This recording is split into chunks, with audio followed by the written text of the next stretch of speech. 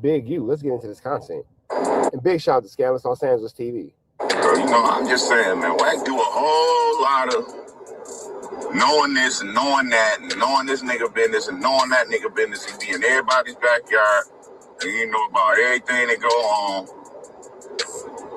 And then you got Big U, he said this. I have never been in LAX airport with WACK100, nor do we run down on Future. I wish y'all would get in your head that these people lie all day. 10% true, 10% them. I hate how no matter what someone says about Big U, it's just true. When is the hate going to stop? I made one mistake and I was building with a blank, and that B's and C's. And for that B's and C's, I'm sorry, Big U. And then you got Trick who said this. WTF, man, what? Wait. And then you got Trick who said this. WTF, man, I swear at least once a week I wake up to a get a laugh on this BS social media platforms. The real world is a beautiful place. You should try it sometimes. Trick has it. Welcome back to Scandalous Los Angeles TV, where we expose the exposers. This isn't going to be a long video, y'all, but I needed to put this out there. Right now, there is a lot of talk circulating after a story we heard Wack tell over 3 years ago on Clubhouse about him and Big U chasing Future through LAX. Actually ended up in Big U's superseding indictment. And it's wild, because the paperwork mentions a co-conspirator. And from how we all look at it, that person has to be the one who originally told us the story. And Wack is named as a witness, a co-conspirator, a victim. There's all kind of things going on in this case. The one who told us that he was with Big U in the airport. And that person just happens to be Wack. When you read through all of Big U's indictment paperwork, it's hard not to notice that Wack has been given some pretty heavy titles throughout it. First, he's listed in the witness interviews. Then, he's described as a rival counterpart. Oh yeah, I forgot that he was described as a rival counterpart. That's 4. Now, it appears he's being called a co-conspirator. That's 3 different labels right there. And I think everybody should be wise enough by now to know exactly what that means. But anyway, we aren't going to dive too deep into that today. I just wanted to point that out real quick. So I stumbled across a YouTube channel called Straight Insta. Look at this video they posted 3 years ago, and pay attention to the title. It says Big U and Trick Clown WACK100 at the airport for saying they were chasing Future. 3 years ago, after Wack told his airport story, these guys were all sitting around about it. But here is the cold part. If this story never actually happened, and it was all made up, like these guys are saying, then that means the feds are taking things Wack says directly and throwing them straight into official paperwork. And taking them as actual facts and truth. If the event never took place, but it somehow made its way into an indictment, they can only be going off the story Wack put out there. Definitely something to think about.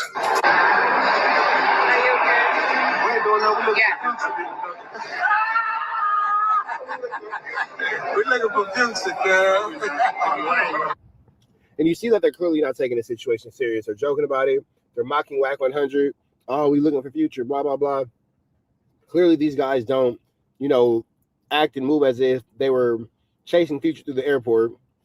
And you can see the title says Big U and Trick, Clown WACK100 at the airport for saying they were chasing Future. Way into an indictment. They can only be going off the story Wack put out there. Definitely something to think about.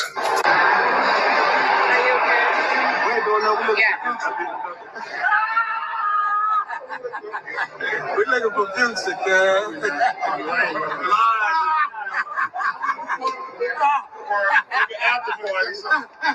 Yes, I am. Really, trying to book the after party in Detroit. And we gonna be at that motherfucker.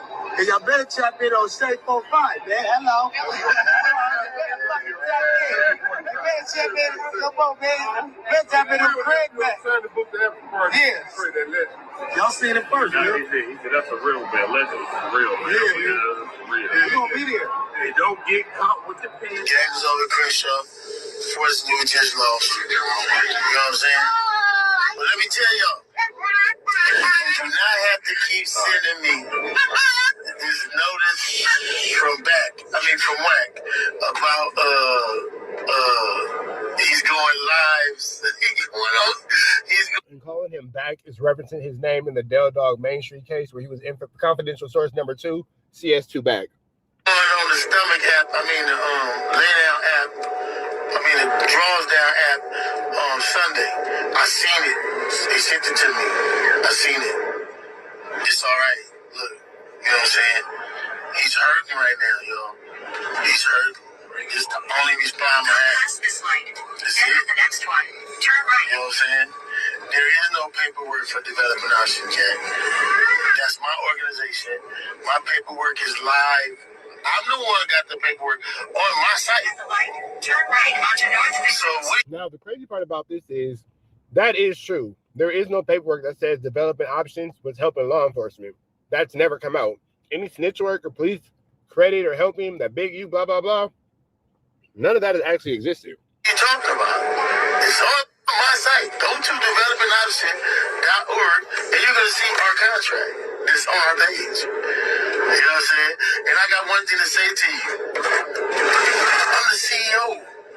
I don't go to no meetings. I don't have no phone. I don't have to talk to nobody. I went to school, East LA College, to get the grant. I'm the head nigga in charge. I don't go to meetings. I meet with nobody. I went to school, East LA College. It's crazy, but all right. Because I went to school to get the contract. And thirdly, go to Cam Max's show and go on a couple of shows I did where I talk about I'm the reason why none of the contracts are like that no more. That language that they're going back to 1980-something was actually in there. I'm the reason why they changed it. Because we the one told them we wasn't doing it, and they agreed with it. You know what I'm saying? Thirdly, ain't no nigga nowhere at GLBI developed an option. If I had it for 19 years, how come it ain't nobody in 19 years? Not back. Niggas hurting. Hey, listen, man, I'm telling you, I'm through with it. This is the last one. Y'all get this live recorded. But, man, you got problems with all these other bloggers and all these other dudes trying to be famous, man. You know what I'm saying? I'm trying to get to myself to the NFL, man. I can't do this. I can't go with you. I'm not doing nothing to you. On my mama. I'm not doing nothing to the lane, period. Y'all got to record it. On my mama's mama, and on my daddy, and on my everybody. I'm not doing nothing to this lane. You know what I'm saying? Period. This is it. Record it. We're going to keep having fun. We're going to keep our clothes on at all times. Again, remember this. I'm the CEO, nigga. I don't need no phone. If you know what a CEO is and the captain of the ship, yeah. Read the paperwork. Then your lanes go realize I'm the CEO, motherfucker. I am the nigga that don't do nothing. And I get to be. Well, unfortunately, he is being charged with everything like the CEO. Oh, but anyway, like I said, back to that. Again, don't get caught with your drawers down. Don't get caught with your drawers down. I'm being childish. I probably won't even post this. So if y'all don't screen record this, you're not gonna have it.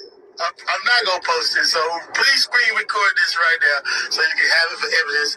But again, you might as well just post it if you want somebody to screen record it. Don't get caught with your drawers down. Don't get caught with your drawers down. Hey man, let me just say, all my people calling me telling me to get off this damn line. I'm just saying though, yeah, nigga. Oh, and secondly, I'm me. Everybody know you can't be the nigga that you've been talking about all your life. You know what I'm saying? So even if a motherfucker was representing different neighborhoods in their neighborhood, like that's what the grant does, is what people do, you got to be the right dude to do it. So it's called having a license to operate, not a license to do no snitch, no pump stuff. You got to be the right dude in your neighborhood. Certain people could not be me. You ain't did all the fighting in your neighborhood. You ain't did the growth in your neighborhood. You ain't did the building in your neighborhood. You ain't sent kids to college in your neighborhood. I could not do what I'm doing if I was bad. Nobody could do this work if they was bad. Too much history, I'm sorry. 19 years we've been doing this. It ain't nobody never said nothing. I mean, 19 years? We ain't never had no indictment in the That is a long time. 60s. But then that's crazy too. We ain't never had no indictment in the 60s, and here we are a year and a half later. This didn't age too well. My homies all went to jail. You know what I'm saying? In 19 years. And it didn't happen in every neighborhood in LA. Hello? Okay, let's figure this out. But anyway, like I said, I got more paperwork back. And I know who the conversation was with. And if people are talking about they freed all these people, well, how come you can't say exactly who was? But I'm not going to say nothing else because the NFL read and go back and get all this stuff. Y'all going to have it on YouTube. But I'm the CEO. I don't get a phone. I don't know nothing about it. And they don't even do that. And we have a contract with the city of LA, not with the police department. They get the funding from the same place we get our funding from. Read the contract. They get funding, we get funding. It's 31 organizations that do what my organization does. It's 31 now, it's 38. Well, there hasn't been anywhere in this federal indictment where you can see that the GRID program or Big U has helped anybody be taken to jail. So all of this is true. You feel me? For sure. It's not looking like that's an actual thing. At the time it was 31. So you have to apply for this grant to go get it. And you don't have to write or tell the police nothing. Period. That's not what to do. The phone is just like a citizen app. It just tells you where a crime happens at. If you got a citizen app, you got the same phone app that they got. So if you got the citizen app, you got the same exact thing they have. Period. You don't write no reports, you don't do nothing. You don't do nothing to help the police because they don't need it. And again, it's 38 organizations in LA to do it. And I'm the CEO. Yeah. Don't get caught with your drawers down. Listen. You didn't learn nothing else today. You gonna learn how to get close to draws down. Don't get caught with your drawers down. Don't get caught with your drawers down.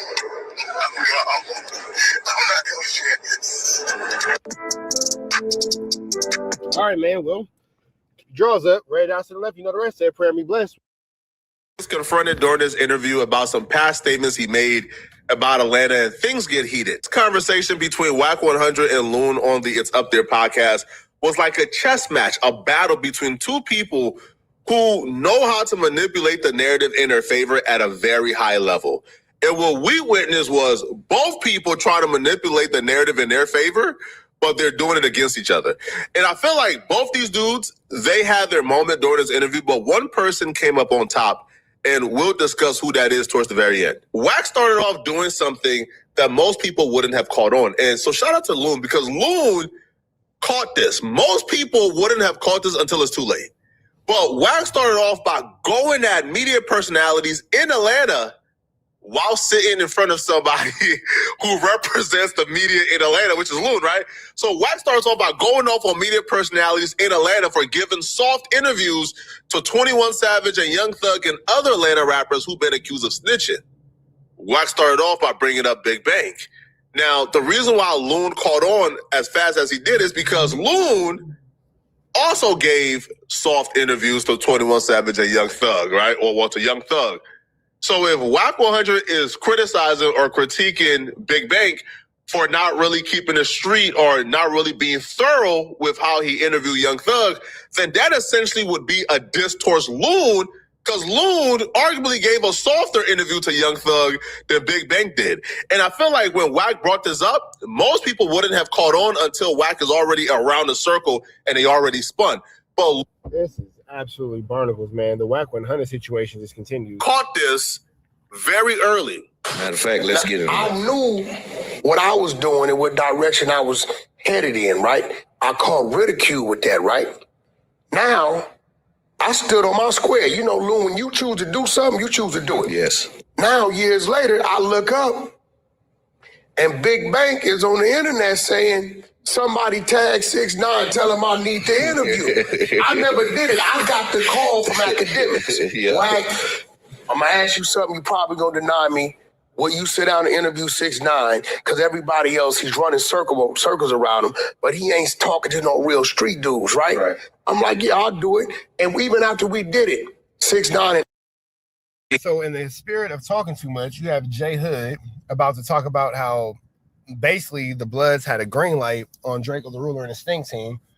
Munchie B obviously is uncomfortable with the situation, but regardless of all things, J Hood's not really catching the hint to be quiet, and here we are. Greedo and this little MCJ. and then Definitely MCJ. the Sting team niggas rocking with them three. Greedo little movement.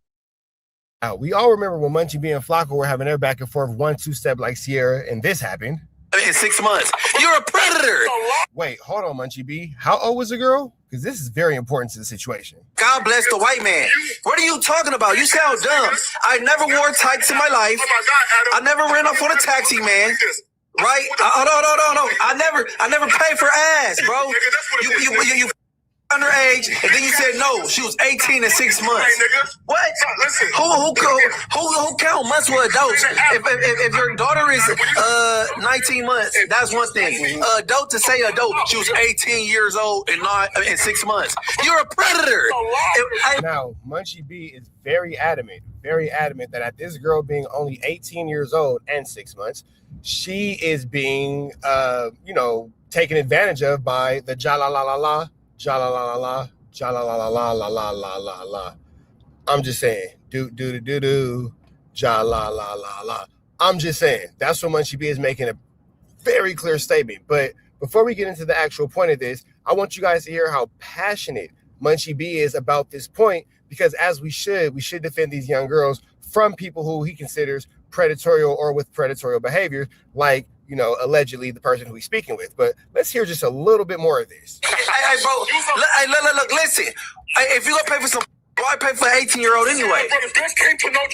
If you're gonna pay for the blah, blah, blah, why pay for the blah, blah, blah from an 18-year-old anyway? Great question, Munchie B. But let's build this up a little bit more. Hey, no. If you're gonna pay for some ass, why pay for an 18-year-old? Why not 30? Answer that. Answer that. Man, it wasn't a lie, bro. I don't want to keep dragging K7 into this, bro. That's why I left it alone. This said an underage prostitute. I could prove that, bro. Don't force my hand. You lied and said an underage prostitute. The girl confirmed it. For sex. Now, Flacco said an underage Yasayu allegedly came to No Jumper. Well, I'm not sure about that in that situation, but let me introduce you guys to somebody really fast. So now as I slide to the Curse of No Jumper page over on Instagram, you see this young girl right here. And you see this young girl who's clearly outside, engaging in some nefarious acts, if you will. She's deciding to profiteer off her body, if you would like to be so kind, in the Figueroa corridor of the city of Los Angeles. Now, you may wonder, how is this girl relevant to the situation? Well, this girl, you know what? Let's introduce her by way of what the police say. I'm 18. I'm like... You're good. And then it's... What? 16. She's 16 is what the cop says. She's 16 is what the cop says.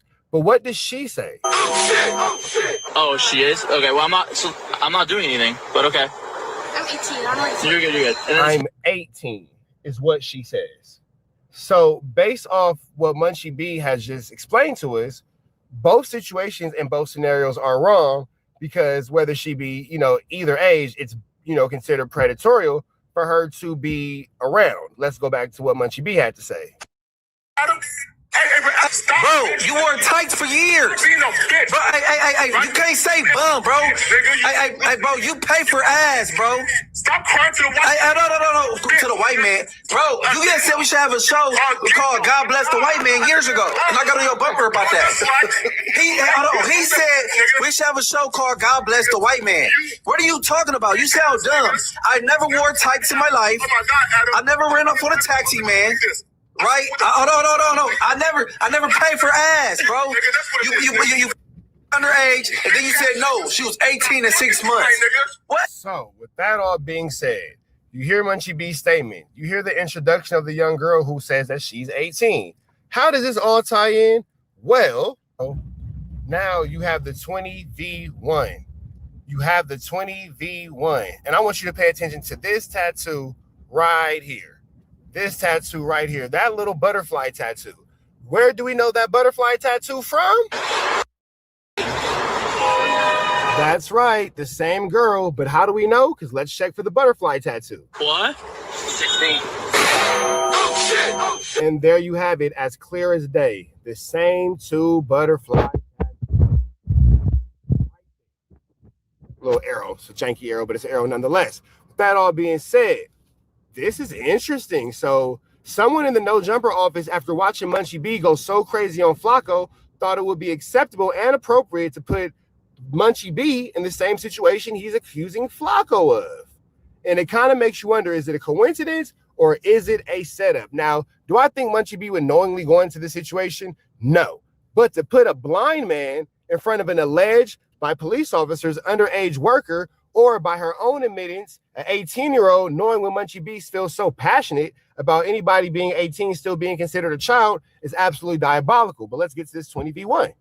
So the No Jumper staff introduced them as a set of twins, but again, we've now identified the girl from the video on the Instagram channel is the same girl in this No Jumper 20v1. So let's kind of see how this goes really quick. Okay. And this is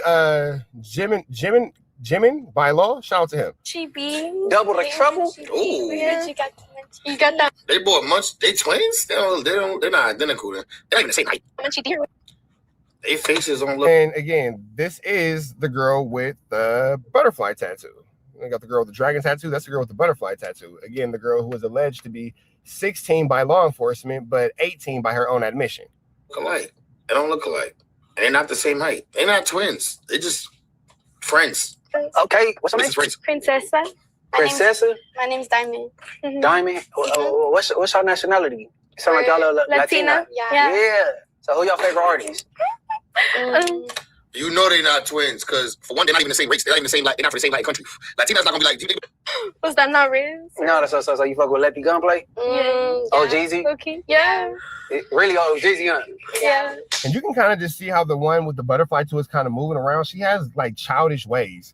So I get that Munchie B is blind, but it just kind of makes me wonder who again in the No Jumper office didn't do a thorough background check on this girl, considering the fact that Munchie B has made it apparent that even if she did come into the No Jumper podcast studio at 18 years old, he's made it clear that he's disgusted and he's grossed out by anything of that age bracket, which he should be, because even in one of the other ones, you'll kind of see where he's like talking. He's like, oh, you over 21, right? You over 25, blah, blah, blah. It's like a skinnier black girl he's talking to, and he's making sure he's actually, she's actually above the age, So I'm not really sure, again, why they put him in this situation. Okay. Or maybe like some R3. R3 the Chili Man? Mm-hmm. Oh, yeah, I rock with him. Really? Yeah. Okay, you seen his baby woman just beat him up and shit? Yeah, look how she's dressed. Both of them are dressed. Like, they're literally dressed like they work on Fig. Like, look at the little flats, look at the little cheap little outfits and all that. Like, both of those girls clearly look as if they spend, time soliciting certain things off the Figueroa corridor. Now, I'm not making fun of anybody. This is not here to downplay or bash anybody, but these are the facts of the situation. She does look very similar to how she looked in that video wearing the similar two-piece when she was, in fact, on the Figueroa corridor. Is y'all with that? No. Y'all came in pairs, though. So have y'all ever dated the same dude? Like, yes. Like how we had a threesome? What? Oh, shit. Yes. They're not related. Okay. So now you have Munchie B talking about having been engaging adult activities with these girls. And again, this is exactly what he was chastising Flacco for. It's the exact same situation, minus the 2,500 for the box. Munchie B did not 2,500 for the box. But again, it makes you wonder who is trying to get revenge on Munchie B by setting him up with these, younger girls. With that all being said, man, I'm going to get up out of here. Red dots to the left, the rest. I just want to know, does anybody else see the setup? Who from the No Jumper office thought it was appropriate and thought it was okay to set Munchie B up with this situation, knowing that he had just got this situation on fire with Flacco for the exact same thing? And we know that this would give Flacco, in fact, a lot of ammunition and a lot of room to, run with these little disrespectful narratives against Munchie B. That all being said, we finna get up out of here to the next one, man. Red dots to the left, the rest. And pray and be blessed. Maybe because they both special. So now we got this Crip Mac conversation from Munchie B and J Hood. Let's see what Bear Claw being in this indictment. So with that all being said, man, we're not finna hold y'all no longer. We finna start jumping into this content, into this paperwork, because it's a lot of mistruths. And it's a lot of just basically bullshit that WACK100 has been putting into our universe. You feel me? So Dawg Face and Underdog, we do appreciate y'all. And we ain't finna hold the chat no more. We finna jump right into what we supposed to. All right, here we go. And then so we're gonna start off with this situation that I was playing for y'all earlier from my man Byron Blake, where you can actually see that WACK100, and this is through government paperwork. It's no slander. We're not running a smut campaign. Nobody's lying. Everything that we're saying can be fact checked through government documents and can be fact checked through this federal indictment that WACK100 is in. Dawg Face, if you ever want me to stop it, just put your hand up. I'll stop it. Same thing with you, Underdog, and we'll all mute up. Let's get into it. That's why his name is mentioned in that document.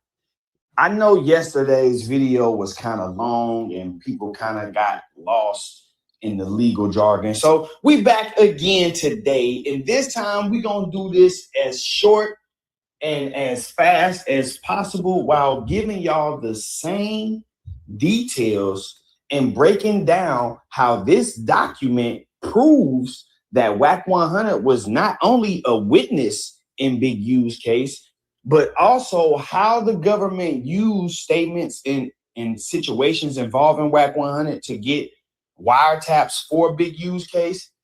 And we're going to go through the legal process of how this issue is dealt with in a courtroom to show y'all why he was even mentioned in these documents. With that said, let me direct your attention to this document that says witness interviews and assets. It says, witness interviews have been conducted during the investigation that have been effective in gathering information about Henley's involvement with the homicide. They have also been effective in gathering information related to Henley's collection of extortion payments. Some of the interviews have also led to the recruitment of a few of the aforementioned confidential sources who have been used during this case. However, as described above, those confidential sources have taken this investigation as far as it can go in short of meeting its prosecutorial goals and objectives. So what they are doing here is they are attempting to convince the judge that using confidential sources and confidential witnesses does not serve the purpose of the investigation anymore. That strategy can no longer. And I ain't gonna talk too much over the content, but to all y'all watching at the crib, I think that it's important when we starting off for y'all to pay attention to that. This is from a document that is specific about witnesses and assets to the case. Let's continue on to this. Be used to take this case forward. Additionally, in my conversation with CHS1, CHS2, and other law enforcement, I have learned that Henley associates with a tight-knit circle of people who have known each other for decades. Continued interviews without court-authorized interception of the target location could unnecessarily alert the targeted communicators to the interests of law enforcement in their illegal activity. So what he's saying is, based on the information that he got from the informants, everybody who is around Big U is very close to him, and it's a tight-knit circle. Therefore, if we continue to try to interview people and try to get these people to come talk to us, then it will alert the people we are investigating that they are being investigated. This is where he starts to talk about how they can get around that and why they should be allowed to get around that. He says the interviews would also have the effect of alerting the targeted communicators and others, thereby compromising the investigation and resulting in possible destruction or concealment of documents and other evidence. Additionally, if the targeted communicators are alerted to the government's investigation, they may flee the jurisdiction in order to avoid apprehension and prosecution. For example, now, you see it says for example. So this is an example of how an interview could alert the targeted communicator. Hey, so Dogface and Underdog, we was having these conversations before, and remember I was saying that it's this thing called open source reporting, right? Where these dudes use these interviews. For example, the No Jumper interview where Loose Cannon admitted that he was a part of the robbery was open source reporting, and that open source reporting led to his real life indictment and maybe a real life conviction. So when you have Byron Blake breaking down these situations and explaining how WACK saying things like "I chase Future through the airport," how you have WACK100 earlier today on DJ Academics listing out a group of names of people who allegedly attacked Future, despite that information not being in nobody's paperwork, as well as nobody's actually charged with it. You can see how they're using these YouTube videos, songs, interviews, podcasts as evidence in court, and the evidence is standing with the federal government. Yeah, can you hear me? Yeah, we can. Yeah, you good. Okay. So exactly what you said is exactly what's going on here. We have a situation where we have somebody trying to recognize responsibility for what they've done by saying their name hasn't directly found in any paperwork. Well, his name is over the indictment. His name is mentioned second most behind you in terms of being mentioned in that indictment. He's mentioned in the first indictment, and he's certainly mentioned in the preceding indictment. One of the things I wanted to ask you, Rich Trapper, is this. I got a crazy echo going on. Maybe my cut off. Can we mute up?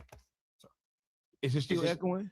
No, probably not. So listen, one of the things I want to know is, so we have WACK, who has been behind the scenes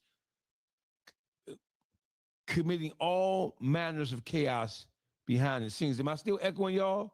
Am I clear right now? No echo? Much better. Okay, yeah.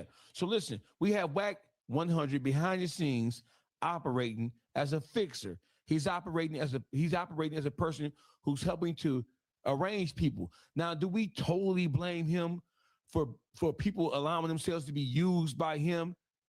No, we can't, because we had to put some of the onus and responsibility on the people who are allowing themselves to be used as tools by him. But at the same time, he can no longer, and he will no longer be allowed to say that his fingerprints are not on this indictment. Go ahead, Ms. Trevor. I'm going to mute up.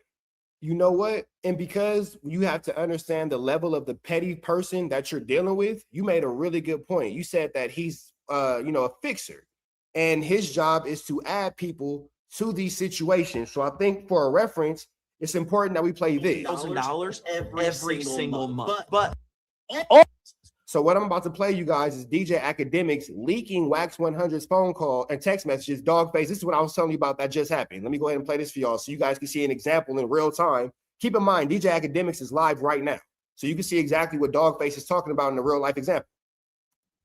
Tag BT Awards party. Like it's old as time, right? Gang members tried to attack Future Sierra. Like this is real. This is from 2013. Now keep in mind, all of these situations look like the West Coast was on Future's head. Okay, so they catch him in a club in 2013. They try to do something to him, and WACK supposedly catches him in 2014. So we're gonna get to that. But it says rumors circulating Sierra and Future plans to party after the 2013 BET Awards was ruined, as gang members allegedly tried to beat the brakes out of the Tony Montana rapper. One of his security guards named Roscoe was allegedly caught up in the mess, or got messed up in the melee. He was rushed to a local LA hospital. The club, the Great Soul Manor, was shut down for the night following the incident, and helicopters patrolled the parking lot to make sure the area was safe. Now, WACK had told us about the story, and he basically kind of described it just like how this happened, except he gave more detail. He said, yo, they surrounded club security and everything, and basically when the gang members of LA want to do something, you have insecurity or security at the club, knowing that they live in LA, they want no sauce. So Future narrowly escapes a vicious beatdown in 2013. Now, supposedly, like for all we know this happened, and then we knew about WACK chasing him in the airport. But what was confusing is that when we went to the indictment, right? When we went to the indictment said, and let me pull up the indictment. The indictment says after WACK, hold on. Let me just give me a second. The indictment says, let's go to airport. Let's search that. Now, right? So actually, the indictment does not mention the club thing. The club thing happened in 2013. Okay. Now, so if we start thinking, it says and around 2014. Actually, this might be it. Well, anyway. Okay. Oh, here it is. In or around 2014, okay, after Future refused to pay and ceased answering the calls, they Henley's associates, and it says Henley and his associates, which means he was there, committed violence against NDC and his associates and security for failing to show respect. Now, this is the issue with I've seen WACK talk about this a bunch, and he's like, "Yo, man, there's something else in the mix because I never said we touch Future," and he's right. He didn't touch Future, and supposedly the one in 2013, the bodyguard got fucked up, but not Future. But apparently, there's another incident. So there's a third incident that the feds are talking about that doesn't involve WACK and doesn't involve that club thing that we know.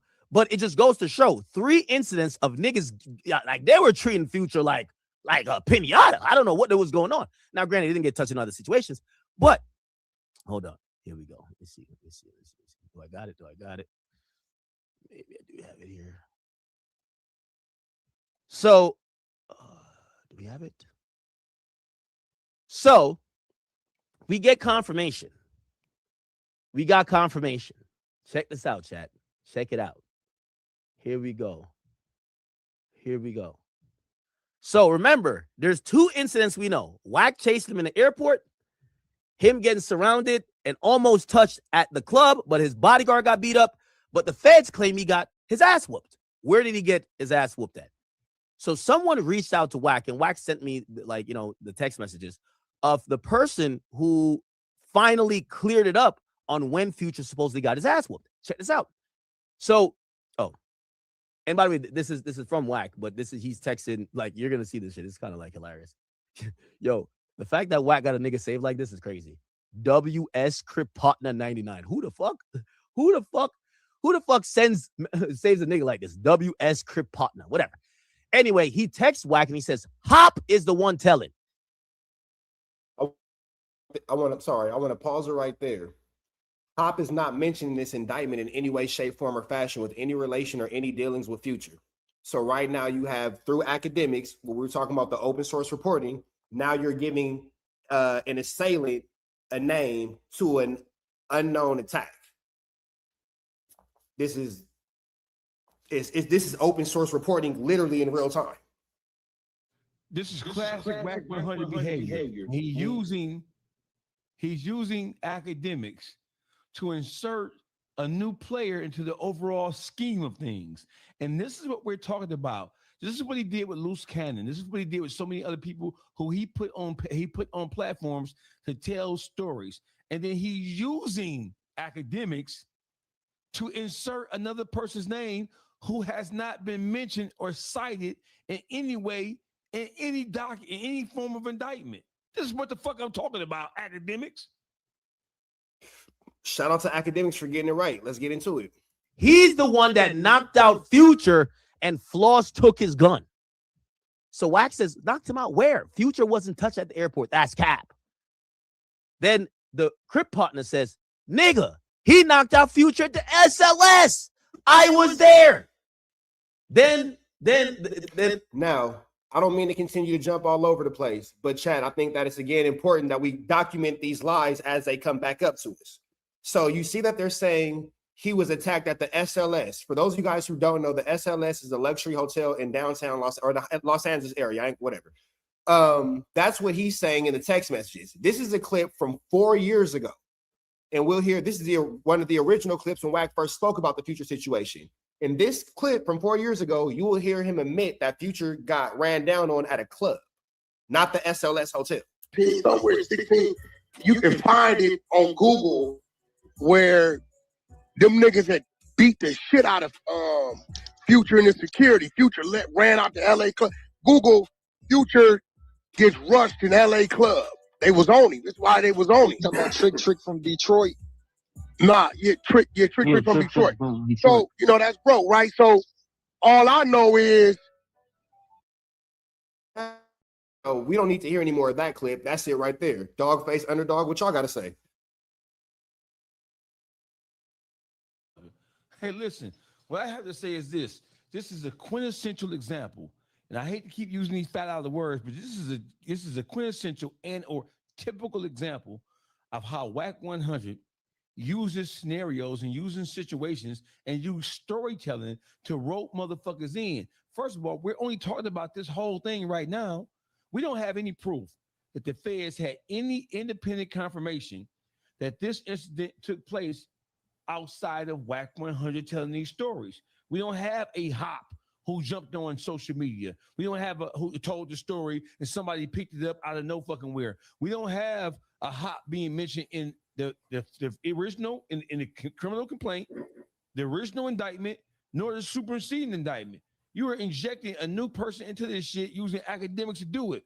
What I think about this is that WACK100, he knows that he's dealing with people who are operating with a low degree of intelligence. So he has morphed himself into a mighty mutant ninja turtle. He's Master Splinter. This nigga's Master Splinter and these dumbass niggas to do the telling for him. And then here's what I think. I think that when you say open source, he's talking about these incidents publicly. And then when these incidents get put in the police report, he's saying he's denying it. Did he ever say anything about it at all? Or he's saying, hey, well, he's trying to muddy up the waters by saying, well, I ain't the only one who knew this, but you're the only one who's talking about it. And that's key. So that's the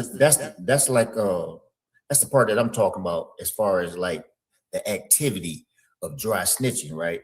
I believe that this dry snitching approach that WACK is doing is what him and the feds came up with as the way to feed them information, because he can't directly go at them no more because they already got their motherfucking guards up that this nigga suspect, he ratting, he telling. So what he do is he throw it out there in social media in this just I'm being interviewed type form, right? And it's kind of like clickbait too, because some of them give them that motherfucker to defend themselves. Then they get to talking. There's the implication. Put him in the indictment. You see what I'm saying? So to me, this is like a strategy that him and the feds formed to continue to try to entrap all these suspects or the motherfuckers that they really, really want. And they, you know, that's just like, hey man, they see you keep coming with that damn blue shirt on, put a red one on, put a skirt on, like camouflage yourself. You know what I mean? Put a disguise on. And that dry snitching is the form of a disguise that this motherfucker using. And you best believe, but like in that statement where he mentioned a motherfucker named Hop name, right? That's more of a direct going straight at a motherfucker, trying to implicate him and put him in the fucking indictment, right? Or get an indictment created for him. But his main way of moving at this time that I've been seeing is this dry snitching approach. Oh, I'm just doing an interview. These motherfuckers know, but just like Dogface say, yeah, I don't give a fuck who know. You the one telling it on social media. So you got to claim that. You got to be the author of that, because when nobody else, we didn't know about it until you got to saying something. Hey, watch this, bro. Hey, listen. Hey, Hop, you better run for the border. Hey, Hop, I don't know who you are, but you had better run for them. I'm assuming you're a Crip, because WACK has a thing. He ain't from nowhere. Hop ain't from nowhere. Hey, Hop, I think you need to go lawyer up. And I think you need to, because this guy just sent some text messages. I'm sure, Hop, that you didn't know if these text messages are even real. Because I don't believe shit WACK says. But if these, but you know what? WACK has a canning ability to get motherfuckers to talk who shouldn't be talking about the motherfucking thing. So if Hop, is he a real person? Is Hop a real person? So Hop, you better go lawyer up, because this nigga just sent text messages from you and him where you are admitting and acknowledging knowledge of criminal activity. And Hop, in your text messages, if they are real, hoping they're not, you are admitting that you were there, you had firsthand knowledge, and that you have material information about a crime that has to do with an ongoing fucking indictment. Federal crime. A federal crime. You better run for the fucking border, Hop. And before we get back into this academics clip, I just want you guys to remember too, because I know we, obviously the three of us being in and out of the legal system, we able to keep up with this in real quick time. Chat, please don't forget that this is not the root of the conversation. The root of the conversation is the paperwork in which we were playing in the very beginning. Throughout that paperwork, we're going to show you things like this that will just prove, as we're going through the paperwork, that WACK100 is in fact working with the federal government in a coherent effort to get Big U an indictment, and we're just able to show you his lies in real time. So as Dogface and Underdog both explained, as far as this open source reporting is concerned, when the paperwork says they're using things like podcasts, interviews, as Dogface says so eloquently, as Underdog says so well, these dudes are going on the internet dry snitching and blah, blah, blah. The government calls that open, we call it dry snitching. The government calls it open source reporting, and it is able to be used in federal indictments. So things like Mr. Hop being told on, don't be surprised if you look up in 2 weeks and now Hop's mentioned in a paperwork where he was never mentioned before. WACK says first they said it was a club, not a hotel. So that happened at a hotel Future was knocked out at. So now we're getting to find out the club. And I want to ask this question too, real quick before we go. Why do y'all think WACK lied and now is trying to clean it up from saying it was a club to now saying it's a hotel? I wonder what the reason for that is. What y'all think?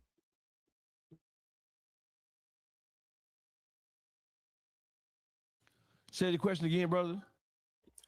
Why do you think that 4 years ago, WACK was so happy to say, yeah, it happened at this club? Now he's trying to change it to present day with it being at the SLS hotel.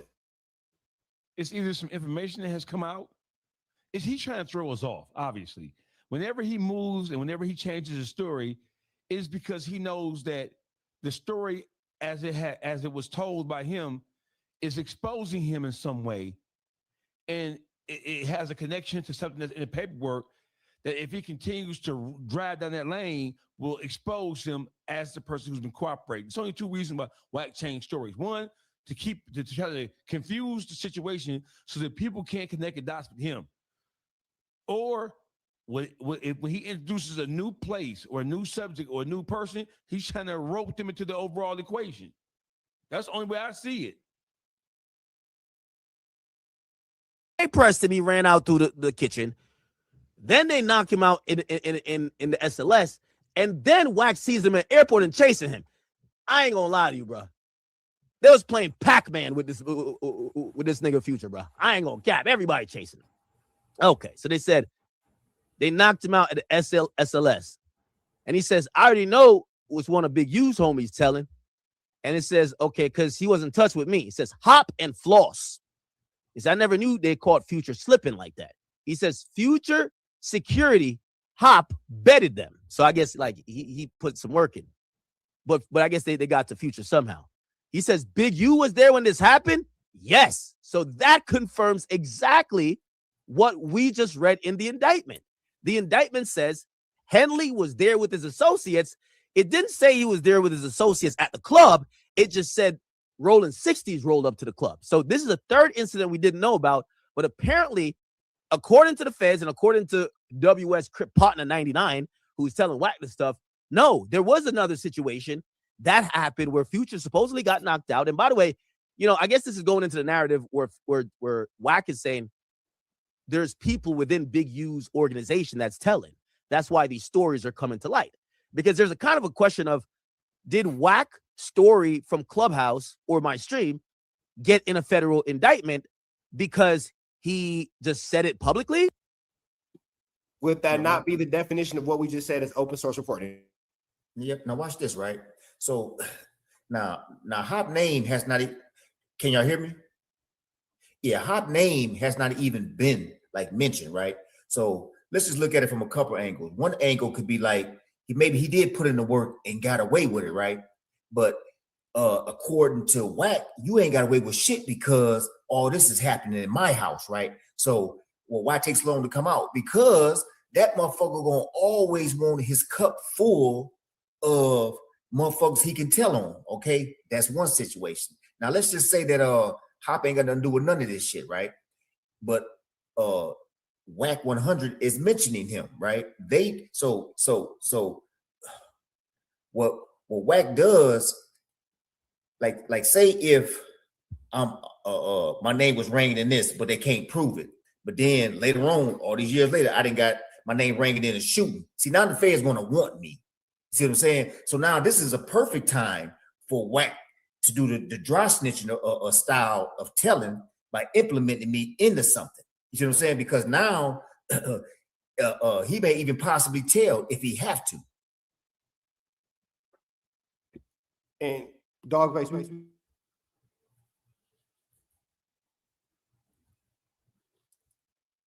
why did WACK send these text messages to academics? It was to prove him to be innocent, or was it to give him more details about what took place so as to provide some clarity to academics? And if it is the second thing, why in the fuck are you trying to provide clarification to crimes associated with an ongoing criminal investigation of this magnitude? Why did he send this shit to academics? What was his point? It's like an extension of dry snitching. Like he pushing it at him because he know he weak and he'll go to the store for him. Basically, he'll hit this shit on this platform to keep it alive because they really ain't even listening to me no more. Or I didn't talk too much and I need this shit spread it from a different source to keep it alive. And sure enough, he go right on this weak nigga page and press him. And he gets to doing what he doing now, which in reality keeps the information relevant. And it's dry stitching. So now the focus is on this motherfucker. Now academic talking about it. And you know, once a certain level or a certain caliber of person say something about something, it's gonna be heard even better. You know what I mean? So that's like saying that if my trap house only doing 100 grams of the boy, but I got 500 grams of some shit, then yeah, I need I need somewhere to distribute this product I have. Same thing with WACK. He need another source to distribute it so that it gets out quicker and more. And that's academic page. He been squeezing academic for years. He always like whenever he need a bigger voice, a bigger mic, check this dog. And he run right down on me. That nigga do just what he doing now. So in reality, shit, academic is also dry stitching. Even though WACK is going through this nigga, you got to be smart enough to know that nigga, you being pushed like a pawn. So motherfucker, you are in the game of chess. It's just that simple.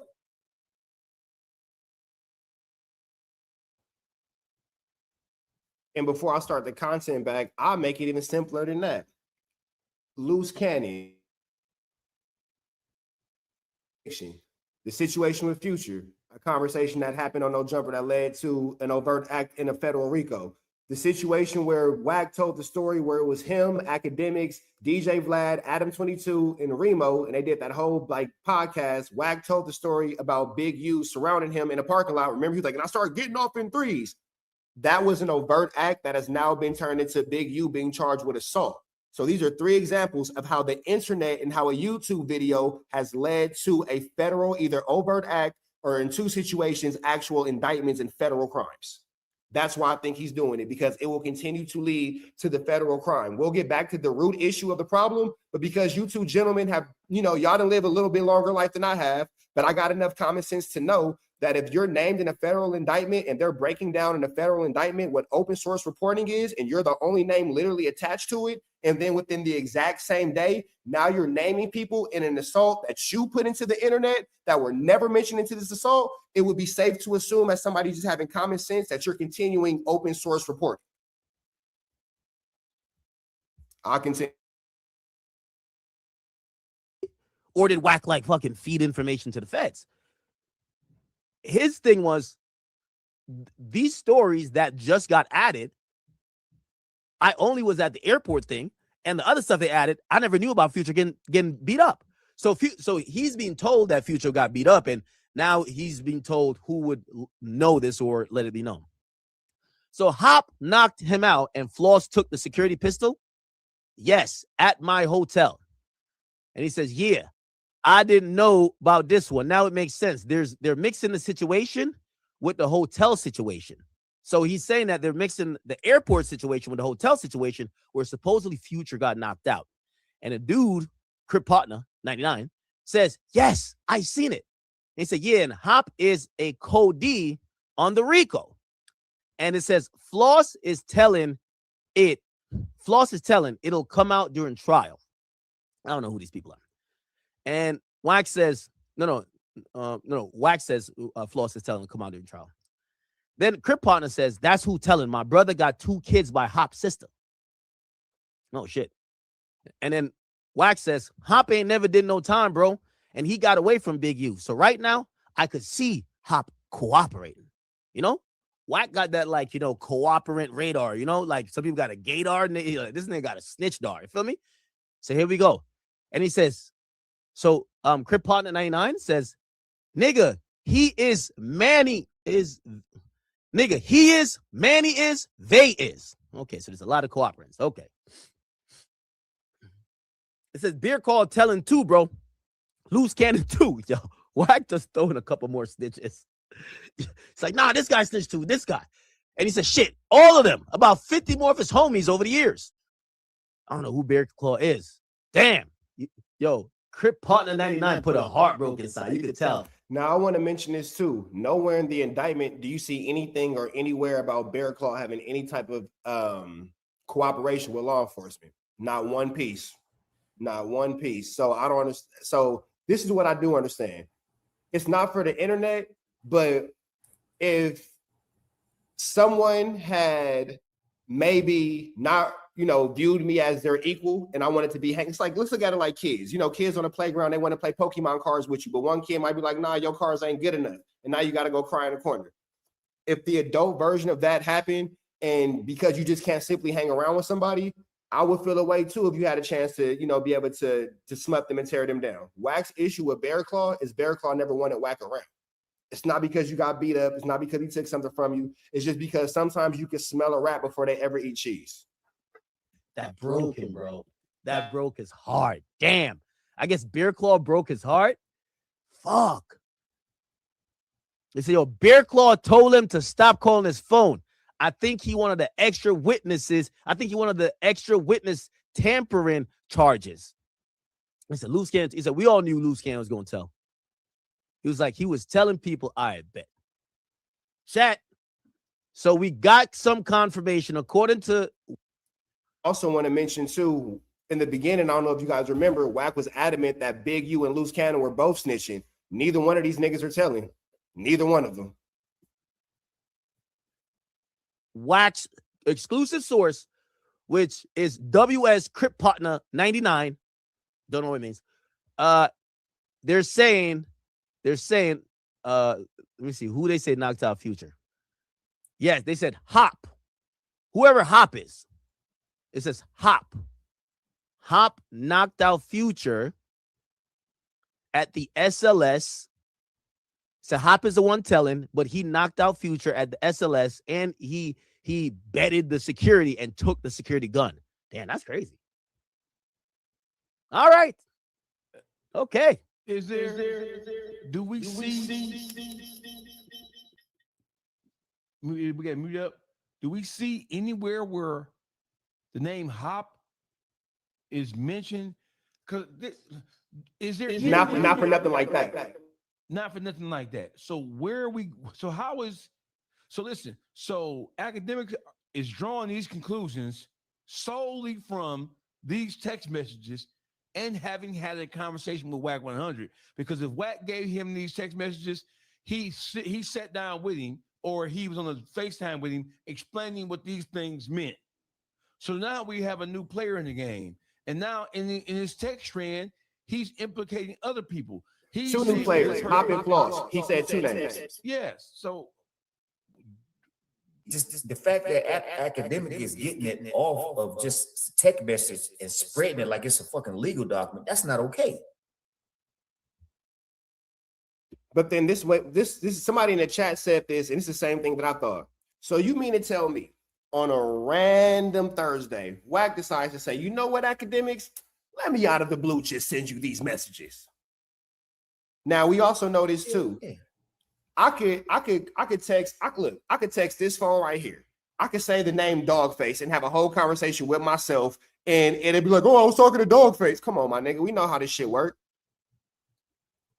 But academics is about to go off of this, so I want to take y'all back to the original content that we were going into as far as him being proven to be a witness and to be in these being an open source reporting. Chat, I do appreciate y'all for staying focused with us. And I know that we kind of bouncing around a little bit, but the important part that we have, the importance of us showing y'all what we just showed y'all, so you guys can see in real time, not examples from last week of what today looks like when WACK is actually open source reporting, as this is what we're going over in these federal indictments and these paperwork. Example, in July 2022, the FBI Houston division conducted a telephone interview of Cash Jones, aka WACK100, about his interactions with a subject of their investigation. The FBI Houston division believes C. Jones recorded the interview because the entirety of the interview was posted to YouTube the following day. Based on my training, experience, and knowledge of the investigation, I believe additional interviews of associates of the targeted communicators will not stay private and alert them to LAMTFVG's investigation of the enterprise. So right there, he's saying an example of witnesses leaking information that could alert these targeted people is Cash Jones leaking the information from the investigation with the FBI Houston division. It also says, I believe, additional interviews. So there's already been some interviews. But anyway, let's focus on Cash Jones, right? Because something I want y'all to understand is right here in this moment, they are using Cash Jones leaking of an interview in a separate situation as a foundation for why they should be allowed to get a wiretap in this situation. Legally, you cannot do that. But let me show you how they were able to get around that. Now, first things first, just like I told you, no, the government cannot use a witness leak from a completely different, unrelated case as a generalized legal shortcut to bypass witness interviews or establish necessity for a Title III wiretap in your specific case. Meaning they cannot use the fact that Cash Jones leaked information in an FBI Houston division investigation as a shortcut to bypass witness interviews or establish necessity for a wiretap in Big U's case. They cannot legally do that. Let's look at what these things mean. Title III necessity in case-specific proof, meaning in order for them to get the wiretap, they have to prove it's necessary and they have to have case-specific proof. So they can't use proof from another case, right? That alone tells you that WACK is connected to this case because they wouldn't have even been able to mention him in this paperwork if it was completely unrelated. Anyway, the necessity requirement under 18 USC 2518 1C, a Title III wiretap application must include a full and complete statement as to whether other normal investigative procedures have been tried and failed or why they reasonably appear to be unlikely to succeed or too dangerous. So in order to get a wiretap, you have to show the judge that other normal procedures have been tried and that they have failed or that they appear to be unlikely to succeed or they may be too dangerous, right? In your case. So in order to get this wiretap from this judge, they had to prove to him that they've already tried other things, which is why they are mentioning, hey, we have tried witness interviews, but the FBI Houston division did an interview with this guy and he leaked the entire interview. So we don't think doing interviews is a good idea over here. But let's keep going. Do y'all remember that conversation he put out about Jay Prince? And he swore to God that he wasn't helping. If you swear to God that's not helping, you swear to God that this ain't to nobody's detriment, why is it an indictment against somebody? Y'all got more experience with the feds than I do. I'm listening. So listen, let me just tell you this, Rich. I'm not listening to anything WACK says because I know that everything he's saying at this point is meant to muddy the waters. It is meant to throw people off his trail. It is meant to confuse the issue. He's bringing other people's names in it, and some of these people may have some involvement with this. But what we know is, what we're talking about is, we believe, and I believe, that he is an integral central figure in all of this shit. I just believe it. I don't trust nothing that WACK says. I don't trust his relationship with Reggie White. WACK has a long history going back to death row days of knowing how to maneuver into and out of situations, and he's learned how to manipulate situations to his advantage. I'm not listening to nothing WACK says, period. Whenever WACK tells a story, he's trying to throw you off, he's trying to expose you or throw you off. 2 reasons. That's it.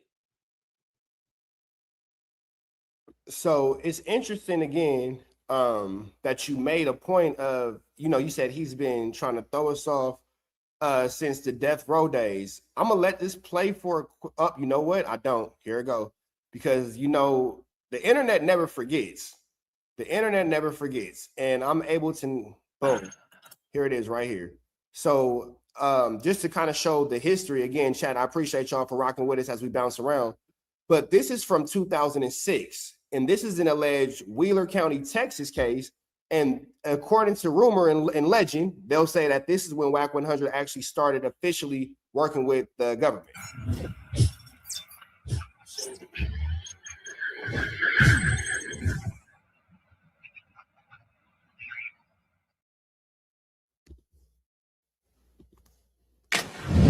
What's going on? I'm Larry Hoover Jr. and I'm rocking with Street Certified News. Shout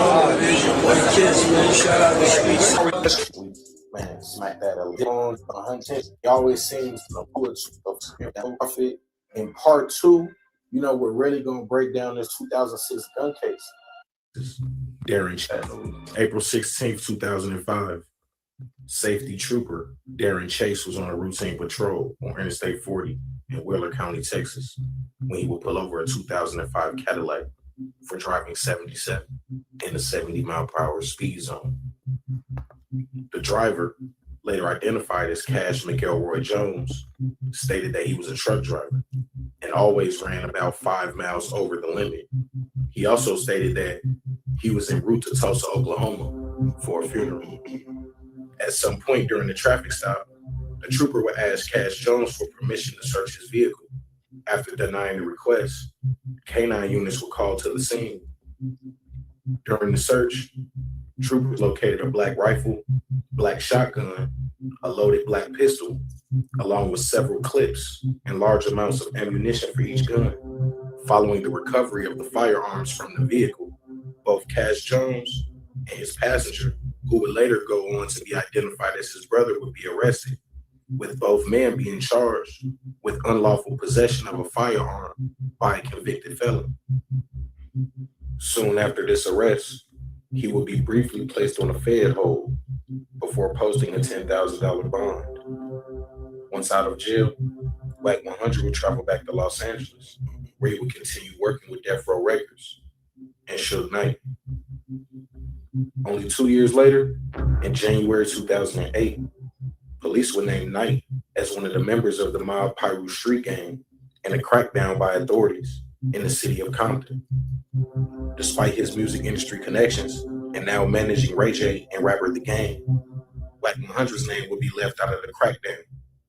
In that same year, Cash Jones, aka WACK100, will be caught on wiretap, informing business partner Mark Stevens that the Main Street Mafia Crip leader Liddell Rawls was under investigation for the kidnapping and beating of Robert Ross, aka Stutterbox. Liddell Rawls, who prosecutors said was the leader of the Main Street Mafia Crips gang, will be accused in a criminal complaint filed in February 2011 of directing members to kidnap, beat, and rob the victim, Robert Ross. CS2 Back will play a pivotal role in that case, both helping authorities connect the dots to Dawg via the wiretap phone calls and eventually helping Main Street beat their case. Let's play Stutterbox talking to Wack. This is what I'm trying to figure out, though, boss. Help me understand this, because me and you both know that whole case. He ain't finna do nothing but tell a bunch of lies. Go ahead, gentlemen. I got a question. This is off the beaten path, but I don't hear WACK100. I don't know, and maybe I'm wrong, but every major incident, every issue, everything of substance that I hear of him, with the exception of him being associated with Suge Knight, it's all Crip business. It's all Crip business. How can a Pyru be involved with this much knee-deep Crip business over the years? You're gonna have to. I'm not from LA, but I'm confused up to this day.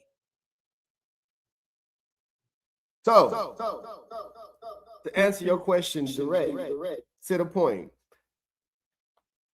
nobody, and when I say nobody, views WACK as a Pyru. What you guys view WACK as outside of the state of California, your business. What you guys view WACK outside of the city of Los Angeles, your business. I do understand how he appears to the world. But if WACK was a piece of jewelry, he's gold with brass in the middle. Period, point blank. WACK is able to be manipulated and to be used. And unfortunately, in a room full of sharks, he's a guppy. We'll just say that for the YouTube guidelines. He's a guppy. And there's nothing wrong with being a guppy because somebody has to be a guppy. They're essential to the ecosystem. But a guppy is meant to be food and or bait. That's the purpose of a guppy. That is the purpose of WACK, to be food and or bait. Suge Knight needs somebody. WACK got the money from driving trucks. Boom, he'll take care of it.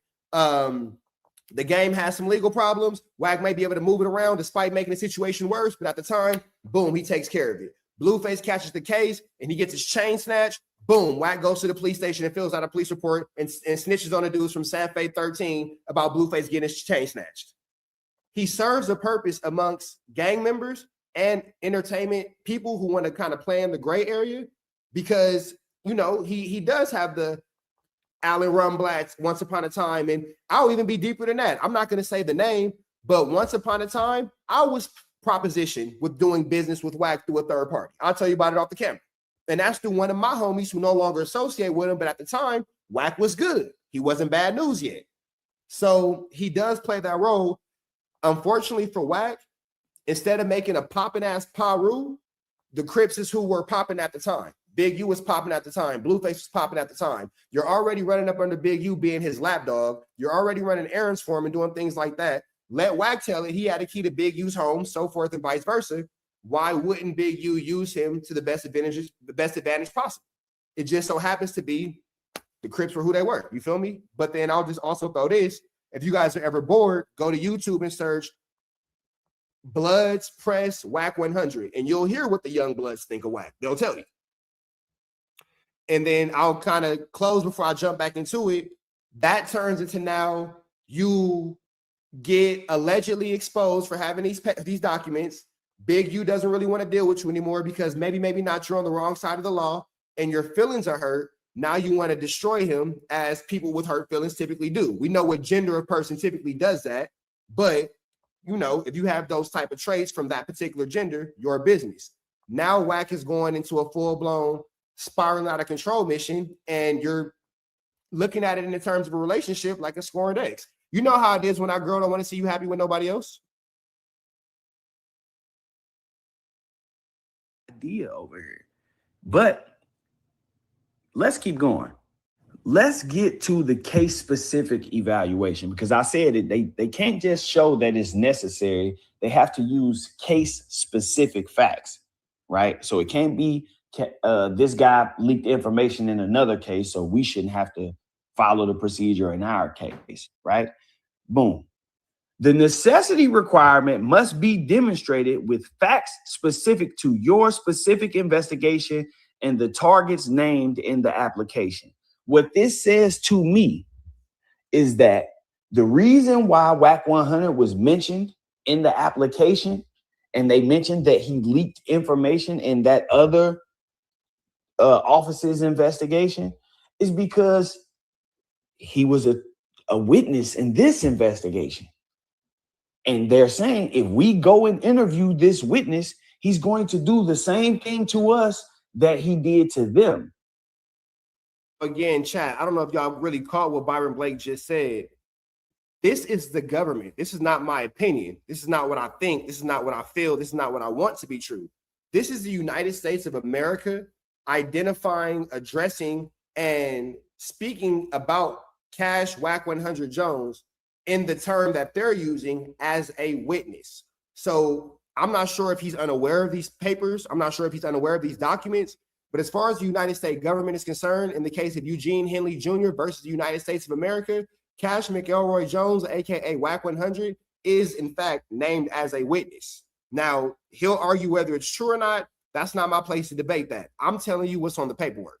Named in the application. What this says to me is that the reason why WACK100 was mentioned in the application, and they mentioned that he leaked information in that other office's investigation, is because he was a witness in this investigation. And they're saying if we go and interview this witness, he's going to do the same thing to us that he did to them. So you should just give us a wiretap. That's what's happening right here. Yeah, as y'all see, it has to be specific to your investigation and the target's name. So if WACK100 was not connected to Big U, y'all see it got Henley's name at the top. If WACK100 was not connected to this investigation, if WACK100 was not a witness in this investigation, if he was not the person that they were using to say, hey, we can't keep using our witnesses, we got to go get a wiretap now. If he was not the person, his name wouldn't even be here. It has to be case specific. So there's no reason for them to mention. And if you look at the earlier part of the document, it mentions CHS1, CHS2, who we know. Dogface, while you stepped away just to catch you up, I don't know if you want to speak on it, but at this point, again, this is not by my opinion, not by Underdog's opinion, not by your opinion. The United States of America, whether it be true or false, has identified Cash McElroy Jones as a witness and is referring to him as a witness in the Eugene Henley versus United States federal RICO. That was what you walked. That's what you missed. What do you think? How could he not be? So, in my, how could he not be? Too much firsthand and or secondhand information, meaning he has told too many stories. He's recounted too many stories of having personally been involved with. And let's not, before I even say this, before there was a loose cannon, there was a WACK100. WACK100 was Big U's henchman. When you think about the whole thing with the future at the airport, and there's a variety of other conversations that could be had, WACK100 ran with Crips. He ran with Big U for years before we ever heard of a loose cannon or a brick baby or anybody else. WACK100 was Big U's right-hand man.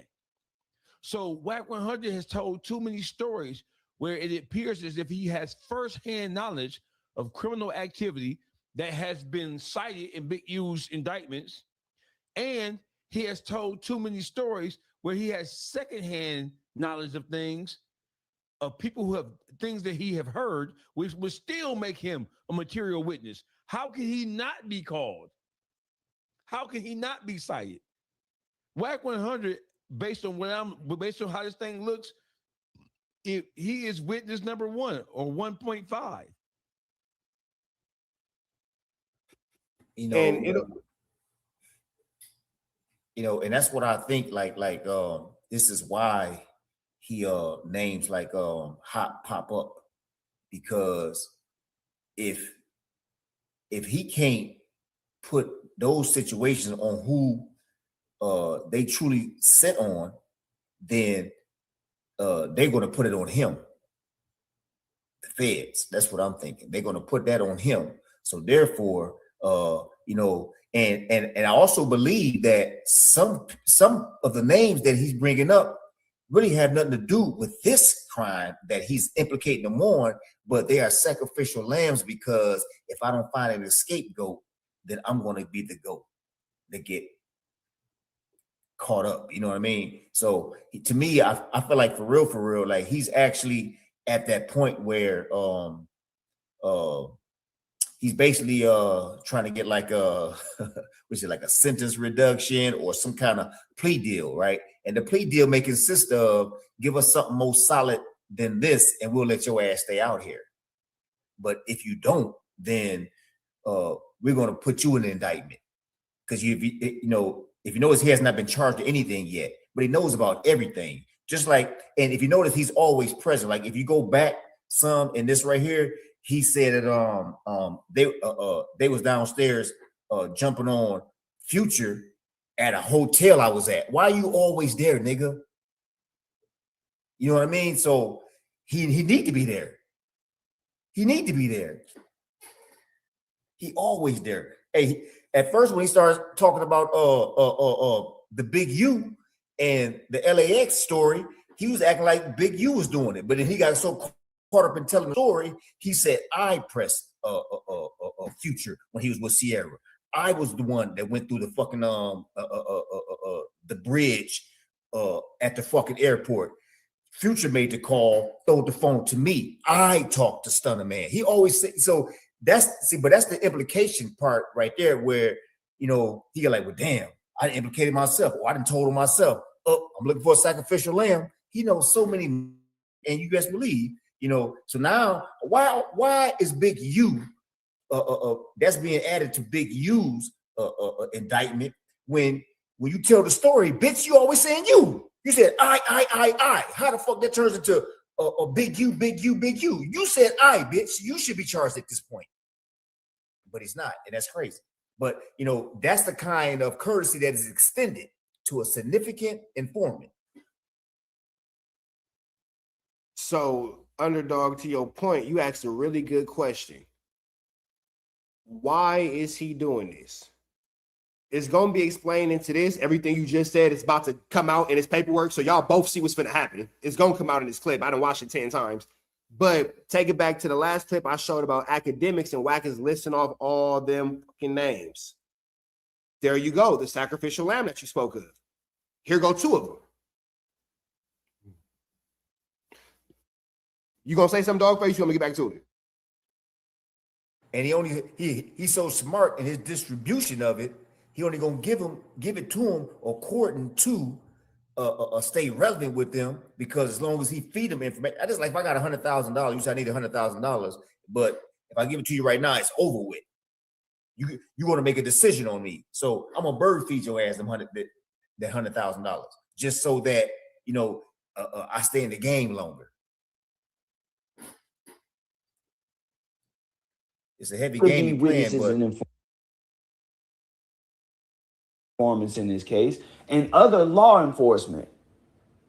And then it mentions none other than WACK100. But let's keep going, because there's something else that you have to see, which is called the exhaustion of alternatives. Now, when it comes to this, law enforcement must explain why standard techniques such as physical surveillance, grand jury subpoenas, undercover agents, or interviewing specific witnesses will not work or are too dangerous in your case. So once again, they have to list why interviewing specific witnesses will not work. or too dangerous in your case. So when you see WACK100's name and they saying we can't interview this specific witness, it won't work because he's going to leak the information that tells you again, WACK100 is considered a witness. I know I sound repetitive, but I'm going over each category and tying it back to this so y'all can see exactly, how this is coming together. Now, let's discuss why a remote leak does not apply. No blanket exemptions, okay? A leak by a witness in an entirely separate proceeding does not legally or logically prove that a witness in your current distinct case will leak information, or that interviewing people connected to you in your case is inherently unavailable or safe. So you cannot bring in the fact that this happened in another case and use that, because the burden is you have to prove that it won't work in my case. In this specific, in United States versus Henley, they have to prove that interviewing witnesses won't work. The example they are using is, hey, we have this witness that's leaking information. Risk of suppression, right? And this, y'all people, how they keep calling that nigga a witness. Yeah, hey, listen. So when you consider the fact that he ran right to YouTube, ran right to Clubhouse, when the so-called federal agent called to ask him questions about Jay Prince Sr., that just really speaks to what this subject is about right here. Right? We can't trust this son of a bitch. This son of a bitch is a wild card. We can't trust him. So maybe I'm missing something. So because we can't trust the normal course of procedure. You seeing what you saying? Right. Because we can't trust the normal course of procedure. So we want a wiretap. We want authorization for Title III to get electronic surveillance, because in this situation, we can't use normal means of investigation because we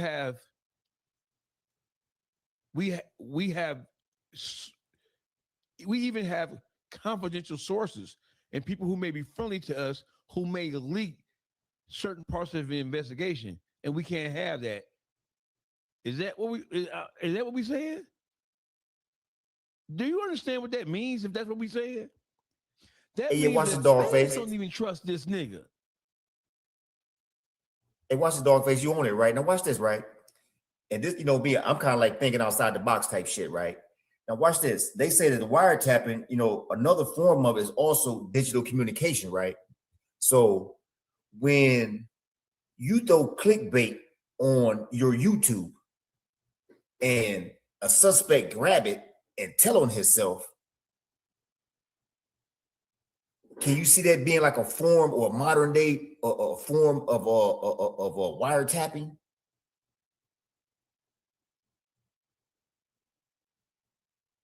You ain't catch it?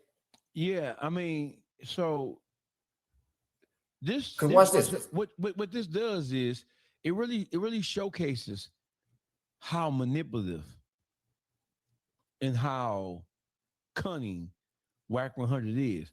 This nigga, he was born out of due season. They needed WACK100s. They needed WACK100 back in 1961 when they came with the RICO shit. 67 when they needed this nigga back in COINTELPRO days, because this nigga has taken ratting and taken cooperation to a higher level, unlike anything we've ever seen before. We ain't never seen no shit like this before.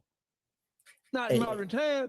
We only heard about shit like this going back when they was trying to overthrow the Black Panther Party and the Black Liberation Army. We ain't heard no shit like this in modern history. Hey, you know that wiretap is a form of recording, right? If you get on that motherfucking YouTube talking about a fucking case that I implicated you on, and you in it, that's a recording. It's like an entrapment, but it's like another form of wiretapping, because we have you recorded and you just incriminated yourself. It's just a thought, bro. real quick, I want to play this for y'all. WACK will tell you that open source reporting isn't a thing. We're all familiar with the former president, Richard Nixon. Richard Nixon actually had open source reporting used against him. So I'm going to play this audio for y'all real quick from ChatGPT to give you an understanding of what happened to the fucking president. If you're referring to open source reporting, OSR, meaning information gathered from publicly available sources such as newspapers, television, public records, interviews, and public statements, then Watergate is one of the most famous examples of open source information playing a major role in exposing wrongdoing. Here's the short version. Investigative journalists, most famously Bob Woodward and Carl Bernstein, pieced together information from public records, court filings, interviews, and confidential sources to reveal the Watergate cover-up. Congressional hearings were televised, making witness testimony public and allowing anyone, including investigators, to analyze what was said. Nixon's own public statements were compared against other evidence, and inconsistencies became part of the investigation. Later, White House tape recordings and other official records provided direct evidence that corroborated parts of the investigation and ultimately contributed to Nixon's resignation. So while Nixon was not prosecuted based solely on open source reporting, publicly available information and investigative journalism were crucial in uncovering facts, identifying leads, and helping investigators build the case that was later supported by witness testimony, subpoenas, and official evidence. So to your point, Underdog, the reason why we're seeing this in modern day is because back in Richard Nixon's days, they had newspaper articles which did the same shit that we now just do on YouTube. YouTube just wasn't out yet. That's my point. That's my point right there, bro. That's my point right there. And that's why he's so active. He's so active on that motherfucker, because this is his style. This is his, like I was saying on my YouTube page, you got a smart snitch, you got a dumb snitch, you got a cocky and an arrogant snitch, but you also got a dry snitch. This is the platform that this dry snitch is moving on. So I'm about to get back to the content, but I'm going to just say this. For those of y'all who don't believe open source reporting is a real thing, why is it appropriate for Richard Nixon but not WACK100? This is why I said yesterday that if things went the way WACK wants us to believe that they went, then Big U is about to get this whole wiretap thrown out. If federal agents or prosecutors insert generic boilerplate arguments or rely on unrelated external events to pretend they satisfy the exhaustion requirements of your case without actually evaluating local realities, the defense can move to suppress the wiretap evidence. You see what I'm saying?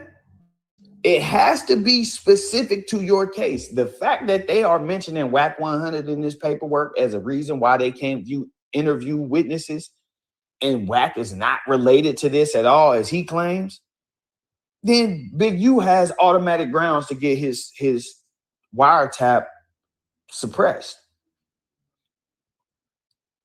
Again, it says,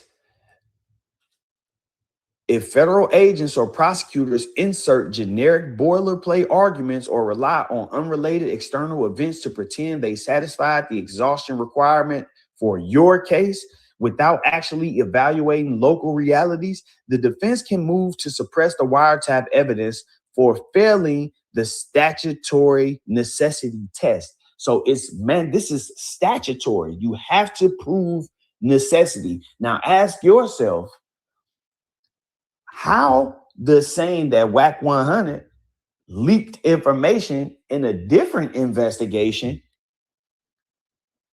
prove that it's necessary to skip over interviews and just do wiretaps in this investigation unless WACK is a target as far as being a witness? If WACK is not the witness that they are referring to, not being able to interview. Now, I know some of y'all gonna get lost and say, okay, well, if they saying they can't interview WACK, How is WACK an informant? Let me break this down to you. I want to direct your attention back to the original complaint filed in Big U's case, where it details this alleged robbery that happened to victim one. And victim one was later instructed to pull up on Big U, and Big U told him that's how you rob yourself, and demanded $10,000 from victim one to ensure that other robberies didn't. Of course, this is all after allegedly giving victim one. And again, they're gonna break this down a little bit more, but just for those of you guys who are unaware, this literal indictment is the story from Loose Cannon being on No Jumper, and this is what led to the whole BS in the first place.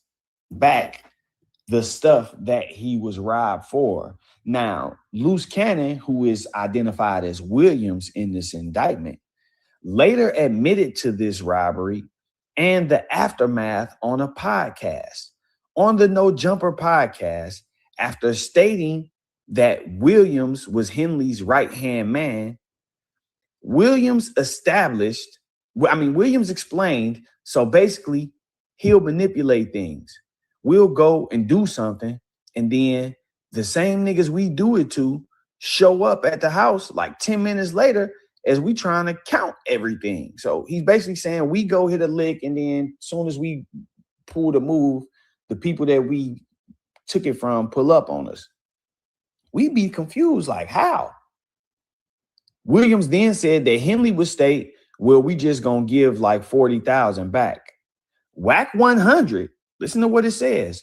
WACK100, who is a rival counterpart of Henley's for the Bloods, was also on the podcast. See how they clearly mention his name? It's nothing. They clearly state who they are talking about that said this.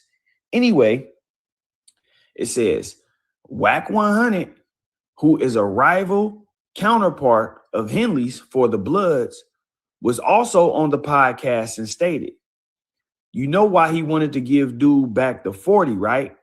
So they using WACK's words to corroborate the MO. Go ahead, Dogface.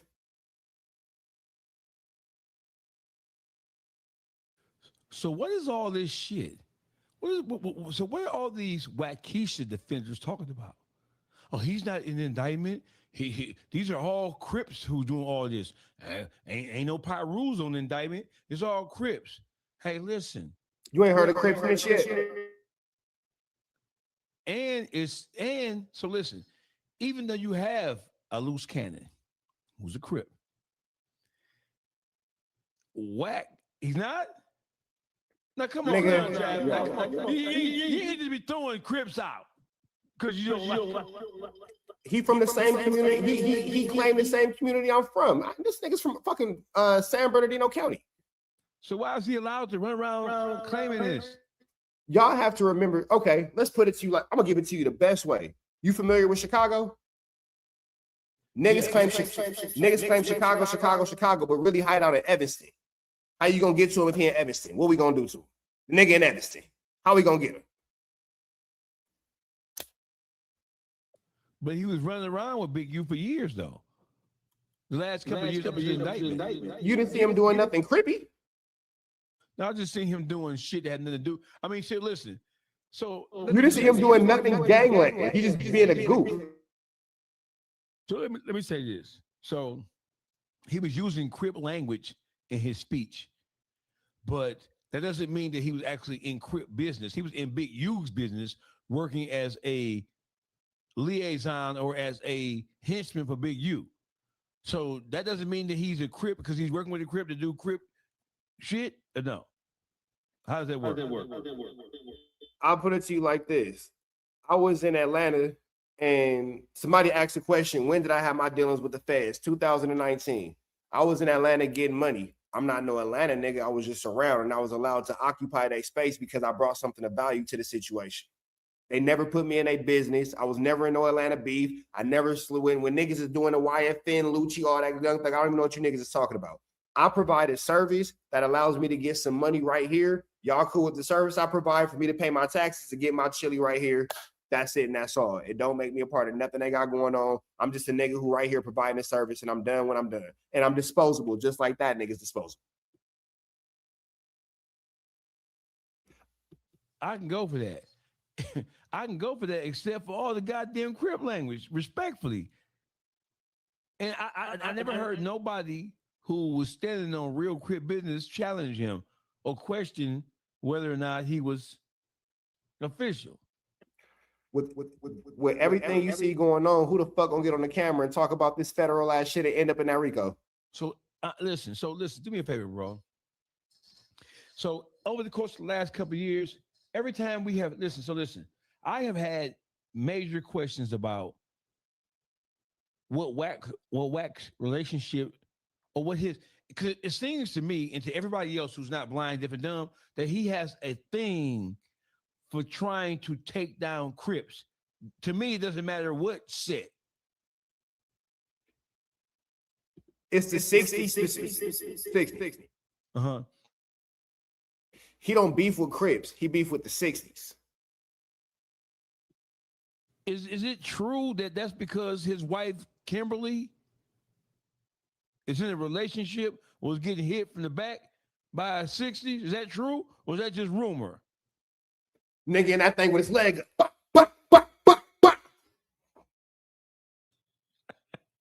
Y'all wrong. Y'all wrong, man. Hitting the Dougie like Rico and paying the fool. Driving that black S550 Benz, sliding down the old road, all that, yeah.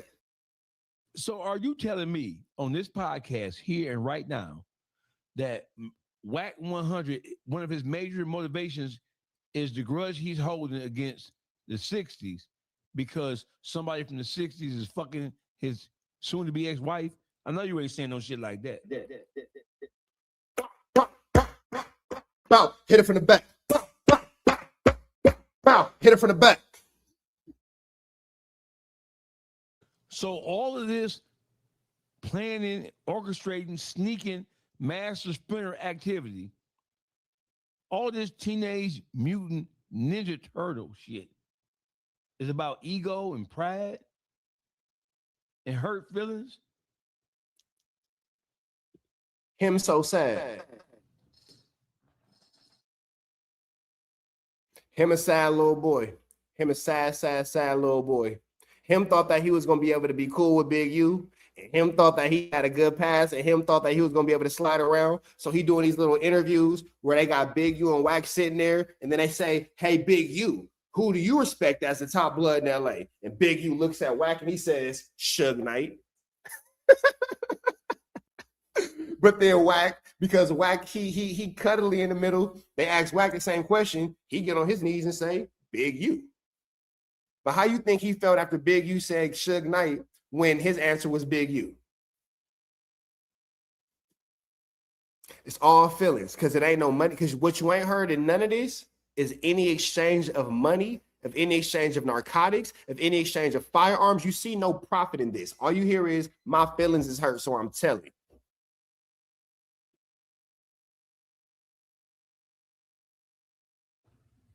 Right here, WACK is explaining to Loose Cannon and the people viewing the podcast why Big U, because Loose is saying, man, he'll be like, well, we just gonna give back 40,000. And now WACK is saying, you know why he was saying why he wanted to give dude the 40, right?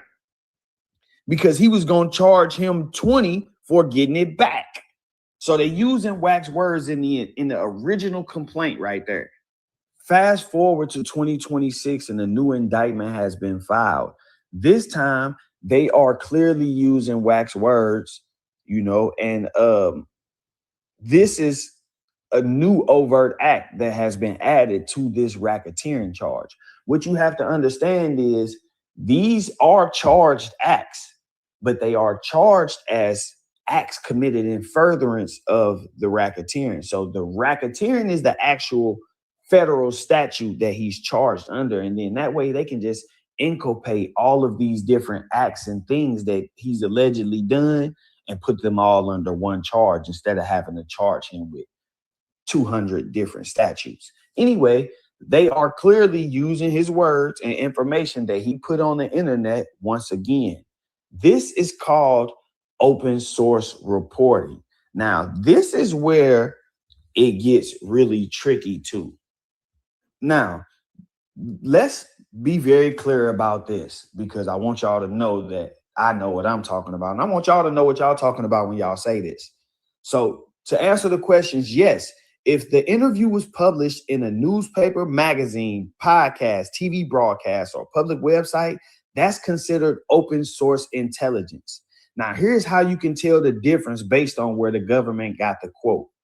It is open source reporting if the interview was public, the witness spoke to a journalist, a blogger, or posted a video online. Do this sound like No Jumper to y'all? Now let's discuss why it's used. Prosecutors can simply read the article or watch the video and quote it in the indictment. They do not need to interview the person themselves because the person already made the statement publicly.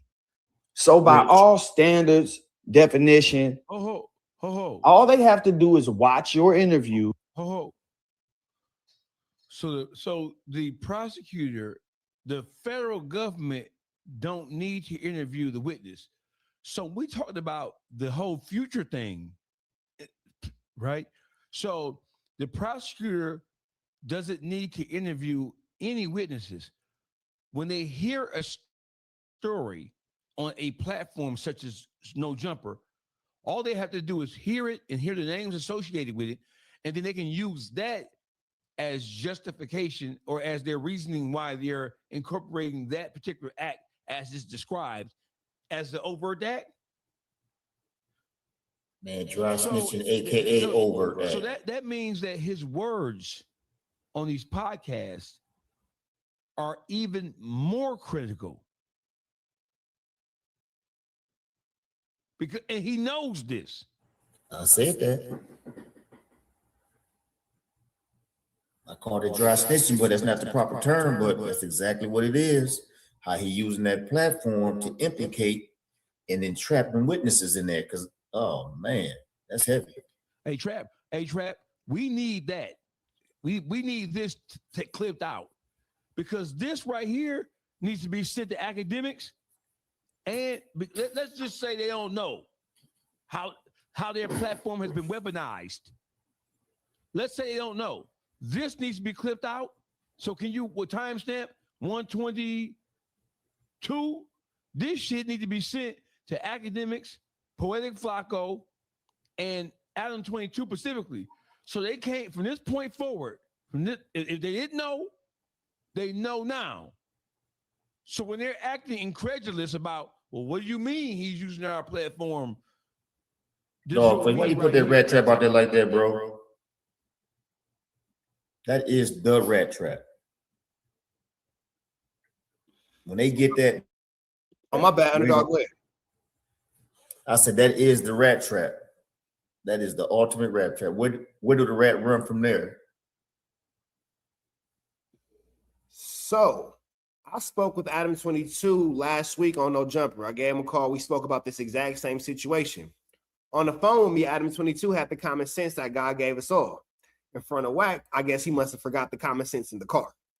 With that all being said, you will never, and when I say never, if one of my chats, somebody in my chats, one of my mods can run that clip for me, I'd appreciate it. Send me a screenshot to my Instagram. I appreciate you. I can turn her hands. I'd appreciate you real quick, my nigga, if you did it. Charlie Brown.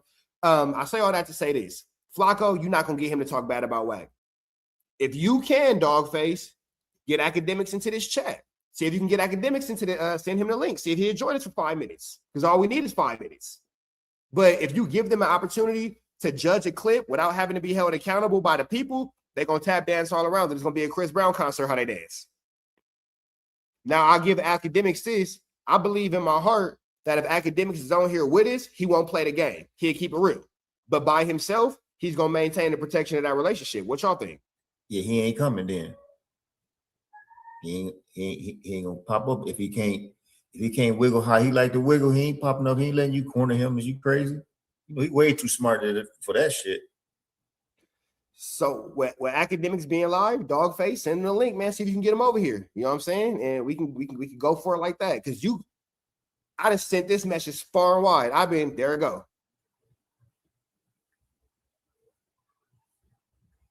You ain't coming. I've been talking about this for the last 4 years. And up until last week or the week before last, everybody was calling me crazy. So God willing. And on the same token, I'll do my part. Let me send it to Adam 22 and we'll keep the content going.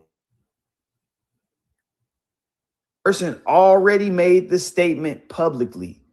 So by all standards, definition, all they have to do is watch your interview. And if you say something on there, then they can use it.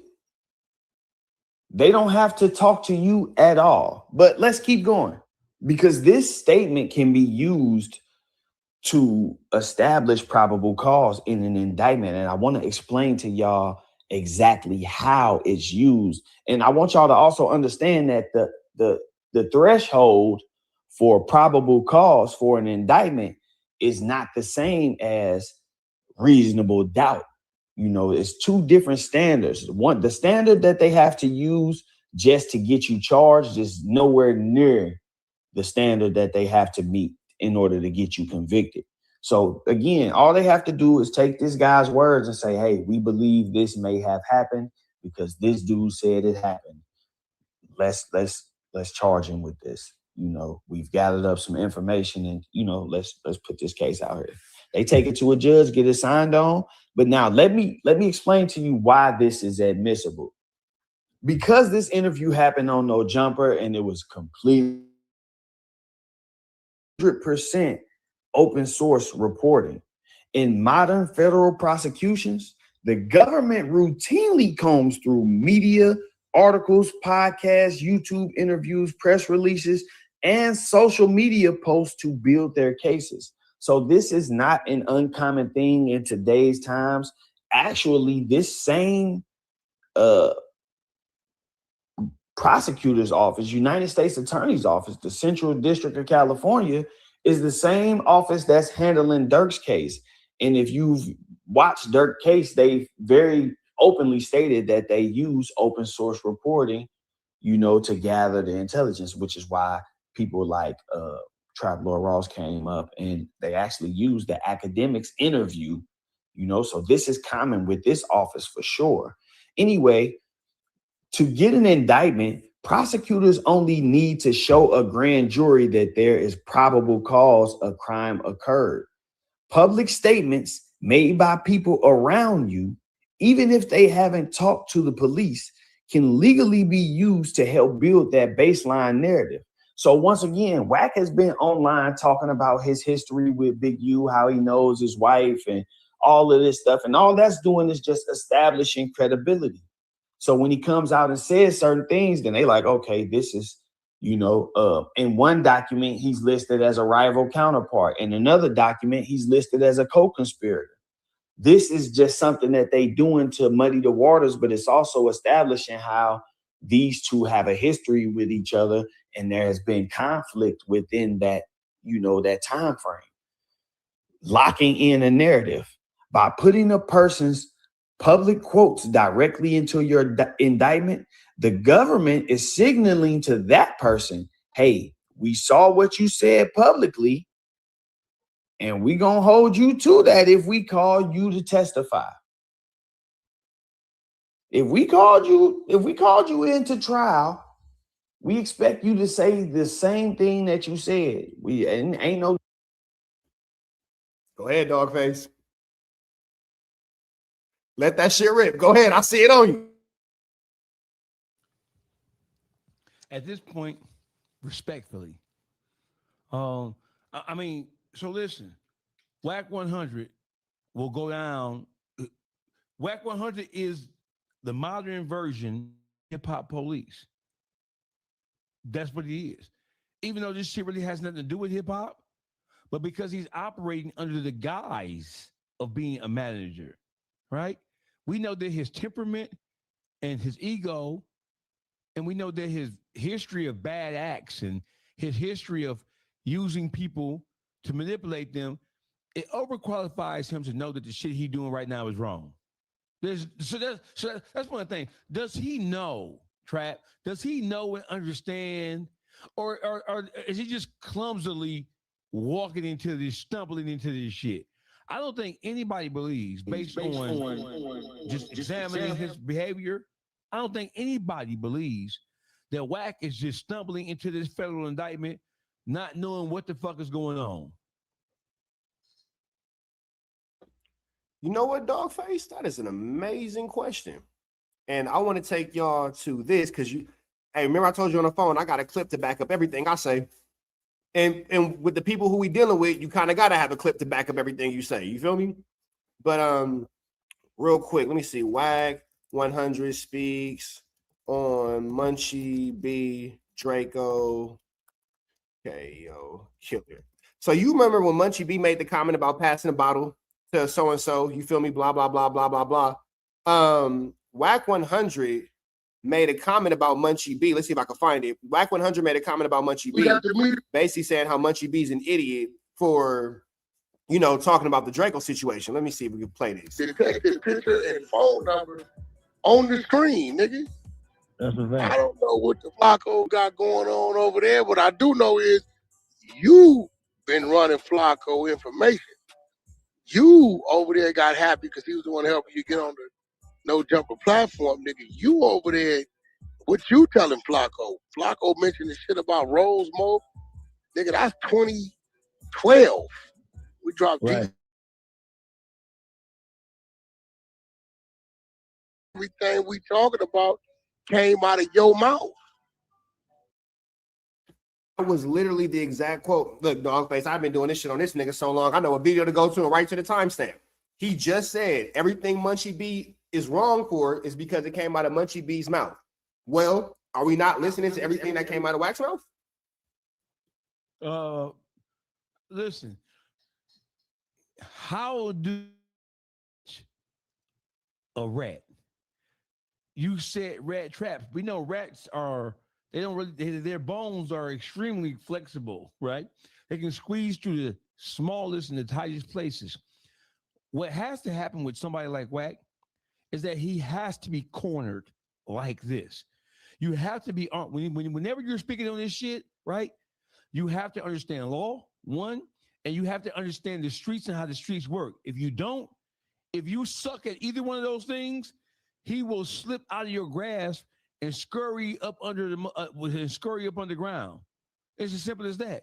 And so you can't get into a conversation about WACK and his behavior without having these things at the ready to use them to point out to people who still fucking slow as fuck. I call them window lickers, pickle pig feet eating ass niggas.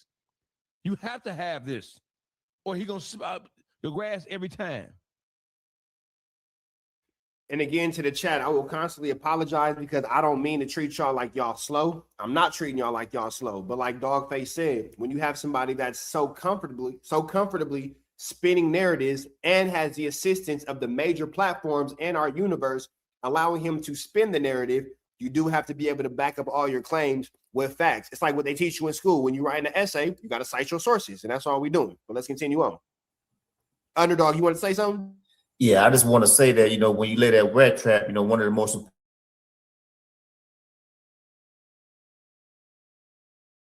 once you set that rat trap in that direction that he moves in constantly, that's how you catch him.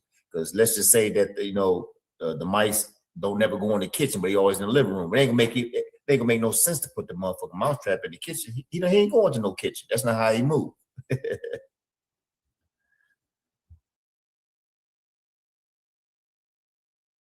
Getting up here pleading the fifth or none of that, because you are not facing any charges, so there's no right against self-incrimination. We already have the statements. This is what they are doing for him in exchange for him doing this. This is why he hasn't been charged. Everybody's saying, how is he a co-conspirator and not charged? He's not charged because he continues to provide them information from the beginning. For the last 4 or 5 years, we've seen it. Open source reporting on Big U daily from him, Eddie Boy, 600, all of these different guys. We've seen it. So what they are doing, they just sitting back watching and like, okay, he keep feeding us information, you know, and at this point they have so much of the information, they can just go back and find different little things. I'm sure they could probably charge Big U with a ton of stuff based off things that WACK has said, but there has to be, you know, somewhere where they draw the line, because then you may upset the court. So, you know, they probably just sitting back on a ton of overt acts like, yeah, well, we just gonna add this or take this out if the case started looking shaky. But in any case, they are using WACK100 clearly. That's why his name is mentioned in that document. That's what I was saying in the video yesterday, but I get it. The video is kind of long. A lot of people don't have that much time to sit around and watch or listen. And a lot of people are doing reaction videos to my videos, and reacting to an hour-long video is probably like a 3-hour segment. So I wanted to bring this back for y'all, break it down as shortly. I thought I would be able to do it in 10 minutes, but I wanted it to be thorough too, because I want a person who has no knowledge of the law to be able to understand exactly what's going on. He's feeding them information. And because he's feeding them information and they are able to use this information to continuously put charges on Big U, then they don't see a need to lock him up. Locking him up would make him shut up. And then, you know, that would lead to them having less information. At the same time, this tells me that the information that they already have on Big U, they don't feel like it's enough. With that said, I'm gonna wrap this one up, man. I hope that this was pretty. All right, y'all. So before we go on to the next clip, that was Byron Blake breaking down that WACK is in fact named as a witness as of today, according to Byron Blake, as it being Thursday, August 6th, 8:30 in South Central Los Angeles. WACK is officially named as a witness in Big U's case. And it's looking as if WACK100 doesn't testify to his own statements that he gave on the internet, he may in fact find himself a suspect and a part of this indictment as well. Does that sound pretty accurate to y'all?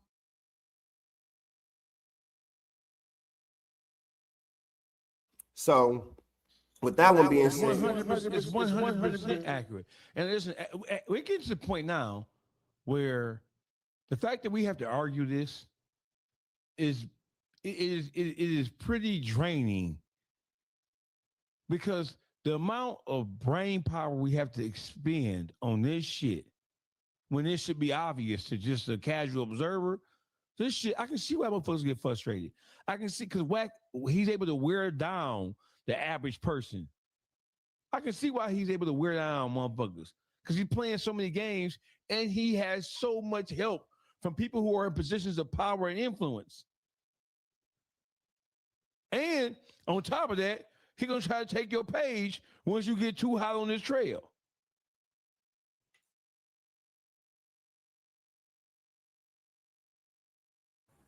So for the week, he's intimidating. And that's really how I look at him, because I know that, you know, this shit's so cut and dry. And you wonder why people ain't taking the stance. It's because they weak and he intimidating. And I get it. You know, you can have all the money in the world, but if the bully come, it's like Debo, they put the chain up. They gonna whack, put the chain up, you know. So like one of his characteristics is to intimidate. And he intimidates you and back you right in the wall, which is where he wants you at, so he can put you in a situation.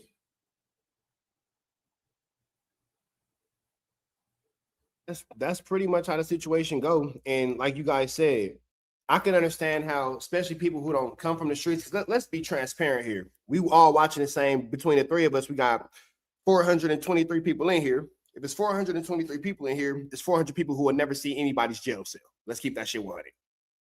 They'll never see it. If it's 400 people in here who have never seen nobody's jail cell, it's 300 people in here who are walking away from every sort of physical altercation, every sort of verbal altercation, because the average person is not fighting or arguing on the streets, because low key, only we're taught that in the animalistic situations that we come from. The average normal person, we all fathers. None of us are going to teach our children to argue and fight in the streets. You better walk away from that shit. So the average person on the internet will, kind of be willing to spend towards WACK and on WACK's behalf. And that's mainly due to the fact that WACK100 is loud. Like you said, he's intimidating. And even deeper than that, if you don't care for WACK, that's one thing. But then how are you going to go to battle with the academics and the Adam 22s and, all that kind of shit? You feel me? All those things are against you. And those are influential voices. If they weren't influential voices, they wouldn't be in the positions that they were in.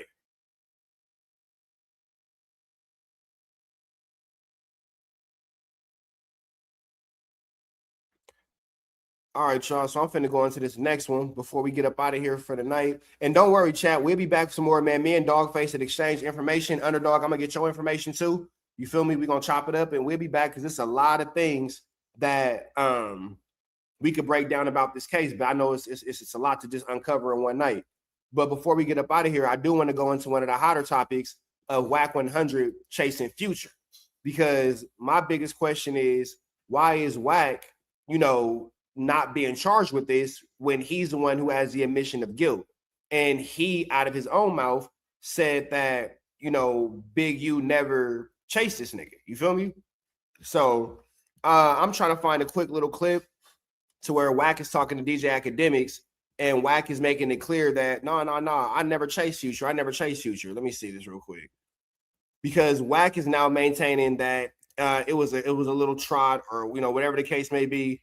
And he's maintaining, let me see. He's probably talking Adam 22. He's also maintaining that he never said that Future got hands laid on him, despite the fact that, we've seen all these situations. Here it is. Yo, remember when WACK100 kept saying Future got... Oh, you know what? That's not it. I'm sorry.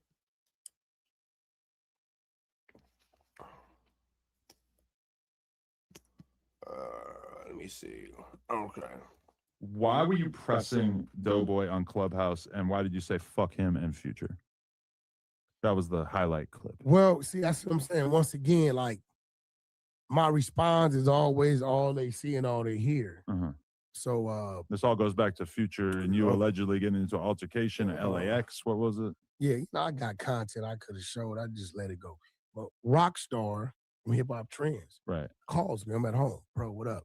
Hey, man, Doughboy is coming to my room. And real quick, for those of y'all asking why we not playing the Rockstar content, because if I wanted to talk to one of WACK's baby's mamas, I'll just call Kim.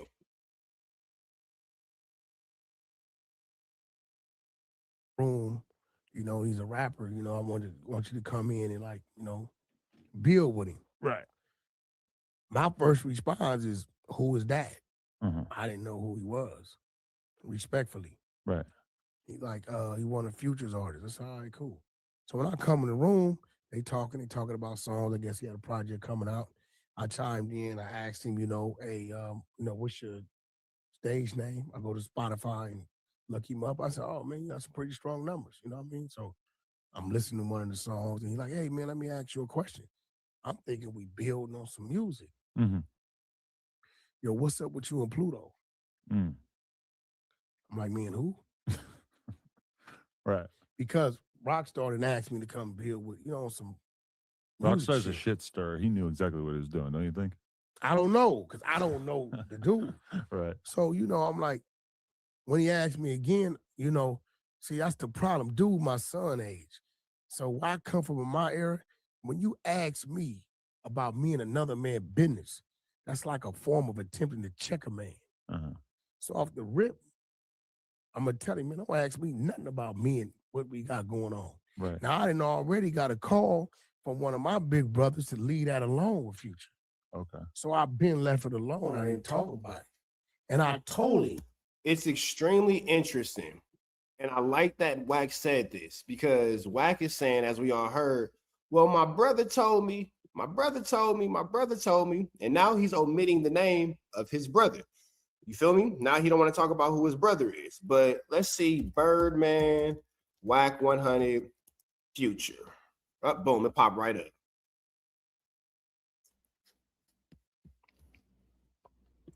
It's a long drop down there, right? He throws the phone at me on speaker. All I hear is Stunner voice. He say, "Wack, it's me, Stunner. Talk to me." I say, "Stunner, I'm busy right now." He said, "Yeah, but I don't want you to be, nephew. What's going on?" Would he still be considered a gangster if he used to run? But he used to run a heroin empire and he got a ton of people. But It's a long drop down there, right? He throws the phone at me on speaker. All I hear is Stunner voice. He say, "Wack, it's me, Stunner. Talk to me." I say, "Stunner, I'm busy right now." He said, "Yeah, but I don't want you to be, nephew. What's going on?" I say, "Oh, trick a bag, man. He can't be in our backyard and he don't throw a bag. Either he gonna pay or he finna get dumped and then he gonna pay, right? Trick at home sleep. He don't know what's going on here." So by Wack's own admission, now he's saying my brother. By his admission, he said Stunner's name 3 times. I counted it. Y'all seen me use my fingers. In addition to that, where the extortion comes in, I can loan Dogface $10. Dogface, you gonna pay me back my $10, or I'm gonna F you up, and then you gonna pay me back my $10. That's what makes it extortion. Oh geez, am I tripping, or did I pretty much make it as simple as it could be made? If it gets any simpler than that, then it's like We're you're teaching the we slow down. Yeah. It gets simple than that, we slow. Check your text message. I got a surprise in there for you. Thank me later.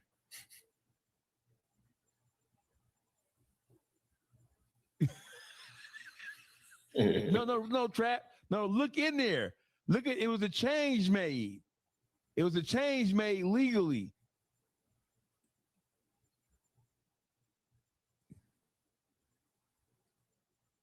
The house has to be in Rakita Bradford's name because if it's in Cash McElroy Jones' name, he has over $20 million worth of debt and they'll seize the house. That's why it was in Kim's name before he took it from her name. No. Look closer.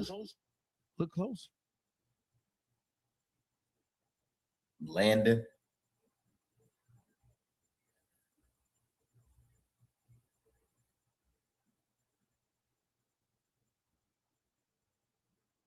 Who the fuck is that? That's him. Oh, that's the bullshit name? Yes. No, I'm a digging motherfucker. Yeah, see, we already knew about the home. I knew about that already. You feel me? Because he is, what's the old saying they should say? You don't defecate where you eat. He just on the toilet with a big old pot. Going crazy. Shout out to his son, though. We love that for him. Live your truth, brother. Hey, bro, listen, I don't even want to discuss that. I got a call from bro. Leave that shit alone. Boom. But he was adamant to keep going on. So now I'm like, so Birdman. The nigga just said Birdman name again on No Jumper. But my question to y'all is, if Birdman is being brought up, is he like an accessory after the fact? Is he an accessory to extortion after the fact? What criminal role could he play in this? He is a material witness. He wouldn't be criminally charged because he would be stepping in to act as a protector of somebody who's being threatened with bodily harm. So he wouldn't be charged as an accessory, but he would definitely be a material witness because according to WACK, he paid the ransom that allowed Future to go about his business that day and get on the airplane without being physically assaulted or worse. So he's a material witness. He's most certainly a material witness. And wrapped your homie up in an indictment. Let's keep going. Call me and say, Wack, leave that alone. Out of respect to me. Future, my brother. It's exact words. Like, you my brother. I love him as a brother, as a friend. Stun, I can respect that. So now it's Future telling him, yo, fuck Wack, and when you see him, get at him. But what I first got to do is extend my respect to Stunner. And I told him 2-3 times, like, bro, we got a mutual comrade that leave that alone. He kept going on. So then, okay, I'm gonna give you what you're looking for. Whoa. He thought I was out of town because everybody. He just said on Clubhouse that he never said Stunner's name. Future, my brother. You see where the fuck I'm going. He just said on Clubhouse when one of the people who's running that, whatever that shit is, when the guy pressed him about it, and he played the audio of him saying Stunner's name, he said he never said his name. That's only because Stunner done got at that nigga and told that nigga what the fuck he doing. And that nigga trying to clean that shit up now because Stunner probably like, bitch, something come down on me. You know, you gonna have like, you ain't gonna be a problem nobody no more. You know what I mean? He probably got ugly like that. Like, nigga, you better clean that up. So he just trying to clean it up now.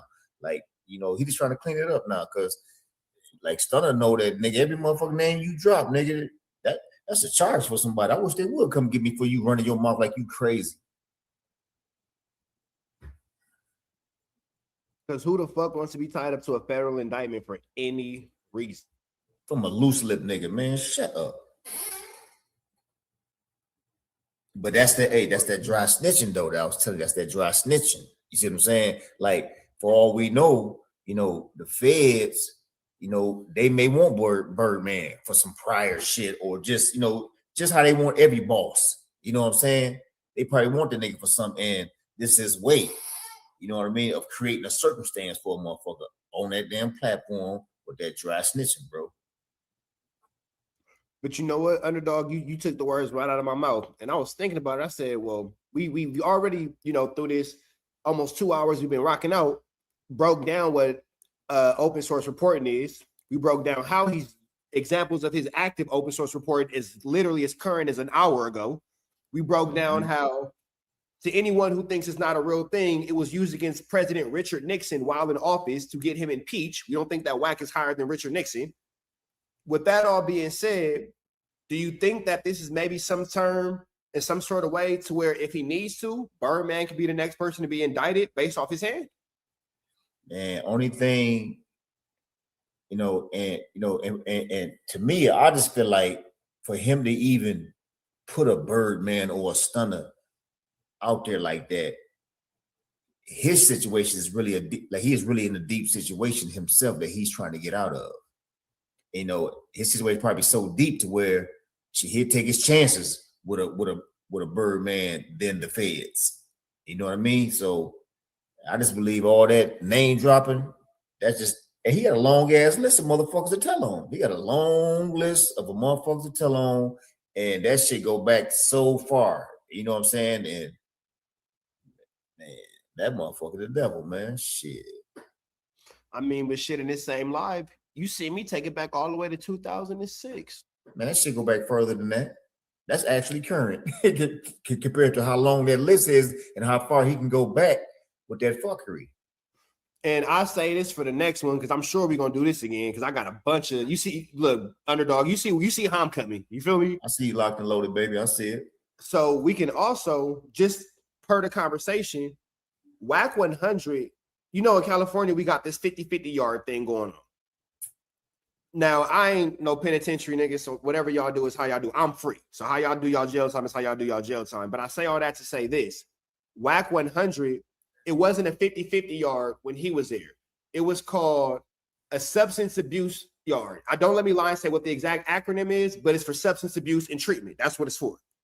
WACK100 allegedly was instructed by the Bloods to go ahead and put down a demonstration against someone else. When it was time for him to put down a demonstration, this man gets into a full argument with a female cop in order to get sent to the hole to avoid having to put down his demonstration. Once he's gone out of the hole, he then finishes his last 9 months of his sentence on what is now considered in California a 50-50 yard, but at the time was a treatment rehab yard. Well, that's incredible because WACK hangs his hat and has told us so famously so many times, he don't drink, he don't smoke, he's always sober. So if your biggest claim is never drinking, never smoking, being always sober, Why are you on a substance abuse yard in the California Department of Corrections and Rehabilitation? That don't make no sense. Why you not over there with the Bloods on the main line? So just to your point of 2006, and you saying this earlier, shit, the nigga was locked up in the 90s. Man, hey. So, you know, it wasn't a 50-50 yard thing. I make the joke. It wasn't a 50-50 yard. It was a 25-25 yard, but it grew up to be a 50-50 yard for sure, for sure. A brother, I love it. As a brother, as a friend, Stun, I can respect that. So now is Future telling him, yo, fuck WACK, and when you see him, get at him? But what I first got to do is extend my respect to Stunner. And I told him 2-3 times, like, bro, we got a mutual comrade that leave that alone. He kept going on. So then, okay, I'm going to give you what you're looking for. He thought I was out of town because everybody knew I was out of town. He didn't know I was back at the studio. So I said, you in LA? Yeah. I said, well, where you at? You were trying to get Doughboy to pull up on you. No, I was going to pull up. Or you were going to pull up. Because he was talking about, oh, homie, I like the face-to-face and all this crazy shit. So Rockstar was on his way to my studio that night. I said, well, Rockstar, this your man. You with him in LA? Yeah. Well, go get him. Pull up. So Rockstar tell me we got off the phone. He like, yo, that's a real address? He like, yeah, that's a real address. We're going to come get you. Nah, I'm cool. But you did all that for what? But another nigga gained off the clout. I just had the homie last night, Munchie B from Inglewood said, WACK, I ain't gonna lie, because Munchie blind, he lost his eyesight. You know, I ain't gonna lie. That nigga won because I didn't know who the nigga was. I learned who he was and started listening to his music. When y'all got into it? Clout. Wait, when I got into it with him? No, when me and this dude, what's the nigga name? Doughboy. Doughboy, right? Right. Guess they tell me from like Ohio. So now you're listening to Doughboy. No. He's a talented No, rapper. not me. I've never. Oh, okay. I just went to preview one of his songs that night. Okay. Because Rockstar asked me to come.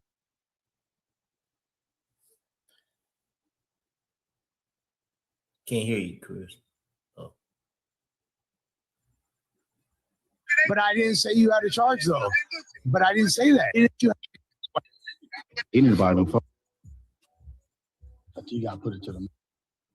So this is Lush and WACK arguing. We'll let y'all go after this chat, but this is Lush and WACK arguing where WACK is upset at being compared to Munchie B for the exact same thing. And I think this is a clip where WACK says he never chased Future. You know, he's denying the Yeah, I'm just saying. Okay. Hey, you need to buy a new phone, bro. Yeah. What up? What? I never said you. I didn't say you was in an indictment, WACK. I did not say you was in an indictment. I specifically said you. You got I did not. The microphone. I did not say you was in an indictment. My name like a nigga won't break your dick. Hey, bro, I'm like the one. Again, y'all have more knowledge of this, you know, than I do as far as like the feds and all that's concerned.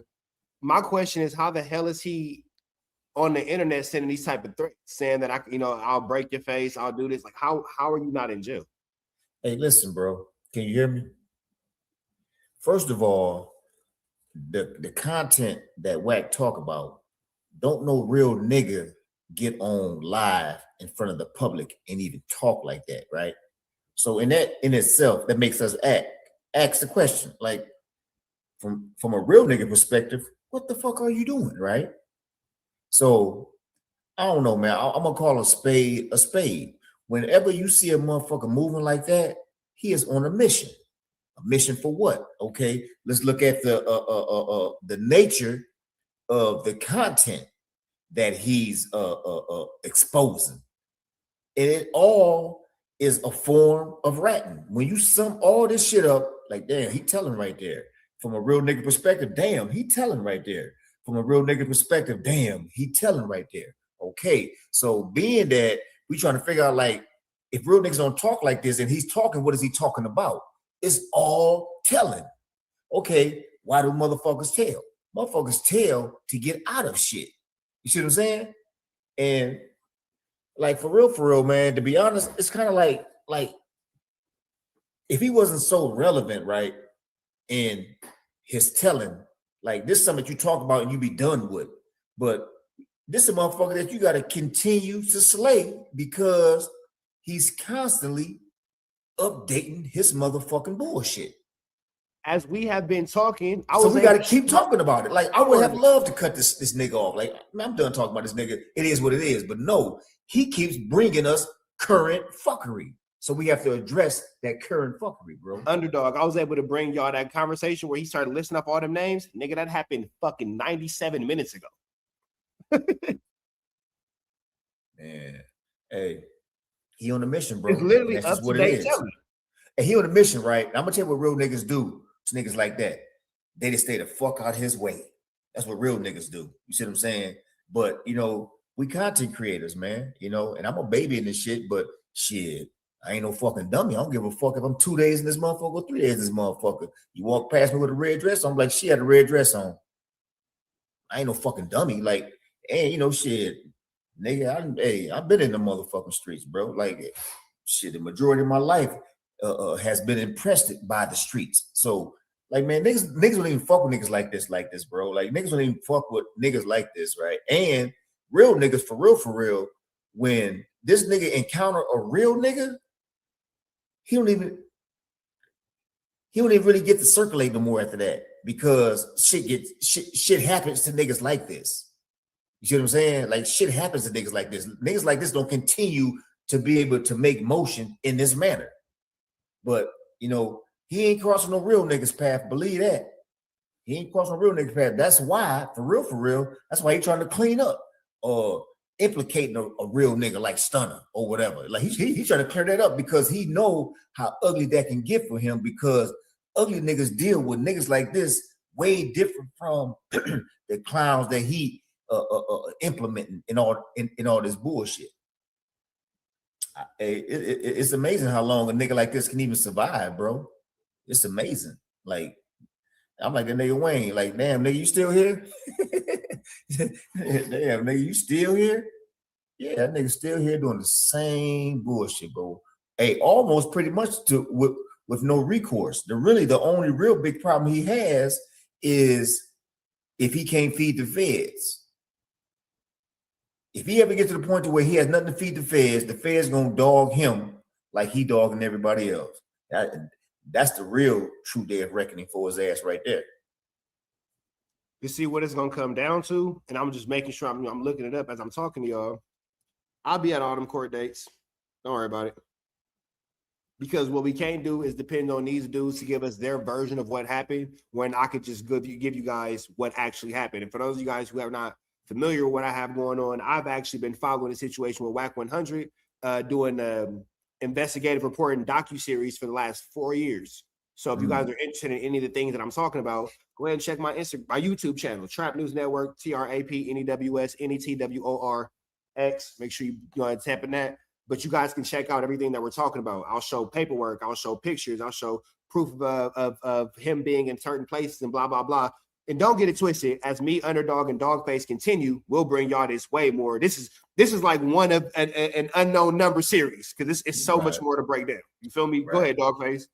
Hey, listen, I want to thank everybody for joining us tonight. So I want you guys to know, the next time y'all see us, we going up top with the visuals.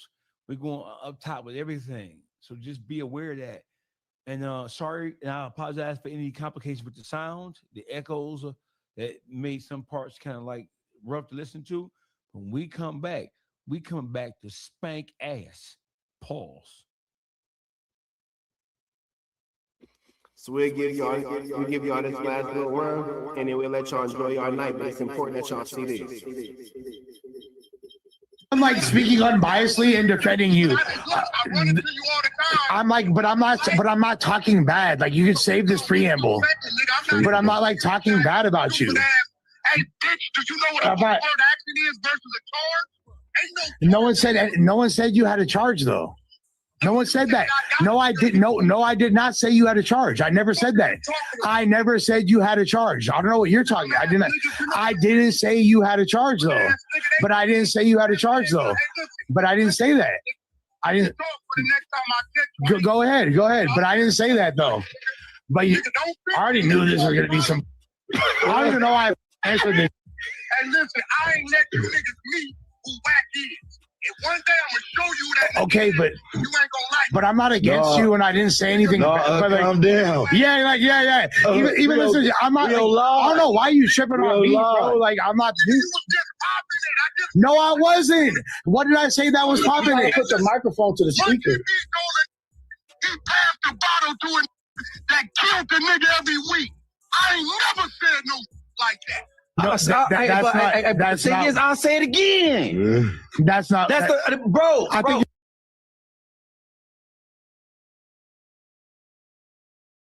My bad, y'all. So you know how this end up, Underdog. They just start arguing and yelling and screaming at each other.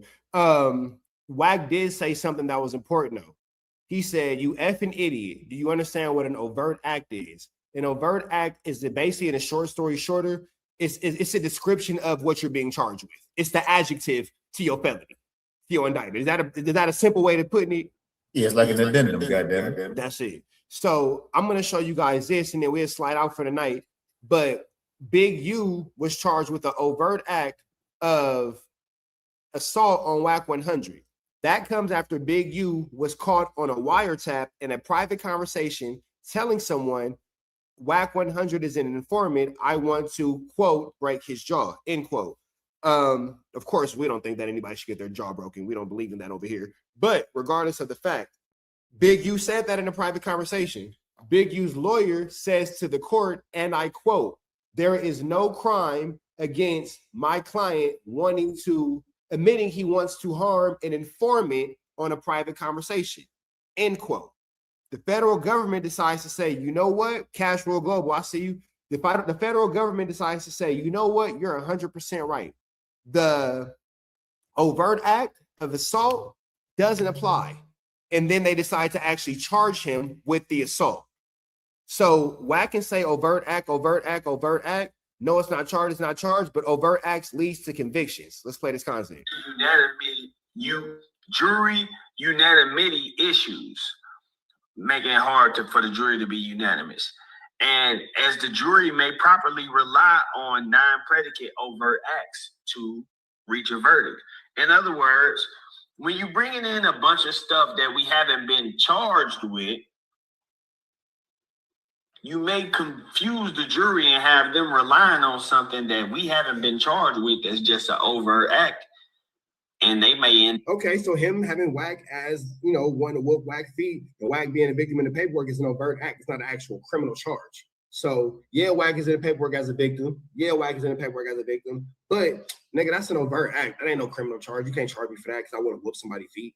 You feel me? You can't charge me because I want to break somebody's jaw. So, he a victim in the paperwork, but, man, so what? You can want to whoop somebody. I want to go whoop out the nigga I coach the kids' football team with right now. You can't charge me with a crime for that. I ain't did nothing. You feel me? They're finding us guilty on that. Now, the government would respond to Big U, and they would say that the fear and control category encompasses charged overt acts that are direct evidence. They would go on to say the defendant's motion challenges dozens of overt acts alleged in the first superseding indictment, styled as Rule 404B concerns. That framing is backwards. The government is entitled to prove the overt acts charged in its own indictment. These are not uncharged other acts. They are part of the charged RICO conspiracy, and proof of charged overt acts requires no 404B justification. Now, the reason I was emphasizing uncharged in the last stuff that I was. And again, WACK just said an overt act is something uncharged. Let's see where this situation goes.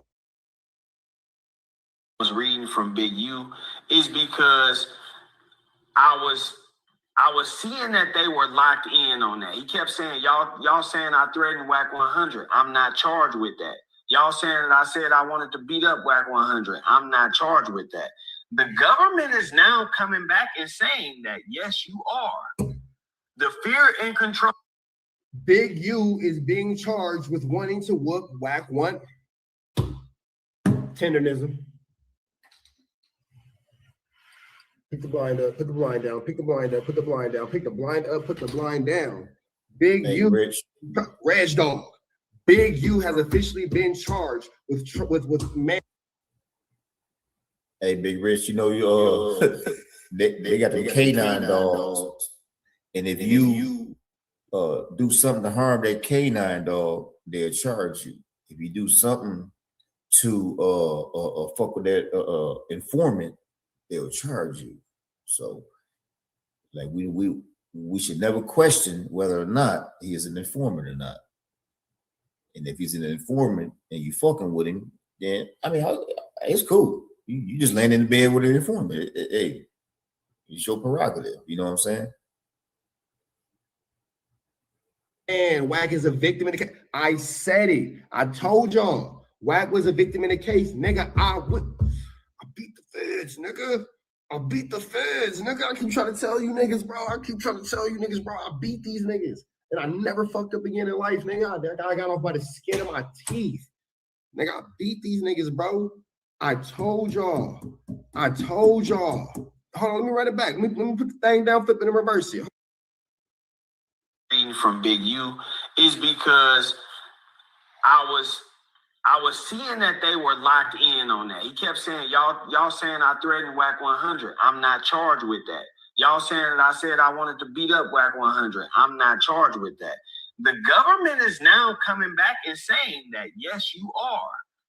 The fear and control category that Big U was talking about encompasses charged overt acts that are direct evidence. Again, it says these are not uncharged other acts. They are part of the RICO conspiracy, and proof of charged overt acts requires no 404B justification. So, long story short, Big U is charged with WACK100. It says it right here in the paper. Big U is charged with assaulting WACK100. I didn't make it up. But when I said it, niggas wanted to take shots at my character. Niggas drug my name through the mud to hide this shit, bro. Niggas drug my name through the mud. Niggas lied. Niggas tried. Sorry about that, y'all. I was really passionate that day. I've been telling niggas some shit for 4 years. But with that all being said, man, Dogface is gone. Underdog, I'm gonna tap in. Hit me on Instagram, and I'm gonna send. Tell Dogface to give you my number, and then we'll figure it out from there. All right, I think I already put that follow it on there, so we're good on Instagram. Send me a DM because I don't be looking at that shit, but I'll go look at my request right now. All right, bro. Peace. All right, man. God bless, man. God bless. We appreciate Dogface for being in here. Real quick, chat. If y'all want to continue on, we appreciate y'all being a part of Trap News Network. We appreciate y'all rocking out with us. This whole situation with WACK100 has been barnacles. Barnacles. When I say that this situation has been crazy, For my regulars in the chat, y'all know what time it is. Beat the brakes out of the Tony Montana rapper. One of his security guards named Roscoe was allegedly caught up in the mess or got messed up in the melee. He was rushed to a local LA hospital. The club, the Great Soul Manor, was shut down for the night. So now we have academics talking about who allegedly whooped out Future. Let's jump into this content. Let's get into it. Following the incident, helicopters patrolled the parking lot to make sure the area was safe. Now, WACK had told us about the story, and he basically kind of described it just like how this happened, except he gave more detail. He said, yo, they surrounded club security and everything, and basically when the gang... And it's crazy because in WACK's last pieces of content, he was saying how it happened at a hotel. And academics making it clear that this in fact did happen at a club.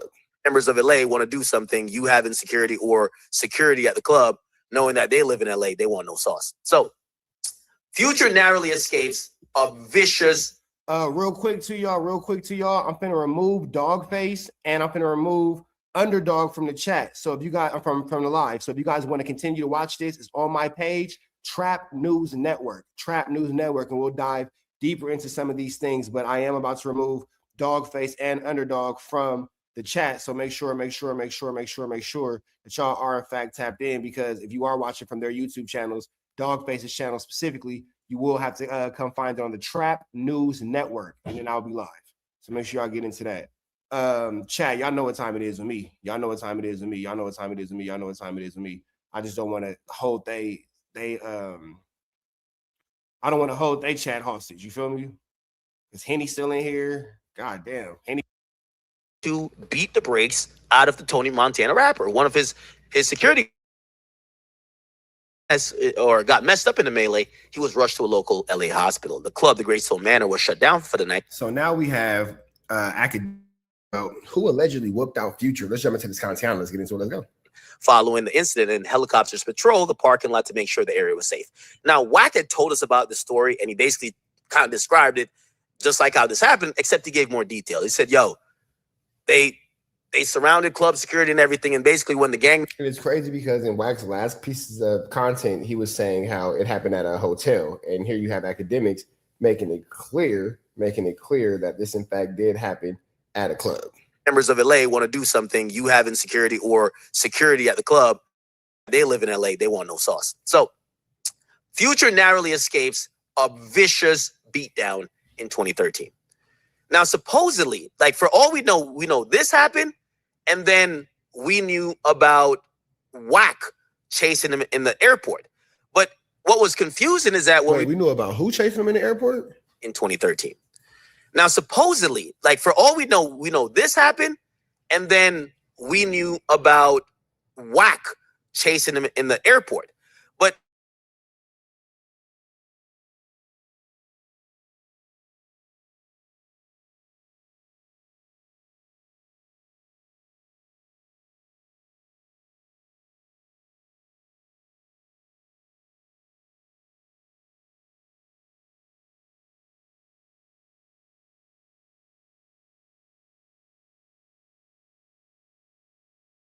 does not mention the club thing. The club thing happened in 2013. So the indictment does not mention the club, but WACK mentioned the club. So when this club incident shows up in future indictments, we know where it came from. Okay.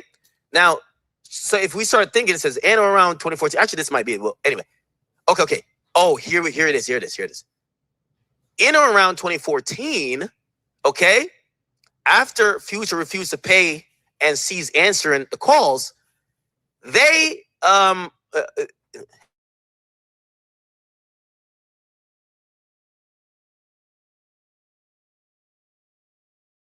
for failing to show respect.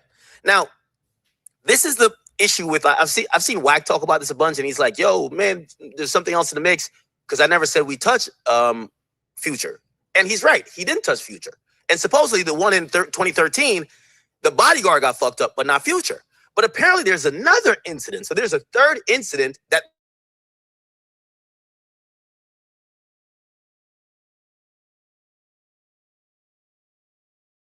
Three incidents of niggas, like they were treating Future like a pinata. I don't know what was going on. Now, granted, they didn't get touched in other situations, but hold on. Here we go. Let me see.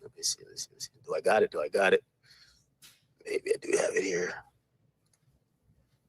So now again, it's incredible to point this conversation out because WACK again made it abundantly clear that he never said anything about Future getting accosted in a club. Now you hear DJ Academics is saying something totally different, but WACK just will say pretty much whatever, and we're watching these situations, these lies unfold one at a time. Do we have it? Okay. All right. So we get confirmation. We got confirmation. Check this out, chat. Check it out. Here we go. So remember, there's two incidents we know. WACK chased him in the airport, him getting surrounded and almost touched at the club, but his bodyguard got beat up. But the feds claim he got his ass whooped. Where did he get his ass whooped at? So someone reached out to WACK, and WACK sent me that nigga got his A double whooped wherever WACK said he did. Like, the text messages of the person who finally cleared it up on when Future supposedly got his ass whooped. So now WACK is revealing the name of the individual who. So let me get this right. WACK is naming the individual and verifying and identifying the individual who attacked Future amongst his open Big U indictment for an attack that is not mentioned in anyone's legal paperwork, nor is anyone being charged with it. But yet WACK is getting somebody involved who should be named as a culprit in this.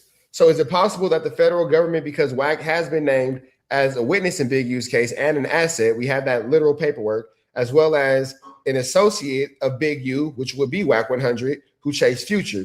Do you think that now WACK100 has struck some sort of deal or has came up with some sort of plan to say, hey, I'll tell you who attacked Future, I'll tell you who did blah, blah, blah in the club in respects of, you know, in exchange of, you know, you don't convict me of being the associate. You don't charge me with being the guy that ran down on Future. You feel me? It's out.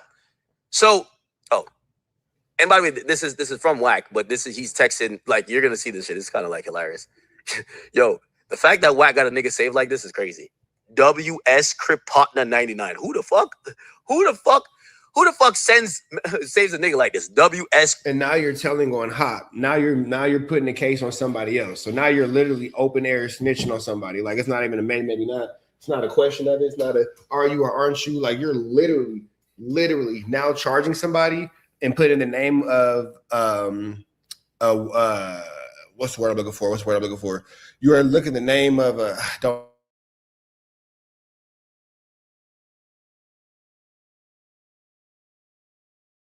or a charge that's yet to be indicted to anyone, but it's still an open crime. Anyway, he texts WACK and he says, Hop is the one telling. He's the one that knocked out Future and Floss took his gun. So WACK says, knocked him out where? Future wasn't touched at the airport. That's cap. Then the Crip Partner says, nigga, he knocked out Future at the SLS. I was there. So now WACK is saying that he witnessed Future get knocked out. And now he's telling everybody what he saw. So again, if WACK100 doesn't attest to this in court, it's going to look bad because he's making it clear, as we know him to be a witness in the testimony and a witness on the case, that this is what he's into and this is what he's talking about. Then WACK says, first they said it was a club, not a hotel. So that happened at a hotel Future was knocked out at. So now we're getting to find out. The club they pressed and he ran out through the kitchen. Then they knock him out in the SLS. And then WACK sees him at the airport and chasing him. I ain't gonna lie to you, bro. They was playing Pac-Man with this nigga Future, bro. I ain't gonna cap. Everybody chasing him. Okay, so they said they knocked him out at the SLS. And he says, I already know what's one of Big U's homies telling. And it says, okay, because he wasn't in touch with me. He says, Hop and Floss. He says, I never knew they caught Future slipping like that. He says, Future security, Hop betted them. So I guess like he put some work in. But I guess they got to Future somehow. He says, Big U was there when this happened? Yes. So that confirms exactly what we just read in the indictment. The indictment says Henley was there with his associates. So do you hear how WACK100 is making a point to confirm what is in an overt act in an indictment? That way it can be charged with an actual realistic 1-2 step like Sierra crime. The overt act of assault has already been charged on Big U, and WACK100 is the victim of that assault. Now WACK100 is basically just making sure that all these overt acts stack up and Big U gets charged, because let's hear what DJ Academic said one more time. They caught Future slipping like that. He says Future security, Hop betted them. So I guess like he put some work in. But I guess they got to Future somehow. He says Big U was there when this happened? Yes. So that confirms exactly what we just read in the indictment. The indictment says Henley was there with his associates. It didn't say he was there with his associates at the club. It just said Rolling 60s rolled up to the club. So now, when it's all said and done, look how crazy it is when you have WACK100, busting these moves and doing these things, when you can clearly see he is out with the legal team, man. It's just crazy, bro. It's very insane. It's very insane. It's very insane. It's very insane how the situation is working. That's all I can tell you, brother. And we're watching in real time. Somebody who came into this internet space as a super banged out gang member, super blooded up, all this and all that. We're watching him literally give away an indictment right before our very eyes. This is a third incident we didn't know about, but apparently, according to the feds and according to WS Crip Partner 99, who's telling WACK this stuff, no, there was another situation. that happened where Future supposedly got knocked out. And by the way, you know, I guess this is going into the narrative where WACK is saying there's people within Big U's organization that's telling. That's why these stories are coming to light. Because there's a kind of a question of, did WACK story from Clubhouse or my stream get in a federal indictment? Because DJ Academics is showing us that WACK's information was used into a federal indictment. He just doesn't want to come out and say it. But the reality of the situation is Clubhouse conversations, no jumper interviews, conversations with DJ Academics possibly are all used in this situation. We know for a fact that the Clubhouse conversation is being used. We know for a fact that no jumper conversations have been used. This is a clear sign of what's going on in today's time when it comes to this WACK100 situation. Should you not want to believe it? Should you not want to go about it in a proper manner? That's your business. But the reality is what the reality is. He just said it publicly? Or did WACK like fucking feed information to the feds? His thing was, these stories that just got added, I only was at the airport thing, and the other stuff they added, I never knew about Future getting beat up. So he's being told that Future got beat up, and now he's being told who would know this or let it be known. So Hop knocked him out and Floss took the security pistol? Yes, at my hotel. And he says, yeah, I didn't know about this one. Now it makes sense. They're mixing the situation with the hotel situation. So he's saying that they're mixing. But see, here's the thing about that. They're not mixing it up because this is what WACK said. Let's listen to this. So WACK is trying to attribute it to this hotel situation, but the actuality of the situation is WACK is talking about this. This is what he actually said. Them niggas that beat the shit out of somewhere 16. You can find it on Google where them niggas that beat the shit out of Future in the security. Future ran out to LA Club. Google Future gets rushed in LA Club. They was on him. That's why they was on him. Talking about Trick from Detroit. Nah. So this is WACK saying that they was on Future in the LA club. So I don't know where this hotel story is coming back because 4 years ago you said it was a club. So now you're just lying, trying to backtrack and walk back your statement. Mixing the airport situation with the hotel situation where supposedly Future got knocked out. They sold him a dream. They told him, yo, oh, my bad, y'all. But that's again because that's how WACK100 is presenting the situation. Hold on, let me run it back. That was a lie. Check this out. I'm ready to. My bad, but yeah, that's the way WACK is telling the story, and WACK is telling the story in a very conflated manner in order to confuse the public. He's doing it in a way to cause chaos, flammery, skullduggery, and larceny, man. We know the games that WACK plays.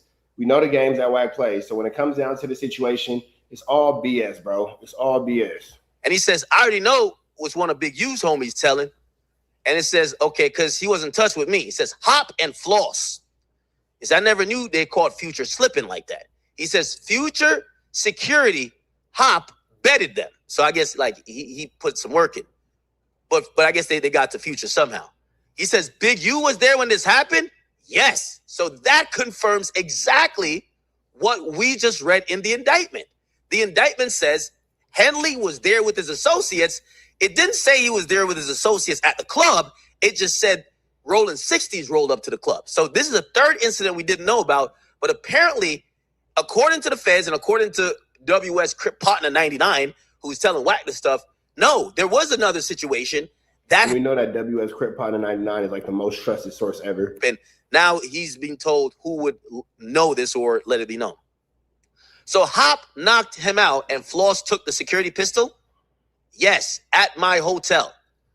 And he says, yeah, I didn't know about this one. Now it makes sense. They're mixing the situation with the hotel situation. So he's saying that they're mixing the airport situation with the hotel situation where supposedly Future got knocked out. And a dude, Crip Partner 99, says, yes, I seen it. He said, yeah, and Hop is a co-D on the RICO. And it says, Floss is telling it'll come out during trial. I don't know who these people are. And WACK says, well, what's going to come out in trial is actually WACK is the one telling. So that's what's actually going to come out in the trial is WACK100 is actually, in fact, the person that has been cooperating and working with these individuals to accost Big U. We see how much more information that WACK is giving. Now he's giving out the exact people who were, blah, blah, blah, blah, blah, blah, blah, blah, blah. he calls himself leaking these text messages by way of giving them to DJ Academics so DJ Academics can read it. That way, when it comes out, he'd be like, oh, I never told DJ Academics to do that. I never told DJ Academics to put out this information and blah, blah, blah, this and blah, blah, blah, that. DJ Academics is so wrong. Oh, my God, DJ Academics. But in reality, in actuality, WACK is playing his game. WACK is the one going back and forth with these guys. WACK is the one flu flamming, skullduggan, and larceny. WACK is the one doing all these things. You feel me? It's all a game with this guy. No, WACK says Floss is telling him to come out of your trial. Then Crip Partner says, that's who telling. My brother got... Oh, shit. And then WACK says, Hop ain't never did no time, bro. And he got away from Big U. So right now, I could see Hop cooperating. You know? WACK got that, like, you know, cooperant radar. You know? Like, some people got a gaydar. This nigga got a snitchdar. You feel me? WACK has all three. Cooperative dar, gaydar, snitchdar. He's just a big old darling.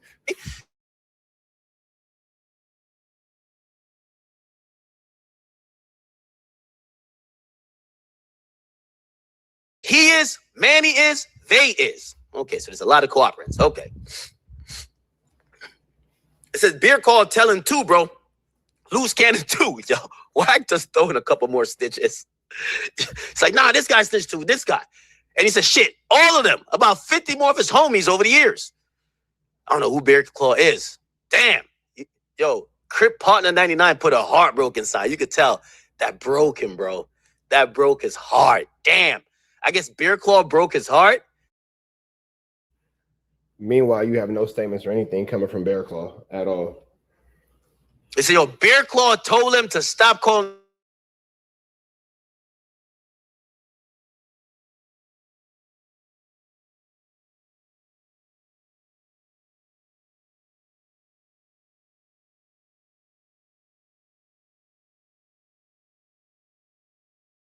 It's everybody but him. You feel me?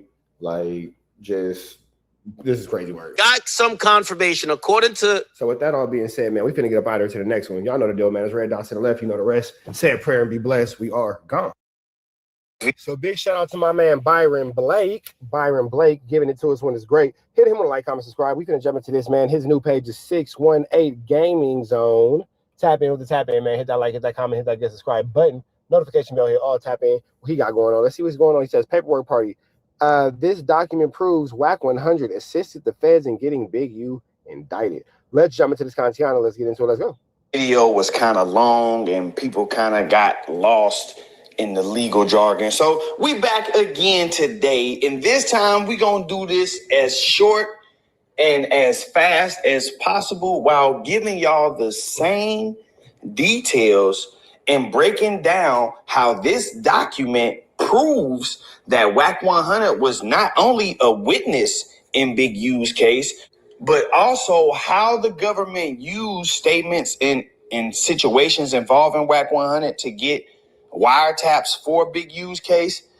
And we're going to go through the legal process of how this issue is dealt with in a courtroom to show y'all why he was even mentioned in these documents. With that said, let me direct your attention to this document that says witness interviews and assets.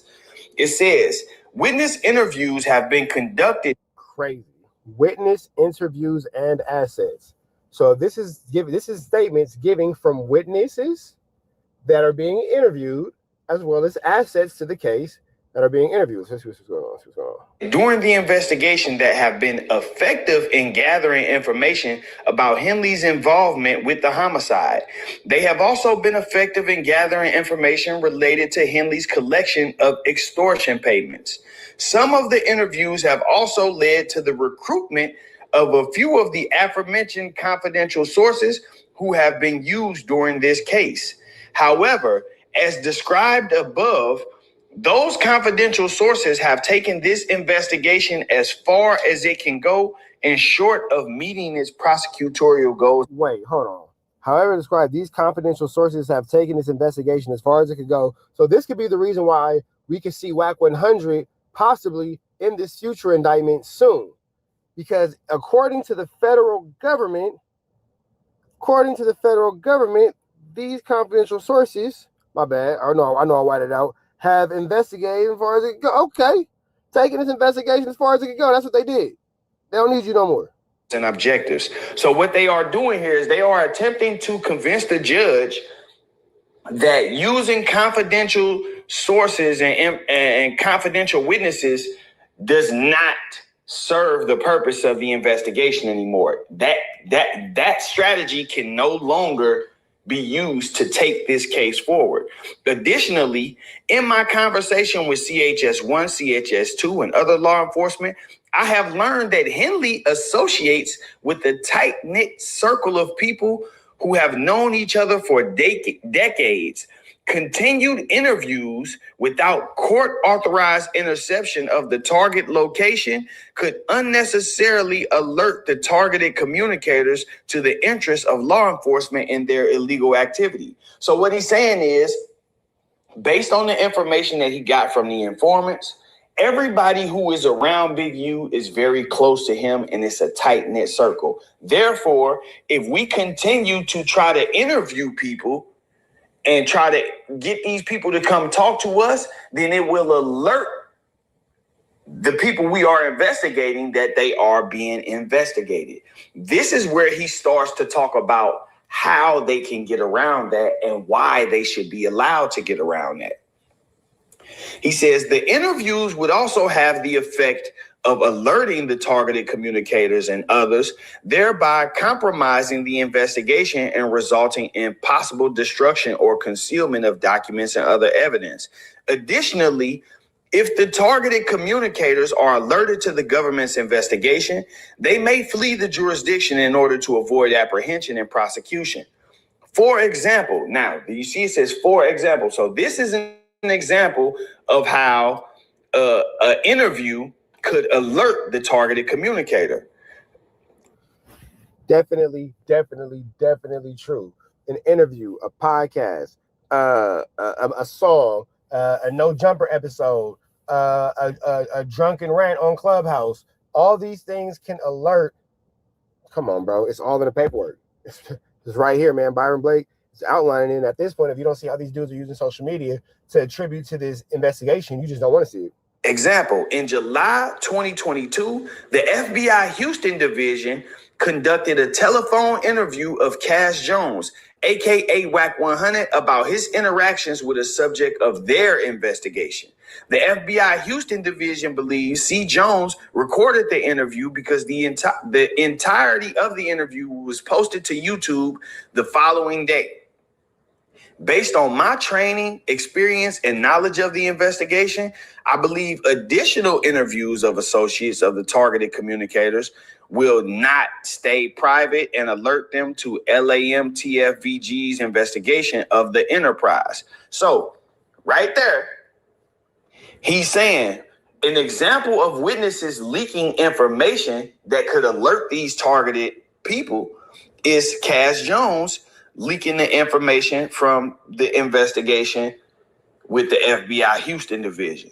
It also says, I believe, additional interviews. So there's already been some interviews. But anyway, let's focus on Cash Jones, right? Because something I want y'all to understand is right here in this moment, they are using Cash Jones leaking of an interview. And it's crazy because Wack will swear to God that he is not actually involved in this investigation and in this this federal indictment, but here he is. Like, he's literally right there in the indictment, in Big U's indictment. Here you see the name Cash WACK100 Jones right there. Then at the bottom you see Henley, which is Big U, multiple times mentioned. Like, we're watching this go down in real time. We're not making these things up. This is actually what's going on. In a separate situation, as a foundation for why they should be allowed to get a wiretap in this situation. Legally, you cannot do that. But let me show you how they were able to get around that. Now, first things first, just like I told you, no, the government cannot use a witness leak from a completely different, unrelated case as a generalized legal shortcut to bypass witness interviews or establish necessity for a Title III wiretap in your specific case. Meaning they cannot use the fact that Cash Jones leaked information in an FBI Houston division investigation as a shortcut to bypass witness interviews or establish necessity for a wiretap in Big U's case. They cannot legally do that. Let's look at what these things mean. Title III necessity in case specific proof, meaning in order for them to get the wiretap, they have to prove it's necessary and they have to have case specific proof. So they can't use proof from another case, right? That alone tells you that WACK is connected to this case because they wouldn't have even been able to mention him. Wait, hold on. Say that one more time, Byron Blake. On that. Now, first things first, just like I told you, no, the government. Because I know sometimes y'all be tuning out. I need y'all to stop what y'all doing and really pay attention to what this man just said. Government cannot use a witness leak from a completely different, unrelated case as a generalized legal shortcut to bypass witness interviews or establish necessity for a Title III wiretap in your specific case. Meaning they cannot use the fact that Cass Jones leaked information in an FBI Houston division investigation as a shortcut to bypass witness interviews or establish necessity for a wiretap in Big U's case. They cannot legally do that.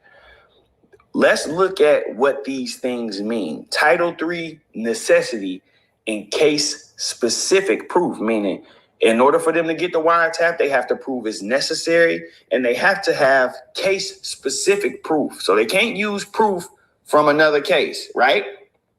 That alone tells you that WACK is connected to this case because they wouldn't have even been able to mention him in this paperwork if it was completely unrelated. Anyway, the necessity requirement under 18 USC 20. So obviously WACK's name and presence in this Big U's case, in the Big U indictment, has relevancy as far as the United States of America's federal government is concerned. 518 1C. A Title III wiretap application must include a full and complete statement as to whether other normal investigative procedures have been tried and failed or why they reasonably appear to be unlikely to succeed or too dangerous. So in order to get a wiretap, you have to show the judge that other normal procedures have been tried and that they have failed or that they appear to be unlikely to succeed or they may be too dangerous, right?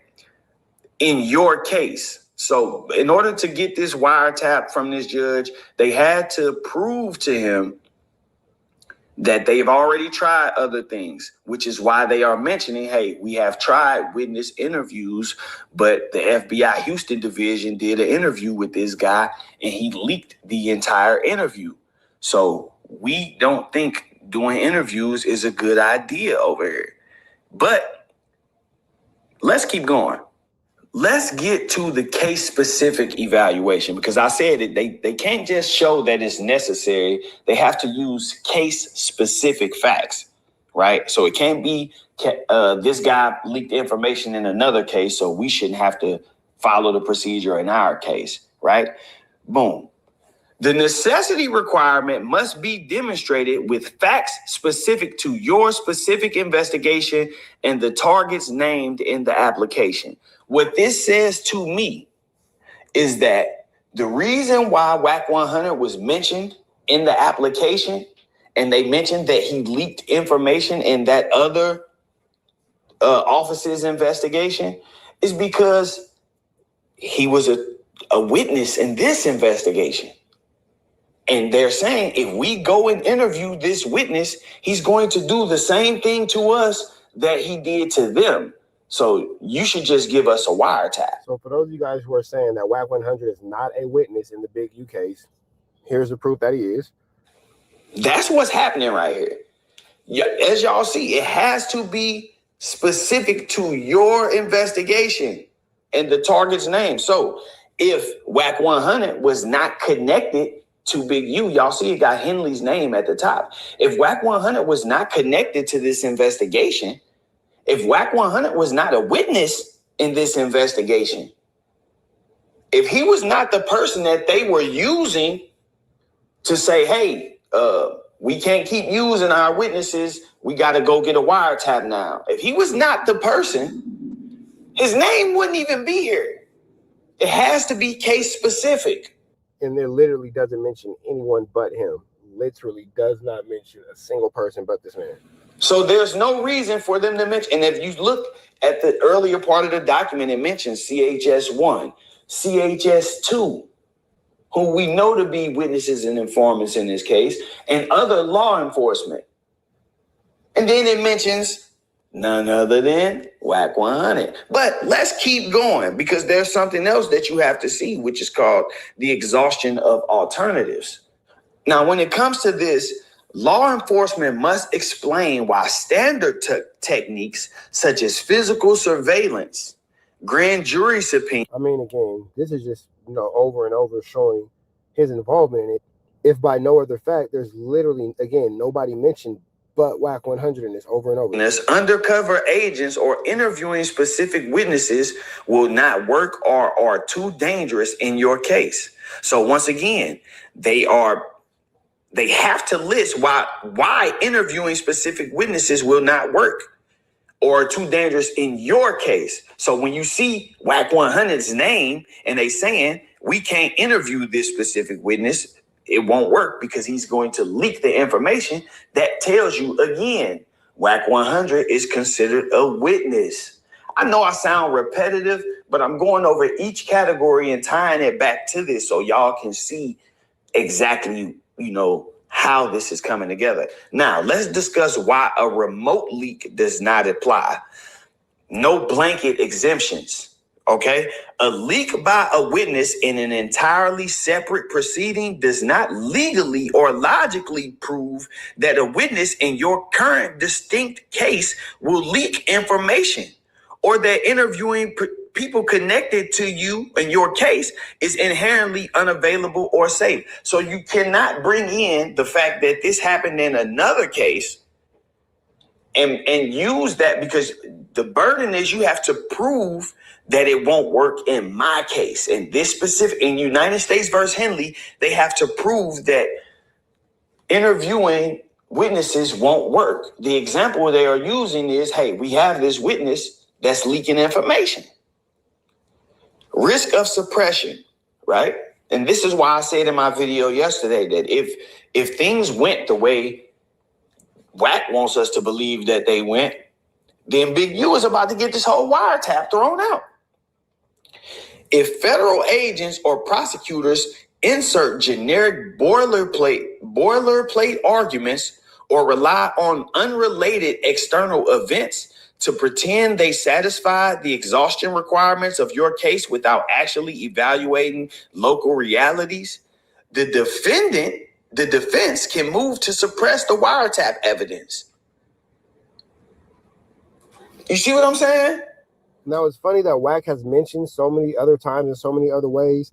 Like, for example, where Big U is now charged with assault against him, WACK100 would like to blame that on a wiretap, despite the obvious of it being attached to a No Jumper interview that WACK100 did alongside Adam 22, DJ Academics, Vlad TV, Trap Lord Ross, and Remo. We're not hearing anything from WACK about this particular wiretap. We're not hearing anything from WACK about this particular set of circumstances that allow him to, kind of poorly but snakishly maneuver through the situation. It has to be specific to your case. The fact that they are mentioning WACK100 in this paperwork as a reason why they can't interview witnesses, and WACK is not related to this at all, as he claims, then Big U has automatic grounds to get his wiretap suppressed. Again, it says,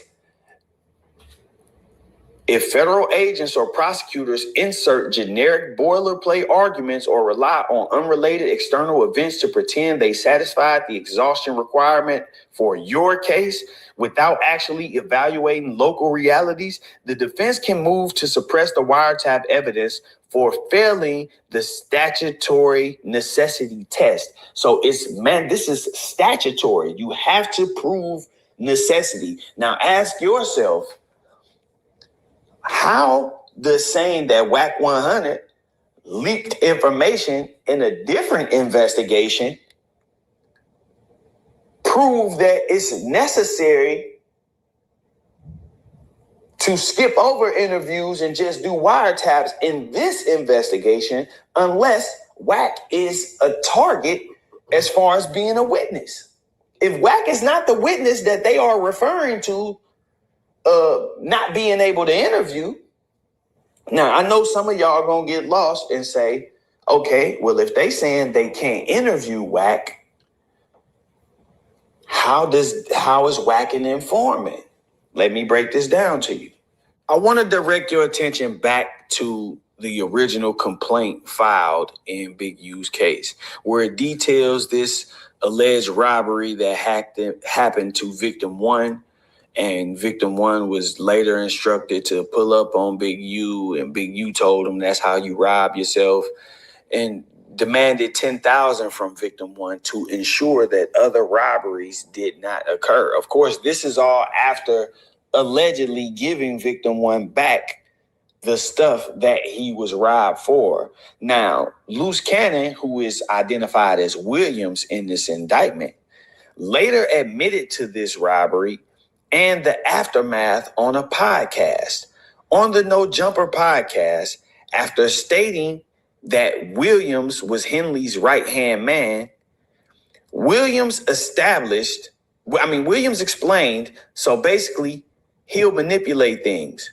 We'll go and do something, and then the same niggas we do it to show up at the house like 10 minutes later as we trying to count everything. So he's basically saying we go hit a lick, and then as soon as we pull the move, the people that... Which is also, again, statements used in the indictment. And no, WACK100 did not give those statements, but he all but walked Loose Cannon through, that entire situation. He definitely led Loose Cannon into giving up those statements and giving up those things, even reminding Loose Cannon what to say by saying, and I quote, well, what about the robberies you was telling me about? Tell him about that. Loose Cannon would have never even said these things had he not been reminded by WACK to talk about it. And Loose Cannon, in his ignorance, goes, oh yeah. And then he goes and talks about that situation. I'm not saying what Loose Cannon did was right. I'm not saying that Loose Cannon should not be held accountable for his own actions. But this is a clear case of WACK manipulating somebody who is who is educationally inferior to him. You know what I mean? We took it from... I did not mean to say that man was intelligent. Pull up on us. We'd be confused, like how? Williams then said that Henley would state, well, we just gonna give like 40,000 back. WACK100, listen to what it says. WACK100, who is a rival counterpart of Henley's for the Bloods, was also on the podcast. See how they clearly mention his name? It's nothing. They clearly state who they are talking about that said this. Anyway, it says, WACK100, who is a rival counterpart of Henley's for the Bloods, was also on the podcast and stated, you know why he wanted to give dude back the 40, right? So they using WACK's words to corroborate the MO. Right here. And that is literally in Big U's paperwork. A No Jumper interview has literally and officially been used in Big U's paperwork. We are watching it right here in real actual time. Period, point blank. WACK is explaining to Loose Cannon and the people viewing the podcast why Big U, because Loose is saying, man, he'll be like, well, we just gonna give back 40,000. And now WACK is saying, you know why he was saying why he wanted to give dude the 40, right? Because he was gonna charge him 20 for getting it back. So they're using WACK's words in the original complaint right there. Fast forward to 20. That is crazy work. Crazy. To give dude the 40, right? because he was going to charge him 20 for getting it back. So they're using WAC's words in the original complaint right there. Man, I don't know, man. If you don't want to see it, you don't want to see it. A new overt act that has been added to this racketeering charge. What you have to understand is these are charged acts, but they are charged as acts committed in furtherance of the racketeering. So the racketeering is the actual federal statute that he's charged under. And then that way they can just inculpate all of these different acts and things that he's allegedly done and put them all under one charge instead of having to charge him with 200 different statutes. Anyway, they are clearly using his words and information that he put on the internet once again. This is called open source reporting. Now, this is I've said this too many times. Where it gets really tricky too. Now, let's be very clear about this because I want y'all to know that I know what I'm talking about. And I want y'all to know what y'all talking about when y'all say this. So to answer the questions, yes, if the interview was published in a newspaper, magazine, podcast, TV broadcast, or public website, that's considered open source intelligence. Now, here's how you can tell the difference based on where the government got the quote. It is open source reporting if the interview was public, the witness spoke to a journalist, a blogger, or posted a video online. Now, let's discuss why it's used. Prosecutors can simply read the article or watch the video and quote it in the indictment. They do not need. Remember when I said niggas wasn't going into the police station a while ago, maybe some years ago by now. I said these niggas are not going into the police station doing their debriefings. They doing them on YouTube. And y'all was like, no, Trap, you tripping. Was I? Person themselves, because the person already made the statement publicly. So by all standards, definition, all they have to do is watch your interview. And if you say something on there, then they can use it. They don't have to talk to you at all. But let's keep going because this statement can be used to establish probable cause in an indictment. And I want to explain to y'all exactly how it's used. And I want y'all to also understand that the threshold for probable cause for an indictment is not the same as reasonable doubt. You know, it's two different standards. One, the standard that they have to use just to get you charged is nowhere near the standard that they have to meet in order to get you convicted. So again, all they have to do is take this guy's words and say, hey, we believe this may have happened because this dude said it happened. Let's charge him with this. You know, we've gathered up some information and, you know, let's put this case out here. They take it to a judge, get it signed on. But now let me explain to you why this is admissible. Because this interview happened on No Jumper and it was completely public, it is 100% open source reporting.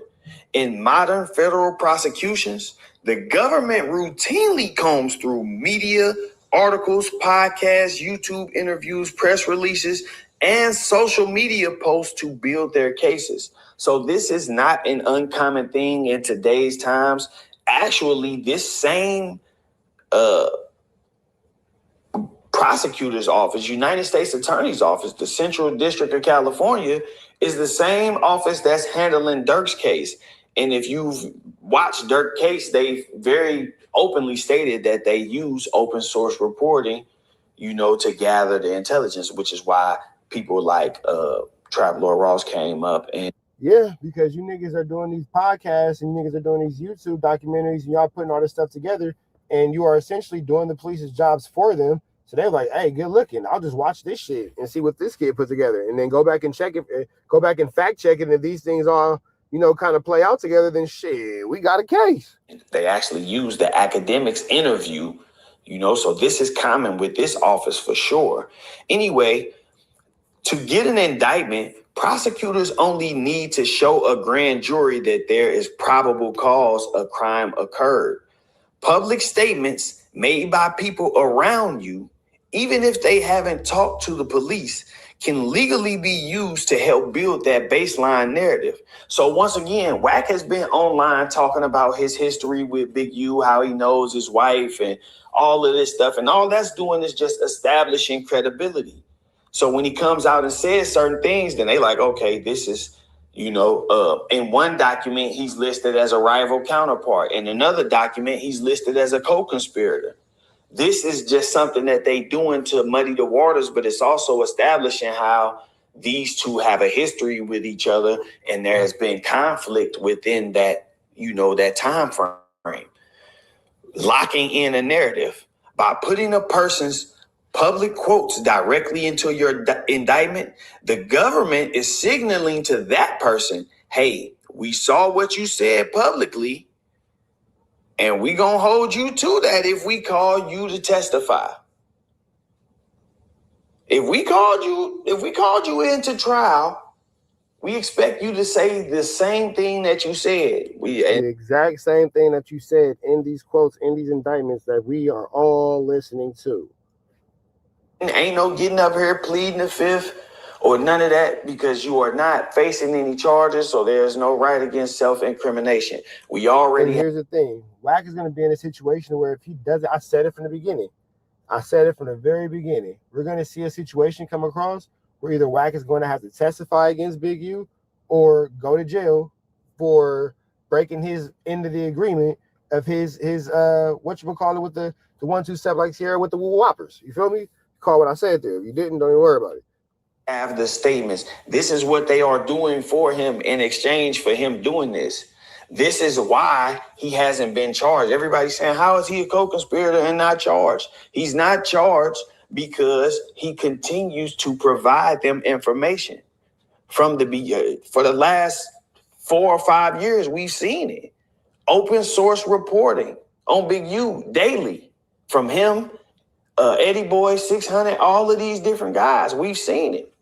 So what they are doing, they just sitting back watching and like, okay, he keep feeding us information, and at this point they have so much of the information, they can just go back and find different little things. I'm sure they could probably charge Big U with a ton of stuff based off things that WACK has said, but there has to be, somewhere where they draw the line, because then you may upset the court.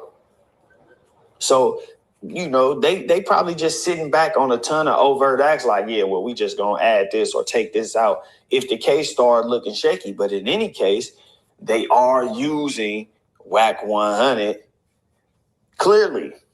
That's why his name is mentioned in that document. That's what I was saying in the video yesterday, but I get it. The video is kind of long. A lot of people don't have that much. That all being said, man, we're gonna get up out of here to the next one. Make sure y'all show some love to Byron Blake. Red dots to the left, the rest. Say a prayer and be blessed. We go. To be very careful before he gets hit with a recall. Damn, Flacco, now you telling on James Harden? Golly. You don't got no boundaries.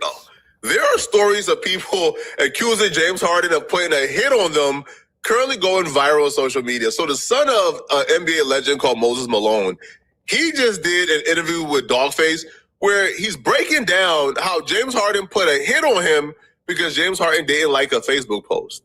Now, he would also claim James Harden said, I'm with the business. That James Harden has put hits on multiple people that he's aware of. Kevin, Dawg, let me ask you this, right? Because I always see these people that say, oh, James Harden's a basketball player. He's not a street. Well, if he's ordered and paid for 2 hits, we know that he paid Blunt, right? He paid these come outside. He sent them. Damn, James Harden, you went from Artesia High School basketball to this? Outside for me, right? That's one. Now he did this to Adrian Broner, too, right? He did the same Adrian Broner when Adrian Broner hit him on the dice. He called Big U, paid Big U to go up Adrian Broner. He's a basketball player, but he crossed over into the street. So now he's a street basketball player, okay? He's not a civilian, and he's not just a basketball player. He's committing crimes. He's committing crimes, and James Harden said, I'm catching hats like I work at Liz, nigga. Stop playing with me. He's ordering hits. A civilian doesn't order hits. If I ordered a hit on somebody, I'm not a street no more. My civilian card is gone. James Harden is flying too close to the sun, and it's gonna backfire at some point. He was already in Big U rolling 60 RICO indictment paperwork where they're claiming that he was being extorted, and people are claiming that he's telling on Big U. So things are starting to hit the fan and backfire because James Harden decided he wanted to turn into a street ninja after making $500 million. Like what's wrong with you? It's just dumb. So apparently this entire beef started with James Harden and this dude because dude made a Facebook post about James Harden charging people $400 to attend a camp. Some of these situations began, and I'm talking about the situation with James Harden. Like, how did that start? Okay, so this is how it started.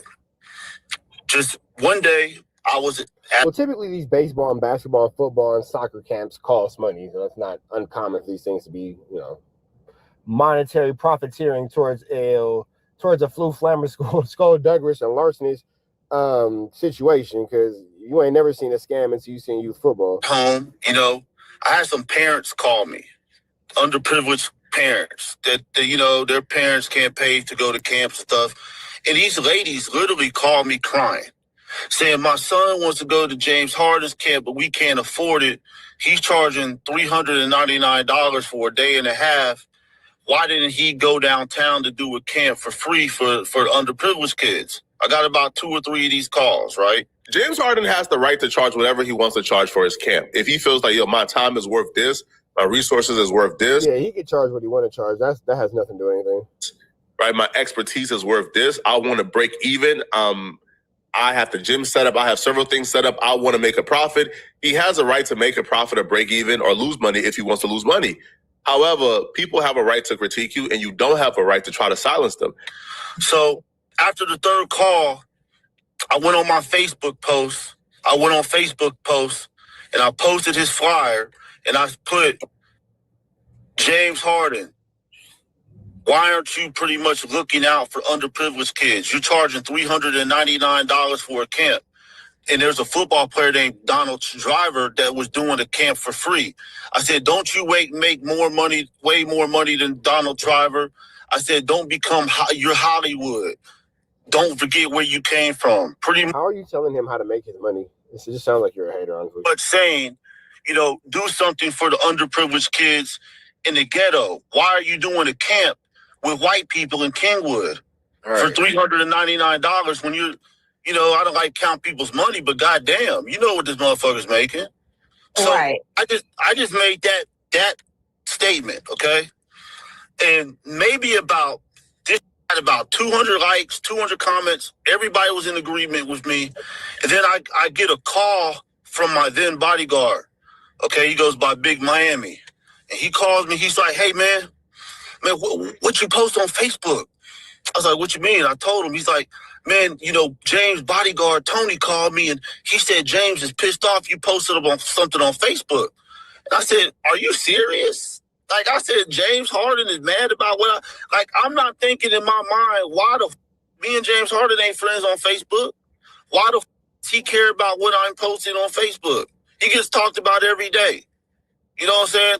So he's like, man, whatever it is, man, please take it down, bro. Just to be fair, if James Harden would have taken a camp to the hood and charged the kids $300, they would have called him names. So he took it to where somebody can economically afford $300. And then if James Harden is from the hood, what's wrong with him now taking his resources to the suburbs and bleeding them kids? I don't get it. They came to the suburbs and charged him $300, and they still calling him names. Possibility that James Harden will see a post criticizing him from Moses Malone II, right? Because they're probably all in the NBA circles. I assume NBA players probably follow him on Facebook, or they're friends with him on Facebook, or NBA. I assume they have their gossip and their little chatty patties and their little social groups and all that kind of little stuff, the same as we do. They just do it amongst their peer group as we do it amongst our peer group. It ain't no real difference to the situation. Or NBA scouts, or people who are involved in the NBA in general, probably follows a guy named Moses Malone II, right? So that's not out of the realm of possibility. Now, James Harden being upset that this dude is critiquing him on Facebook is absurd, bro. If I'm up $200 million, the last thing I'm concerned about is what people on Facebook are saying about me. Bro. Flacco, let you tell that you make $100,000 a month off YouTube and you care all about what people talk about. According to you, you make $100,000 a month $100,000 a month, according to you, off YouTube. So I'm not really sure what you mean when you say you wouldn't care what people think about you, because you care a lot about what people think about you. And it's even deeper than that. You care about what people who have no real formal education, live in poverty, are desperate to keep positions at no jumper. You care what those people think about you. Bro, listen, bro. I'm poor right now. Okay? I'm poor, and I still ain't concerned about what folks got to say about me, bro. Let Moose Man say your name right now. You're going to go off. You up 200 M's and you're that concerned. Now, James Harden was so concerned that he had people call, and people were tapping in. And apparently, though, when people tapped in and when people call, that actually convinced this dude to take down his post. Like, it convinced them to remove it. Problem should have been solved there, right? Apparently not. Apparently, him taking down the post where he's critiquing James Harden was not enough. I have a friend named Herb Baker. Herb Baker calls me because he's friends with James Harden's cousin, or his brother-in-law. Look at you putting names involved. God damn, what in the I'm telling everybody is this? But Knox, that was like married to his sister, James Harden's sister. And he's like, Lennox is telling him, man, you need to talk to your boy Mo. I don't know what they got going on, but James is mad about this Facebook post, and Mo need to chill or something like that. And my boy Herb is like, nah, man, they're tripping about that. Like, y'all, we should sit down, let them smoke a blunt with each other, talk this and be over with. And he's like, all right, I'm gonna go back to James. He goes back to James and tells James this. James tells that, man, you sound like you sleeping with the enemy. And he told that, this was his exact words. He said, you tell that money go forever. That's what he said, right? So I'm like, I'm thinking this, all right, cool. Maybe this is over with. So Herb's like, man, don't worry about that. And, he'll get over it. But I'm going to say this, and I hope you listen, bro. If your enemy is a man who's up $500 million. Flacco said that he is exposing any and everything that has to do with this Big U case to keep all attention off of the fact that WACK100 is named in it. Why are we not talking about the fact that WACK was chasing Future through the airport? Why hasn't Flacco spoken about this? Why hasn't Back on Fig spoken about this? Why hasn't Community spoken on this? Why hasn't No Jumper spoken on this? Why do we not have any real coverage from these major platforms about this situation? Yeah, we're talking about Moses Malone's son with James Harden. In today's episode of things that nobody really genuinely gives a fuck about. With a vengeance against you, you probably don't want to sleep good at night, right? You probably don't want to sleep too well. You probably want to keep your eyes open. That's a man who could touch you and enact whatever revenge he wants to enact against you, especially in Houston. But James Harden is like the mayor of Houston. James Harden is not an NBA player like LeBron James, who goes home to his family, who does corporate things. No, James Harden is in the trenches with literal killers and gang members while up $500 million. Do you understand how much they worship James Harden in that city? So for you to piss that guy off in that city and move around as if it's all good is crazy. But he was moving around as if it's all good. Right? He goes to the club that night, and while at the club, he gets confronted by one of James Harden's guys. Pull up to the club. I had a parking spot in the front. As soon as I'm paying the valet person, I turn around, and it's a Blunt, the Blunt, Darian Blunt. He's walking from the club with 15 other guys, right? Literally 12 to 15 guys. They circle me. They all pull out their guns. They didn't have just regular guns. They had guns with drums, AKs out there, Uzis. I seen the guns. Like, they came for me like I was Tony Montana. Oh, so they came at you with them blammers, with them blow-outs. Good sticky ickies. And I see DJ Eric to the left of me. He's recording. He has his phone out recording this, right? I thought he was recording, but it gets better. The first thing Blunt says to me, So if James Harden is doing all this, I have a hard time believing that he was being extorted by Big U. That is not really logical. The same person that is being described in this story doesn't sound like somebody who's being extorted. On Facebook talking about James Harden. And I looked at it like, bro, are you serious? That's exactly what I said. Are you sure? Yeah, you on Facebook talking about James Harden. You're going to end up dead out here. You're going to end up dead, so he's talking all this. And I'm just looking at Blunt. Now, Blunt, remind you, is 5'9", 350 pounds. with a stomach like he's 18 months pregnant. Okay? Literally, like with twins. Dog with twins, okay? This is how fat he is. So when I see all them guns, I do like this. And I look at them like that, and I do like this. Like, kind of smirk at them, like, you know damn well, if you was out here by yourself, you get your ass whooped. That's how I looked at them, right?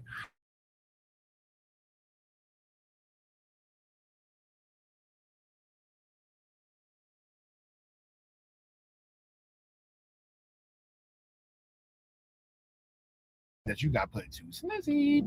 Around and the with me, he pulled a gun out like he was about to shoot me, and then I heard somebody, damn, nigga, James Harden got you done like that? Say, no. And then he turned the gun around and hit me in the back of the head, right? Then I fell on the ground. And then they was finna smoke you, big dog. They was finna take you up, take you through there. Somebody kicked me in my stomach, then the other dude kicked me in my face. All right. While this is going on, James Harden is actually in the club in his section.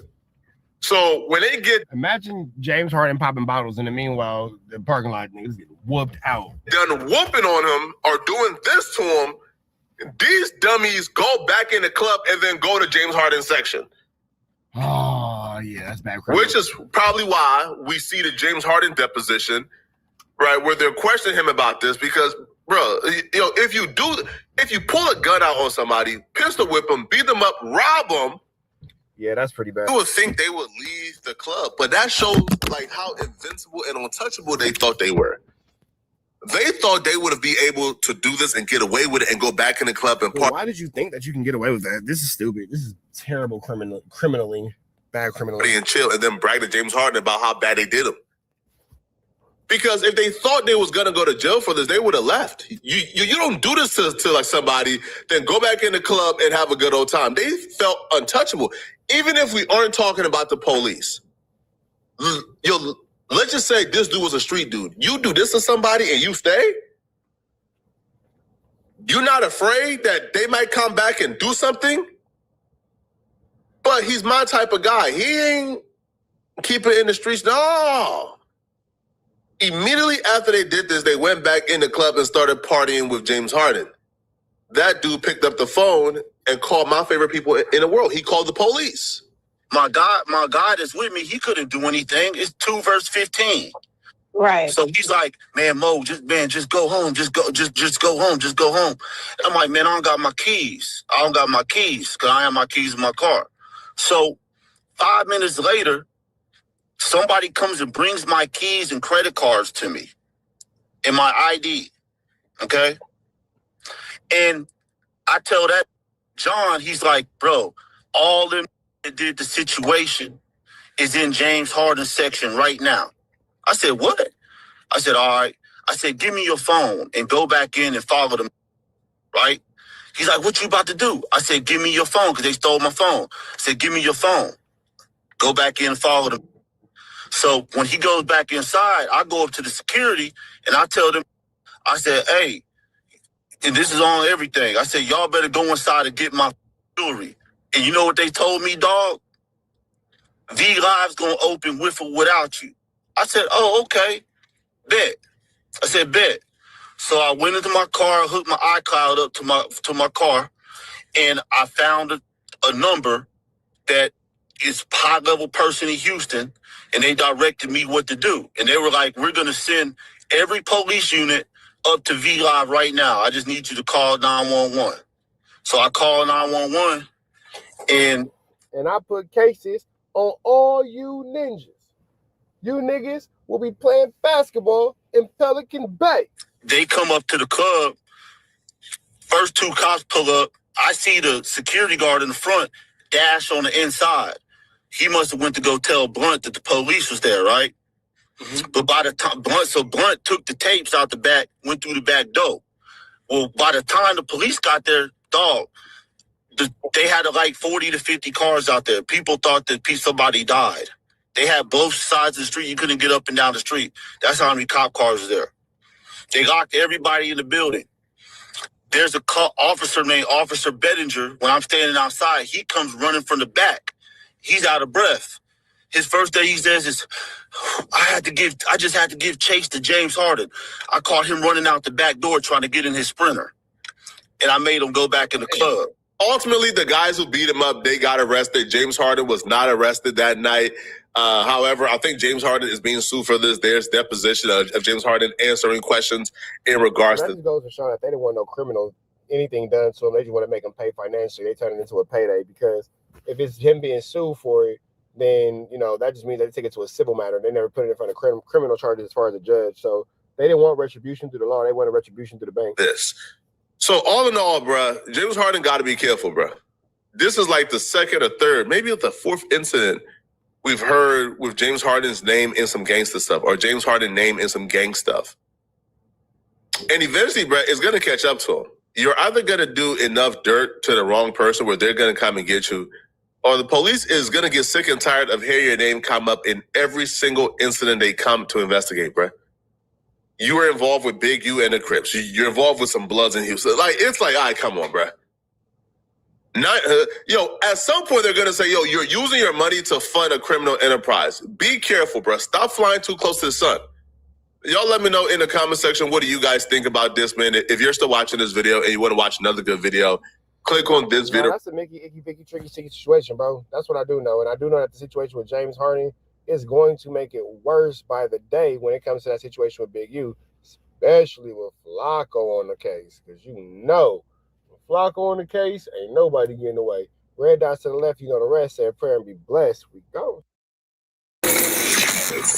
Now, WACK100 is talking about Big U being charged with trying to unalive a witness and all that kind of stuff. But Vlad, that's not really the content we want from WACK. The content we want from WACK is for you to ask him why Big U's name in this same superseding indictment amongst these 7 counts, one is which Big U is alleged accosting Future with a co-conspirator. And we all know that WACK100 is the one who said that he was with Big U when WACK100, out of his own admission, decided to chase Future through the airport and through, whatever they had going on and all that, blah, blah, blah, blah, blah, blah. So with that all being said, when it's already said and done, you just will see that the selected politicking on behalf of WACK100 is bar none Kelly's.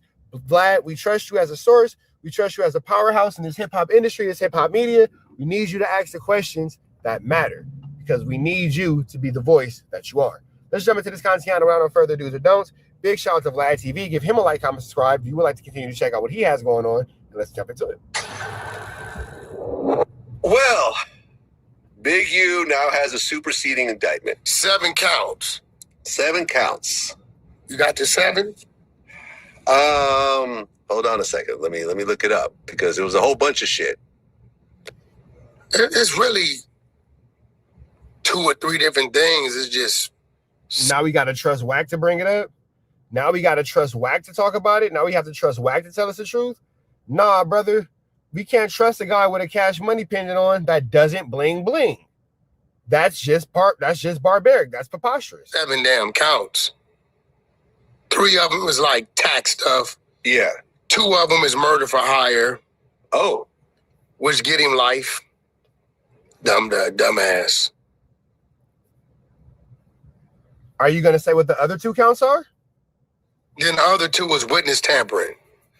Right. So yeah, see, here's the thing about that though. One of those you're not breaking down is a situation with Future. You're omitting the fact that you on a Clubhouse app, Clubhouse room, gave us all the information necessary in order for Big U to be charged with this indictment. Right now it's only an overt act, but the way that you presented the situation is less than favorable for yourself. Now, when it comes to Big U and the specific situation of the case with Future, WACK is again the sole, culprit because he's the only one who, by again his own admission, was involved with the situation that led to him, by definitive terms, by Webster's dictionary definition, has extorted Future. Now that's not my definition of it. That is how Webster's define extortion. The way that WACK100 proceeded about that situation was by Webster's definition of. With that all being said, we are about to continue on to this content.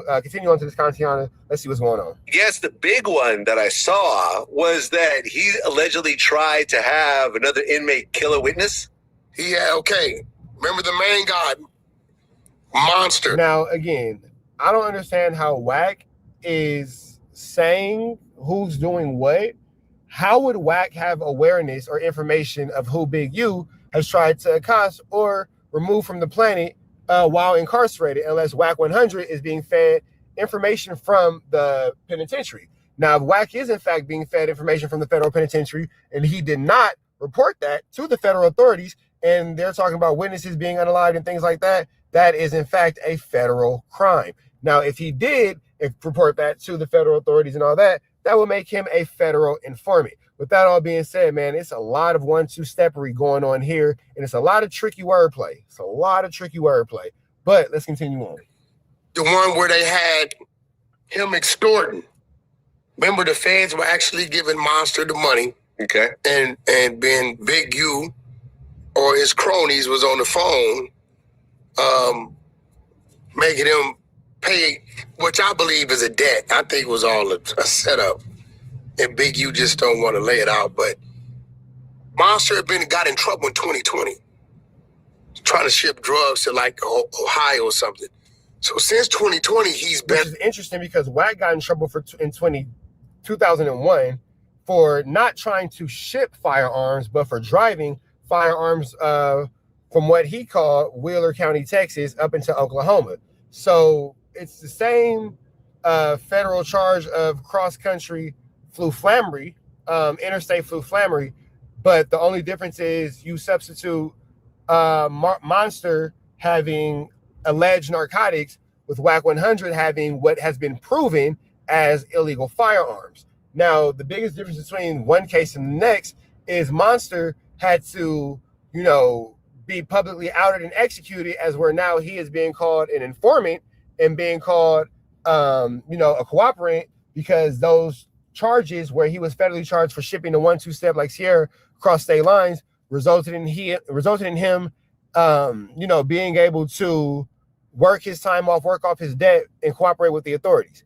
Meanwhile, you have WACK100, who's in a very similar situation, and it's firearms, and people have rumored and speculated, especially because his case was dismissed within the interest of justice from Wheeler County, Texas in the early 2000s, that he is in fact working under the same level of cooperation as Monster. The only difference is there's nobody screaming from the mountaintops on big platforms like Vlad TV about WACK as he is about Monster. That doesn't change the fact that there have been multiple sources and multiple proven records throughout, YouTubers and, different commentators explaining that WACK is in fact guilty of these things, but, regardless of. Out, cooperate, working, trying to get time off.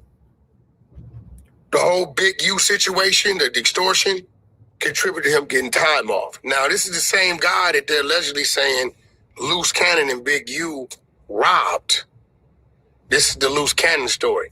So now he's sitting. So here's the thing, too. Academics had made a point the other day about he doesn't believe WACK is a cooperant, because if he's cooperating, why would he be named as a co-conspirator?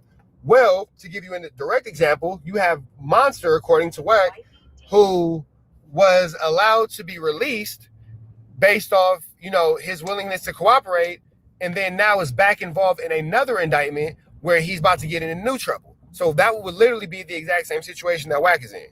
Literally the exact same. In the same federal jail as Big U.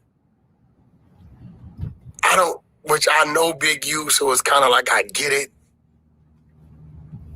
Two blood dudes approach him, or he approaches them, right? And they go to talking about how they can get access to Monster, who's in solitary confinement. And the proposition happened for, I believe, for $1,000 each person to unalive Monster, a witness in his RICO. Now, here's the thing. There's 26,000 pages of wiretaps, over 1 million different documented pages of physical evidence, and they got surveillance of the extortion that went on over the years. Even if they would have succeeded, the AUSA has enough to present in court anyway. So now what they've done is, Monster's testimony may be a little shabby. He's a CI, he has another case. maybe Big U's defense attorneys are strong enough to kind of like shut this down. Now they have 7 more counts, which 2 of them bring you life. So it's kind of like they just reinforced all the other allegations and charges they have against him. So where I've caught the blues at, here goes the attack. I told a story maybe about 4 years ago, a Future situation. I might have told the story. Shout out to WACK100 for watching Trap News Network, because I'm the only one keeping a chronological timeline and said that this was 4 years ago. But you Yeah. as well. So okay, so let's break down the Future situation. Yeah. Let's start at the beginning. So were you and Big U at the airport? Yeah, LAX. LAX. On our way to Atlanta. That red-eye Delta flight. Okay. And Future owed Trick money? Well, it was business. You know, he had been paid to do something, and I guess he just didn't do it, right? Like a show, or what was it? I'll let you know. What I'm seeing Trick in is crazy, because I don't know why these dudes like start lying about shit that's just real legal business. It makes it look like it's... No, you're the one that said that you chased Future and he was spooked. You literally out your mouth said that he was running for his life. That's a direct quote. You are trying to change what you said because you don't want to get caught up in this RICO, but it looks like you are on your way out, brother. Some other shit, right? Okay. So, because it was a real wire. Like, it wasn't cash. Yeah, it's like the table. Wasn't no protection fee or else fee. It was like you really kind of owe some money that you ran off with to do a search. You said, and I quote, either he gonna pay the money back or he gonna get effed up and then pay the money back, because he cannot be in your backyard owing trick money, is what you said. Red dots to the left, you know the rest. Say a prayer and be blessed. We go. Here you go, you guys. Boosie is not happy with content creators, YouTubers, and also podcasters solving crimes for the cops. As you guys know, Boosie is a street guy. He's big on anti-snitching. If Boosie gets wind that you told or you affiliate yourself with somebody that's told before, best believe Boosie is going to cut you off. We saw that with Kodak Black after he did the record with 6ix9ine. That nigga Boosie say, I stay away from because I be going with the cops, and because I be when niggas going with the cops. I feel him. I ain't mad at him. Boosie has hated him ever since. So if you're somebody like Boosie, watching what's going on right now, seeing people happily making content and going on podcasts talking about who's committing crimes, who did what crime and where, your mind is obviously going to be blown. You're not going to be able to comprehend it. Back in the old days, snitching on somebody, pointing out somebody that committed a crime used to be frowned upon. Nobody wanted to be labeled as a snitch. Even dry snitching on somebody used to be a no-go back in the days. Now, of course, you do have outlier situations where people are like, well, what if it was your mom that got killed and you knew the killer? Would you go to the cops? Or even worse, what if it was your son, your seed, your child? Somebody in the streets shot him and you know who did it. What do? Do you go to the cops or do you handle it yourself? There's all kinds of... I would teach my kids to go to the police and to do the thing by way of the law. I'm going to handle it myself. But as a parent, I teach my children to be better than me. Different examples and situations, but when it comes to hip-hop, snitching or dry snitching on somebody is an absolute no-go. Now, speaking of hip-hop, the latest news in hip-hop is this YG and Draco the Ruler situation. 2 weeks ago, before his verses with The Game, YG was actually detained and questioned by the cops. Now, ever since then, there's been a bunch of content creators basically pointing fingers towards YG. Those 3 people are WACK100, Poetic Flacco. Countdown to YG's RICO for the murder of Draco the Ruler. So at this point, if you thought that I was a conspiracy theorist when I said that WACK and Flacco were working in unison to take down YG and the B team, then, you know, you just were wrong and I was right. But, you know, that also happens. You know, I'm just making it clear. I had it correct. It's tomorrow.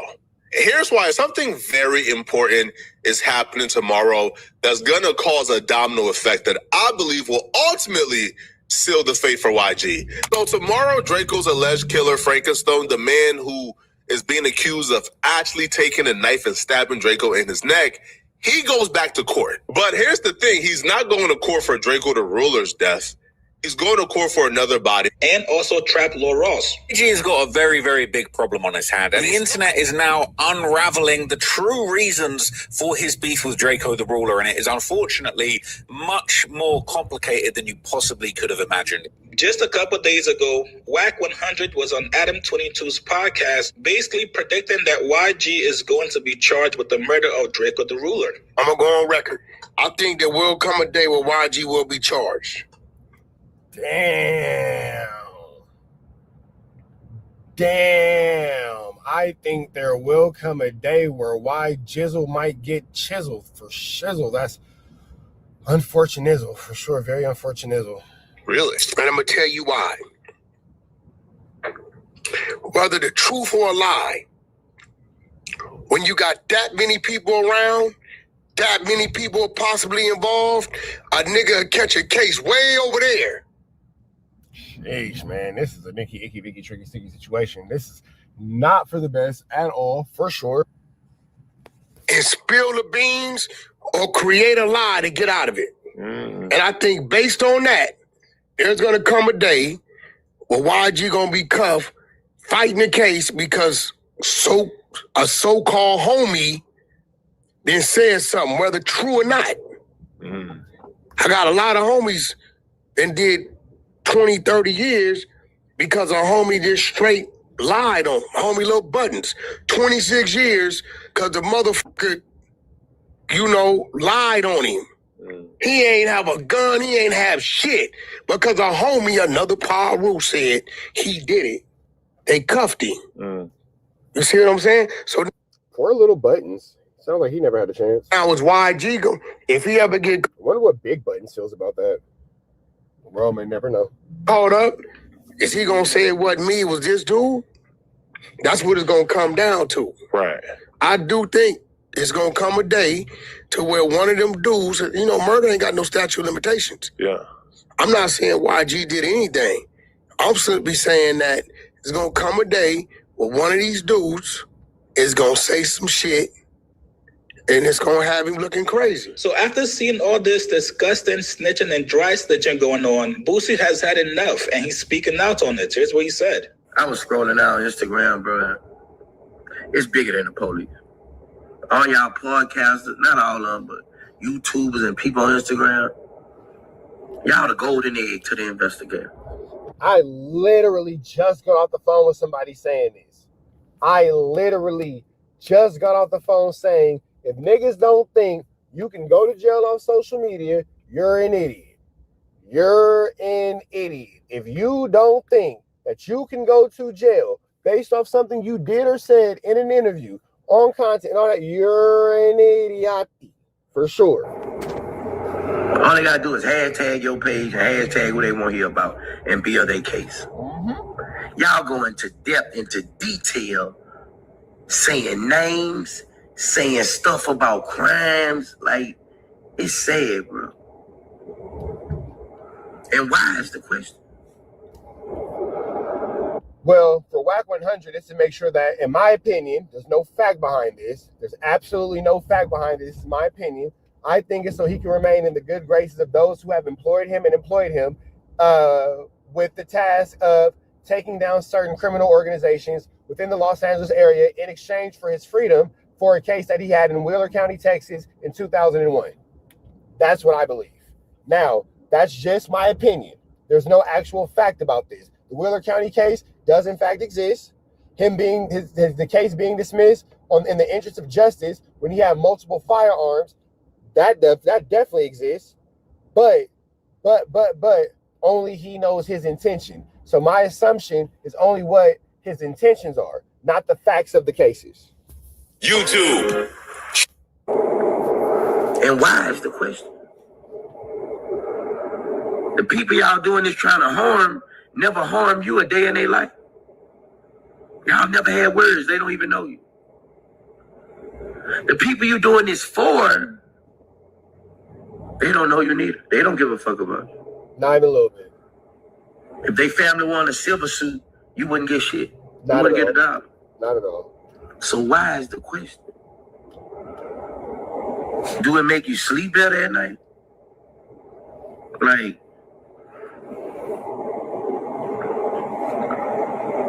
Why are we so happy in the world with someone's downfall? And why is always us doing this to us? You never see a white man doing this to a white artist.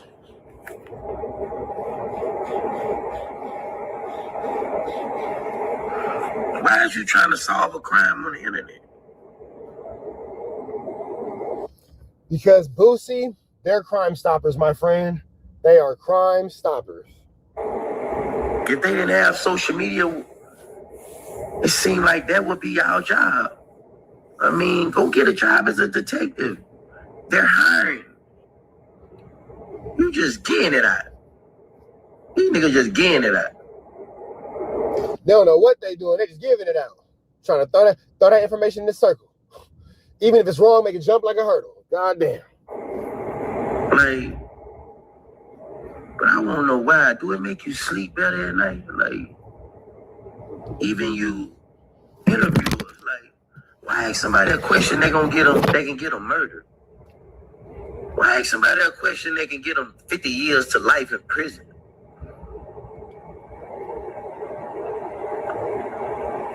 Give me a Ricky Smiley interview, bro. Give me a Ricky Smiley interview. Put me up with Steve Harvey. Down with Shay Shay, because you niggas, that's crazy. Barnacles.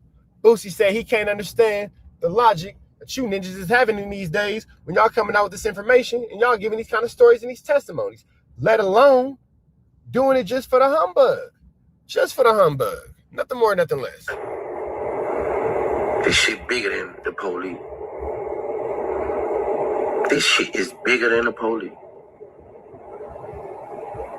Police could be looking way in somewhere else. Y'all gonna put them right there.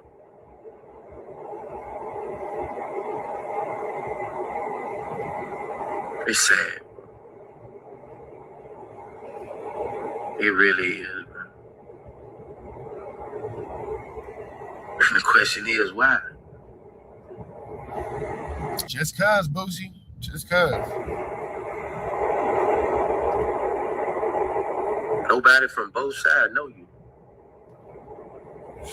It's sad, bro. Listen, man, unfortunately for Boosie, this is looking like it's going to be the norm moving forward. The most obvious short answer to Boosie's question is money. A lot of these YouTubers, a lot of these content creators are making a ton of money by talking about crimes and also solving crimes. That's the bottom line. Money motivates people to keep putting out content. And really the only way that you can stop it is if somebody takes legal action. Until then, because people have freedom of speech, you're going to be seeing a lot more of this kind of content. Which means if you're somebody in the streets, if you're somebody that's tied to a celebrity, a rapper, anybody that's in the limelight, please make sure you are not committing any crimes. That's why I was trying to let YG's B team know, do not tap in with him. You're going to get caught and you're going to prison. Okay, you probably B team, you might just want to stay away from anything to do with any type of illicit crimes or criminal activity. You just might not want to be involved in that. Just might not. Even if you did not commit the crime,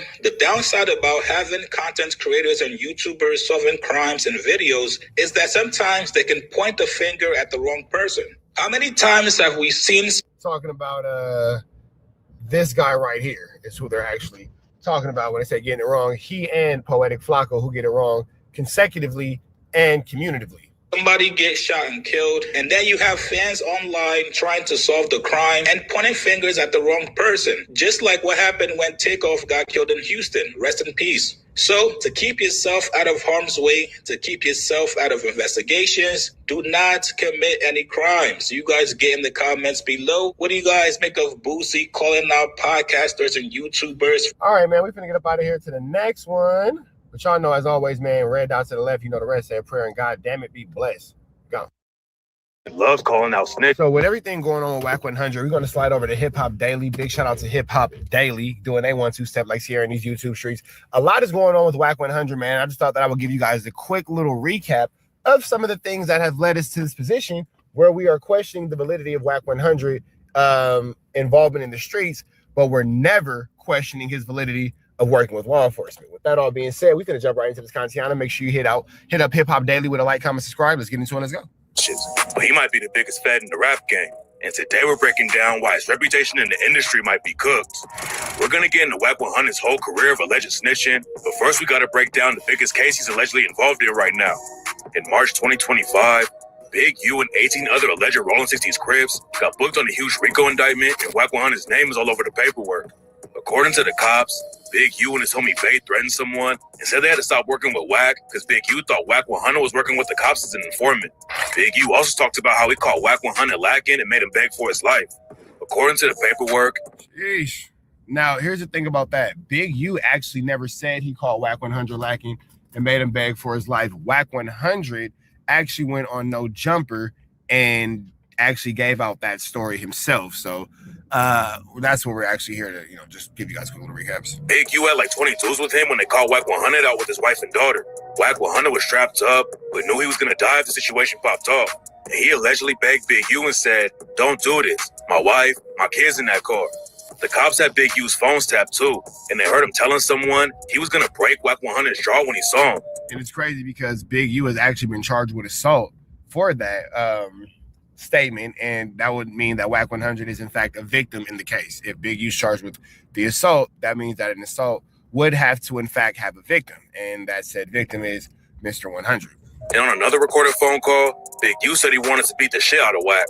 Before Big U turned himself in on the RICO case, he called WACK 100 out on video and said that he was working with the FBI. When they raided my houses and my property, it was actually about WACK. WACK, loose cannon, 600, and this internet stuff. WACK said 100 times he was going to take my contracts. He worked with the FBI. The FBI went to the city 3 days in a row and told the city they didn't want nobody to give me no more money. They went to all the different celebrities and told all the different celebrities, don't give me no money, don't help me, don't do nothing for me. They going around scared and intimidating everybody. Another dude who's wrapped up in the Big U RICO case is Brick Baby. And WACK has been calling him a snitch for a while because of the Lil Durk murder case. And you know what's crazy? Brick Baby's actually not mentioned at all in the Lil Durk murder case. So all those times that WACK, I forgot all about that. I'm gonna go into that too. All those times where WACK was telling us how Brick Baby's a snitch, Brick Baby ain't this, Brick Baby ain't that, Brick Baby got it wrong, Brick Baby, Brick Baby, Brick Baby, Brick Baby, Brick Baby. Well, Brick Baby's not mentioned in this at all. So all the working and reportings that WACK was giving us about Brick Baby, well, yeah, it looks like none of that's true either. So Lil Durk and his OTF crew are facing murder charges for allegedly killing Quando Rondo's cousin, Lil Pop. And WACK 100 thinks Brick Baby is working with the feds against Durk. Lil Durk and Brick Baby were typed in together, and WACK 100 said Brick Baby is the reason everyone started saying Durk was involved. According to WACK, the world thought that shooting was a bad weed deal between some Armenians or Persians.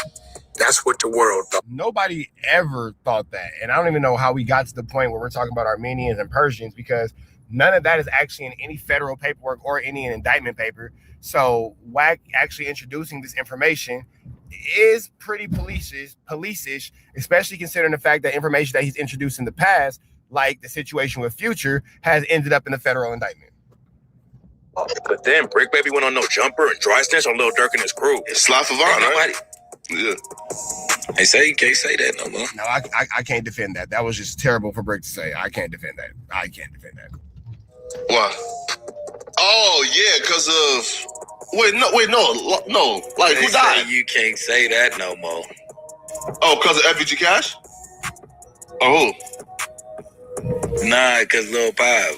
Then a few months later, the feds raided Brick Baby's crib and found an AK-47. It looked like it was just a gun. So here's the thing too. The crib was raided and it never found an AK-47. An AK-47, a firearm, a pistol, a hell pup that fires AK-47 rounds was found. They never found an AK-47. That is an extreme difference. It has no real relevancy to the case unless you're a gun enthusiast, but a hell pup is not an AK-47 despite the fact that it is able to carry and fire AK-47 rounds. Case at first, but WACK said the cops really wanted Brick Baby's phone to use against Lil Durk. Brick Baby just got picked up by the feds. What's happening? When your court date, right? We're under the presumption that it's an AK-47 case. But what really happened was they came there to get his cell phone. There were also rumors flying around that Brick Baby snitched on Big U, but WACK 100 actually said that Brick Baby is a victim in the Big U case because he was getting extorted. The reason why Brick Baby ain't in the RICO is because Brick Baby was a victim. He was getting extorted. by Big U. Yeah, he was getting extorted. WACK100 claims that Big U is actually the reason Brick Baby got locked up because Big U was talking about Brick Baby while his phone was tapped. According to rumors, Big U was taking a cut of everything. You know what's crazy? As we're talking to Brick Baby and Big U and all this kind of stuff, none of these things have been put into an indictment. So the whole concept of Brick Baby snitching on Big U and Big U snitching on Brick Baby, that WACK was so deeply into giving into our universe. And with this situation, we've not seen Brick Baby actually be indicted or charged with anything. You feel me? When it comes down to what Brick Baby has going on, no real charges have been coming up on him when it comes to the situation with Big U at all. Here's the thing, you know, we've yet to see Brick Baby in any of this paperwork. We've yet to see any of these things actually materialize. We just hear WACK talking about it. But just because he's talking about it doesn't make it an actual fact. Right now, it's because he knew about the Big U RICO indictment before anyone else did. WACK even called in a no jumper and said that he warned Big U's wife over what was about to go down. After you got the message, you hit up Big U's wife. You said, "Sis, 911. One sec, let me get solo." And you and again, so you're admitting to contacting Big U's wife to let her know about an upcoming RICO. That would be technically obstruction in a federal case, which would be a federal case. you gave him Subsequently. heads up. What I tell him? You said, "One sec, let me get solo. He needs to leave. Bad." In caps, all caps. He needs to leave. I said so bad, right? Yeah, full bad. What did 600 say in this shit? It's 4 rolling 60 telling on him. After Big U turned himself in and said WACK100 was working with the feds, WACK aired him out like crazy but made his own situation even worse. WACK started clapping back at Big U, but then WACK made even more people call him a snitch because he started talking about Big U's murder case. I'm Eugene Hemmy, developing options. I'm here for the people. I'm here for the community. Kill the motherfucking kid though, right? You bitch ass nigga. Big U. Whoa, here's the thing about that. Big U's actually not at this point, not saying what can happen in the future, but I'm talking about today, in this exact moment. You know, this is barnacles. We've never seen any proof of this. Now, WACK told us that, you know, Big U DNA was found, and it was a lot of things that were said, but none of these things have come to light. You feel me? You know, it's a tricky, icky, Mickey, Vicky situation. None of these things have come to light. None of these things have proven to be true. It's just a lot of, not even he say, she say, WACK talk. It's a lot of WACK talk. So I don't know, man. I don't know. It's not really looking too likely that any of these things have, you know, been true or will be proven to be true. He was facing charges for killing a dude named Rayshawn Williams and leaving his body in the desert outside of Las Vegas. Rayshawn was a rapper who was signed to Big U's label, but he used to be a football player too, and Big U had been his coach since he was a kid. Big U's son, Dayon Henley, plays in the NFL for the Chargers, and he was tied with Rayshawn Williams too.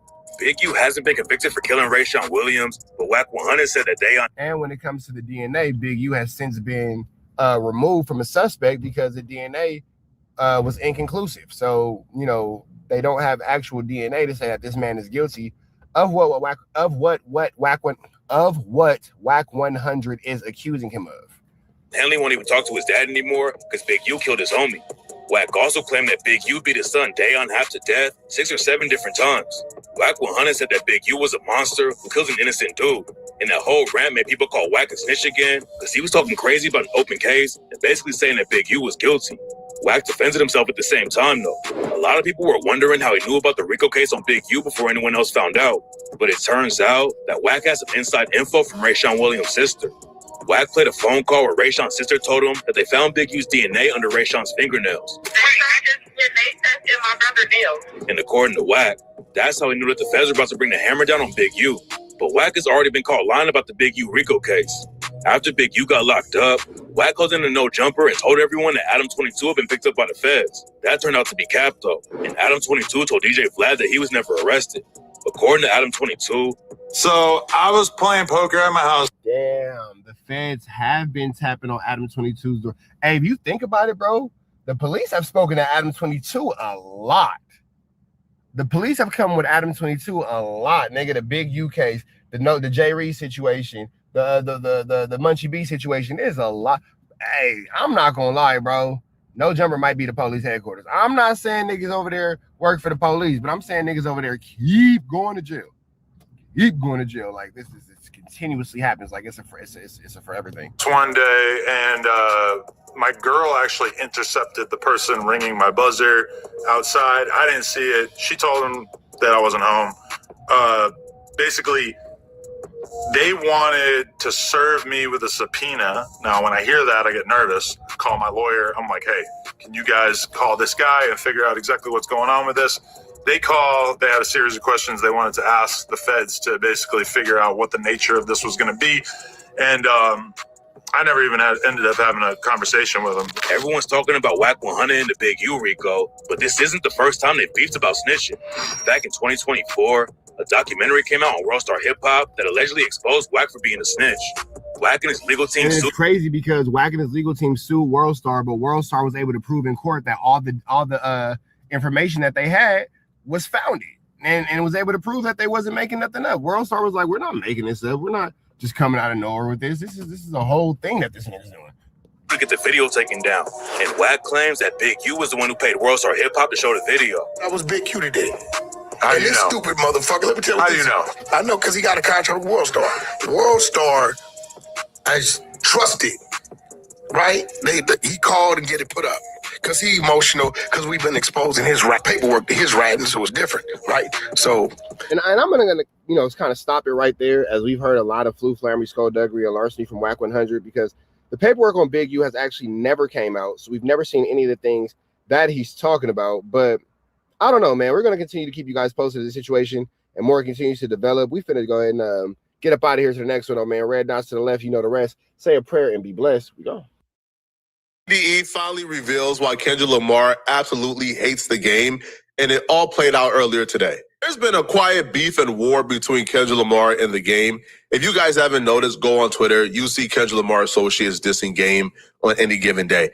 But the game feels like Kendrick Lamar hasn't liked them for quite a while now. The game has accused Kendrick Lamar of dissing him on multiple other songs well before this Drake and Kendrick beef, where the game hopped into beef and took Drake backface against other rappers who was dissing Drake. So Kendrick Lamar hasn't liked the game for a while now. As he would say it, when...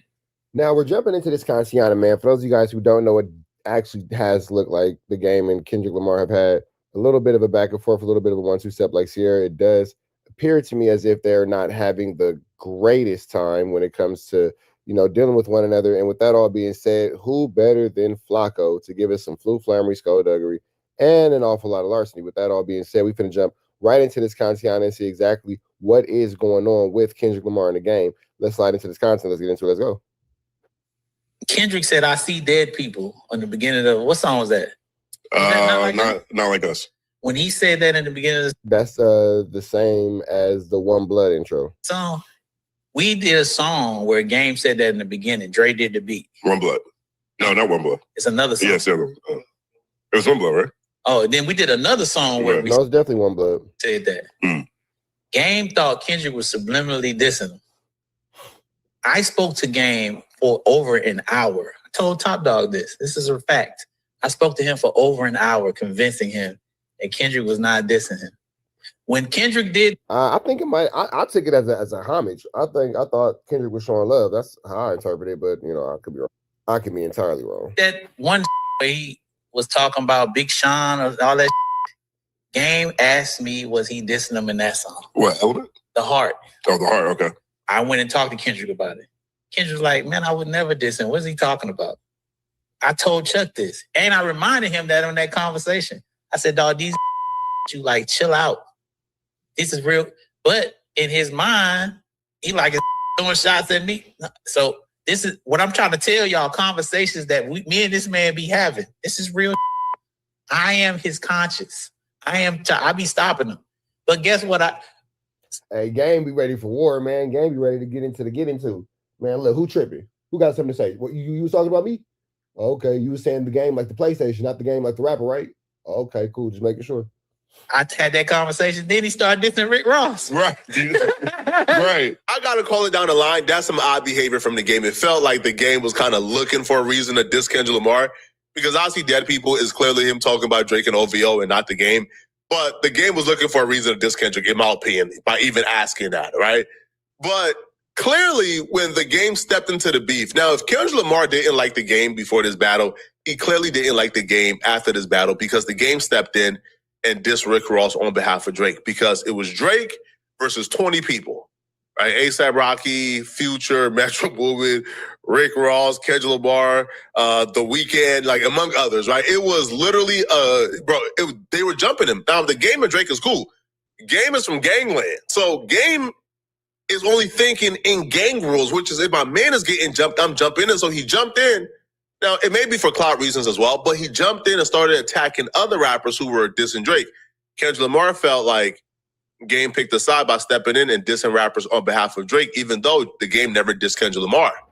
And that was the Game mentality. The Game mentality was... Yeah, I don't really see the Kendrick Lamar, like, I don't really see it like at all. You feel me? I can see how from Game's perspective, I never took the time to look at it before now, but from Game's perspective, I can see how he could feel this way. But nah, I don't see that one. Because if I didn't but then again too, I'm outside looking in. You feel me? So who knows? Niggas be knowing things that I don't. It's Kendrick Lamar. Why is he tripping? Like, why is he tripping? Like, if I stepped in and I'm dissing Rick Ross, a dude who I probably don't like anyways, on behalf of Drake, then why is Kendrick Lamar tripping? But Kendrick Lamar and TDE felt it don't matter. If you stepped into this battle and took Drake's side, you are now an op and an enemy. But here's where you will learn a little later in this video. Game was already an op and an enemy to him. Yeah. So last time I seen him, when was that? When we was at the will.i.am thing. Okay. So when we went to that thing at FY, remember that? Yeah, Visionaries. Me and him arguing in the bathroom. It's a whole thing going on in the outside. And this whole conference going on.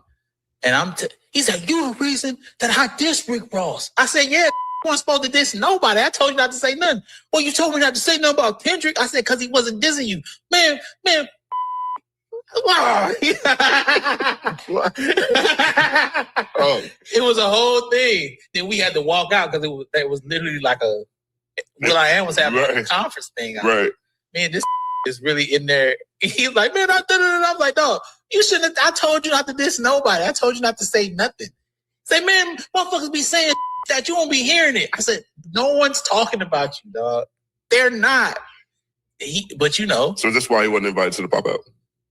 I don't know if he was invited. I think he could have won if he wanted. I think Game could have won if he wanted to, honestly. I don't think that he cared. Wanted to. That's true. It's not that type of deal. It was no invite or not. Right. You know what I'm saying? Him and Drake are friends. They're friends. Okay? So I want everybody to understand that. That's his boy. So him and Kendrick, it's a different relationship. You get what I'm saying? It's not like they buddy. Kendrick don't call Game to hang out. It's not that type of we're gonna do a song, let's do a song. They both from Compton. Kendrick was inspired. Game is a fan of Kendrick. It's not that type of deal. Game is a very competitive. So when somebody Game ain't J. Cole. I hate that for J. Cole fans so much that whenever we bring up somebody who's not a killer or don't got the killer instinct in hip hop, J. Cole is the number one reference, bro. It's kind of like when people were saying, "Yo, LeBron James don't got the killer instinct," and LeBron James. J. Cole is for sure the poster child of Turn Down. This was like the number one reference for a choke artist after a series with the Mavs. This is what it's like in hip hop currently, bro. J. Cole is like the reference for somebody being soft in hip hop, and there's nothing J. Cole can do about it, and I think it's sad. Okay. But that's a part of the issue as well. The Game felt like he once had access to Kendrick Lamar, and now he does not have access to Kendrick Lamar. So anything that happens, he's taking it personally, right? Now, the Game feels like he should have access to Kendrick Lamar because, like Kendrick Lamar was inspired by him. He did favors for Kendrick Lamar when Kendrick was on the come up, but now Kendrick Lamar don't want to really talk to him and has kind of discarded him. The Game felt like, damn, bro, like really? Now, the Game would even express a stat quo. I think that's his name, Stat Quo. The Game would express a stat that he feels like Kendrick Lamar, right, be ducking him, be avoiding him, and he don't want to have a conversation, and he don't understand why Kendrick don't want to have a conversation. What we'll learn in this video is that Kendrick Lamar has been holding something deep down inside. And I don't think Kendrick Lamar is holding anything deep down inside. I think that Flacco's projecting the feelings that he wants Kendrick Lamar to have onto the game, onto this situation, because we know damn well ain't nobody from TDE talk to Flacco, so how the hell would you know what feelings Kendrick Lamar was holding down deep down inside. Personal against the game that he hasn't told the game, which I feel like if he would have told the game a whole lot easier, or a whole lot earlier, I mean, that would have solved a lot of these issues a long time ago. But because he didn't, he held it within, and now it's coming out publicly. Like, this is the first time the game is even hearing that Kendrick has an issue with him because of this. But here's the game telling Stat, he has a problem with Kendrick Lamar not talking to him. It is too. Another thing is some insight, and I'm gonna say why you on the thing. It's some insight. Dot don't get on the phone with everybody. He don't talk to. This what y'all got to understand about Kendrick Lamar. He is not talking to everybody. He talked to Glasses. He's a very few small people that he'll get on the phone with. I think that was another thing that Game had an issue with. He couldn't get Kendrick on the phone, and I'm trying to explain. He's like, man, why won't he just talk to me? I'm just like, hey, man. And I'm explaining to this, everybody ain't the same. I remember having a conversation with Kendrick about that phone and just talking. He's like, that's his vice. Because we were just talking about vices one day. And his vice is being away, like being able to cut things off and cut the world off and no one be able to touch him. Like some people's vice is shopping. He enjoys the fact that just can't get to him. They want access, and he be like, yeah. They want the access, and he enjoys to dog. We all when you see Dr. Dre, dog, we all admire the fact that at any given time, bro, Dre can cut access off to anyone whenever he wants. Like you cannot get to this man. Like literally, you can't get him on the phone, can't get him by his house, you can't see him, you don't know where he at. He is like a ninja. And so like Eminem does that. And that's what I be trying to explain. That's why I was explaining to Game when it came to Dot. But he feels as though because he was one of Dot's inspirations that he should always have that access. Sure. But that's just not what it is. I be trying to people have their own way of having to deal with certain things. Nah, bro. I don't care how much they try to. Now I can see both sides. I'll look at it like this: should Kendrick Lamar be paying homage to the dude who put him on? For sure, but how much homage does he need to pay? At what point can he stop, accepting in a little brother role? Because it's kind of like, at what point does Michael Jackson, at what point does Michael Jordan's high school basketball coach stop saying, oh yeah, I'm the one that found him in PE class in 9th grade and I put a basketball in his hand and now he's Michael Jordan? Like, at what point can you, does he not owe you anything? When is the debt clear? When is the debt paid? I don't know. Like when decorate that goofy-ish, it's still goofy, bro. That is weird and goofy-ish. As simple as that, bro. It's weird and goofy. If you and this man had a relationship and you now like want to cut him off, then tell him. Don't duck his calls, bro. Like, bro, that makes no sense. If Kendrick Lamar had a relationship with the game when the game was somebody that he needed, when the game was showing love to Kendrick, putting his arms around him, taking him on tour, right? Like doing things that big. If the game is helping usher you into the industry and showing you mad love when he didn't need to, I feel like the least you owe him is hey, bro, I don't rock with you because of this. Pete. But I ain't trying to hear the decoration for that goofy stuff, bro.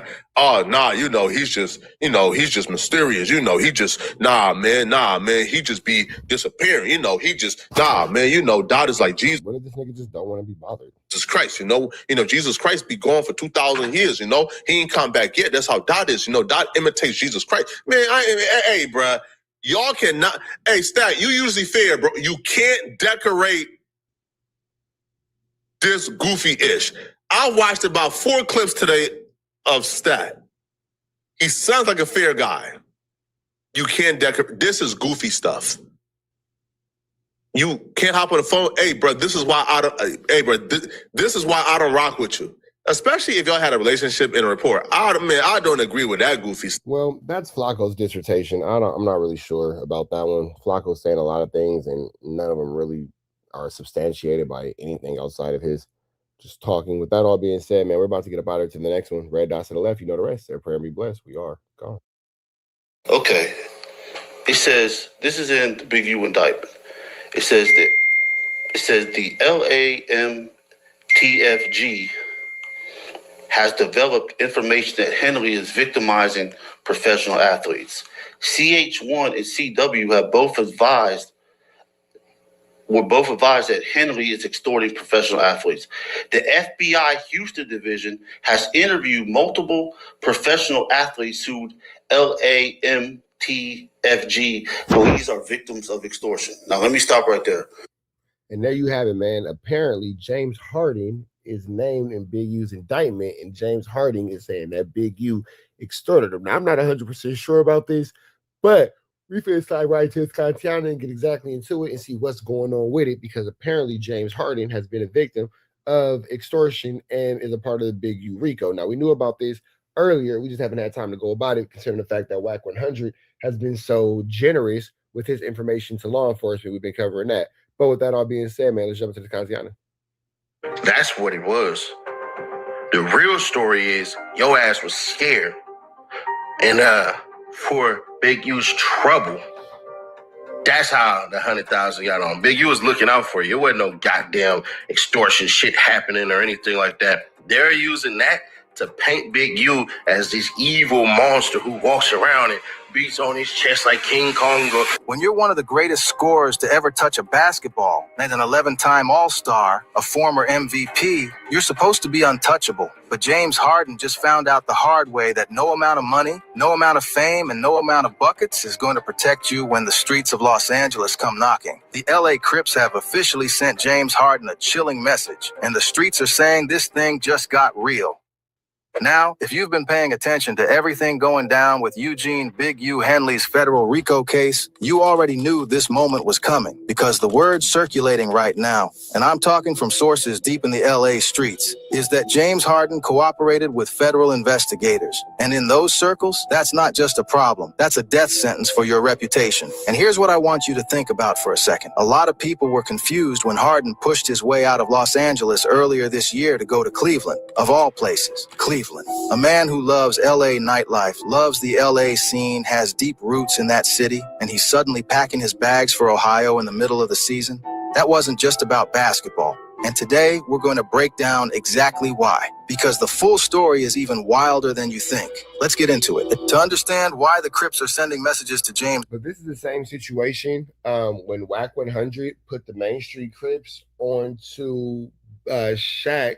And Shaq was dealing with the Main Street Crips when Wack had, allegedly snitched on Dawg and all that. Shaquille O'Neal, from the Lakers, was actually a part of that. And that's allegedly why he went up and moved to Miami. Harden. You have to understand what Harden is allegedly mixed up in and how deep this rabbit hole actually goes. Back in March 2025, federal authorities dropped the hammer on Eugene Big U Henley, one of the most feared and well-connected men in the city of Los Angeles. We're talking a 43-count federal indictment. Murder, kidnapping, extortion, robbery, sex trafficking, wire fraud, embezzlement, RICO conspiracy. Prosecutors called his operation the Big U Enterprise, and they described it as functioning like a mafia, a literal street mafia operating in the middle of the hip-hop and entertainment world in Los Angeles. And per the U.S. Attorney's Office, this organization used violence, fear, and intimidation to control what happened in that city. Now, Big U has pleaded not guilty. He's been behind bars fighting this case. He's even decided to represent himself in the RICO trial after his lawyer withdrew. This man is not going down without a fight. But here's where James Harden walks right into the middle of this. Because according to federal court documents, 2 NBA All-Stars were directly victimized by Big U's operation. And multiple sources close to the situation have pointed directly at Harden as one of those players. And if Harden talked to the feds, in that world, that changes everything. Now, to understand why Harden is potentially wrapped up in this as a witness, we need to go back to June 2019, because that's when this whole situation started. So James Harden is apparently in a situation where he has caught himself extremely flamorous. James Harden wanted to hang around the thugs. James Harden is known to be in LA nightlife. James Harden wanted to hang around the Crips. He is from the Compton area, I believe. I know he's from Los Angeles County because he went to Artesia High School around the time where I was at Cerritos, Gar, and Tracy High School. I got kicked out of a lot of schools. James Harden went to one. And, he had a lot of things going on then too, associated with some guys, blah, blah, blah, blah, blah, blah, who are playing around in the streets. Now, when it comes to this situation, it is looking extremely bad for James Harden. I'm not going to lie, especially with the current up and leave to Cleveland, because who the fuck wants to go to Cleveland? But with that all being said, man, let's jump back into this Contiana. And shout out to Hooper Threads YT. According to court documents from the Big U federal indictment, there was a high-stakes dice game set up in Los Angeles. And this wasn't some casual backroom gambling. This was an organized, pre-planned setup designed to rob some of the wealthiest athletes in the world. At this game, 2 prominent NBA All-Stars. And sitting across from them, a professional boxer identified in the documents only as AB, who has since been widely reported to be none other than Adrian Broner. Now, here's the thing about Adrian Broner. The man is a 4-division world champion. He knows how to take. He also knows how to run a con. Because according to the FBI's cooperating witness, AB and his associates walked into that dice game with loaded dice, teased dice, rigged to manipulate the outcome. And by the end of that night, one current NBA All-Star had lost a staggering $1.5 million. A former All-Star, $5 million. We're talking $6.5 million in total. That is enough to get the feds involved for sure. Stolen in a single night with a pair of fixed dice. Now think about that for a second. These are some of the wealthiest athletes in the world. Men who have earned hundreds of millions of dollars playing basketball. And they got completely played in a rigged dice game in Los Angeles. But here's where it gets complicated. Because when they realized they'd been set up, they didn't call the police. They called Big U. And that right there is the moment that changed everything. Now why would James Harden... Now that's tricky. That's tricky. You playing in the streets. So you get, flu-flammed in the streets, and instead of going to the police, instead of doing the right thing and letting, the legal system be the legal system, you get the streets involved. Okay, well, I got some Crips that's going to take care of this for me, says James Harden.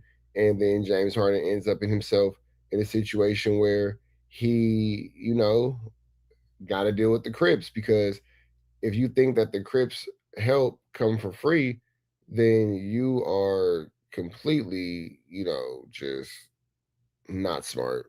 Or any NBA player for that matter, call Big U to handle a situation like this. You have to understand the world Big U operated in. Because in Los Angeles, Eugene Henley wasn't just a music executive. He wasn't just a reformed gang member doing community work. According to federal investigators, he was the unofficial gatekeeper of the city. The check-in system, this is the key to the whole case. Prosecutors describe it as a scheme where entertainers, athletes, and celebrities visiting or operating in Los Angeles were required to pay a tax, a fee for protection and clearance. And they weren't just paying for real protection. According to the feds, Big U and his organization were manufacturing the very threats they claimed to be protecting people from.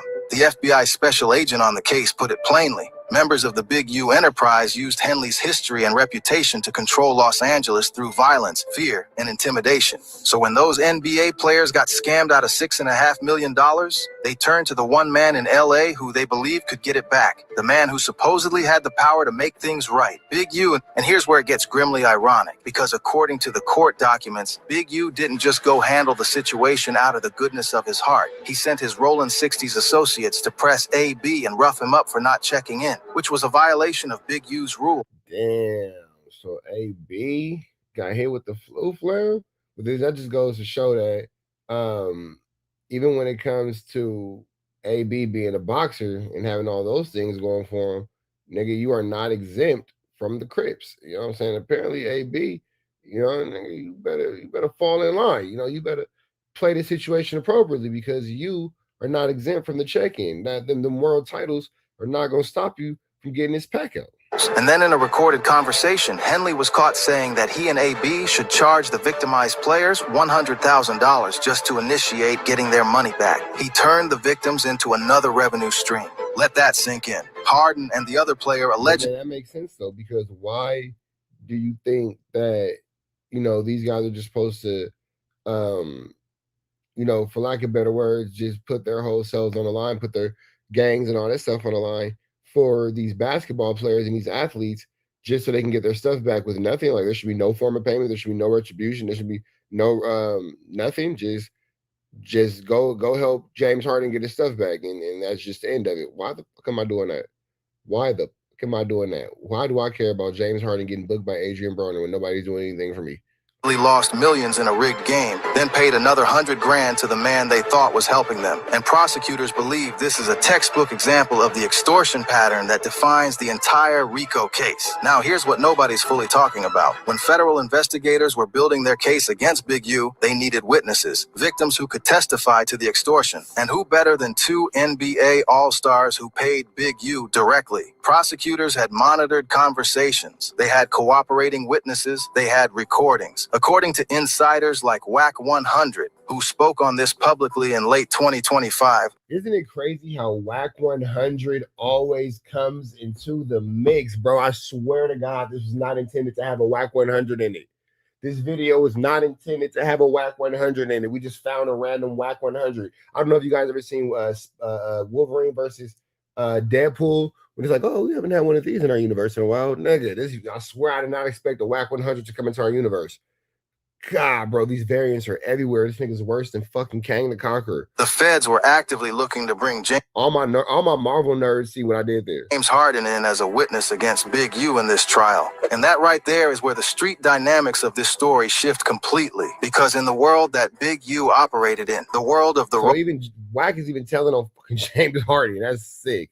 Conversations. They had cooperating witnesses. They had recordings. According to insiders like WACK100, who spoke on this publicly in late 2025, the feds were actively looking to bring James Harden in as a witness against Big U in this trial. And that right there is where the street dynamics of this story shift completely. Because in the world that Big U operated in, the world of the Rolling 60s Crips, the world of LA street politics, cooperating with federal investigators isn't just frowned upon. It's the line you do not cross, period, full stop. And now word has gotten out that James Harden may have talked to the feds, that he may be a witness in the federal case against one of the most powerful and feared figures to ever come out of Los Angeles. And the Crips have responded, and the message they've sent is chilling. Now, I'm not going to sit here and say that Harden is in physical danger. I don't know that, and you should always be skeptical of anyone who claims to... Well, then how the hell is the message chilling if he's not in physical danger? ...have that kind of certainty. But what I can tell you is this: in the culture and the code of the streets of Los Angeles, this is a situation with serious implications. When an organization like the Rolling 60s sends a message, people hear it.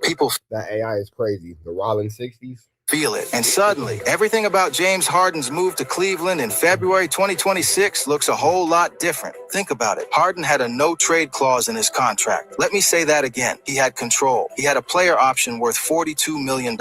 He had leverage. He didn't have to go anywhere. And yet, in the middle of the season, he waived that no-trade clause and sought out the Cleveland Cavaliers as a destination. He left lovely Los Angeles for Ohio. The official narrative, he wanted to compete for a championship. He wanted to be around a winning culture. And look, that may absolutely be part of it. The Cavaliers have built something. But you know what? Let's get the away from these ninjas. With this trial's coming, this indictment's coming, let's get the away from them. Real with Donovan Mitchell and that core. That's a legitimate basketball reason. But the timing, the circumstances, the fact that this is all happening while federal investigators are circling and the streets of LA are buzzing with his name in connection to the Big U RICO case, you can't ignore that. You cannot look at all of these pieces on the board and not see what's actually happening. James Harden got out of Los Angeles. And right now, with the Crips sending chilling messages, it looks like he may have gotten out just in time. So let's put this all together, because this story is bigger than basketball, and it's bigger than one man's trade request. In June 2019, James Harden allegedly lost $1.5 million in a rigged dice game run by a professional boxer with loaded teased dice. He and another former All-Star turned to Big U, the most powerful gatekeeper in LA, to get their money back. Big U sent the Rolling 60s to handle it, then turned around and charged the victims $100,000 for the service. Classic extortion. And when federal prosecutors built their... Yeah, for sure. But then my question is, what's the penalty to these guys for employing the services of local street gangs versus, actual police officers? Because, that's a fair question.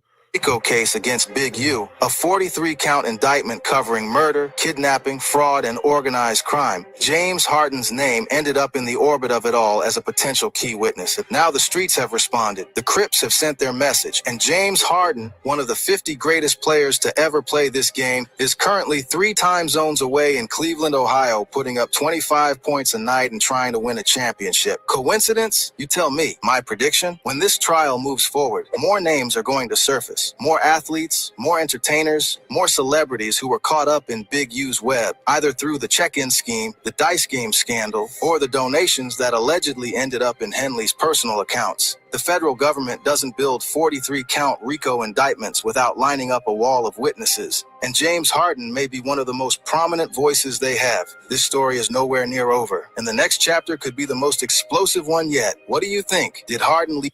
It's going to be a Flu Flammer, Skulldugger, an extremely larceny situation, man. Make sure y'all hit that like, that comment, that subscribe button for everything we got going on here at TNN Trap News Network. Hit that red dot, throw it to the left. You know the rest. Say a prayer and be blessed. We go. So we finna slide into this content, man. WACK100 goes off on Dogface and fires back at Munchie B. With that all being said, man, hit that like, hit that comment, hit that subscribe button. And later on today, me and Dogface are scheduled to go live at 5 o'clock Pacific time, 8 o'clock Eastern time, and that is going down today. And if you don't know what today is, it is Thursday, August the 6th. So make sure you tap in with that. We finna jump into this content, man. Let's see what's going on. Clubhouse TV. Good. In the block. Wow, what's going on with Act? What's up with him calling Dogface and all that last week? Or just what he calling? Oh, I don't know. I don't think. Well, what happened? He can't talk to Dogface? Clubhouse. Well, the video said. Tell me what the video said. Tell me what he said. I gotta watch it. Give me a second. That's all that shit. It's always in the title. That's what make people watch it. You don't know what they said, but you asking me about it? That's crazy. Right? That's crazy. I don't know the video. I just know that I read the pre-thing, so that's why I want to ask you about it. The little summary of the video.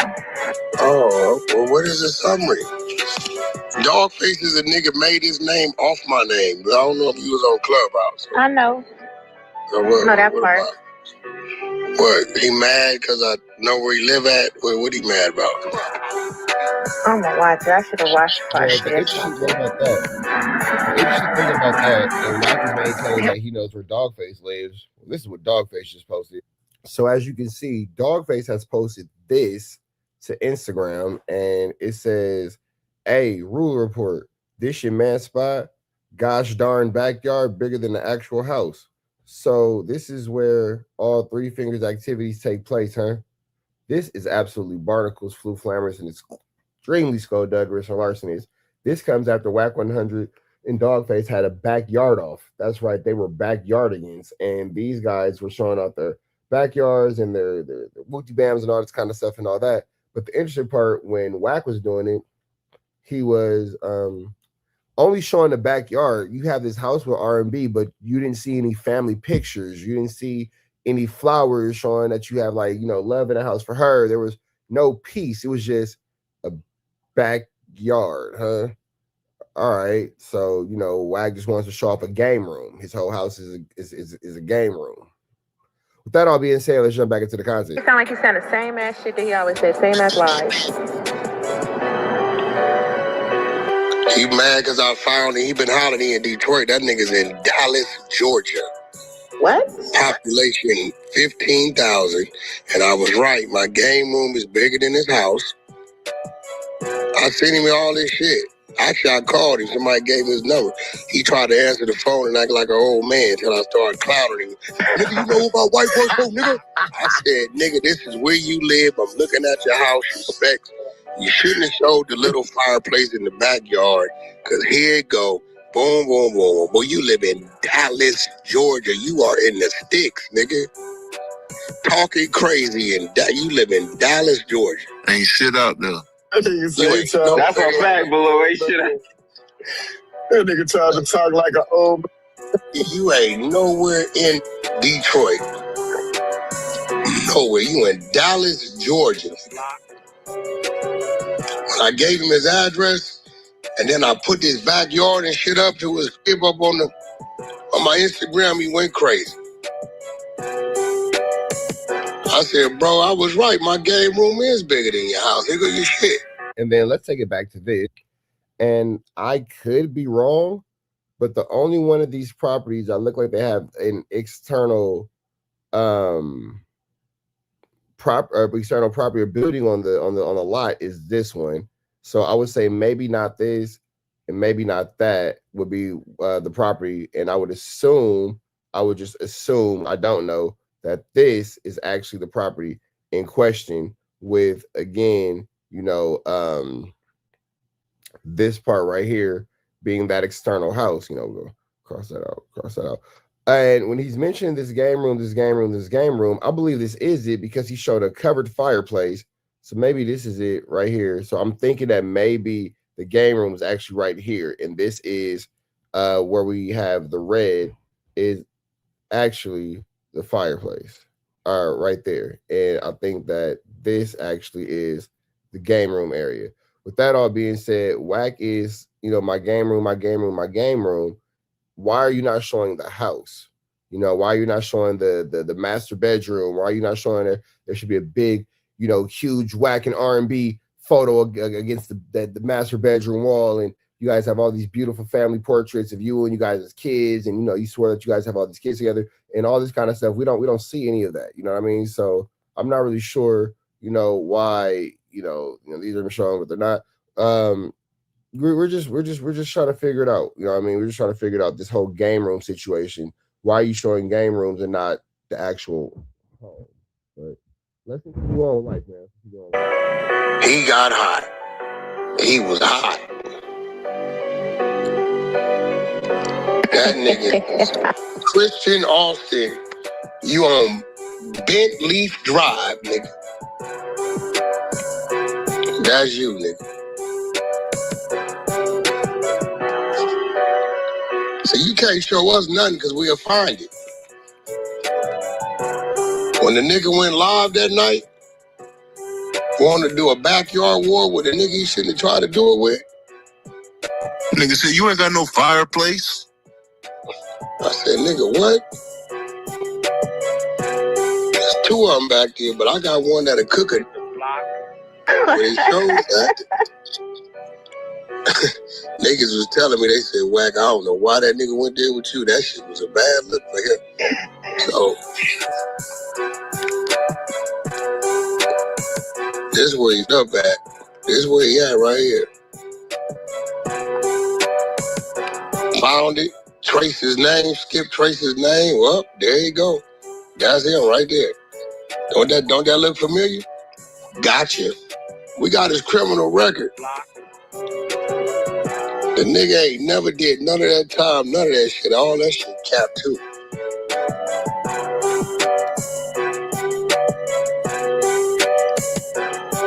Oh, that's cap. We need to go over his rat paperwork, actually. I don't think we ain't hit him yet.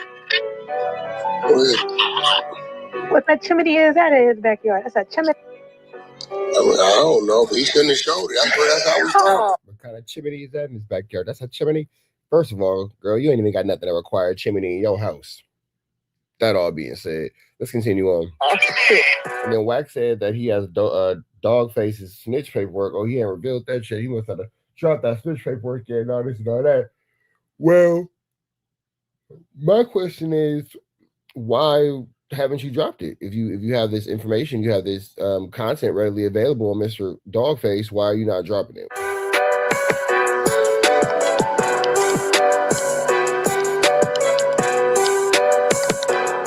That boy got that Harry Potter 3000. Nigga paperwork at. There you go. I know when niggas like when the content drying up. I seen the nigga do it the other day to Damian Porter. When the content dry up, the go-to name is just say WACK. Shit be crazy. I noticed that.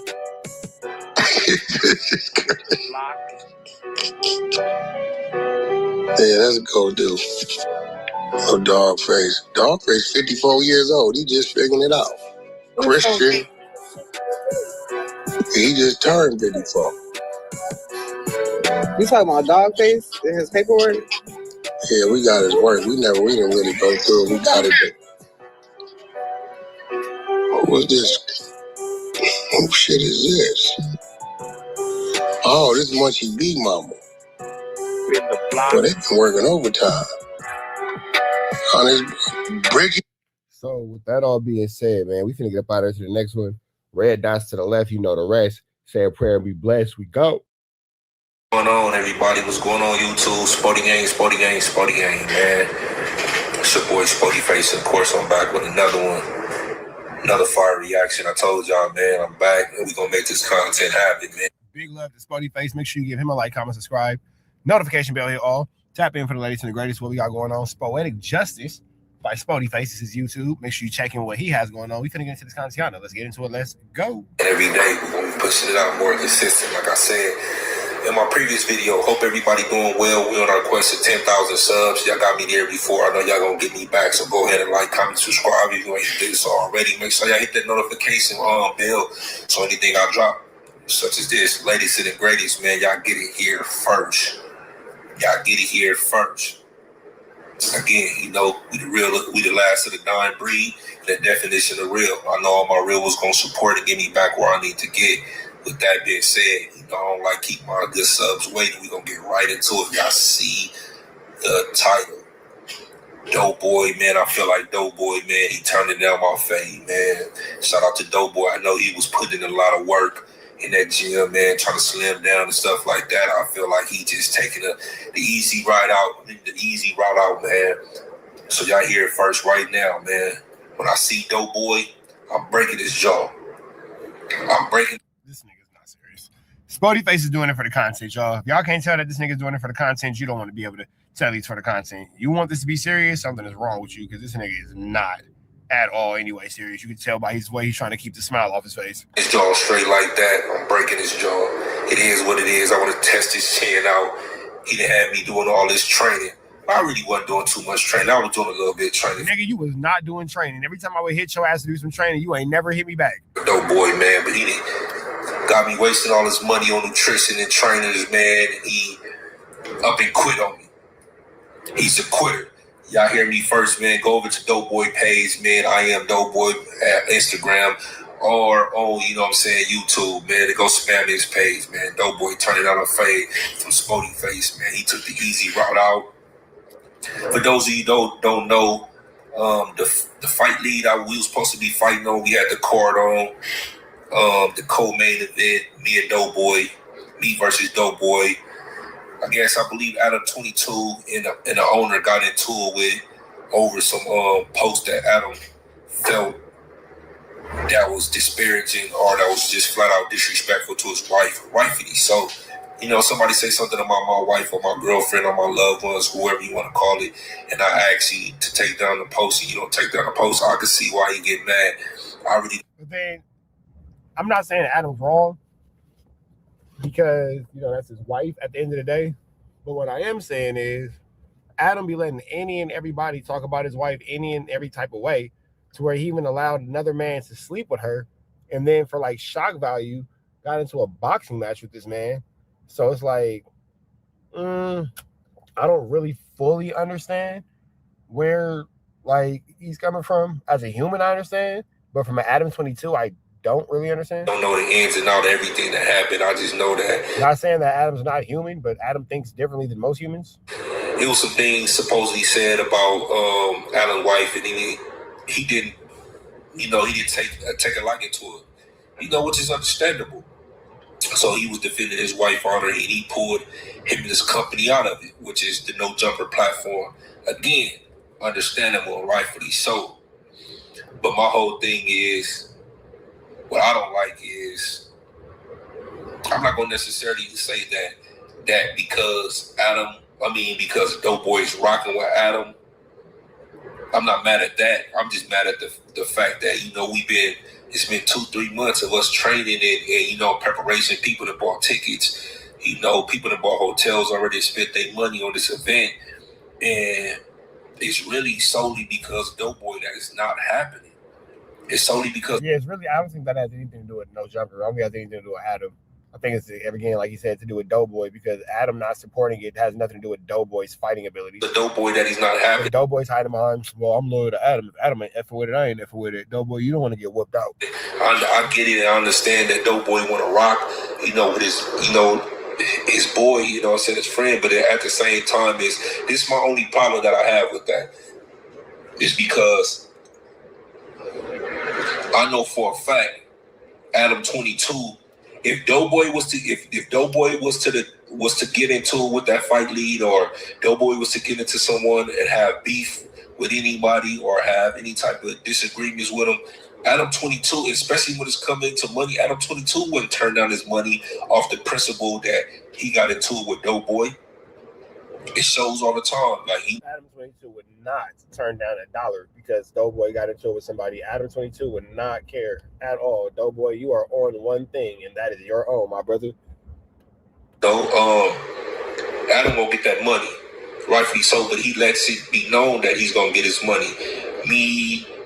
Say for instance, Doughboy could be for somebody right now, and he's gonna turn around and interview that dude, or he's gonna turn around, and continue to do business with him.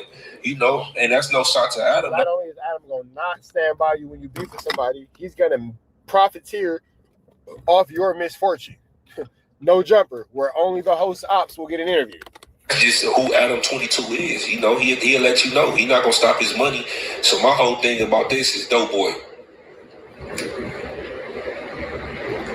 For me to you, it's like, you only get paid a certain amount of money per episode over there. We all know that Adam 22 would never stop his money for you. So my question to you, brother, is why would you ever stop your money from Adam for Adam 22? Ain't nothing wrong with you standing by him. Ain't nothing wrong with you standing with him. Ain't nothing wrong with you even agreeing with him that it was disrespectful. But at the end of the day, it's like you still got to put food on your table. You still got to pay your bills. Why would you stop your bag for him though? Had I been still working at No Jumper, and Adam decided to do that, I would still fought.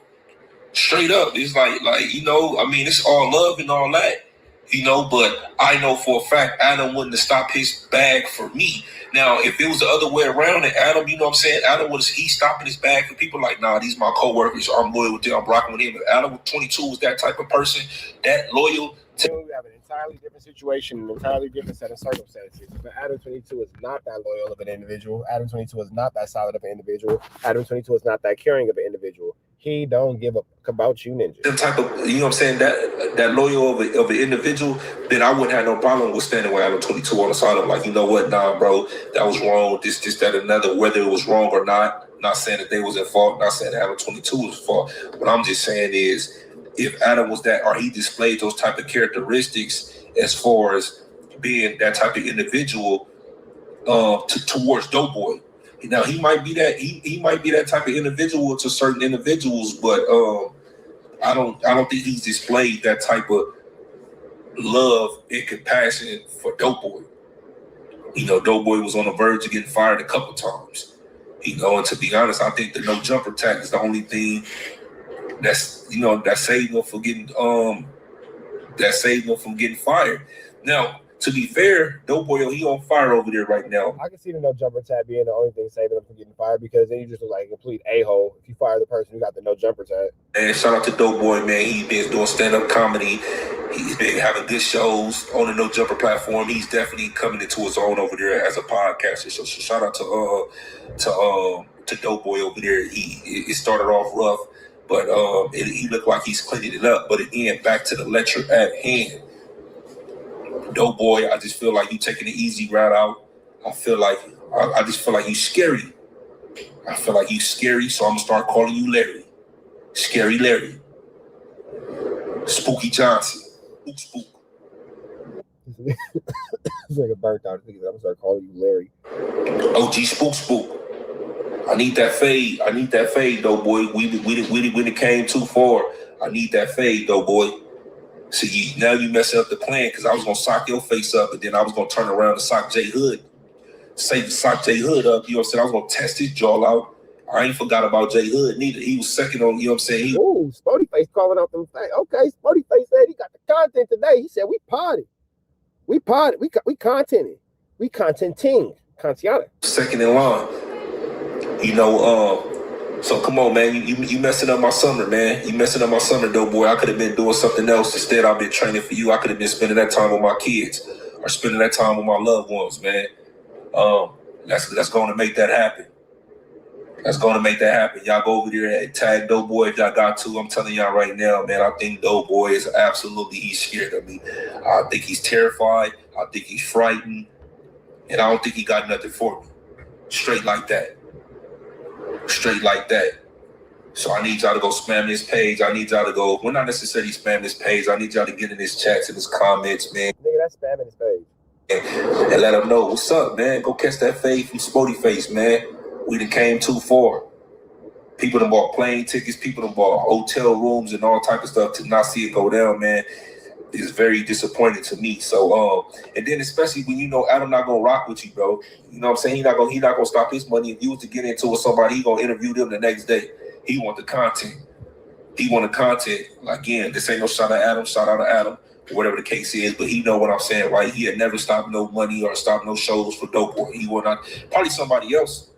But he ain't gonna do it. He's not gonna do it for He's not gonna do it for Doughboy. He'll do it for Flacco. He'll do it for Munchie B. He'll do it for arguably he'll do it for Lush. Doughboy, you're with a capital F for sure. Boy, so why would you stop your bag, bro? They giving us a bag, a healthy bag at that. Why would you stop that? It don't even matter what it is. It's like, why would you stop your bag for another, for another man? Come on, Doughboy. I need you to get up and fight back. I need you to get up and fight back. I was looking forward to getting in the ring with you, bro. I was looking forward to that, man. So yeah, I'm calling you out on it, Doughboy. I wasn't gonna say nothing, but it seemed like you really ain't going through with it, man. Come on now. Come on now. Come on now. Even to you, Moose. Come on now. What we doing, Moose? What we doing, Moose? What's going on? What we doing? Y'all need to get in that ring. Y'all need to get in that ring. But yeah, like y'all get in the comments below and let me know what y'all think, man. Should Doughboy still fight me, even though Adam 22 has backed out the challenge, has backed out an adventure with the MFL? Y'all let me know. I mean, again, I think Spody Face is making a lot of good points. I really don't understand what any of this has to do with Doughboy. I can see Adam's point. I can see Adam's reservations. I can see where Adam has apprehensions about it. Like, all that makes sense. But why is Doughboy upset? Why is Adam getting disrespected? Such a for Doughboy. That's the part that I'm not quite gathering. Because again, like Spody Face said, Adam has made it clear that he would never stop his chili pot. His chili pot don't stop. If he is not willing to stop his own profit for you, why are you willing to stop your own profit for him? Unless you're just the ultimate do-boy, which is, looking more and more realistic every day. But with that all being said, man, y'all shout out to Spody Face Poetic Justice. Red out to the left, you know the rest. Say a prayer and be blessed. We go. Man, this is absolutely insane, you guys. Now, what was not on my 2026 bingo card was even with Cameron at all. Who the fuck saw this coming? But at the same time, too, you know what I'm saying? It's just, flu, flammery, skullduggery, and larceny. And it is, at this point, just pretty much what the fuck it is. With that all being said, we finna jump right into this content. Big shout out to Chicks Move, giving us news we can use. Now we ain't finna get nobody to college. Let's get into it. Let's go. About deja vu. Now, somebody please stop me if you've heard this before. Cameron gives a feature to an artist in exchange for the artist to come on his platform for an interview. Somehow, something goes wrong in between, and now Cam is on his platform exposing the artist. Yes, that is absolutely correct, you guys. This looks like a repeat of the whole J. Cole situation. Now, after his retirement from music, I guess Cameron has been doing business with artists that want verses from him, not by taking their money for the feature, but by having them agree to pull up on him at his shows. You guys all know Cam. Which really is a smart tactic. Okay, you want a verse from me, you want a feature from me, that's cool. Pull up and come do this podcast with me. As a sports show, it is what it is with Mace. He's also got a talk show, Talk with Flea, that he does at Revolt. And sometimes a lot of these shows are based on views. If nobody's watching your shows, best believe you're not going to get a contract renewal. Now, according to Cam, after Cardi B's team basically hunted him down for many, many years just to get his verse on the record, he finally does the record, the album comes out, and his verse is not on the song. So now we got an issue, according to Cam. If Cardi B's team does not either pay him or bring Cardi B on his show, he's threatening some very interesting things against her team. Here's what he said. With Cardi B management and writing team, and this don't got nothing to do with Cardi B. Cardi B, my sister, I love Cardi B, man. This is really like my sister. We don't see each other that much, but she always show love. She does songs over my beats. I think she's fucking tremendous from where she started to where she's at. That shit needs to be studied. Yo, I love everything about Cardi B. Even before she's a rapper, I love Okay, so Cameron's not really tripping on Cardi B. It's her representation. He's having a problem with her business associations. Cardi B. But you got to get the right team around you, man. And what happens is a lot of times you got the wrong people around you. And I'm not saying she doesn't have a good team. I'm just talking about two individuals on her team that was harassing me. And I'm gonna, like I said, it ain't just her team. I'm gonna get the people's team every week. So what happened is maybe 2 years ago, right? I'm chilling, maybe 3 years ago. I don't even remember. Don't hold me to the timeline. So like 3 years ago or 2 years ago, I'm chilling. I'm mind my business. They like, Cam, we need you to do With Me in the World Over for Cardi B. She did your song over. We want you on the hook and do a verse. I'm like, all right, cool. I'm busy. Call me when it's closer to the end of her album, and I'll knock it out because I just got things to do. You know, I love Cardi. I'll knock it out. And maybe if I do that, she could do an interview on my show or whatever. And they like, yeah, that ain't nothing. I'm like, all right, cool. That ain't no problem. Cool. They call. Cam, yo, it's the time. Shit coming out next month. We hit the last week. We really need you to do this. I'm like, all right, cool. I get busy. I don't even got time to do it. I fucking didn't even have a time to do it. I'm like, damn. I forgot about it, to be totally honest with you. I'm like, damn, I'm just going to have to miss it because I didn't have time. A year passed. They like, yo, Cam, it's time now. Because I said, did you tell me this shit last year? I thought I missed the album. Shit ain't come out yet. Nah, you know how these females be, Cam. You know what I'm saying, man? We ain't put the album out yet. We ain't put it out. I said, I genuinely thought I missed this shit. He's like, nah, it's coming out. We need you to do this. It's the last week. I'm like, I bet. I'm busy. I still don't get to do it. Because, you know, this story is what it is. I got to study basketball type of shit. 3 months later, Cam, it's the last week. I said, yo, how many last weeks is it, man? Look, I love Cardi. It look like I'm not going to be able to do it. Now, we not going to put the album out till you do. Yo, my nigga, stop lying, nigga. Stop lying. You know what? I'm going to take an hour out to do this shit. So I stopped what I was doing. This is a year and a half later after they originally asked me to do it. I do the verse, and then I get busy again. I'm not paying it no mind. So I heard her single Imaginary Player, so I'm like, okay, cool. The album should be coming out soon or whatever. But I'm busy. I don't pay no mind to it. So I'm with one of my homegirls and shit, and they like, yo, Cardi new shit is dope. I'm like, her shit came out? And that's no disrespect. I just don't be keeping up with albums that come out and all that. I find out everybody shit by accident because I'm just, you know, my majority is, you know, entertainment. Is this podcast, K. Rothstein, is what it is. I haven't really been keeping up with whose album is coming out.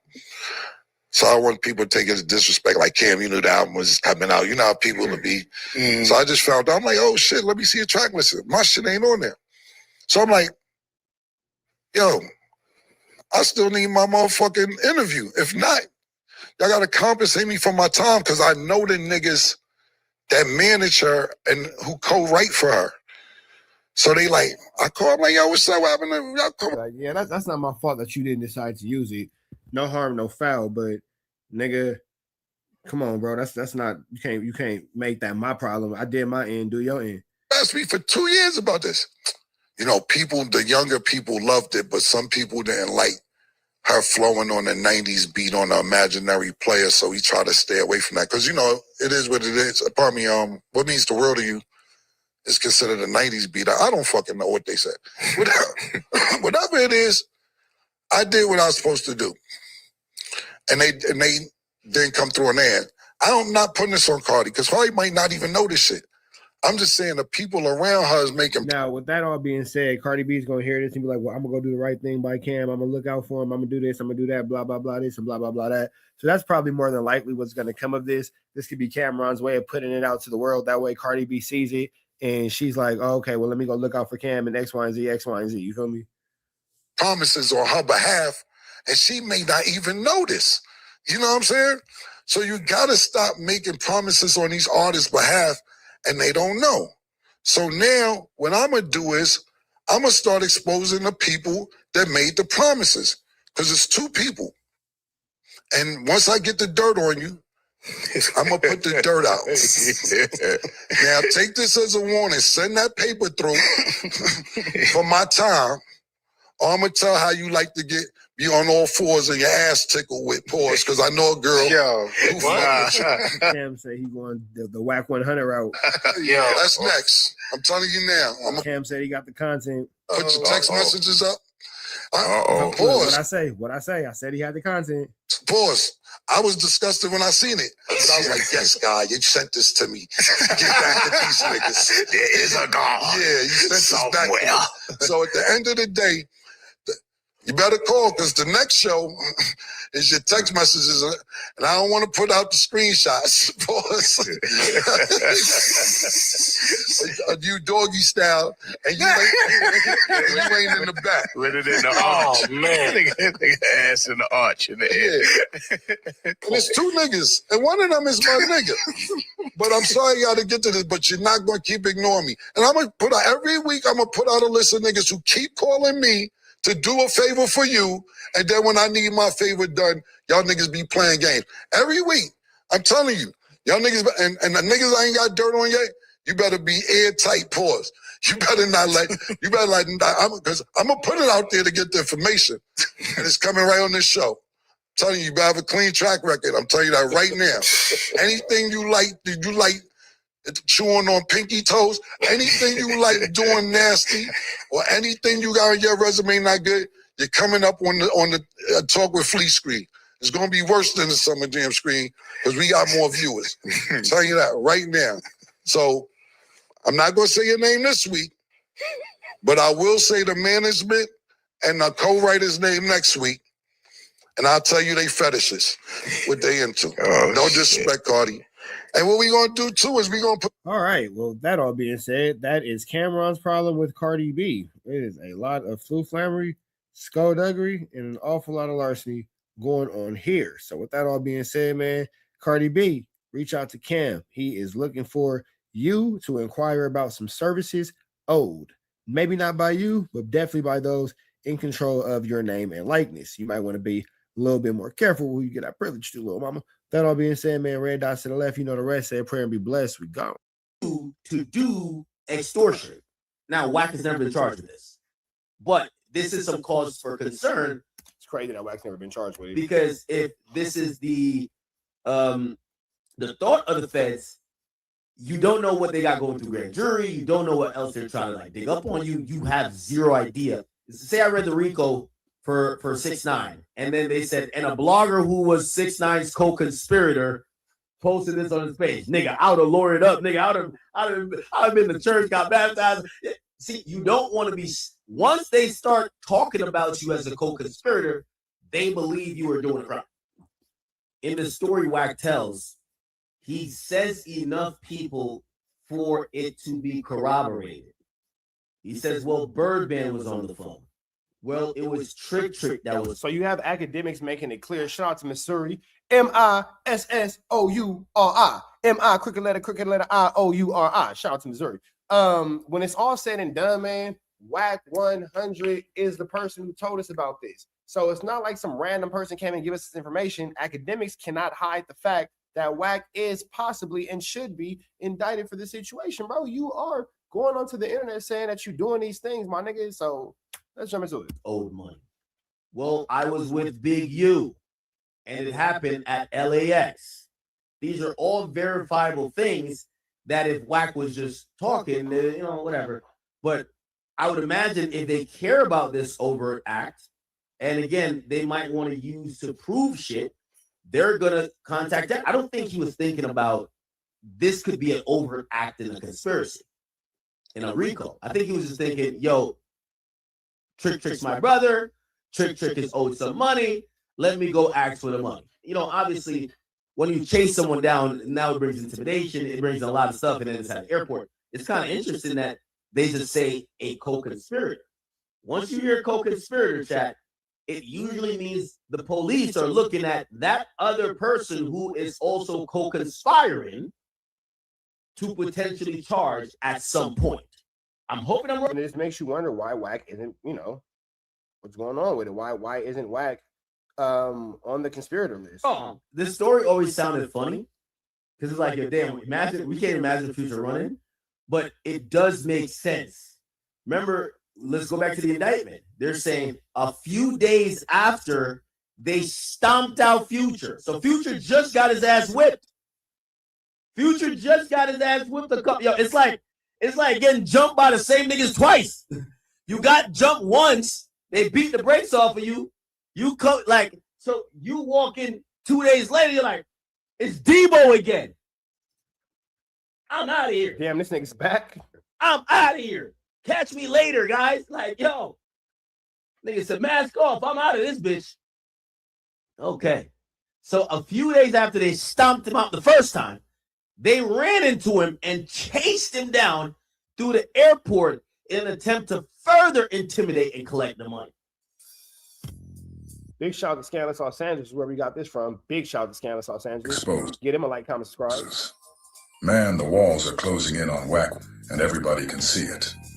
It's gotten so bad that, for the first time since the CS2 back paperwork dropped on the internet, you can visibly see and hear his frustration and worry. 1 minute, he's got a lawsuit dropped on him by Byron Blake, and the next, he's listed as a co-conspirator in a federal superseding indictment. I wouldn't wish what WACK is about to go through on my worst enemy, but let's be real. He brought this entirely on himself. WACK is for sure about to be picked up in this indictment. Crazy part is, WACK already gave us the play-by-play about this whole situation with Future. That's why it blew everyone's mind when he got thrown into the paperwork as a co-conspirator. Because, like you heard academics say at the beginning, that means the feds are saying he conspired with Big U. Yeah, definitely. If you're named as a co-conspirator, that would mean that you are co-conspirating. That's how that works. That's literally the definition of time, WACK has been doing everything he can to distance himself. But if he's the co-conspirator in this paperwork, they are officially pinning him to Big U. Because of this, WACK is now trying to change his story on video.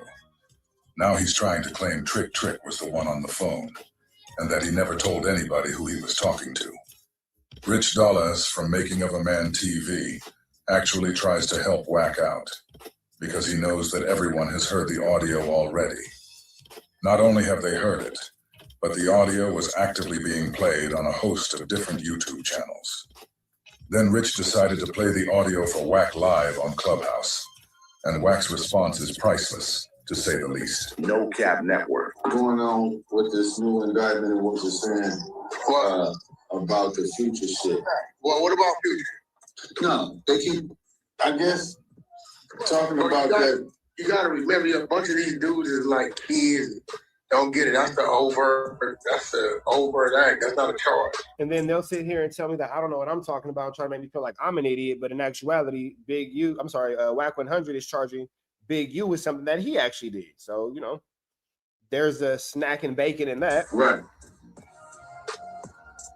No, I think what the thing is that mother is a gang of mob disputing that it happened. And then his homeboy on his homeboys because the story for one Future will never touch. Right. And then they said a couple days later he touched somewhere which couldn't be because we. But then see, here's the thing about that. Now, chat. I hate to just keep killing you guys with this same audio and the same soundbite over and over and over, but I think that it's important that I do play the entirety of, you know, the information for you guys, because WACK is maintaining that he doesn't know about anything about Future being touched. But if that's the case and that's the truth, then I don't know how he can explain this. Beat the shit out.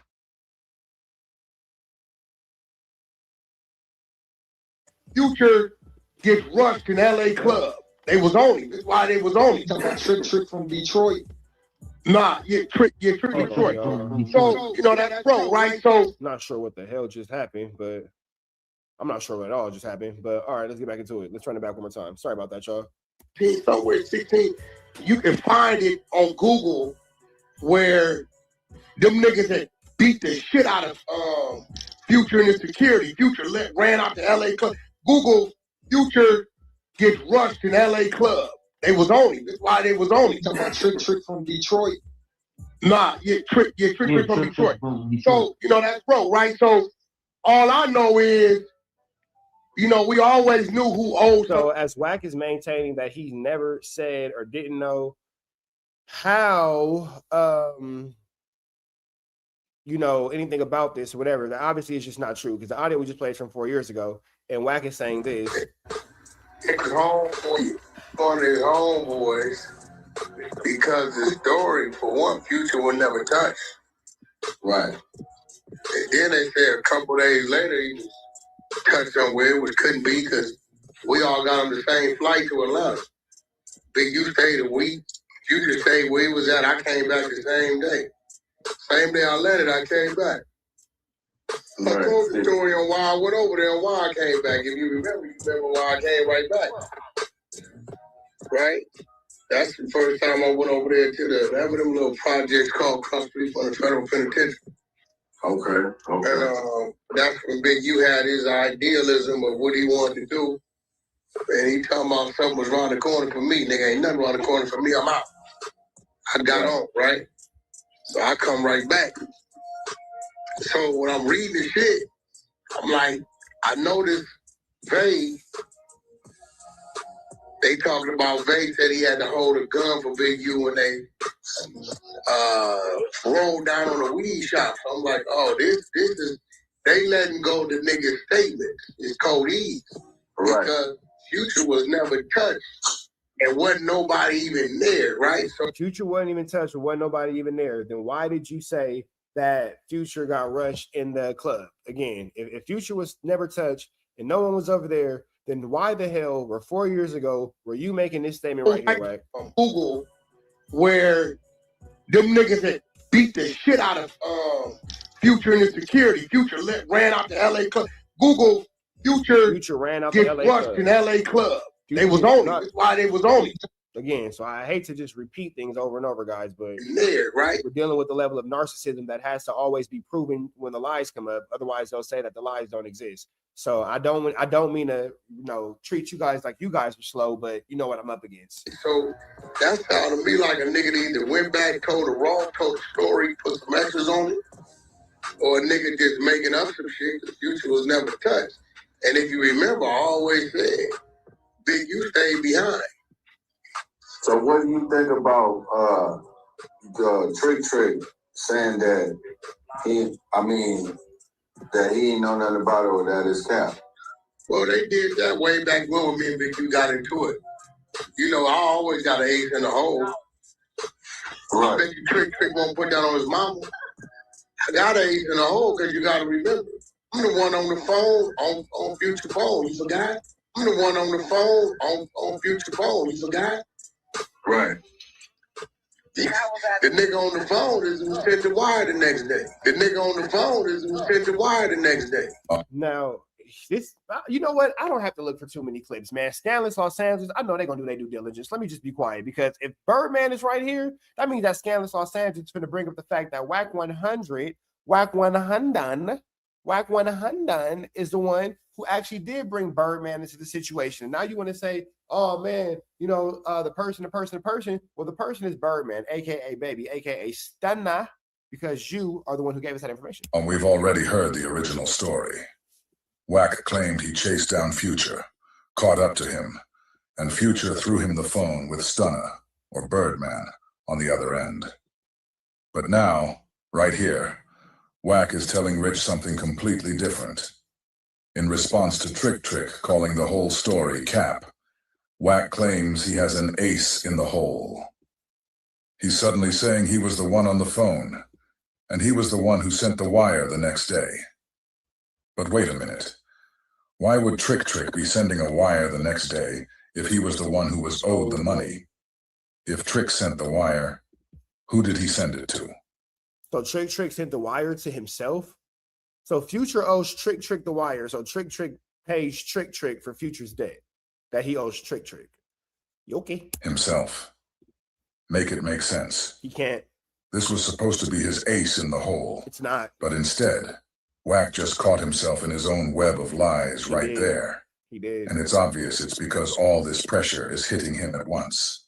Couple that with the fact that Birdman is probably blowing up his phone on his bumper. You know he's mad at WACK for dragging his name into this story to begin with. And he's probably demanding that WACK fix the situation. Right, so you saying Sonic and Bev? I ain't said nothing. I just said the nigga on the phone. I ain't never told you niggas on the phone. Oh, well. Wait. So, wait. Because it's this, wait, damn. Rich Dollars doesn't even know how to respond. He's just sitting there like, damn. Because WACK is saying something completely different from the video that was just played on the channel right in front of him. And he don't know what. Rich honestly couldn't believe what was happening right there. Niggas happening right in front of your eyes. So what you gonna do? Get with the web of lies? Or you gonna stay solid, Rich? And the sad part do it for the riches. Is these guys are genuinely trying to protect WACK and stick up for him. But when WACK flips the script like this, he puts them in a situation where they literally can't help him, even if they try. No, because I ain't never told no nigga who was on the phone. I just said the nigga on the phone said, I know about the debt, my word, I'm gonna handle it tomorrow. It'll be paid, my word. No, because I ain't never told no nigga who was on the phone. I just said the nigga on the phone said, I know about the debt, my word, I'm gonna handle it tomorrow. It'll be paid, my word. WACK just said he never said his name. But the guy on the phone with him told him that he knew about the debt, claiming, it'll be paid, that's my word. The problem is that he also said the debt was owed to Trick. You did too much talking, WACK. You did too much talking. You done ran your WACK walkers too much. But right here, WACK is trying to say Trick was the one on the phone saying, I know about the debt. Wait, if the debt was owed to Trick, why would he be on the phone telling WACK about a debt that he owes to himself? WACK is completely confusing his own story, and Rich Dollaz is just sitting there trying to help him. What's more sad than that is the fact that WACK has a bunch of minions on Clubhouse that have been defending this kind of shit this whole time. Boom, send the wire information. I ain't never told nobody who was on the phone. do you want to hear it? Because we just heard it, and it's... Rich Dollars literally asked WACK if he wanted to hear it. And as you guys just heard, WACK went completely silent. The reason he didn't say it... Hey, you want to hear the video of you incriminating yourself? Yeah, you want to hear the video of you incriminating others? Anything is because he absolutely did not want to hear that clip. But for whatever reason, Rich Dollars just wasn't reading the room. WACK knew exactly what he was doing by staying quiet, but it just went right over Rich's head. I wouldn't mind hearing it. Hold on, bro. What you say? Don't worry about what he talking about. What is say? What is it? Huh? What did you say? What's going? My name's Wack. I'm lost. What's going on here? So look, told nobody who was on the phone. Damn, bro. As I said earlier, Rich can't even process it. He is completely in the dark on this one. Look, if this is all just a scripted play, then Rich deserves an acting award, because he sounds completely stunned. But now, we have to ask Rich a question. Now that you understand the seriousness of what you've stepped into, are you going to continue to support and defend it? Everyone listening can hear that you can't even believe what He's for sure pulling a YSL Woody. I don't recall. just happened I don't recall. in front of you. So, Rich, that's ultimately the question. I've never told nobody was on the phone, bro. I ain't never. Only niggas know who. Big, you don't even know who was on the phone, cause he wasn't here when the phone call happened. Okay, so look. So hold on. Let me see this real quick. Wack. Future. Let's just see Birdman. Let's see what pops up. Let's see what comes up. But it ain't hooked up to no plane. He left it.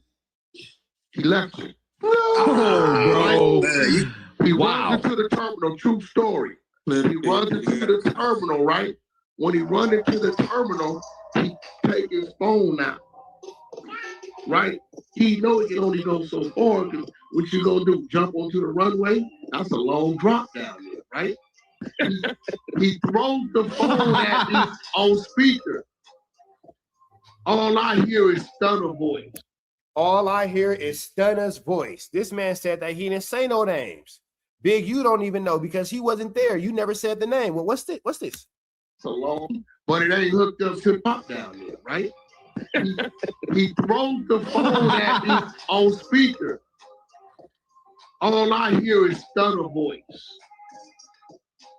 He say it's a long drop, but it ain't hooked up to no plane. He left it. Oh, bro. He runs into the terminal. True story. He runs into the terminal, right? When he runs into the terminal, he take his phone out, right?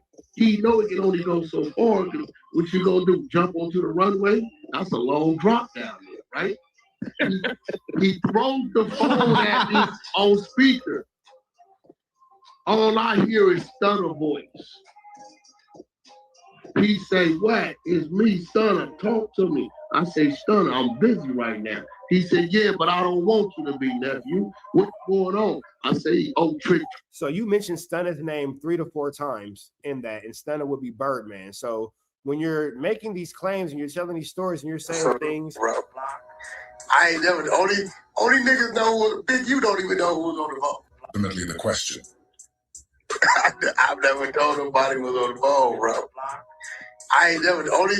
You never told nobody who was on the phone, but yet here we are able to clearly find footage of you, and we're able to hear, audio of you, and you're saying, but it ain't hooked up to no. I just don't get it. I just really don't understand, But okay, we'll play the game. Let's play the game. Here you go, bro. But it ain't hooked up to no. That's a long drop down there, right?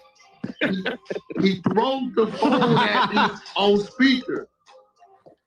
All I hear is Stunner voice.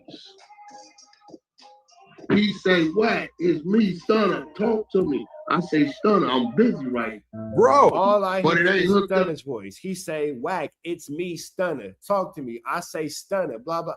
Like this is you saying names. I don't know if you don't understand the definition of saying names. I don't know if you're not really clear of what that means, but this is you saying names. So when you say these types of things, happened in front of you. That doesn't make sense. Excuse me.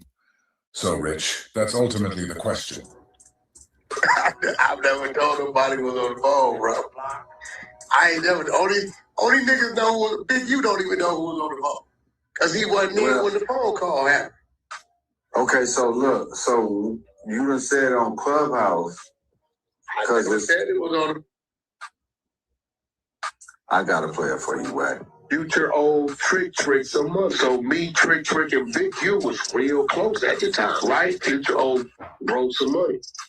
All right, Trick in Detroit.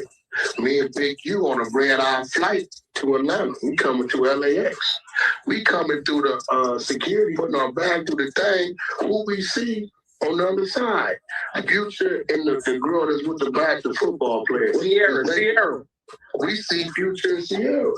I say, bro, is that who I think it is? He looked. I said, yeah. I said, you take the jock out of here. When we come to the thing, I say, hey, homie, you got that money for Trick? He take off work. I'm posting the dead homies through the Yo, playing Wack his own audio is crazy. Oh, he runs into a motherfucking terminal and he runs into the thing, but it ain't hooked up to no plane. He left it. No, bro. Wow. He runs into the terminal, true story. Runs into the terminal, right? When he runs into the terminal, he take his phone out, right? He know it can only go so far, because what you gonna do, jump onto the runway? That's a long drop down there, right? he throws the phone at me on speaker. All I hear is stunner voice. Stunner voice. He say, Wack, it's me, Stunner. He say, Wack, it's me, Stunner. Talk to me. I say, Stunner, I'm busy right now. He said, yeah, but I don't want you to be, nephew. What's going on? I say, oh, Trick a bag, man. He can't be in our backyard and he owe bro a bag. Either he gonna pay or he finna get up and then he gonna pay, right? Trick at home sleep. He don't know what's going on. He in Detroit, right? He say, Wack, my word to you, I pay the debt. Let him be. I got business with that man. I said, what? He said, Wack, it's Stunner talking to you. As your brother, leave him be. You got my word, whatever the debt is. Send me Trick, I pay him in the morning. On me, I'm giving you my word. I threw it back and fuck off. Trick got his wire. It's real, you know what I'm saying? But what I'm saying is like, that was like, it was a real table at one time to where we knew what was going on. Knew everywhere, it's in every region, so where we knew what was going on, right? And we was gonna move it if we saw you. And our squad knew if they saw you at a hookah lounge or a club. It been times where niggas like, hey, well, I ain't gonna say no name, such and such in the club, lock him down. It was going to be 20 deep to their VIP. Tell the security they don't pay you enough for what is here. Look, continue to have your drinks. You're just all cool. Ain't nobody moving out. You throwing a nigga off? Man, rich dollars. If my mom was watching this right now, she would say, bless his little heart. Because boy, he is really trying, but just can't seem to get what's going on. He comes on and says, so what, Wack? Were you trying to throw him off? It's like he's realizing, man, you just got caught lying. So what were you doing a minute ago? Were you just trying to throw these guys off with the story you just told? Because we all just heard Wack drop Stunner's name about 10 different times. Bro, listen, I know where the money came from, and that don't matter. Or you gotta stop doing police shit too. If there is one thing this clip teaches us about Wack, that he is a compulsive liar, bro. He is a compulsive liar, but we're going to keep going in these YouTube streets because Wack, you've been caught, brother. You've been caught. And y'all got to pay attention. That's why I wanted to ask you about it. The little summary of the video. What is it summary?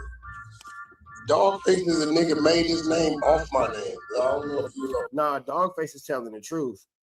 Dogface is telling the truth. That nigga is letting freedom ring. You feel me?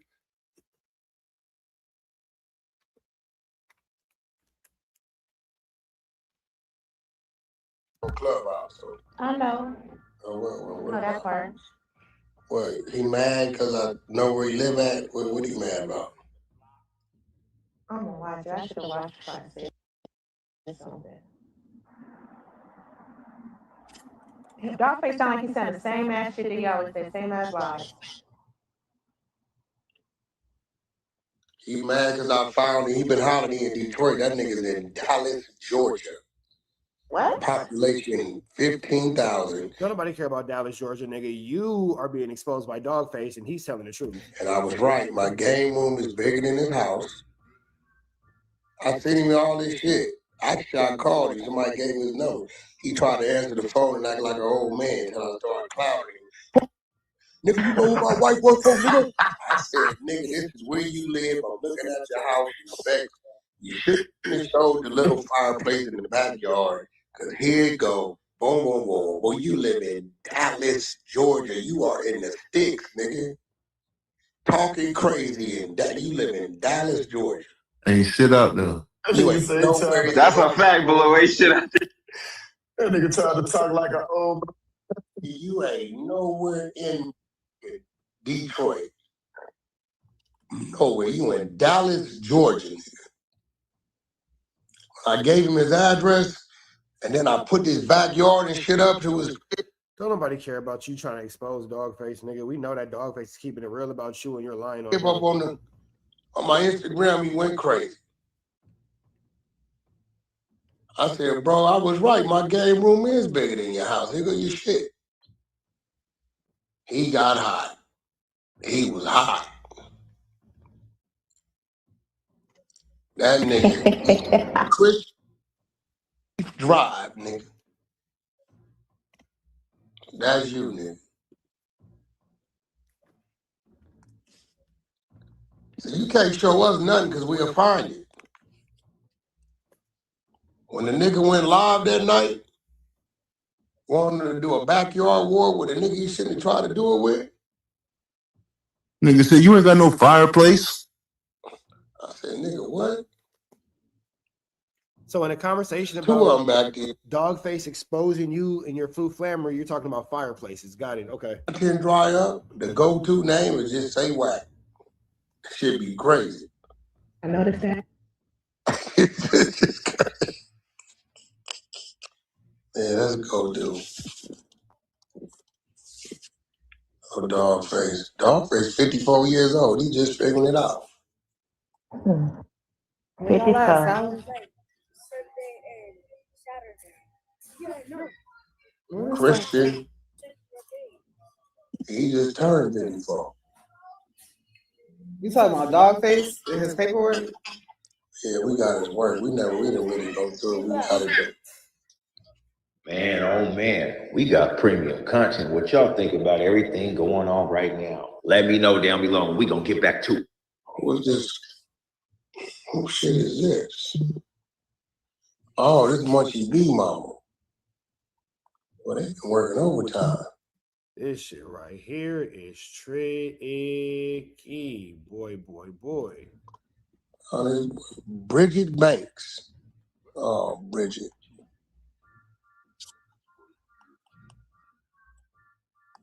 Oh, Bridget.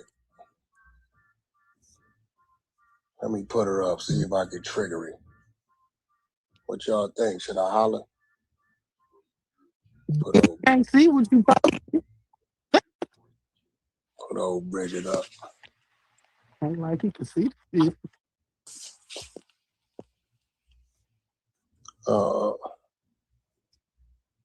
What's the old fucked up saying? Ice Cube had a fucked up song. A bitch from the projects. I'm gonna use that one. So Dogface ended up being a dog face ass nigga. Wait, so why did you bring up Munchie B's mother? Put old Bridget up. We got his work. We didn't really go through it. We got it. Man, oh man, we got premium content. What y'all think about everything going on right now? Let me know down below and we gonna get back to it. What's this? Who shit is this? Oh, this Munchie B mama. Well, they been working overtime. So WACK is now taking shots at Munchie B's mother? Oh, this Bridget Banks. WACK is now exposing the information of Munchie B's mother? Yeah, this is some shit. This is some shit.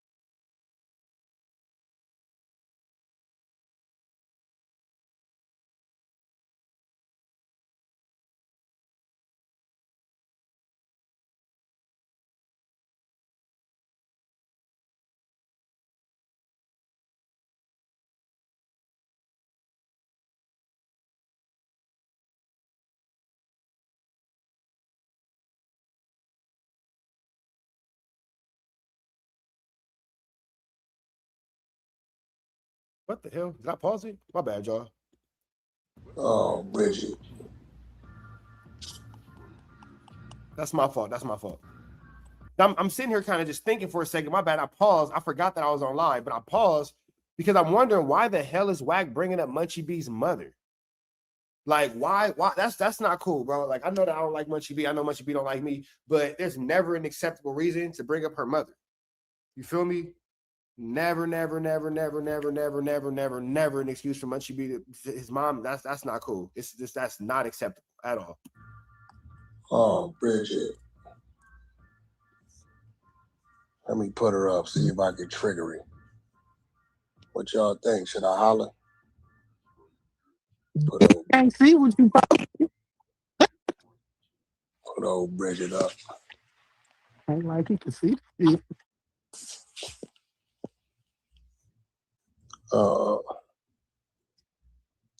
What's the old fucked up saying? Ice Cube had a fucked up song. A bitch from the projects. I'm gonna use that one. So dog face ended up being a dog face ass nigga, huh? Let's go ahead on the dig on it. Oh, hold up. Well, Mr. Talk a lot, huh? Had some inconsistencies in his statement. What statement, brother?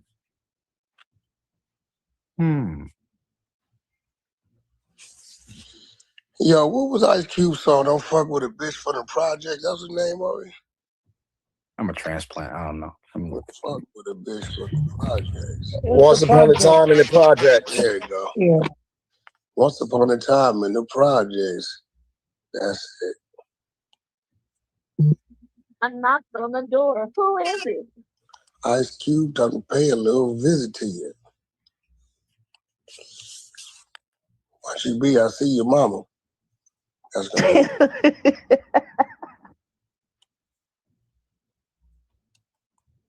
So he hasn't seen her in a long time. I know you ain't seen your mama in a long time. Oh shit.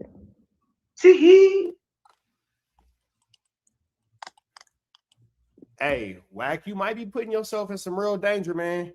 Playing with this boy mama. You might be putting yourself in some real danger. I don't think that Munchie B is going to appreciate you playing beside his mother.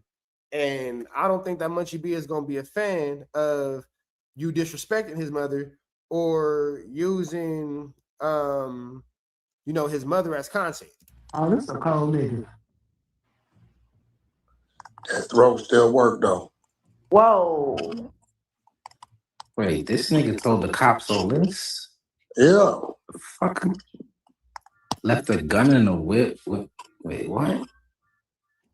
Left the firearm in the vehicle, walked back to the residence. He talking to the cop? Hold on. Give me a second, man. Yeah, we gotta run our own thing on dog.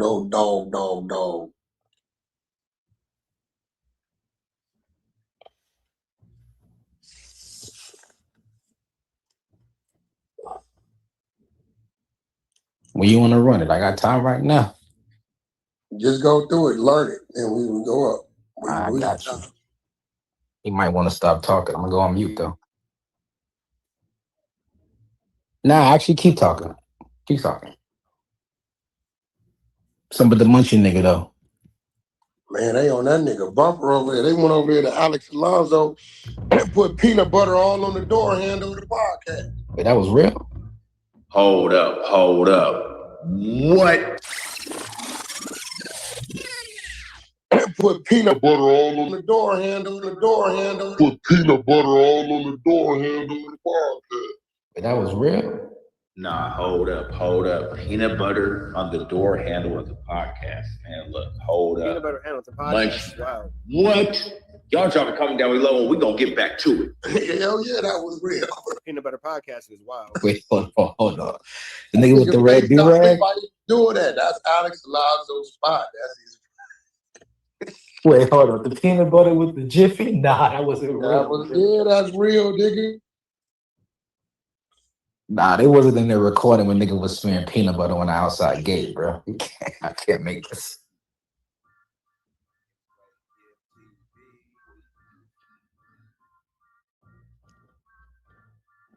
So why he ain't come outside? It was too sunny out there or something? I'm quiet. Wait, what you mean he can't see Kenzo playing, bro? That nigga was on live reading fucking text messages, bro. He could see a little bit. Come on, man.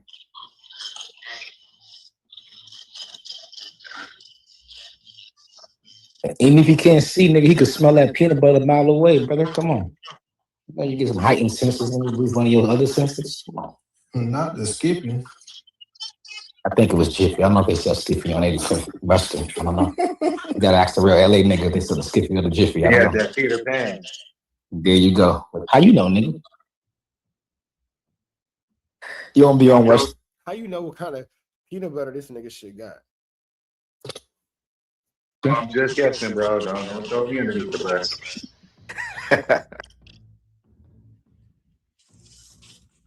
What we on in the South, though? What up with the homies? What everybody on? Everybody being bullshit, bro. I just wanted to confirm it or not.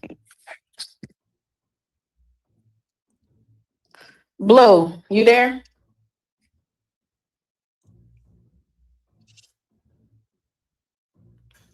Yeah, this is wild. My bad, y'all. I'm looking down. A lot of people are sending me. I'm not going to put it up, but a lot of people have sent me this picture that's allegedly Munchie B's mother. Not respectful.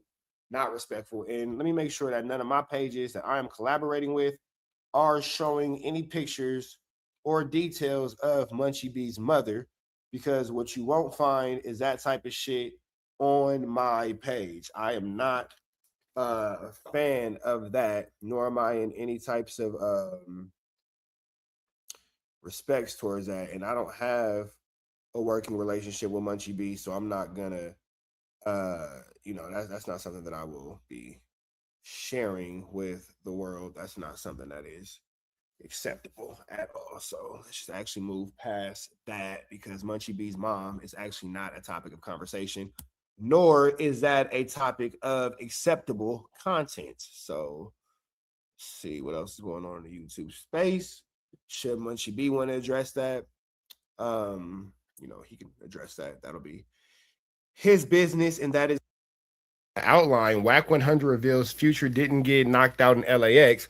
And if you go back and you watch my last video, I've already explained that WACK is actually the one to say Future got knocked out in LAX, and he is the one to introduce Big U in Future, as well as Birdman and Trick into this federal indictment. I'm not going to play it a bunch throughout this entire clip, because we will never get through the clip if I just pointed out every time WACK lied and said that he did not know, nor was he aware, nor did he say that Future got accosted in LAX. So with that being said, we're just going to start this video off by playing you guys a video that he put out 4 years ago, where he outlines him chasing Future through LAX, as well as Future being accosted. Now, we're not going to play the whole video about him chasing Future through LAX, because that's not the actual subject. But throughout the same conversation, in the first 20 seconds, he does say that Future was attacked. Let's jump into this content. Somewhere 16, you can find it on Google where them niggas had beat the shit out of Future and his security. Future ran out the LA club. Google Future. So there you have it, where WACK says that Future ran out of the LA club. So later on in this content, we're going to hear WACK say that it was a hotel, blah, blah, blah. But you can hear him clearly say that it was, in fact, a Los Angeles nightclub. Let's get into it. Yeah. All that shit And everything. In the block. Hey, Prince. Can I ask you a question, brother? Go ahead. A couple months back, and this is just me thinking it random. Like a couple months back, you remember when Future brother had got bammed up and everything? I know it went dry, but I was curious, whatever happened with that? That's a good question. You got caught with all that shit. All that weight, yeah. All that shit. That shit kind of went dark, right? Yeah, it's just like swept under the rug. Yeah, hit my back channel. I might have to look into that again. Yes, sir. Yes. I remember that too. You got caught with a lot of shit for a lot of different people, huh? Yeah, like a whole lot of Fenty. It was some big boy weight. My partner over there. Okay, so this is WACK talking about how his partner, apparently, all of a sudden he has a made-up friend who has made-up children, and apparently, you're laughing, yes, you're shaking your head. WACK is about to say that he had no idea that Future was a part of this. He's going to say he had no idea Future got attacked. He's going to talk about it being at a hotel, despite of us all hearing him saying that it happened at a club. Let's jump into it. West Side, he said, Wack, I'm just hearing this shit. You know, I'll be delayed. He said they mixing up. What happened? I think I sent it to you, Prince. So I just found out that Future did get his ass knocked out in L.A. Whoa. What? Uh-oh. Dead Pluto? Yeah. I just found out. My nigga hit me this morning.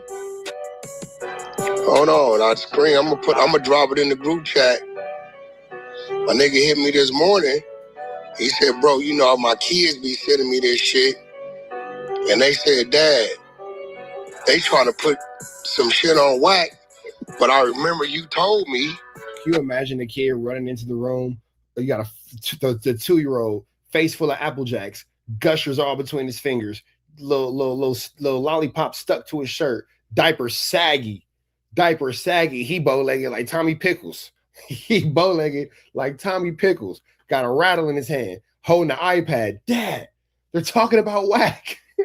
They're talking about Wack. The baby not even holding the iPad, holding the blue Android with the rubber bumper on it.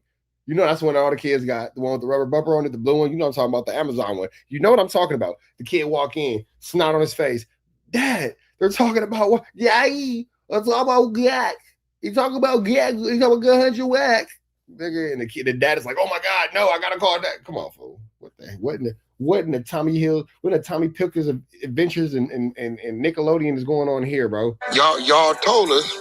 Am I tripping? Do this sound like the startup to a Cartoon Network baby movie? Baby superheroes. When Big U and them called Future, they was at the hotel with this nigga. Mind you said it was at the club, but whatever. So he hit me this morning and broke it all down in text. Hey, it's in the morning show chat, so y'all can follow it. He said, Hop is the one telling. Now, Hop is on Big U's Rico. He's in the Rico, right? He said Hop is the one telling. He's the one knocked out Future, and Floss took his gun. Floss is a nigga y'all be hearing me talk about. Said I know he telling because he disappeared. He was Floss 2 on Instagram. He used to be crip walking out every day on Instagram. So I responded, I said, knock him out where? Future wasn't touched at the airport, that's cap.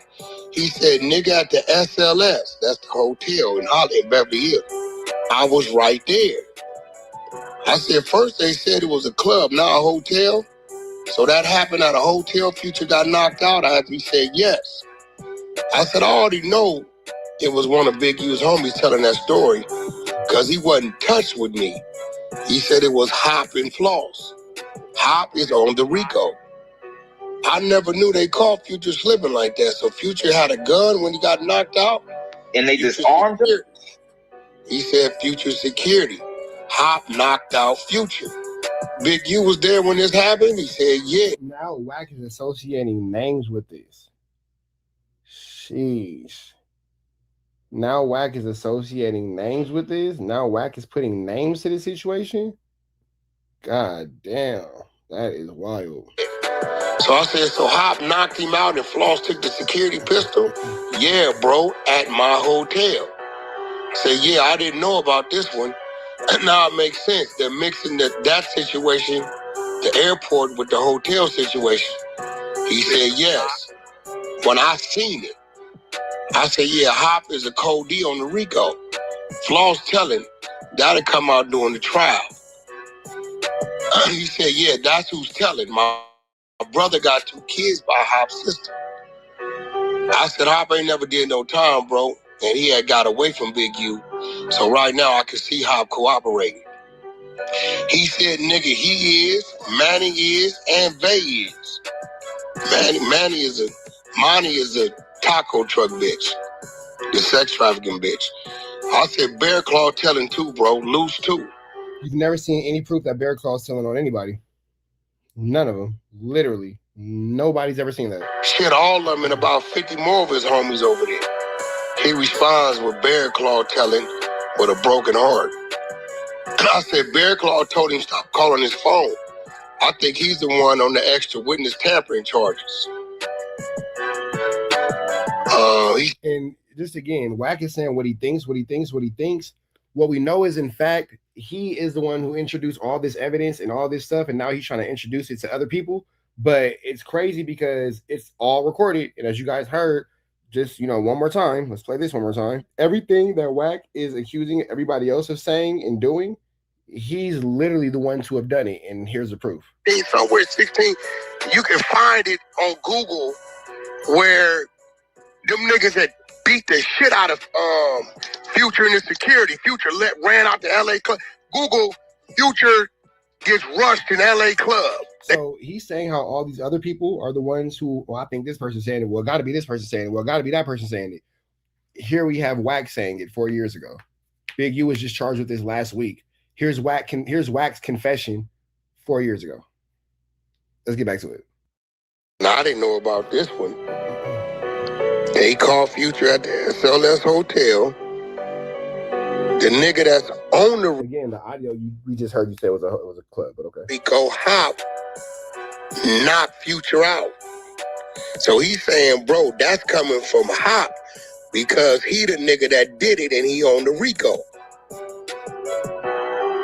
And what they doing is they try to mix the airport with the hotel.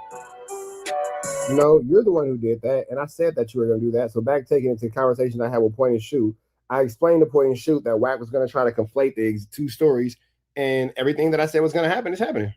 I know he wasn't touched at the airport. He said, but nigga, I'm right there witnessing, watching the knockout at the hotel.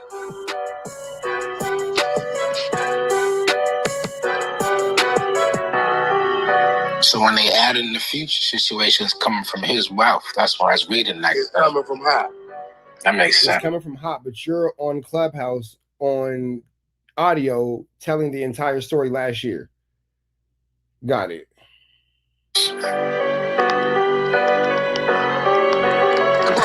That's why when I said that ain't my story. That's why the details of the story ain't your story. It's just kind of like... Yeah. That's not your story, but you're the one that told it? Okay. Because I ain't never heard of Future being touched in LA. But so you've never heard of Future being touched in LA, but yet the audio is... Got it. Okay. It's somewhere 16. You can find it on Google where them niggas that beat the shit out of Future and his security. Future ran out to LA club. Google Future. You never heard about Future being touched in LA, but you're telling a story about how Future got whooped out and ran out of an LA club. You've never heard anything about Future being attacked or accosted in Los Angeles, but you are saying that Future got accosted and ran out of an LA club. Got it. All right.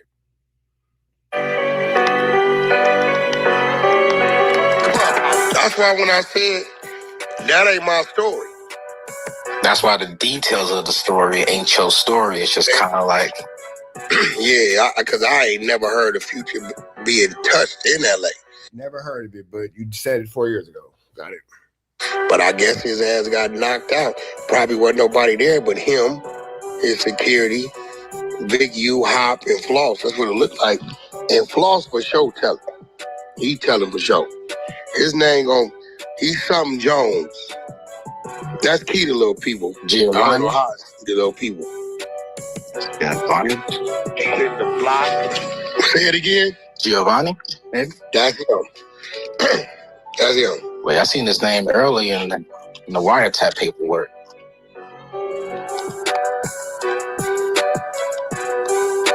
Yeah.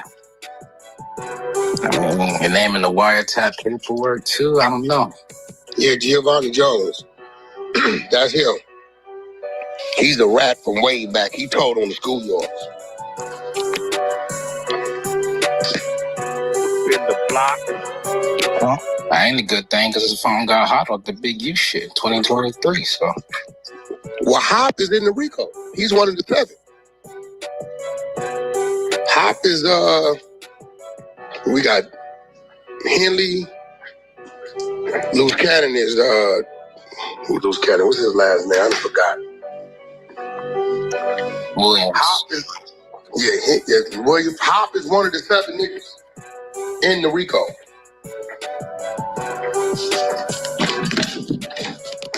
You name the names, I'm gonna tell you which one obvious. All right, give me a second. All right, my name them all. Give me a second. We obviously already know who the hell Eugene Henley is. So that's everybody they had, right? They had Eugene Henley Jr., Sylvester Robinson, Mark Martin, So when it comes Devon. to this situation, none of these names matter because, as we clearly heard, WACK is the one who gave the information out.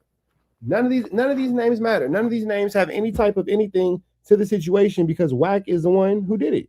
Douglas. That's hot. They gotta be. Mark Martin is Bear Claw. And Tremaine Ashley Williams. That's Loose County. Zaire Mitchell. Yeah, but he ain't in the RICO. Yeah, that's a Brick Baby.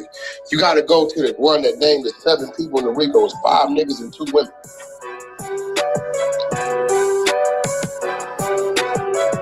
You got Monty, you got the older chick.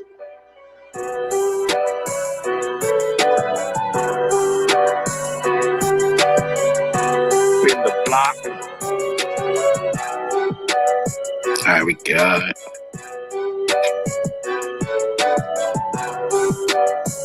You got Eugene Henley, Sylvester Robinson, Mark Martin, Tremaine Ashley Williams, Armani Afeleje, Frederick Blanton Jr., and Tiffany Sharika Hines. 1, 2, 3. What are we missing?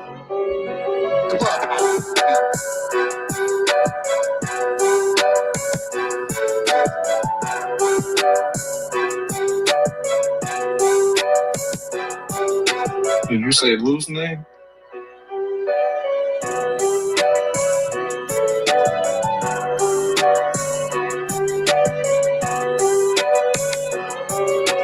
Yeah, he did. Yeah, that's 5. That's 5 and 2, right? Say it one more time real quick. So 5 men, 2 chicks. It should be the 2 chicks is Armani Afeleje and Tiffany Sharika Hines. That's 2. Then the 5 males, you got Eugene Henley Jr., Sylvester Robinson, a.k.a. Vabe, Mark Martin, a.k.a. Beer Call, Tremaine Ashley Williams, a.k.a. Loose Cannon. And then you got Frederick Blanton Jr. Doesn't have an a.k.a. on here.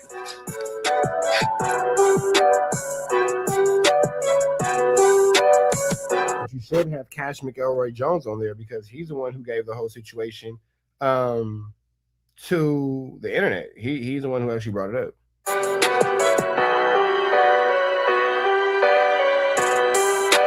Yeah, you can tell somebody telling stories because they was going around saying that incident happened at Greystone, not at LAS, I mean SLS. SLS down the street.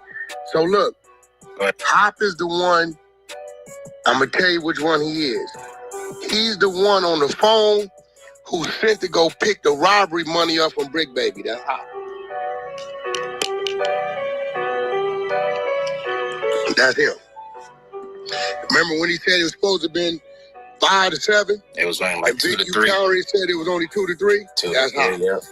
Gotta send them back. Right. That's 600, partner.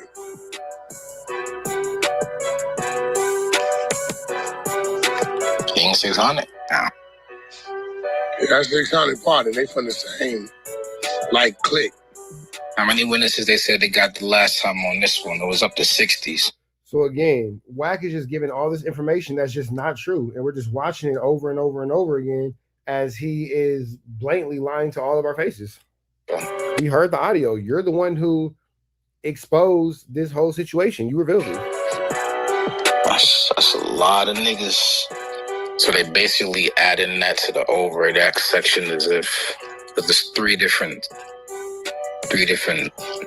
acts in there, basically all pretending the future. So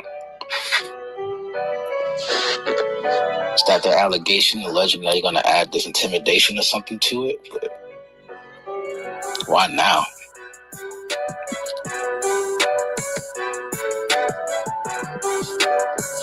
Somebody must have just told him that, or they could just cooperate. That part about him getting beat down, no.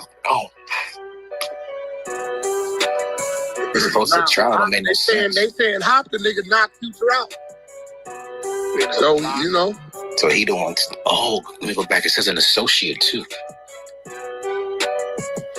Now, you're saying that you're naming the person who allegedly accosted Future. You're naming the person. And that's incredible because, again, nobody has been indicted for this. Nobody has been, taken to the box for this. You're the one who's putting names and faces to everything when it comes to this situation. So going back to that part, it say Big U and the associates beat him up. So who's the associate? All right, I got the document open. Fourth and that. Let me second. Let me see.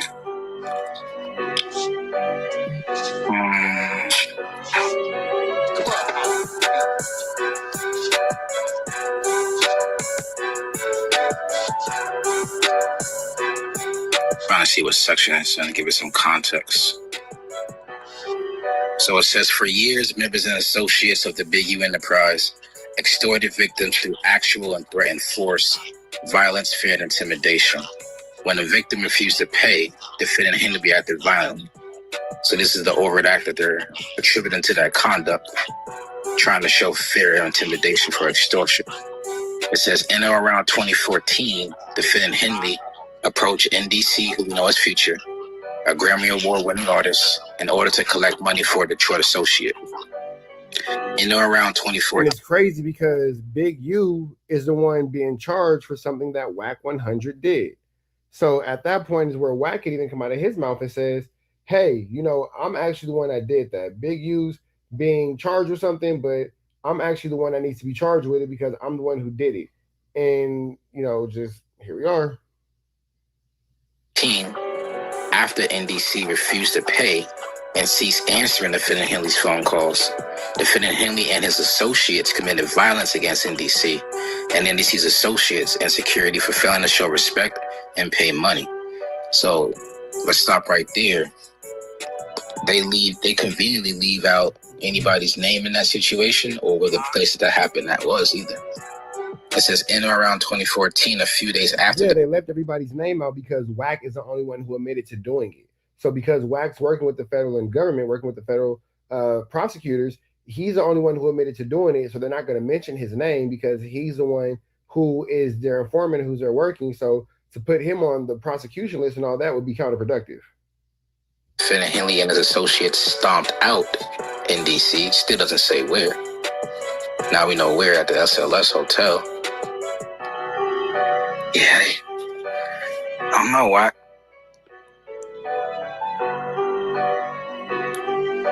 So Kenzo, no. Operation Drawdown simultaneously put together so they all were related, pretty much. So that's why you don't see 019 on this indictment. Some people like Brick got their own charges for whatever reason. Some people got some other shit going on. But these are the 7 that they attributed to the Big U enterprise. So good catch. It is 7 out of 19.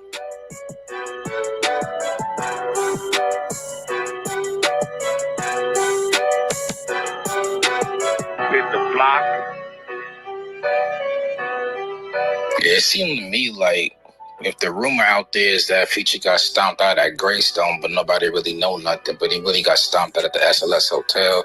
Nigga had the burner on him. Pop knocked the nigga out, took the burner, got the floss, nigga, all of that shit involved in it. You got names. You don't got nobody's names in this paperwork, so who telling this story? You don't got no names in the paperwork, so who's telling the story outside of the one person who we all know has told the story? It ain't no names on the paperwork, so who's telling the story outside of the one person whose name is all over the internet because they told the story? Interesting. Clubhouse. Man, right down to the left, you know the rest. Say a prayer and be blessed. We got that WACK100 would just stop talking about the situation with Future, but nope, he's gonna continue to give us more and more information.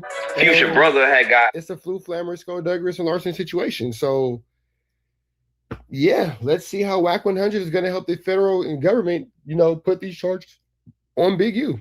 Vamped up and everything. I know it went dry, but I was curious, whatever happened with that? That's a good question. We got Coelho on that shit.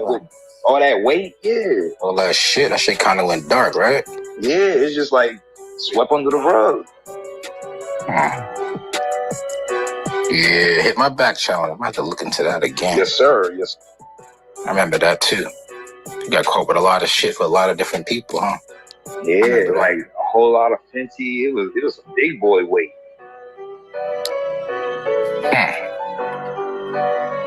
I remember that. They were trying to implicate Future in that. I remember that was going down. Now you think about it. I did a thing this morning. My partner over there at the west side, he said, Wack, I'm just hearing this shit. You know, I'll be delayed. He said they mixing up what happened. I think I sent it to you, Prince. So I just... No, nobody's mixing up anything that happened. We know that the situations are two different situations. You conflated them into one situation because you were all in a Clubhouse video 3 to 4 years ago trying to sound cool, trying to be cool with your Clubhouse friends, like you're just a super tough gangster, like you out here popping something, but you a wankster, and you need to stop fronting. And you said, yeah, man, Future got whooped out, Future got whooped out, Future got whooped out. And past that, you were the one all over the internet saying you can't find any video of me saying Future got hands put on him. And now here you are saying that, you know, oh, I meant it like this. Found out that Future did get his ass knocked out in L.A. Whoa. What? Wait, hold on. This is a lie? You just found that out? Hold on. What happened? I think I sent it to you, Prince. So I just found out that Future did get his ass knocked out in L.A. Whoa. So I was actually having this conversation with Point and Shoot earlier last week. Shout out to Point and Shoot. And I sent Point and Shoot a clip from 3 years ago, and I'm going to play it for you guys right here. Here's a clip. So here's a clip from almost 3 years ago where WACK is admitting to knowing that Future got accosted. WACK's the one who put it onto the internet. This is the same conversation where he introduced chasing Future through the airport. This is the same conversation where he introduced Birdman being the one to pay the ransom and the extortion fee. This is the same conversation where he said that it was under Trick's call. Listen to the first 30 seconds. Find it on Google where them niggas had beat the shit out of Future and his security. Future ran out the LA club. Google Future gets rushed in LA club. They was on him. That's why they was on him. Talking about Trick from Detroit. Nah, yeah. Now let's run that back one more time. What is that? What did you say, WACK? Because you said you just found out that Future was accosted, but this is what you're saying 3 to 4 years ago. Somewhere 16, you can find it on Google where them niggas had beat the shit out of Future and his security. Future ran out the LA club. Google Future gets rushed in LA club. They was on him. That's why they was on him. Talking about Trick from Detroit. Nah, Trick from... Right, so I don't know about this. So as you can hear, WACK is blatantly just lying, saying that he just found something out that he put on the internet almost 4 years ago. And I was actually explaining to Point and Shoot how WACK was going to lie and try to manipulate the situation and say that he never said that Future got accosted. He'll try to say that Future never got this, Future never got that. He'll try to say that he wasn't aware of the situation. He'll say all these things. He'll say all these things.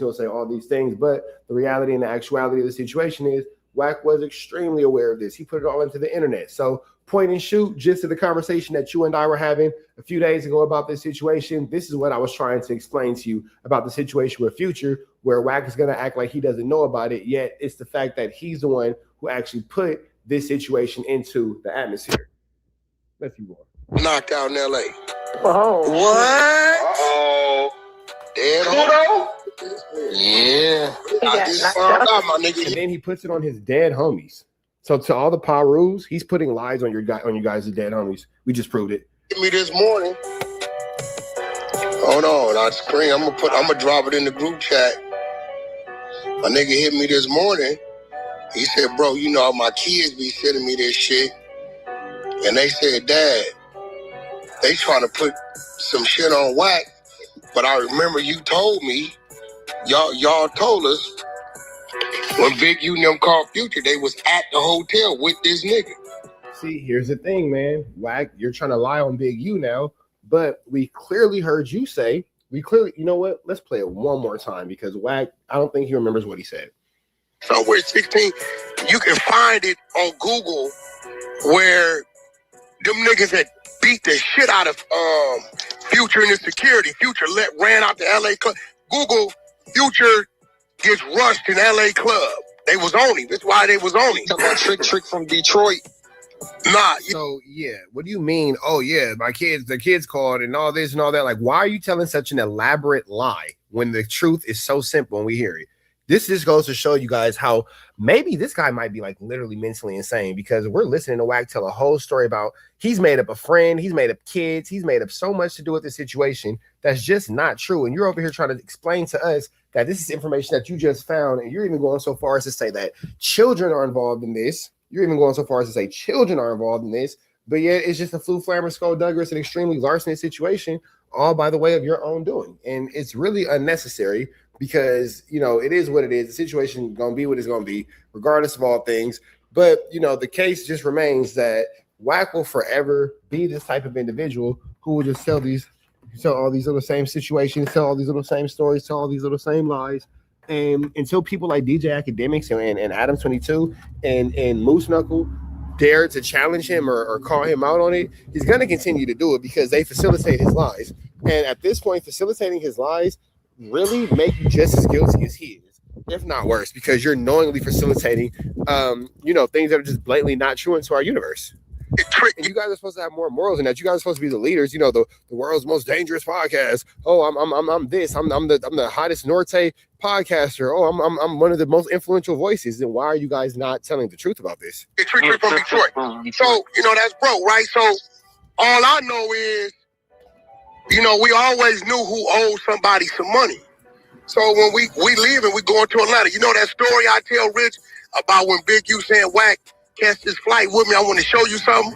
And he took me out there and took me to the Four Seasons. So let's jump back into this concept, the road where we're going. So he hit me this morning and broke it all down in text. Yeah, it's in the morning show chat, so y'all can follow it. He said, Hop is the one telling. Now, Hop is on Big U's Rico. He's in the Rico, right? He said Hop is the one telling. He's the one knocked out Future, and Floss took his gun. Floss is a nigga y'all be hearing me talk about. Said I know he telling because he disappeared. He was Floss 2 on Instagram. He used to be crip walking out every day on Instagram. So I responded, I said, knock him out where? Future wasn't touched at the airport. That's cap. He said, nigga, at the SLS. That's the hotel in Hollywood. Now, here's Wack giving a full breakdown of a crime that is being, this is the open source reporting that I'm talking about. So when people say, how is Wack a snitch? This is how Wack's a snitch.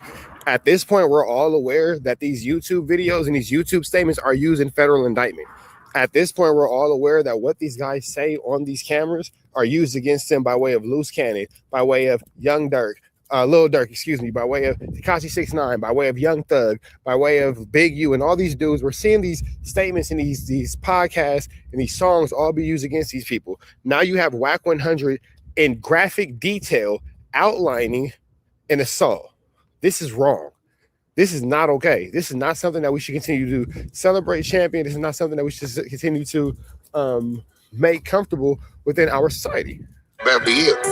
I was right there. I said, first they said it was a club, not a hotel. So that happened at a hotel. Future. Well, see, here's the thing. Now you're even admitting that you had knowledge of something possibly happening at a club, because you're saying that there could possibly have been in a club, not a hotel. Well, the conversation starts off with you saying that you had no idea that anything ever happened. So if you have no idea that anything ever happened, how could it be a club and or a hotel where the situation is going on? Knocked out after he said yes. I said, I already know it was one of Big U's homies telling that story, because he wasn't touched with me. And then he'll always say, he always knows that it's, now he's trying to clean it up. Now Wack's trying to clean it up and push, well, no, what I meant was Big U homie was the one telling the story about Future getting touched. But then see, that's a lie, because as we heard in the audio that I played before from 4 years ago, Wack's actually the one that introduced that into the internet space. So we can't continue to allow these lies to proceed. And as I continue these investigative reports and I continue this docuseries on WACK100, and you better believe when this is all said and done, you guys, I'm working on a fire documentary about this whole situation. So I'm trying to get it released to you guys within the next few weeks, but don't worry about it. With that all being said, though, you have WACK100 busting this 1-2 step like Sierra when it comes to this situation, and it's just one time after another of him just cooperating with the law enforcement. He said it was Hop and Floss. Hop is on the RICO. I never knew they caught Future slipping like that. So Future had a gun when he got knocked out. And they disarmed him? He said Future security. Hop knocked out Future. Big U was there when this Now WACK is associating names with the story he told 4 years ago that was once nameless. Now he's giving the who, what, when, where, and why. He's breaking this down to a district attorney level, man. happened. He said, yeah. So I said, so Hop knocked him out and Floss took the security pistol? Yeah, bro, at my hotel. Say, yeah, I didn't know about this one. Now, so we're gonna go ahead and let this one go. I'm gonna go back and break this down in the next video. We'll break down what he's actually saying. But in this video, I just wanted to really just give you guys an understanding, giving you guys the basis that WACK is in fact the one that introduced Future being assaulted into our YouTube space. He did it between 3 and 4 years ago is when that situation happened. He's now going to try to say that it's Big U's friends. That's not true. WACK's one who actually did it. WACK's one, as we heard in the audio from 4 years ago, who said that Big U wasn't around or wasn't the reason why WACK chased Future. WACK did that on his own accord to impress Trick. WACK was also the one who started off the first 20 seconds of that clip by saying that Future was assaulted. Now he'll try to say that he never said that. Now he'll try to say that he didn't introduce that information, but in fact he did. With that all being said, man, red dot to the left, you know the rest. Say a prayer and be blessed. We go. Video, I want to talk to you guys about Poetic Muñeco Jala. He paid $2,500 for his auntie Tasha K. They're in pretty big trouble after that revenge corn was leaked, and Flacco was so excited and jumping up and down and was ecstatic. I mean, Flacco was absolutely ecstatic to talk about this man's male meat. And, you know, I'm not sure why Flacco was so excited to talk about this man's male meat, but here we are. Serious trouble, and they're currently in extreme danger of being sued for exposing Roland Martin's genitals. The girl who shot the of Roland Martin in her house, in her bedroom, that's who you need to sue. So let me just explain what's going on here. So once upon a time, there was a Pyru named WACK100. And WACK100 is the guy that's always seems to get in possession of someone's gay male sex tape. What? This really is. This is what he's known for. He's known for handling and possessing sex tapes that aren't out yet, that haven't dropped. And so he's at it again. And Jala got this footage of Roland Martin's revenge corns. And this is really serious. So he got this from Jack. Representative, okay? So the representative hits up WACK100, asking WACK100 to expose Roland Martin. So this is another extortion by WACK. First Oscar De La Hoya, now this. Martin's relations with Shakola Thompson. So Jack100 gave it to Jala. He loves to give stuff to Jala to disseminate by proxy. He uses Jala's channel as his personal propaganda machine. Okay. So Jack gets these videos and then he hits up his nephew Jala and he says, we gonna run this content. We doing what we supposed to do. And Jala is licking his chops. Okay. And then so Jala, those poor chops, just starts disseminating a detailed description of this corn. I didn't really take it seriously. And then they sent over proof. And this is where things got real.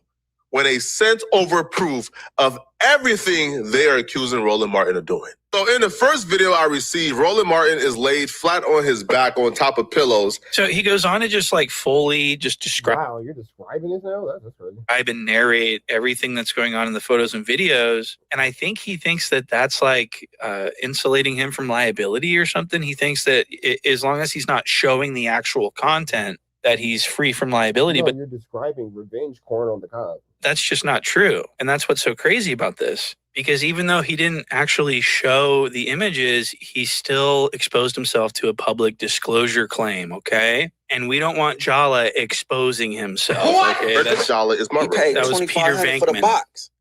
So I want to show you this. This is the 4 elements needed to prove a case against Jala and Tasha K. And it checks every box. Look at this. Number 1, public disclosure. Yes, they did it in public. Number 2, was the information disclosed private? Yes, it was. Number 3, was it highly offensive to a reasonable person? Absolutely it was. And number 4, Was it not a matter of legitimate public concern? No, it wasn't. Now, if these images were already out and they were describing the images that were already out and that were publicly available, then they may have an argument for that one, I think. But if you're the one breaking it, if you're taking something that was private and making it public when there was no interest around it to begin with, there needs to be interest around it first. Like, it needs to be out first and then you talk about it. But this is going to open them up to like getting sued. I have a very strong feeling there will be a sue. And I mean, this could be expensive. We're talking M's. And so I want to play this clip. This is like the third or fourth person to sue Flacco for these like alleged abuses and disputes and harassments and stalking and all that kind of stuff, bro. It's a lot. It's a lot.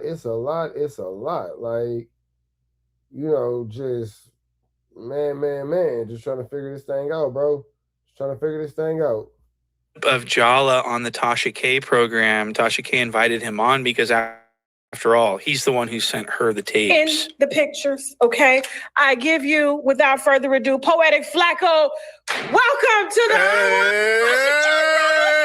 Hey, listen, man. Oh, my God. This is so bad. He's throwing his hands up and saying, hey. I mean, this is insane. Now, I'm not going to lie. Jala's looking pretty good. He's looking like he's losing a lot of weight. What? It looks like he is either doing Ozempic or the surgery was real. Frederick Jala is my He paid $2,500 for the box. You know, I don't think the surgery was real. I think that he may be on a GLP. And he's looking buff as fuck. Look at these pythons here. He's got the big... Look at those pit stains. Whoa. Hold on. I'm sorry. Hold on. My life. Watch Tasha. What? Hold on. Big old... He looks like Booker T. I'm sorry. Look at these pit stains. Goodness gracious.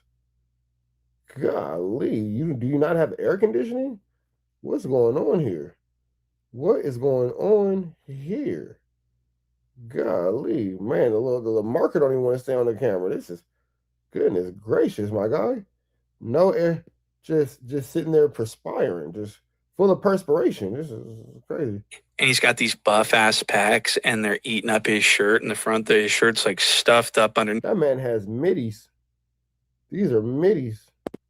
Middies. The middles. Beneath his pectorals. What?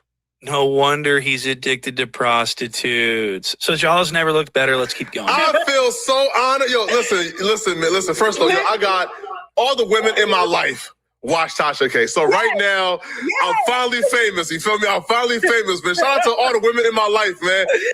I have gotten so much flack, man, but I feel like history has been on my side for being a Tasha K stan, okay? My Saturday. You ruined my Saturday when I received the photos, and I want us to describe them. Yeah. Okay. So I want to take a second to ask members of the jury to please focus on the humiliating fashion and delivery that this was disseminated. They're describing in detail what's going on in these videos, and they're laughing about it. They're making jokes. Thousands of people are laughing and making jokes about it now because of these two. And I just really feel sorry for the family of whoever they're talking about. What? But anyways, yeah, this is extremely serious. They're going to get sued, and I want to keep going with this. Look, listen to how embarrassing this is for this guy. Because I don't want people to think, oh no, they're making this up. First of all, I've already spoken to his lawyers. Yeah. Okay. His lawyer did say that if anybody posts the pictures and videos, they will be suing. Yeah. They do have a case on that. That is called revenge porn. Okay. So Flacco is about to be up out of here for the revenge corn on the cob. Got it. Okay, so we cannot divulge those videos or those pictures. Yeah. But what we can say is that his team told me verbatim, that is him. Mm-hmm. Him and his wife are working through it. So Tasha K says that she was talking personally to this guy Roland's lawyers, and I'm over here like, wait, shouldn't your lawyers be talking to his lawyers? What? Why are you talking to his lawyers? Jala should be very careful when dealing with... Same reason why WACK is talking to Loose Cannon's lawyers, apparently. The host like Tasha K, who has this tacky show where she just spreads false rumors and gets sued for it and loses. She's bankrupt for getting sued. What the hell does Jala think he's doing? Is he just trusting that Tasha K and her quote-unquote lawyers know what they're doing here? I mean, if they knew what they were doing, why is Tasha K sued into oblivion? Was this the same counsel that gave the okay on the Cardi B stuff that got her sued into bankruptcy? Because I'm curious about that. Or does she think that she's too judgment proof to worry about getting sued for this? She probably thinks that Roland's lawyers are going to tell Roland, like, look, we're not going to get any money. Even if we win, we probably won't get any money out of her. So what's the point in all these attorney's fees to sue when you're not going to get anything out of it? Well, Jala's a different story, though. Jala is paid $2,500 for the. Yeah, because Flacco let him tell it. He's a multi-millionaire. He's a multi-millionaire. I make $100,000 a month off YouTube, so he's proving it. Those screenshots where he swearing to God that's all that money that he's making. That's proof of finance. Might lose it all. He's got $2,500 for the box. I know he's got at least $25 million for the disclosure. So let's keep going. I've seen those pictures, but now I'll be real. As a man, I did not know that penis got that small. Listen, now I wanted to tell people this. This is obviously a medical condition. It's massive compared to Roland Martin's. Yo, did he have? Nah, man.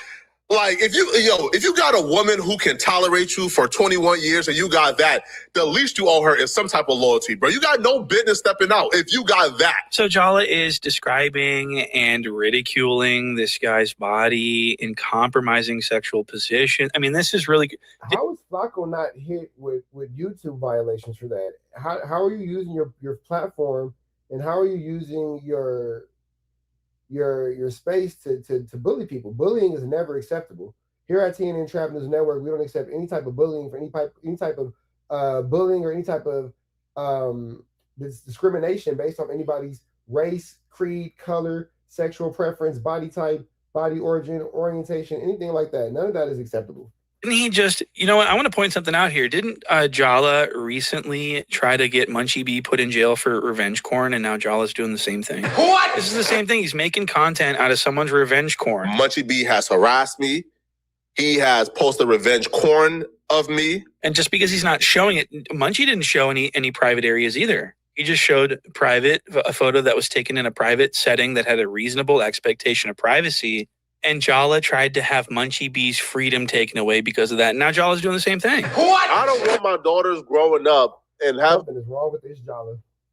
To read articles and see a narrative that I engage in revenge corn, and I'm responsible for exploiting, intimidating, and profiting off of this woman. Is not gonna happen. Hey, listen, man. Let me pull the pictures up, and I'm gonna describe the pictures as I'm looking at them. Yeah. But I have the right to do that, so I'm not legally doing anything that's illegal. Of course. I've already talked with my lawyers as well. I'm not legally doing anything that's illegal, nigga, huh?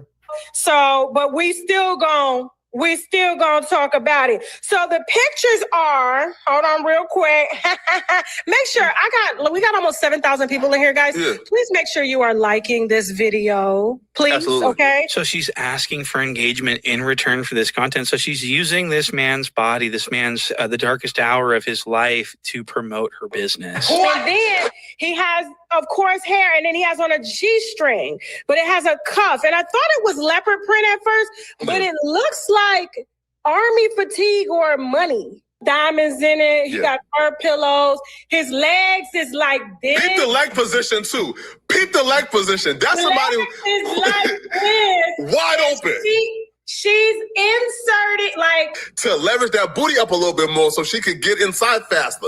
Put it like this. He was in birthing position. You know, the more I look at the Jala, the more I get scared that his face and his neck area and his head is all going to shrink and his body's going to stay the same. What? Jala is my real name. So, so Jala not only went on Tasha K and did this, he also did this on his own platform. His head is hitting the backboard. His arms is spread out. He has his left leg sitting up. He has his other leg laid towards the side. As the woman Shakola is in between she's laying sideways in between his legs. She has two fingers going in his butthole as the other finger is stroking his genitalia. And the good brother, Roland Martin, he's taking it like a G. So Jala and Tasha K, I think, believe that they aren't This is disgusting. This is things that we just don't want to continue to hear about in this space that we're in. So we're going to just pray for these people because they're clearly sinners. They're clearly sinners. And, we're just praying for God and all his people to carry them into, for lack of better words, just a better space, man, because these are sinners. These are sinners for sure. Have anything to worry about as far as a defamation claim because this guy's a public figure and it would be very, very difficult for him to prove defamation as a public figure. So I think that they think that that's all they need to worry about. Now, we're not in a business to, slander you or defame you or make up things about you, but we can run our story the way we want to run our story because I don't pay into no journalism society. But what they may have overlooked is this other tort, which is public disclosure of private facts. And this was if I'm offended by this, by the way, and I'm not sure what Jala was thinking, especially when it's like against YouTube's guidelines. Like if he were to get mass reported for this, like for bullying and harassment, his channel might get zapped. What? Like you never know. So for him to be engaging in something so dangerous like this is psycho to me. So thank you guys for watching. I'll see you on the next one. Man, big shout out to Point and Shoot. Give him a like, comment, subscribe with everything he has going on. Notification bell here. All tap in for the latest and the greatest. Red dots to the left. You know the rest. Say a prayer and be blessed. We are. So after saying he wishes Sydney Starr would have, I guess, hooked up with him instead of, I guess, the young man who she's accused with, and then saying that he was willing and happily going to go into a prison cell with a bunch of men who now are women but were born men while in the LA County jail. Jay Hood is telling us about the gay boy gangsters. So let's get into that. Well, who did I see interviewed X-Rated? Was it? That wasn't me. You know who X-Rated is? Yeah. A dude from up north? Yeah. Yeah. They stabbed him on SNY yard. Oh. Hell yeah. I didn't know that. I didn't know he got stabbed, but I didn't know. On SNY yard. Yeah. Yeah, the Northern Riders. There's an SNY gang called Northern Rider. Yeah, they got a lot of dropout gangs. Crazy. Hell yeah. Because you gotta Northern Riders, that shit I don't even know if you consider that a dropout gang. Why you say that? They ain't good shit. They on the streets and they beef with Northerners on the streets, and it's people who were never Northerners. So how would they drop out? In order to be a dropout, you gotta be, you know what I'm saying? So these are guys that just automatically went to PC because they didn't want to deal with the politics, is what you're saying? No, what I'm saying is, I heard, I'm not from up north, but I heard it's whole gangs that are rider gangs, Northern Rider gangs. Are you serious? Yes, and when young people they get put on Northern Riders on the streets. Damn. So they never been to juvenile, they never been to county jail or prison. So how are they a dropout if they 16 and they automatically, this is what they believe in? Like, you feel me? Like New Flower. And then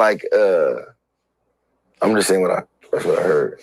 And they basically said, and the Northern Riders, they basically have the same ideology as the Bulldogs. They drop out Northerners. Just like the Fresno Bulldogs, they drop out Northerners. So. They don't go to PC though, do they? Who, Fresno Bulldogs? Yeah. Hell no. Right. Hell no. But they have the same ideology, same identity, same reasoning. They both were formed to step back from the Northern Familia and, to oppress the Northern Familia because they were tired of oppression. So that's why I say you can't really call them no dropout gang. And they get shit, and they stabbing and killing and all that. The Northern Riders, they doing all that. A lot of these SNY gangs is out. They really doing that. They killing people. It's a gang called Zapatista. They're not playing. They not playing. What about, I heard that there was gay gangs. Yeah, gay boy gangster, GBG. Yes, in prison, bro. That's crazy. For sure it is. But it's a gay gang. Yeah. Hell yeah, that shit. I heard about that shit too. It's real. Yeah, that shit real. That's weird, huh? Hey, boy, He was finna tell you a story, and then he paused and he caught himself. All that. Jay Hood seemed like he done did some little freaky things in the jail. I ain't gonna front, bro. Because he thought about something, scratched his head, and said, nah, I shouldn't say that. A lot of these SY gangs is out there really doing that. They killing people. It's a gang called Zapatista. They're not playing. They not playing. What about, I heard that there was like gay gangs. Yeah, Gay Boy Gangster, GBG. Yes, in prison. Bro, that's crazy. For sure it is. But it's a gay gang. Yeah. Hell yeah, that shit. But it's a gay gang. Yeah. Yeah, let me just stop. Yeah. All right, Jay Hood, you gotta, go ahead, let him know something. I heard about that shit too. It's real. Yeah, that shit real. That's weird, huh? Gay Boy Gangsters, bro. What the fuck is that, man? It's a tough guy who gay. That's all you. But it sounds crazy, but it really makes sense. You gotta really think about it. Like growing up, who is made fun of the most? The gay boys. So why wouldn't it be only right for a group, for the people who've been oppressed and made fun of their whole life to come stick together and defend one another, They gotta defend themselves too, I guess. Yeah. Oh, they tough. Jay Hood is never a dull moment with Jay Hood, huh? Tough. They don't care. You gotta think, what do they have to lose? Nothing. Yeah. They don't give a fuck. Like, man, you go to jail, you gonna miss wifey, you gonna miss they ass right here, they're not even tripping. You feel me? Dick right here. They're not even tripping. They're side dudes in jail. Yeah. They're just going to visit their side dudes. Yeah. So, like, not tripping. Ass right here. Damn. I mean, sheesh. I see you, big homie CC be on some shit. He be on some CIA 5. Like this nigga a street nigga. But just cause you a street dude don't mean you don't know what's going on. He might know you believe him? Yeah, that's the homie, for sure. Yeah, he good pupils. Yeah. With his content, but I'm saying you think, cause he said nobody is planning past 2027. So something is big is happening. I'm like, what you mean nobody? He said nobody of substance, like no major company or is making any type of plans past 2027. When Roswell took place. Now, this whole situation is crazy. Like the whole back and forth with Jay Hood and this little whatever. They'll get into Big Homie CC. That's a whole different conversation.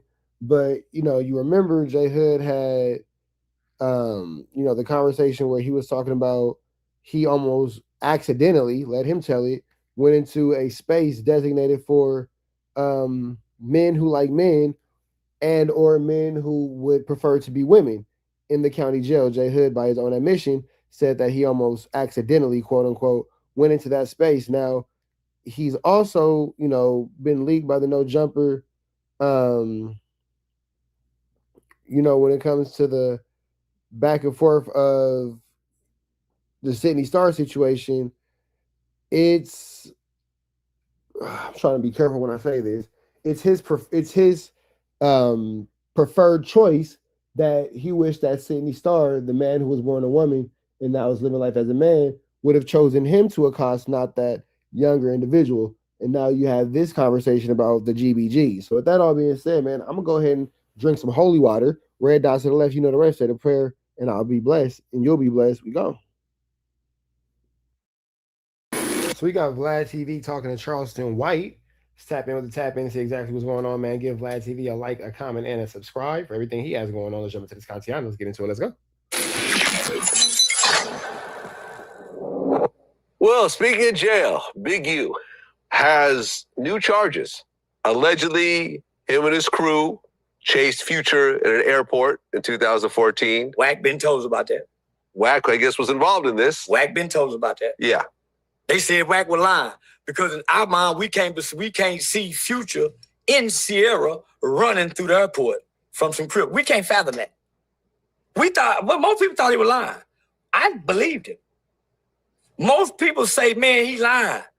Because we see Future as the type of nigga based off his lyrics, I ain't running from nobody, especially with him and his bitch. But according to the FBI documents, they just didn't run. They took an ass kicking before they took out running. Took a beat down. Ooh, so Charleston White is saying that WACK100 assaulted Future. Okay, Charleston White, let's get into this. Yeah, I guess Future denied it. He reposted You sound like this you video. trying to deny. Yeah, did they say he took a beat down? I don't know, like he reposted a video with Doughboy saying that it's all cap and so forth. And Doughboy actually reached out to me. There'll probably be an interview sometime soon. Listen, I don't know about the situation, but here's the thing. That's not even the serious part over the superseding indictment. The more serious one is that they're claiming that Big U allegedly offered 2 inmates to kill a government witness so they couldn't testify against him. I used to always hear my uncle say, a drowning man will reach for a broom straw. Man reaching for broom straws. It's the only way to beat him. That's that old mafia hit. Yeah, that's Sammy the Bull, John got it. You get that FBI witness. He just ain't got no money to hush his nigga ass up. He ain't had no hush money. Yeah, he ain't had no hush money. And he done lost his boogeyman stigma. He done lost his boogeyman stigma. The Rolling 60s aren't so notorious anymore where they can have the long arm reach like the law. There was a time they'll get your ass. Well, there was also information. I don't know if this is part of the new indictment, but there's the whole thing about his beef with Nipsey Hussle. They're saying that Big U requested music equipment that Nipsey possessed, leading to a dispute. They said he was furious after that diss track. Yeah, Nipsey released a song called You Don't Got a Clue, which Big U said was directed at him, or Big U allegedly felt it was directed at him. Big U allegedly picked up Nipsey, intended to discipline him. Go give him a whooping. Go get a whooping. Saying he was a scrapper, not a rapper. Nipsey's brother, Black Sam, allegedly refused to allow it. Pulled the gun out. And December... Nipsey dad get the bat. I think Big U hit the dad with the bat. Well, in December 2022, there was an intercepted phone call where Big U allegedly claimed he had disciplined Nipsey and was bigger than him. Another intercepted phone call on January 1st, 2023, where Big U allegedly said he wasn't beefing with Nipsey because anyone who beefed with him would be killed. Yeah, shitty cuz still living. Yeah. But everybody know, out here in this area, outside of this, you don't know this. You ain't a real one till you kill one. Everybody know that. That is a sad statement that has lived in the Rolling 60s community for a long time, man. Sad statement. Real Rolling 60, they have always said you have to kill another Rolling 60. So when you look at another Rolling 60, that you ain't a real one till you kill one. Everybody know that.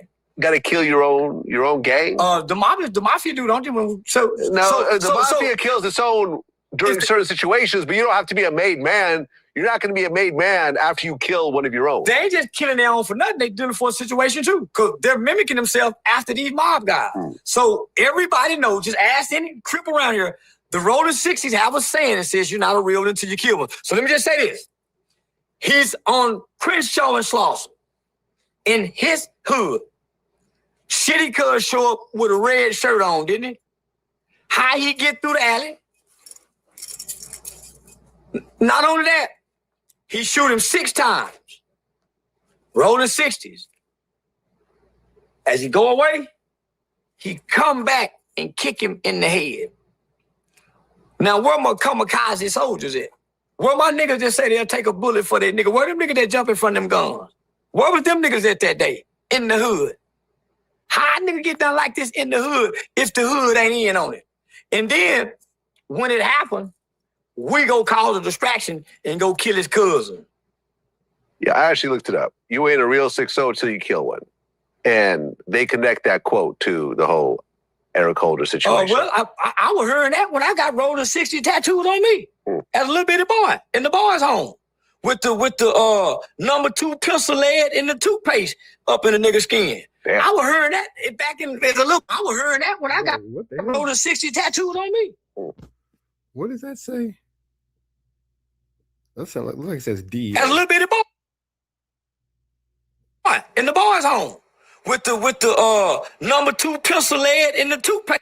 It say 02313 up in the nigga's skin. Maybe he has it covered with something because that looks like DEA or 102303. Maybe. I was hearing that back in as a little boy. Well, look, I'll just say this though. If Eric Holder was at all sent by Big U, he would have said it in trial. Why? When you really hold on, if you would kill for the set, you would die for the set. Didn't you see them guys? Them 8 trays that hit the truck driver in the head when them niggas went to trial. Oh, during the Rodney King thing. The Rodney King it's ride, some yeah. niggas that still like this here, like City Cuz, that come from this land. It's some real crips that'll throw their lives away like Cuz for the set. Anybody can get to him where he at. Put glass in the food. It ain't nothing. He come out sometime. You ain't heard nothing. No, you got beat up by some Mexicans in the holdover. Yeah, no black gangs. Yeah, that's just the Mexicans, the Mavato love for Nip. Brown and black love. But outside of that, it ain't no gang scenario because everybody know quietly and secretly that was because you cannot do this if it ain't nodded. Okay. I looked at the situation. I spoke to people around. And he was going to go do what I was doing. Meeting with the police that Monday before he got killed about some gang activist, anti-gang stuff. So all that could play a part. I don't know, man. Listen, I've interviewed Big U. Me and him kept in touch. I never looked at him as the boogeyman. He's always been solid with me. So I was sad when this happened. I don't think Big U had anything to do with Nipsey in terms of the murder. I think it was a situation of someone who has mental illness, who was, insulted. At this point, I don't think Big U had anything to do with it at all because we've seen too many, back and forths to where the feds would have for sure put that on him if he was in any way connected. They would have thought that he was connected, they would have put on him. I mean, look at all the overt acts they got on Big U. If anything was about Nipsey Hussle or the demise of, man, they put that on that man so fast it'll make his indictment spin. Moment. He ain't mentally ill. He joined the Crips. He ain't mentally ill. He was cripping. So let me just say this. Nip, so from what I hear, him and Nip was like line classmen. They go on the set together, right? He really a killer. Right. Nipsey is a rapper, not a scrapper, right? Okay. Why he pressing a killer about some snitching shit? So why when he come back, nigga, cowboy out there, why ain't nobody say, hold up, cuz, no, shit, hold up, man, no. Why didn't nobody do that? That nigga wasn't no mental patient. That nigga was a nigga that do what he do. He actually was a mental patient. He actually had electrical therapy on him at certain points. That's just the prison guard fucking with him. Man, that nigga got good sense. The way that nigga killed Nip, he got good sense. He got good sense. The way he I agree with Charleston White on that aspect, though. and he didn't get killed. Nah, that man got good sense. He ain't saying no name, no nothing. He got good sense. All these killer gang bangers, gangster street guys that have been through violence and post-traumatic stress disorder from the streets have mental illnesses. All of them do. Okay, look, this is actually something that came out in trial. He had electroshock therapy. His defense attorney stated that Eric Holder received electrocution therapy as a last resort for severe mental health issues prior to the shooting. He also noted that he had very high medication dosage and was under acute emotional strain at the time of the incident. So this is not a regular guy. Hold on. So this y'all is not wanna, a regular person. So we already know you'll say anything to save your life. So they want us to believe he was under high dosage medication when he killed Nip. Yes. No, he wasn't. I done seen high dosage medication. They like that. He ran to the car. From what the girl said, he was strategically doing things. High medication. He didn't look high medication on that when he ran back. Kicked in the head. So this is what I'm saying. Whenever your life is on the line, you and your doctors will concoct some mitigating factors. So you mean to tell me They was shock therapy in which prison before he got out of?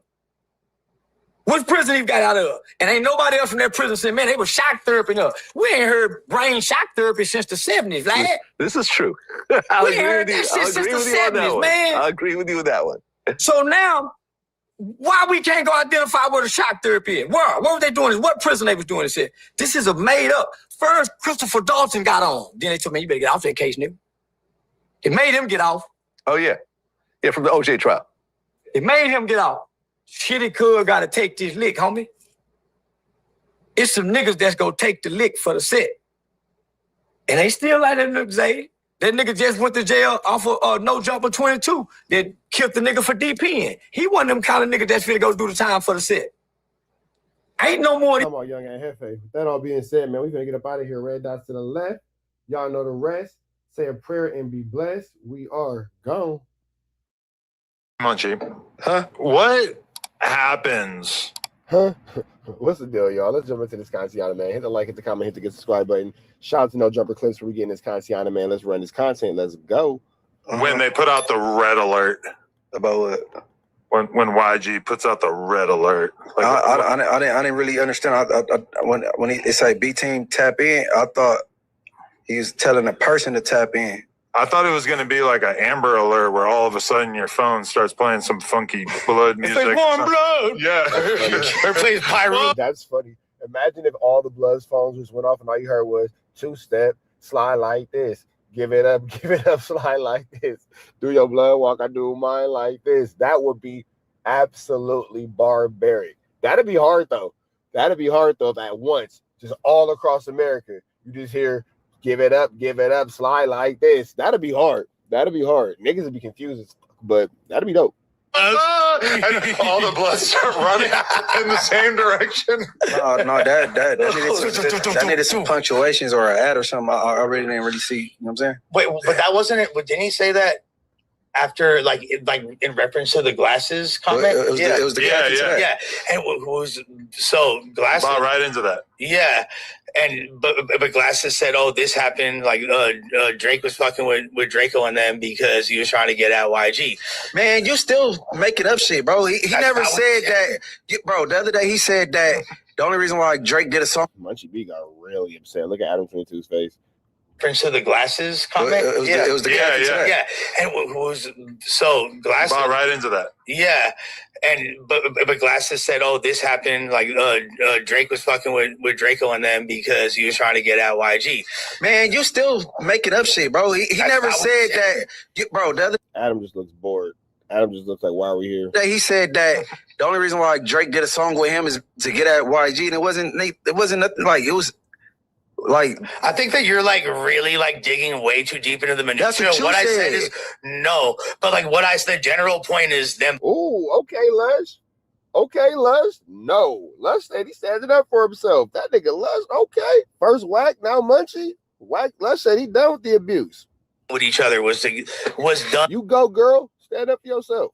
With the intention of trying to get at YG. I think Drake was on Draco because he wanted to. Drake, I agree. I asked Drake that question, and Drake denied it. Drake said absolutely not, that he didn't really even know about the shit with YG. But the thing is... But would he say that knowing that the phones could be tapped? I'm not telling Adam 22 that, even though if he is my boy, I'm Drake. You're in would the he media. tell the truth if he knows that the phones... Well, to be fair, the only thing I was having a conversation with him about was if he did music with Draco to, like, basically get at YG. Okay. And he denied that. He said straight up, definitely not. He said Oliver from OVO put him onto Draco, and he just loved the sound and the music, and that it wasn't an anti-YG thing at all.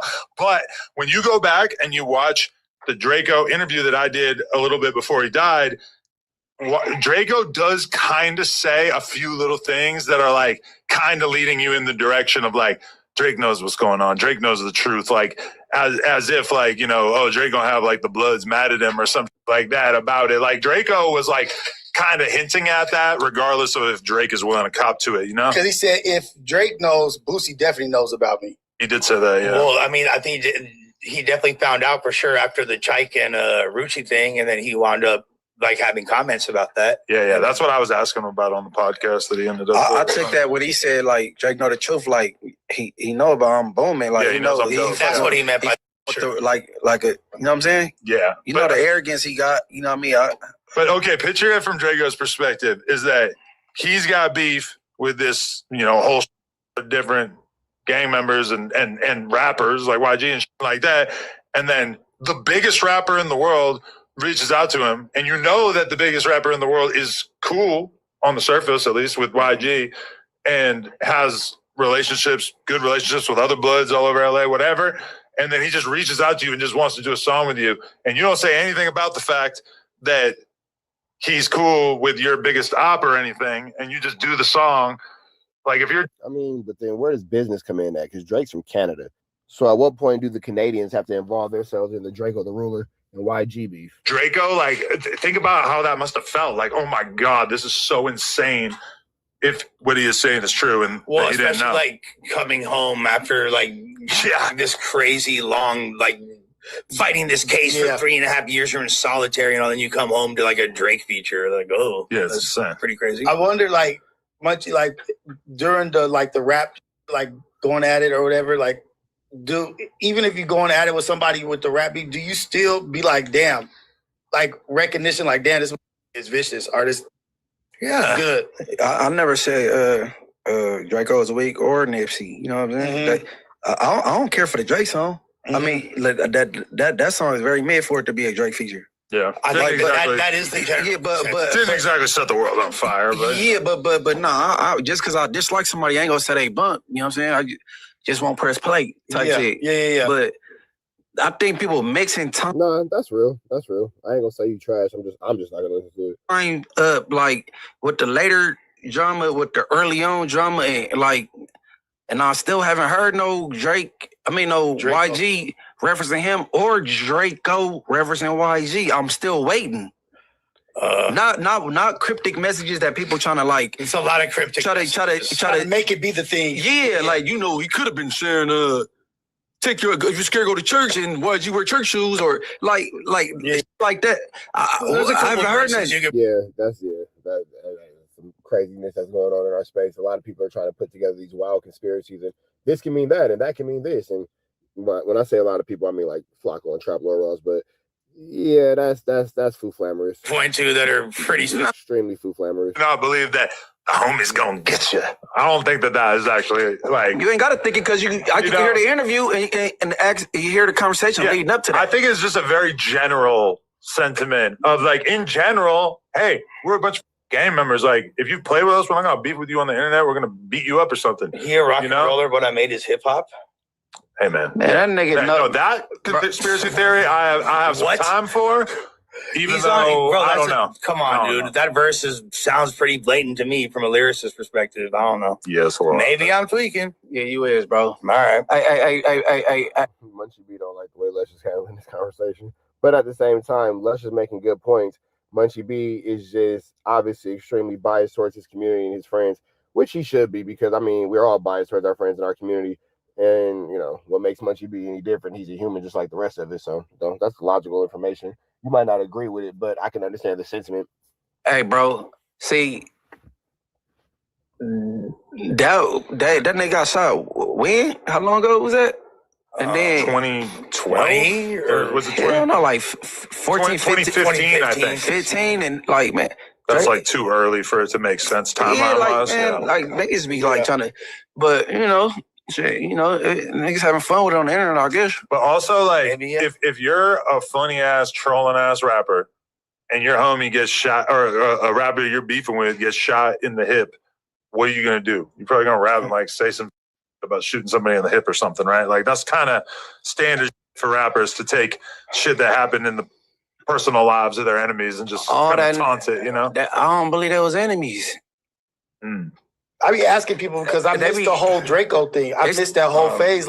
Was he really that vicious? It's the blood. It's just him having a relationship with Bloods, Inglewood Bloods in particular, and then they throw him in the mix. Well, I mean, I would say, I heard Buster, and somebody gonna want to kill somebody. They want to do business with him, right? Or beef, like the whole hood want to get out of. he won't want to sign to you? Right. Like, it sounds too stupid. It's all animated and shit. Well, yeah, Makes sense, I think bro. it was like, I think with the whole mustard thing, the main thing, that was kind of where Draco kind of got the whole, I'm being blackballed and everyone's against me. And then like Draco came home paranoid. He spent too much time in that cell. Everybody can't do time like that. For sure. He felt like the walls was closing in on him and shit. How you gonna tell us how Draco feel?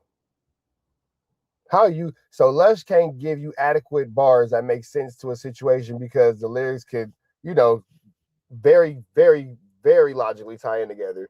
But you can tell us how your enemy felt after doing time for allegedly trying to unalive your other homie in this whole Flu Flammer Skull Duggar. Extremely unnecessary situation. God bless the dead of anybody who lost their lives in this situation, just across the board.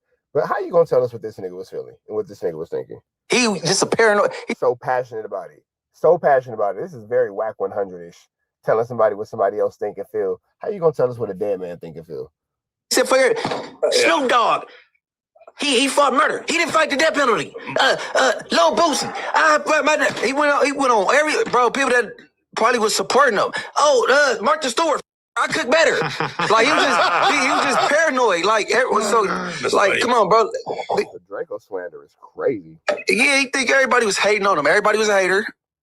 You know what I'm saying? Well, he did start a wave. So I ain't gonna say like he started. You know what I'm saying, like, people sound like him, but like I mean, I did misquote him too. He said the real bars. He's a rapper, but I made his hip a rock and roll. Sorry. Right.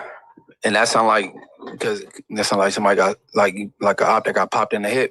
Right. Was that a bar you would have came with? That's pretty good. That's like a 3. I mean, he's had better bars than that. I thought it was kind of clever, but yeah. All right, man. Make sure y'all show out the No Jumper Clip channel. Make sure y'all give them a like, comment, subscribe, notification bell, hit all. Tap in with everything they got going on. Red dot to the left. You know the rest. Say a prayer and be blessed. Go. I've seen your videos. I could tell you were extremely perturbed. You accused me of allowing WACK100 to misuse the platform to spread his propaganda against the recent, information that came out that a story that he's told frequently online about him chasing Future has now entered Big U's indictment.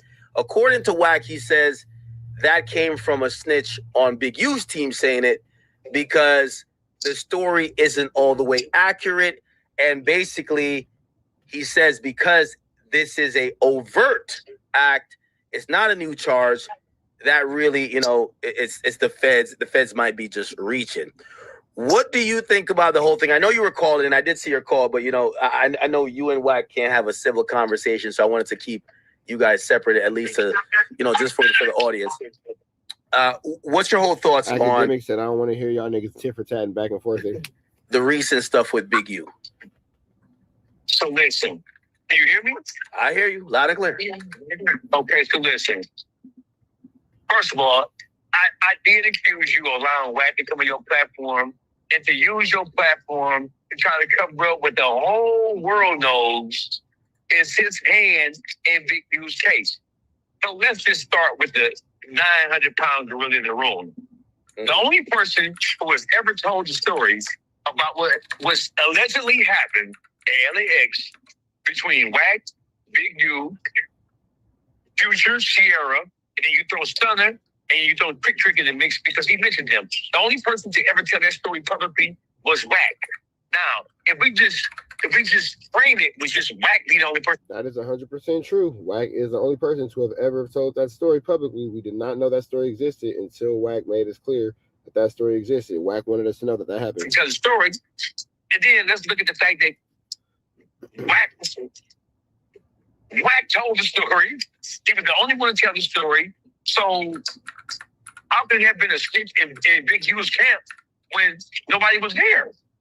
Big U, when he heard WACK telling this story a couple of years ago, Big U denied that it ever happened. Trick denied it ever happened. Future said that it didn't happen. We haven't talked to Sierra, and we haven't talked to Birdman about the whole thing. But the only person to ever bring this story up. Well, he did say he's never mentioned Birdman. And he lied because he said he threw the phone and it was Stunner on the phone. And Stunner's birthday. Even though I will say, you know, so he lied. So listen, hold on. So he lied.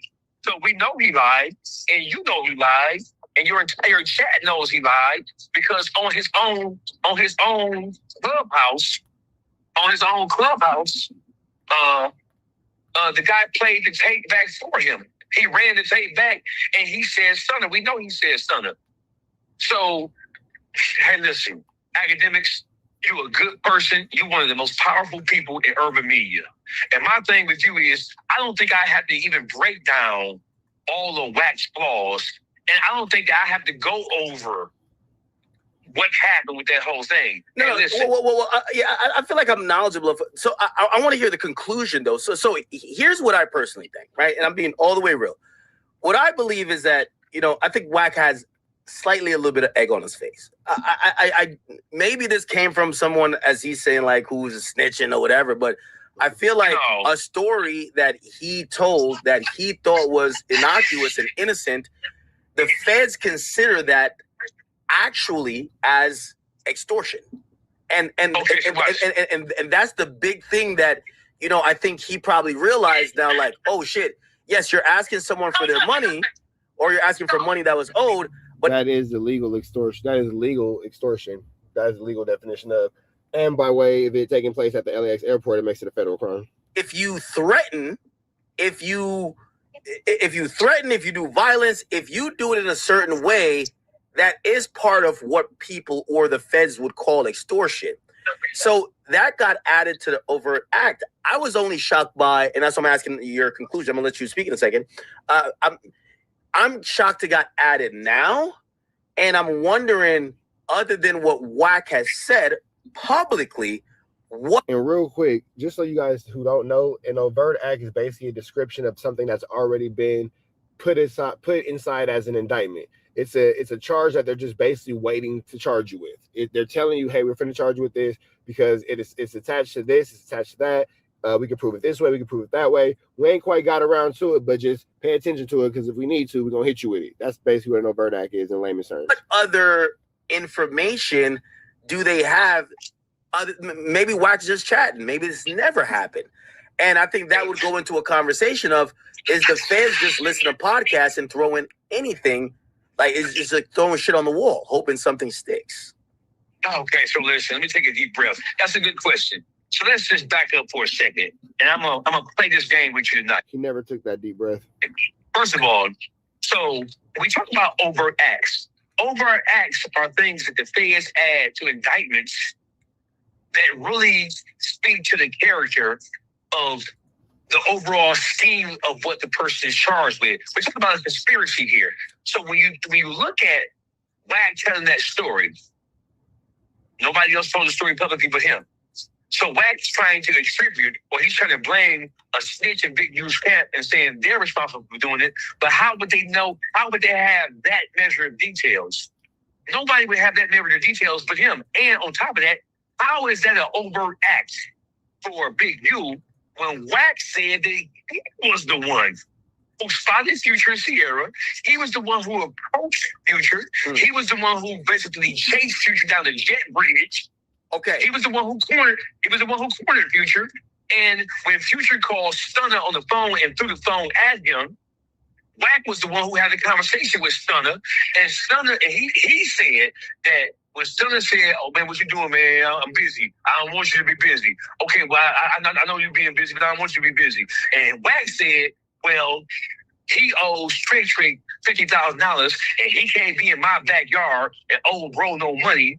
He either gonna pay him money. He gonna pay the money." He said, quote unquote, he gonna get fucked up and pay the money, or he gonna pay the money. It's his choice.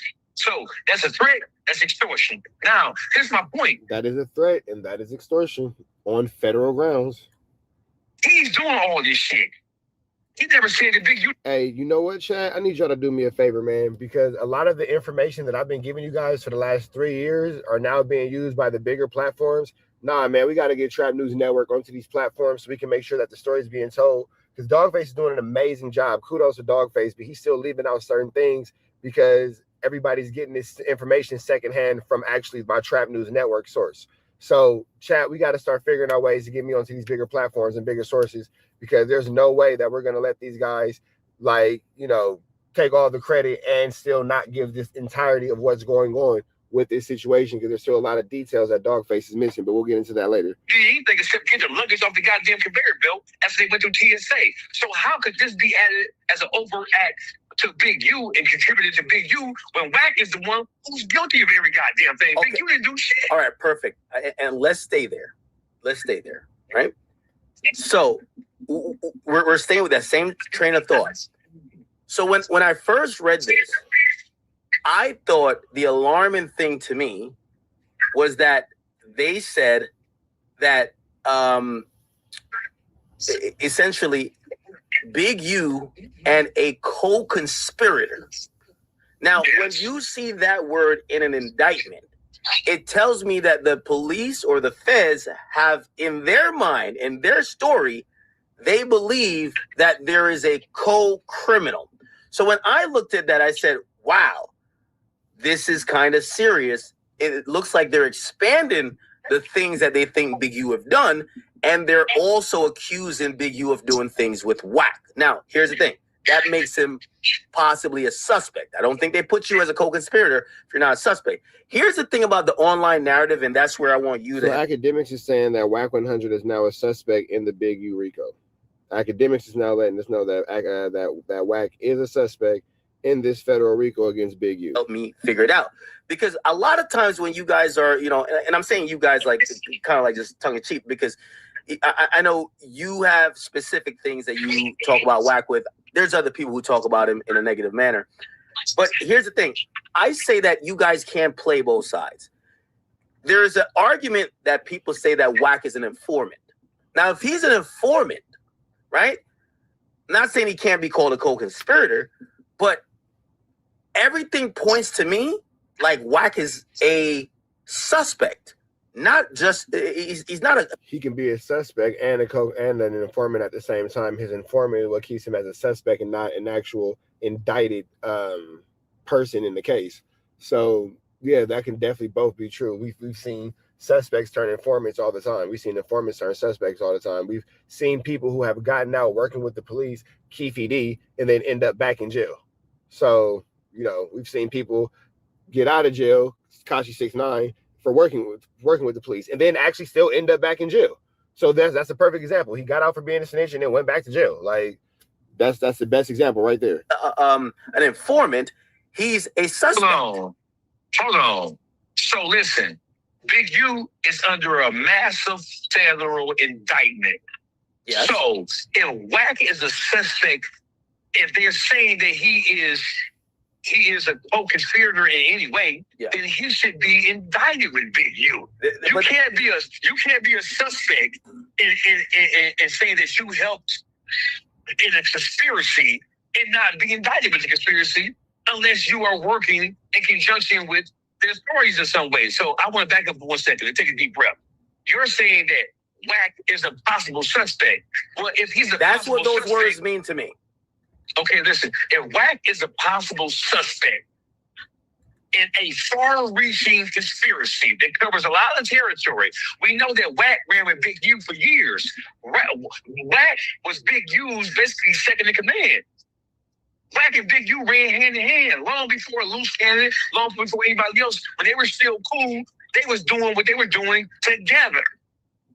So if WACK is the suspect in at least one thing, and that one thing is what happened between Future, Sierra, Stunner, Trick, and all that other kind of shit that he said that happened to LAX. If he's a suspect in that, he's a suspect in a crime. Yes. And as hold on. But not because he's a suspect in the crime mean they have enough at this point to charge him. There was hold on. He admitted it. Hold on though. Wait, hold on. Let's talk through this and then let's argue logic here. So I want to point out a particular. You might not know this case, but there was a case, and my chat knows it. There was 2 men who were accused of killing somebody named Stefan Mack. By the way, that's the guy who supposedly killed Dirk Brother, right? they kept referring in the indictment against the two shooters that they were going to get paid by a co-conspirator. The co-conspirator was Lil Durk. Lil Durk never officially got charged in that case. Why? They didn't have enough info or information or whatever to get the indictment on Durk, but they alluded to him in that indictment as a co-conspirator because in their story, and these guys did a murder for hire. So what I'm saying is that what I could definitely say, reading the paperwork and chat, I'm gonna bring the paperwork back up here again, and you guys could, we could flush it out. It appears that they're saying they believe that WACK was a co-conspirator in this conspiracy of extortion, but because he's not charged, I can't just automatically go to, oh, he's a snitch. If anything, look at Durk. Even if you're 6'9", they'll charge you if you are actually, if they feel they have enough to make you guilty of a crime to actually make you flip. They wouldn't leave you out there uncharged where you could be just doing whatever. So that's where I kind of like jump off the train where I'm like, I don't believe WACK is an informant. Let me put you back on the goddamn train. Then why is the FBI calling WACK to have, open? Never mind. Let's see one. Listen, everything you just said about the whole Stephon Mack and Lil Durk thing, all that's correct. But let me introduce something else. They would leave that motherfucker out there and let him work if he's working. WACK100 is working in a concerted effort to take down everybody in the organization, starting with Big U. That's number one. Number two, when you look at everything that he's done... Hold on. I'm asking one question towards what you said. How does him telling a story that, yes, involves Big U, but he clears Big U's name because he said he did everything, how does that help take down Big U? I think WACK running his mouth and saying that put him in hot water, not necessarily shows that, because he never said Big U told me to chase after him. That would be different. He said I was there with Big U, and any lawyer's going to argue, okay, if I was there with a guy who then picks up a gun and chases someone and kills him, how am I in the conspiracy of murder? Good question. Let me answer your question. Okay. So the incident that transpired in that airport, we know about it because WACK talked about it. Big U didn't talk about it. And when Big U became aware that WACK was telling this story, Big U came out and said that it was not true. Yeah. So my question to you, let's just deal with logic here. Mm-hmm. Why is this an overt act that has been added to Big U's supplemental or superseding indictment when they have no evidence whatsoever that he did anything other than sit back and watch WACK do it? So if we know this because WACK self-admitted that he did it. So if he self-admitted that he did it, if he self-admitted, he admitted that he initiated it, he spotted Future, he initiated the contact with Future, he chased Future, and then he forced Future into a situation where he cornered him on a jet bridge, where he extorted him under the threat of violence. So you tell me, how can a person do all that shit, and then the feds put that on Big U, and don't list WACK100 as a material witness or as a co-conspirator because he's the one who did every goddamn thing. I'm glad you said that. So now this is where I think there's a middle ground. What I would agree is that while proving a RICO or any type of conspiracy, and I have to just, I'm not saying it for your education, I'm saying it for the education of the audience who's watching and listen to us. So an overt act, so in a conspiracy, no matter if it's statewide or if it's federal, they're going to have a predicate offense, and then they're going to have overt acts. Now, the predicate offense is you shot someone. Those are actual crimes that could be charged by themselves. Now, the overt act is to establish a pattern. It's to show the other acts that basically prove that it wasn't only that he shot someone, he linked up with other people. He told this guy, yo, go get this laser for my gun that I could make sure I don't miss. Yo, did you book him for the club? Like, booking him for the club to make sure he gets there is an overt act. That's not a thing. You can't get charged by... So I guess I would say... I say all that to say, for this overt act to be proven, WACK, if he's the only one who's ever said the story... Now, WACK has basically told us he feels like one of Big U's homies has told the story, but whatever. So he's not the only one to tell the story again. So let me Go ahead. pardon me, let me interrupt you for a second. Go ahead. So listen, you just described what an overt act was in relationship to overall conspiracy. So listen, all the stories that WACK100 has told about Big U, they really speak to Big U's character because he's telling about what happened with Nipsey Hussle when Nipsey got killed. He trotted Loose Cannon up on Adam Slayton's platform, and he prodded and he pushed Loose Cannon to say a story about Big U calling him and telling him that Nipsey was dead before Nipsey was dead. And then he interviewed another person. This is all Big U. He interviewed another person who identified himself as a Crip, saying that Big U paid him to steal a U-Haul truck filled with $40,000 of Christmas toys from in front of Big U's house. The guy said that he was supposed to get paid once they get the money from the GoFundMe. He talked about that. So all of these things that Wack is described about Big U. So again, I'm asking you, like, in any debate, you try to state what your opinion is. Me, I say, if anything, Wack is a suspect. Wack is not a cooperant. And if he was a cooperant, I think he would be listed or described differently. Now, will they try to get him to testify? Of course, right? But the idea, and this is a public narrative, that Wack is a cooperative and he's a snitch, I can't buy into it when I'm watching them describe that they basically could lock him up potentially if they have enough on him too. So back to your story, right? And you mentioned that he did these interviews with these guys. Wack plays dirty. And I guess you being from the street, your opinion. No. Hold on, let me just finish. Your opinion, I'll weigh more than mine in this. This is how, and I've heard Wack say this many times.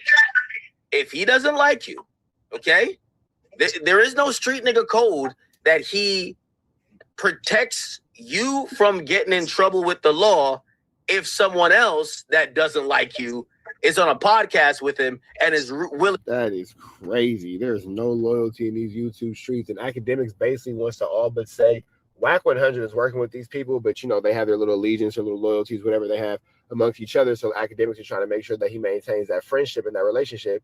But it's clear to see what it is, man. It's clear to see. And to snitch on you. So that's what he's always said with the Loose Cannon situation. He's like, I don't fuck with this nigga anyway. And Loose Cannon's his own man. If he's willing to do this, notice Wack didn't say, hey, I was with Big U in X, Y, and Z, and Big U did anything. The only story is this situation with Future, and he said Big U did nothing. So No. Oh, no. I beg to differ. That's not the only story. Listen, when WACK100, when he sat next to Loose Cannon, and Loose Cannon described that he had received a phone call from Big U talking about Nipsey being dead before he was dead. Mm-hmm. That is Wack puts him in a position. He can't hide behind, well, somebody else told the story, not me. That's the Crips did that. Ain't no rules on Big U's indictment. He helped put people who he knew had fell out with Big U. He used those dumbass niggas. And he used their anger at Big U. He used that for his benefit to get at Big U, who he didn't like. That's clear as day. That's number one. Number two, you talked about what an overt act was. Everything that WACK100 has said about Big U over the last 3 or 4 years, it has all led to establishing the overt act. Because all these things that WACK100 has been saying has led to a character, a paper trail of character traits, character flaws, character personalities, what you will and won't do, or what you're likely to do. Wack just basically left a trail of tears, man. He showed the overall person that Big U was, as far as Wack wanted him to be, how Wack wanted him to be perceived, because it all led to this indictment from the very beginning.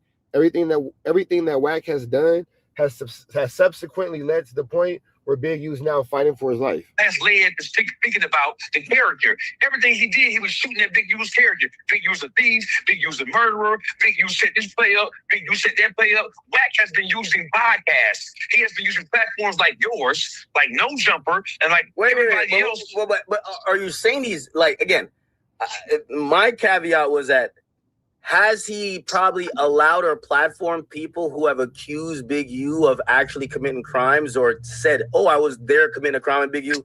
Yes. Hey. But I kind of do understand his so nuance. If you're saying yes, academics, if you're saying that, so listen, you're academics, you're the most powerful person in urban media. No jumper is no small fish. And so when you talk about who you are and what access he has to you and what it means when he tells a story, you are a bullhorn for WACK100, brother. All right, hold on. Let me ask you a question. Because I seen you just had on Moses Malone Jr. on your podcast. And yes. I'm not gonna lie, very entertaining. I suggest everyone watch it, and we're gonna play some clips. Thank you. We're gonna play some clips from it today. So there are some people that will say, well, just like how WACK100 allowed Loose Cannon to say certain things, you allowed him to say that James Harden is a criminal. None of these things have to do with the Big U case, so I'm going to fast forward because I don't care about all the outside conversations, the fluff. I want to get to the actual situation at hand with this case that WACK is involved in. He utilizes every tool in his arsenal to get at the people that he doesn't like. Some of these things may be above board, but some of these things are clearly not above board. Now, just because you don't like somebody, don't mean you can do all the shit he did to Big U. You can not like Big U, but when you're trying to when you're telling stories of criminal activity, and when you're putting people in a position and putting them in front of, putting them on platforms to tell a story that all go to intent, that all go to a character, you're doing it so somebody can hear it. And then he's taking these people on these platforms, and then he's backing out when it comes to the Fed saying, oh, we heard you do X, Y, and Z. You put these people in a position to be heard. And he's doing that in order to muddy the waters. Still, like the whole thing with the airport thing. He told it, now he's saying somebody else told the story. Who was the person who told it? Who could have known it? He told the story himself. First-hand accounting because he was there. So what he does is, and I'm gonna talk real slow. What he does is that he purposely talks about these things in public. Mm-hmm. And then when these things become somebody's reality, he can then say, well, because it's called open source reporting. That is literally a thing. And open source reporting is literally a thing that is used in court. It was literally used against Richard Nixon, former U.S. president. So if it can be used against Richard Nixon, why can't it be used against WACK100? What makes WACK100 more immune to the law than the president or the former president of the United States? But he was president at the time when open source reporting was physically used against him. So that's that. I ain't the one who did it. I may have said it once, but somebody else may have said it too. Like he lied about the Stunner thing. He's a liar. He lied and said, I never said Stunner name. He's only saying that because Stunner put a bankroll in his pocket with that Cash Money West, and Stunner called him and told him, look, bitch, this shit getting serious. You get my name in this shit. The Fed's gonna come talk to me because you said I paid the ransom. Hey, by the way, I will say, shout to Birdman, but you know, I remember the last time they were trying to put Birdman name in some stuff. That was the Jimmy Roscoe thing with Young Thug, where they were trying to say right after he shot at Lil Wayne's tour bus back in like, I forgot what year it is, like 2013, 2014. They said after it happened, the first two people he called was Thug and Birdman, and if you look back at the court documents, the police were looking into Birdman, and I'm pretty sure Birdman was like, well, from what I've heard, they said that was it for Birdman in Atlanta, because Birdman was going down there doing the rich gang stuff. They said Birdman was like, you know what? You niggas gonna have me up in y'all crimes. I'm out of here, man. I'm good. I have a question for you, academics. What up? Where was the first time, and who was the first person who you heard told this story about what happened with Future involving Sierra, Freak, and Stunner? WACK. WACK is the only person who ever said it, and he's always said, hey, if you keep saying I'm lying, not to me, but he would say it to like, you know, Doughboy or whoever. He said, if you keep saying I'm lying, I'm gonna get Birdman on the phone to confirm it. Person who was on the phone to say it did happen. He did say also though, you won't get Future to deny it, which Future has denied it. Like, well, denied it through posting Doughboy, I think. And listen, that's the same thing he told you about Chick Ridley. Do you remember when he said, I said that first piece of paperwork that he put out, that police report was a fake report, he came on the show with me and you, and he said, I put that fake paperwork out and brought T Grizzly out so T Grizzly can talk about it. So what he does is, he does things trying to provoke people into coming out and making statements about it, and then he uses their even acknowledging anything about it at all as content, bro. Come on, stop playing with us, bro. He's turning real life criminal shit into content. You know he's doing that. Come on now. Yeah, well, I do think he goes pretty hard to like outmaneuver street dudes. I'll say that. Well, and listen, you can call it outmaneuvering, right? You can call it whatever you want to call it. But here's the whole thing. WACK100 is the worst thing that ever happened to YouTube. It's the worst thing that ever happened to your platform. That is arguably true. I don't know if you're paying attention or not. I'm sure you are. But whenever you bring him on the show, 95% of the comments in the chat are asking and begging you to get this nigga off your motherfucking podcast, off your live stream. He's a liar. He's been proven to be a liar. He's an unscrupulous piece of shit. And you know he's an unscrupulous piece of shit. I know you have a personal relationship with him. I know that he took up for you. People are entertained by WACK. They are. But at what expense, though? At what expense? People are entertained by the slave master. People are entertained by Donald Trump. But at what expense, though? I've seen people say call WACK. Like, for example, we were gonna get an update on, like this whole situation, and people were like, "Hey, well, actually, no, we just talked about some YG and Drake the Ruler stuff," and people say, "No, you should call WACK." So, like, I feel like they tolerate him in doses. Of course, they tolerate that exactly. No, they want to see the drama. The chat is messy. The chat is extremely messy. The chat wants to see drama and they want to see BS. Right. They tolerate him in doses. They allow you to bring him up people they want to be entertained because they know he has the evidence on shit. They know what's going on with him. So, yeah, they tolerate the nigga. That's exactly right. They tolerate him in doses. But at the same time, there's a difference between him just reporting on what he knows and then him trying to weaponize your platform and platforms like Avid 22. That's totally different. They ain't the same thing. What he did at T Grizzly by introducing that fake, fraudulent ass paperwork, man, if T Grizzly wanted to, he could sue the shit out of WACK. He could sue the shit out of WACK because both of those people, listen, the first piece of paperwork was the fake police report. The second piece of paperwork was the paperwork that he sent you. It was like California State of the Field with T Grizzly's name on it. Oh, that shit was forged, bro. So how would he feel if T Grizzly with the file charges against him, press charges against him for creating fake fraudulent paperwork? Then he's going to say it wasn't me. Baby Shooter gave me the paperwork. So then he would have to throw Baby Shooter under the bus. If he said he got a Baby Shooter. So how would he feel if T Grizzly press charges against him, which he'll never do? But how would he feel about that? Now, how would he feel if T Grizzly press civil charges against him? Well, I think WACK also operates in the realm where it's like, he talks about street niggas and street shit. If a street dude presses charges against him, like, hey, you're defaming me, like, is that respected? I don't know. And listen, here's what I'm telling you. I know WACK is listening right now. And I know the whole Clubhouse people are listening to right now. Because what else do they got to fucking do but listen to academics? Nothing. You're the biggest motherfucker in the land. So let me just tell you this. WACK100 is a snake of epic proportions. He can't be trusted. WACK100 is like Samuel L. Jackson's character on Django Unchained. He can't be trusted. And when you... Yeah, that is a pretty fair description. That's pretty accurate. I ain't gonna lie. That is extremely accurate. Give him your platform and let him run wild.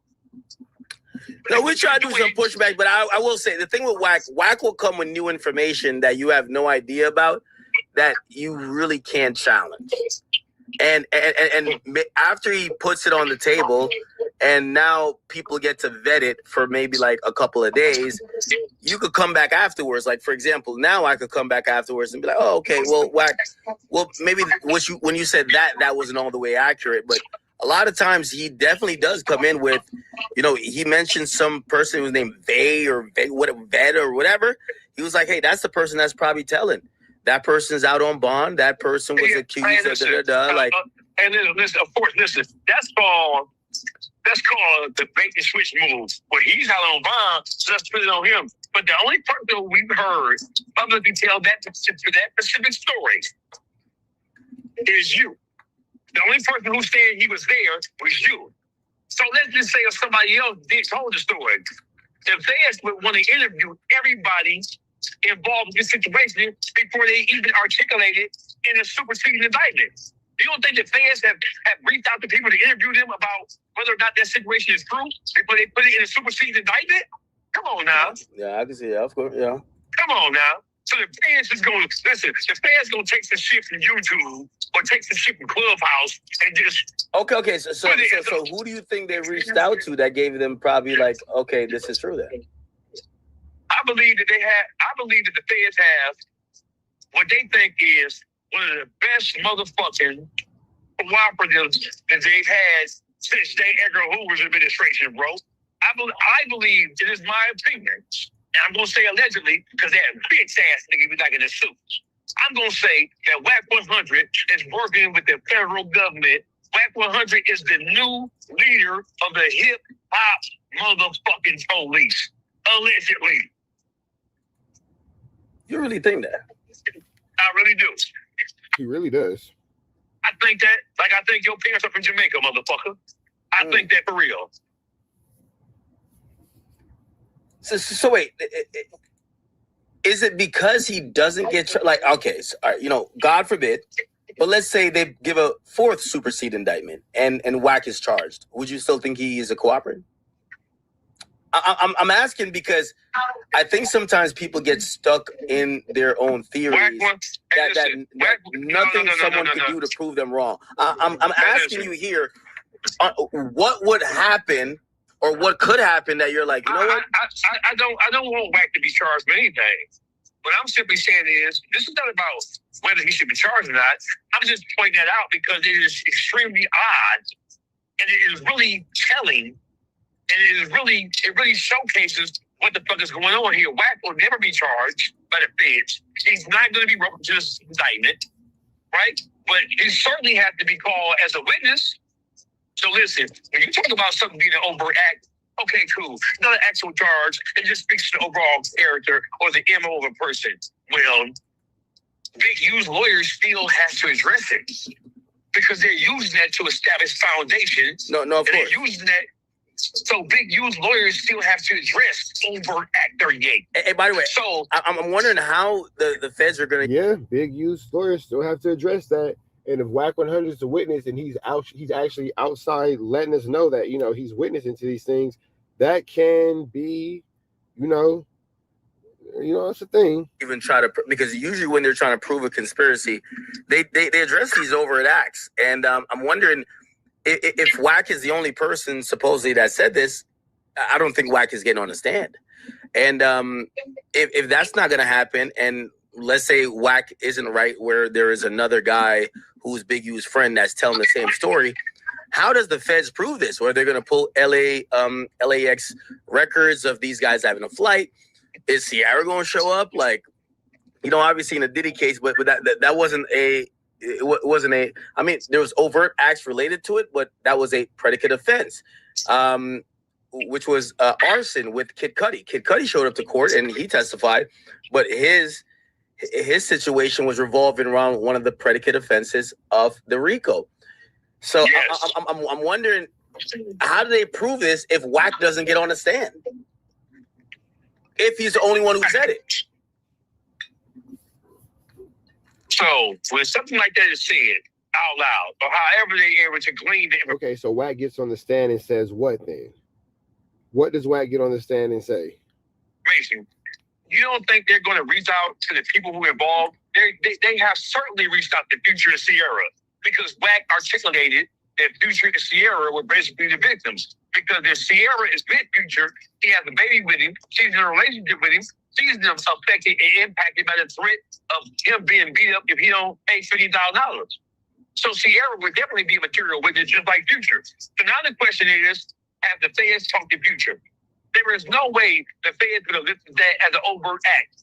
As explicitly as they did, without talking to the person who was supposed to have been the goddamn victim. There's no way.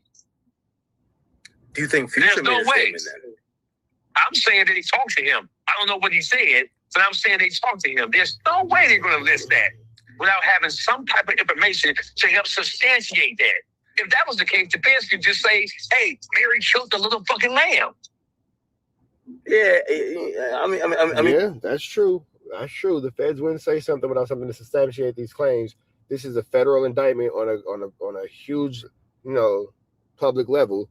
A lot is on the line here, especially when it comes to ego and all that kind of stuff. So we do know that it shouldn't, but it does in fact play a part in these public federal indictments. There's a reason why it's being broadcasted all across the internet, all across the media and all that type of stuff, because they are trying to sensationalize this, and they're not going to sensationalize. They're not going to sensationalize something that they don't see themselves having a full victory in. You're right there. I would imagine they reached out.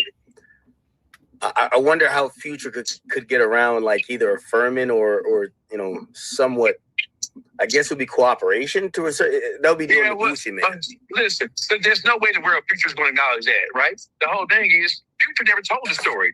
If Future gets questioned by the feds, he's only being questioned by the feds because somebody told the story and put him in a situation where he had to be questioned. That's it. Future, even if Future denied it, if they feel like the information came from a reputable source, a solid source, like WACK, they're going to run with what they think they know, despite the fact that Future is not cooperating. Because why would Future cooperate? He doesn't want to destroy his public image. So why would he cooperate? And I'm not saying that he would, whether he did or didn't. I'm just simply saying there's no way Future is going to acknowledge that shit happened. And even if he, listen, Future did not say it happened. He said the opposite. He said it didn't happen.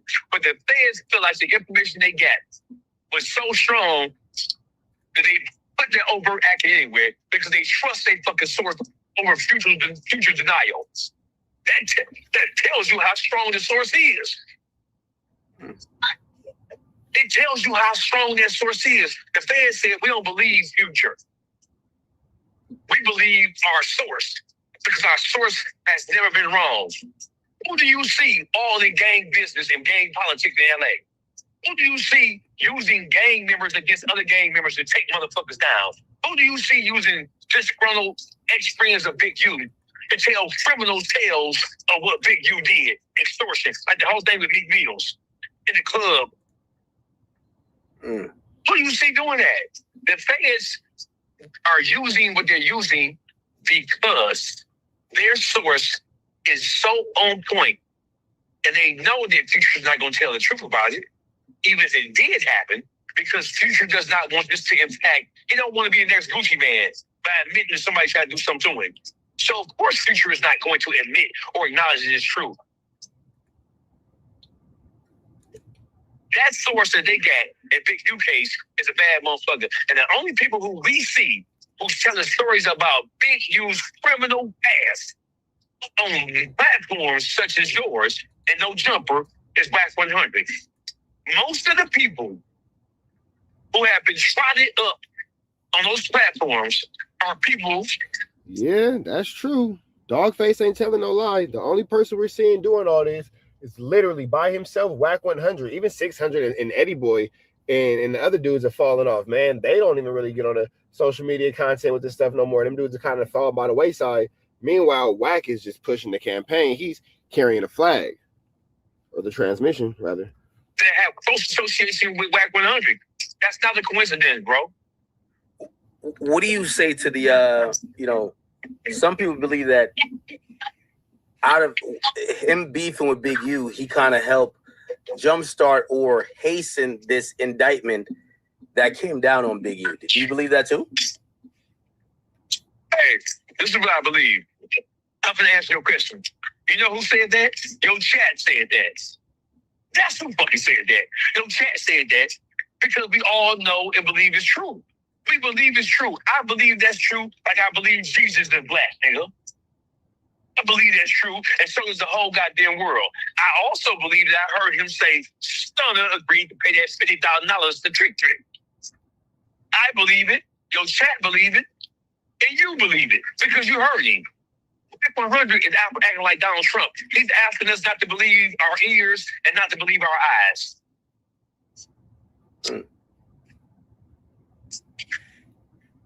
I mean, no. I mean, he did tell a story. He did tell a story, like, you know, to act like he didn't tell a story. So let me ask you a question. Did he say stunner in that when he was telling that story? Did he say stunner? Yes, sir. In one of those clips, in one of those clips, he absolutely did. And how many times did he say stunner's name? He listen. One of those stories that I don't think is AI. I don't think when he was talking to me. AI. Oh, here we go. Now it's AI. No.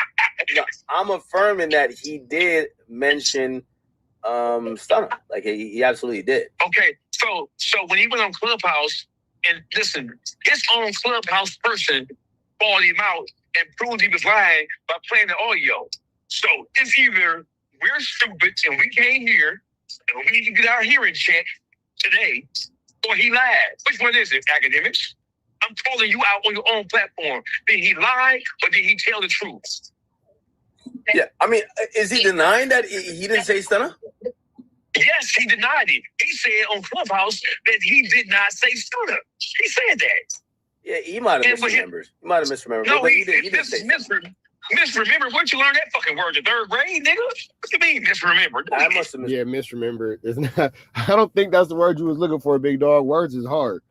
But because I mean, there's verifiable proof. I'm asking you a question on your platform, my dear sir. I'm asking you, did WACK100 lie to us? Did he lie when he said that he did not say Stunner's name? I'm asking you, straightforward, man to man. I can't say he lied. I would have to play him the audio, and if he said that's not me, I'd be like, all right, now you're lying, okay? Oh, I'm gonna send it to you right now. Hold on, I'm gonna send you the Clubhouse audio. So I would ask him the question if he said I never said Stunner, and he hears the audio and be like, oh, that's not real or whatever. At that point, I'm like, okay, you're just trying to lie. But I mean, again, you know, he might be just trying to protect who? Stunner, of course. Protect who? Listen. This whole thing, WACK has been telling this story for years, but it didn't have any legs to it. But now this whole thing is in a federal indictment. The 100%. The feds have now ramped up these things, and I'm not gonna lie, it does look like a whole different situation now. Yeah, so Stunner probably checked in before. By the way, when WACK used to tell the story was kind of told in a way to say these rappers are just guys who rap. Like nobody, because I remember the first time he told me the story. It doesn't matter the way that the story was told or intended to be perceived, nigga. This is what happened. This is the reality of the situation. I was like, well, Future's a street nigga. And he's like, who the fuck told you that? It was like, yo, bro, when actual street niggas come around, like Future. Who the fuck told you that? We be extorting Future is what WACK said. He's running around. Like your Future's like Noah Lyles. You know what I mean? Like Future's, you know, he's doing a Rey Mysterio on a carousel at baggage claim. Like, so I was like, oh shit. Because, and listen, nobody's saying Future is a gangster, bro. Future is a rapper. Nobody's saying I used to think he was. I don't lie. I used to think he was. Like his rapping is so good. I used to really think that like Future. Like I'm not saying he's some killer. I'm just like, yo, he's a guy who you can't fuck with. You know what I mean? And when WACK told the story, I was inclined to believe that story was false because I'm like, it kind of describes Future as someone who was prey by the street dudes or the gang culture of LA. Yeah, because that's how WACK made it seem, academics. And listen, that was shocking. And this is a fact. LA, Los Angeles, California, has been squeezing rappers forever, bro.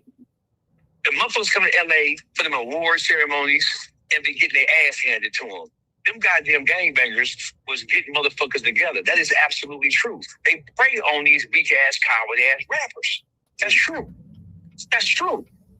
You've been in the entertainment business at the highest level of it, bro. You didn't just come around. You've been investigating these things for years. You know these rappers been getting these rappers, but by and large, not all, but most of them are not what they rap about, and you know that. You know they've been coming to LA, being forced to join gangs, being forced to check in, Or if they didn't check in, they didn't acquiesce to the pressure, it was get their ass stumped out. You know that. Yeah.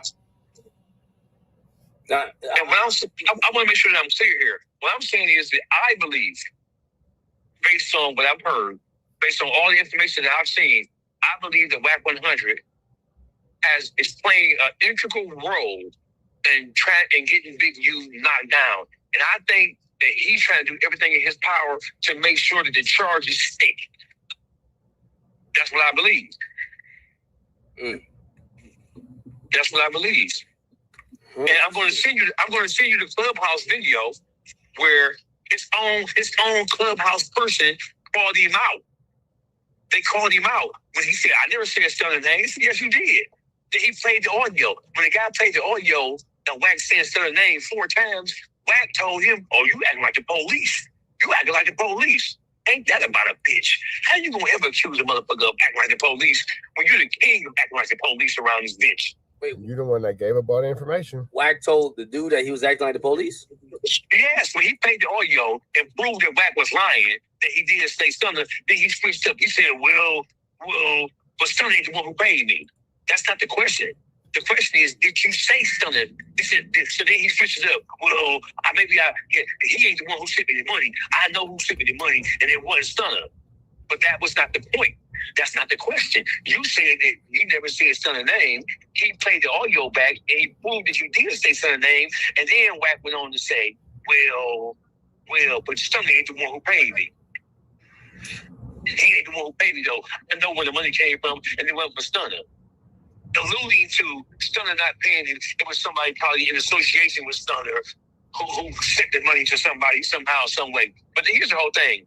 You're saying that you did something for Trick. You're putting Trick in a Trick bag. You're bringing Trick. Has Trick said anything about this? Trick said he didn't know what the hell Wack was talking about. Again, this is what I say, chat. This is why I say, again, Dogface is doing an amazing job, but this is why we need people like myself who's actually been covering the situation from top to bottom on it, because yes, Trick has said something. Yes, we have covered this almost 4 years ago about when Trick said something and blah, blah, blah, blah, blah, blah. A lot of these dudes were tardy to the party. And again, they're not able to give you the best information because they don't have all the information. Trick would never, ever. No. So you're saying what Trick would never do, when I can, again, show that Trick did, in fact, speak on this and said that he didn't know what Wack was talking about. I had no history of doing no shit like that. What the fuck would he ever do something like that? I call that a different area code. No, he never said it. Nobody saying Wack is lying. The only person saying it did happen, go ask this person. Go ask that person. And listen. The people who have spoke on this, they said Future said Wack was lying. Big U said Wack was lying. Trick Everybody else said big mums. So listen, Wack has been telling this story with intensity, trying to convince us. And he even said, if you don't believe me, go ask this person. Or don't make me call this person. Don't make me call that person to verify what is happening. He's trying to force the public. He's trying to prove his point beyond a shadow of a doubt. Who does that? Why are you so hard up to prove that this shit did happen? Well, he did the same thing Loose Cannon did. Loose Cannon got himself in that indictment because his stupid ass was telling shit that he did, or telling things that he was involved in. That's true. Wack's doing the exact same thing. 100 did the same thing Loose Cannon did by telling this story about what happened in the airport. So why is Wack not charged with Big U? We'll find this out, man. Dogface, you make a compelling argument. That all being said, man, we finna get up out of to the next one. Red dot to the left. You know the rest. Say a prayer and be blessed. We go. We finna jump into this Kantiana, man. Byron Blake exposes WACK100 for being on the witness list and how it will help Big U for the wiretaps. Let's jump into this Kantiana, man. Shout out to Byron Blake. Really concerned with this whole situation that's going on. And as y'all can see, I'm speaking freely and openly about it because I'm 100% confident in my position. You know, I'm confident in my position without question. With that being said, today I feel like is a pretty good day to react to some content. And what we gonna do is we gonna react to this FBI phone call with WACK100 and the FBI agents. And what I'm gonna do is I'm gonna break down exactly how this specific phone call that WACK100 released himself is informing. This is just one example of WACK being an informant. But as I told y'all, I'm extremely confident in my position. So if need be, I can Byron Blake giving us the news we can use and the knowledge we can't get nobody's college. Let's see where this is gonna go. give you more if need be. But today we're gonna break down this. I chose this because this is the one thing that WACK hangs his hat on. We've heard him on multiple platforms say, well, you know, they called me and I played it for the world. I told the world what, and keep in mind that we're going to be looking at this from the aspect of how the agents who was talking to him were viewing this. And we're going to be breaking it down. We're going to really get to it. So without wasting any more time, I appreciate y'all tuning in. I'm so happy that you are here. You know what to do, man. Hey, look, let's get to it. Now, I started off with this document because this is the document that WACK100 hangs his hat on as proof that he's not an informant. But y'all got to peep the mind games that he played. I'm going to break this down to y'all. And we're going to start with the... At this point, if WACK is releasing paperwork to show that he's not an informant, he's such an opposite, meaning he's always the opposite of whatever the truth is, that's kind of how we know that he is an informant, because he's putting it out saying that he's not, because every time he says he's not, he actually is. Back that this shit says witness interviews and arrests. Witness interviews and arrest. One more time. Witness interviews and arrest. So this is the category for witness interviews. Witnesses. Check this out. Interviews have been conducted during the investigation that have been effective in gathering information about Henley's involvement with the homicide. They have also been effective in gathering information related to Henley's collection of extortion payments. Some of the interviews have also led to the recruitment of a few of the aforementioned confidential sources who have been used during this case. However, as described above, those confidential sources have taken this investigation as far as it can go, and short of meeting its prosecutorial goals and objectives. Additionally, in my conversations with CHS-1, CHS-2, and other law enforcement officers, I have learned that Henley associates with a tight-knit circle of people who have known each other for decades. Continuous interviews without court-authorized interception of the target location could unnecessarily alert target communicators to the interest of law enforcement in their illegal activity. The interviews would also have the effect of alerting the target communicators and others, thereby compromising the investigation and resulting in the possible destruction or concealment of documents and other evidence.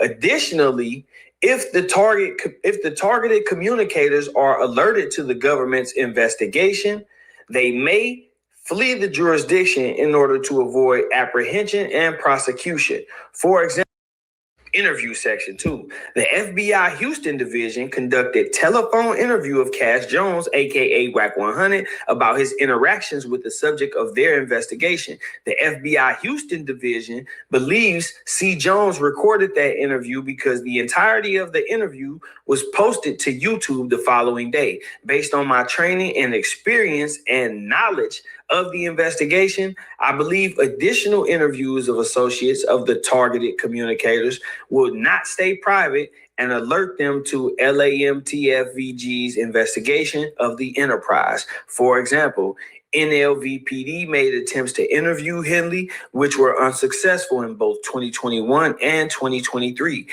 Henley was also, and they got some kind of typo right here, but about NLVPD's interviews with recent interviews of Williams' family and friends. And then they say, therefore, they believe only interviews done in conjunction with the interception of the targeted communicators can achieve or will achieve the goals of this investigation. So they was trying to get a wiretap, but they was basically saying, you know, an interview was done with WACK100, which was leaked to YouTube.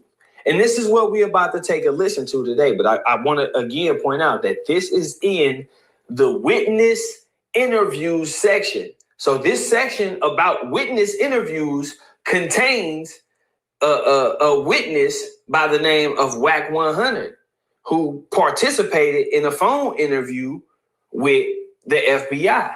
Let's take a close listen to this phone interview. And I'm going to show y'all why I say it's without doubt.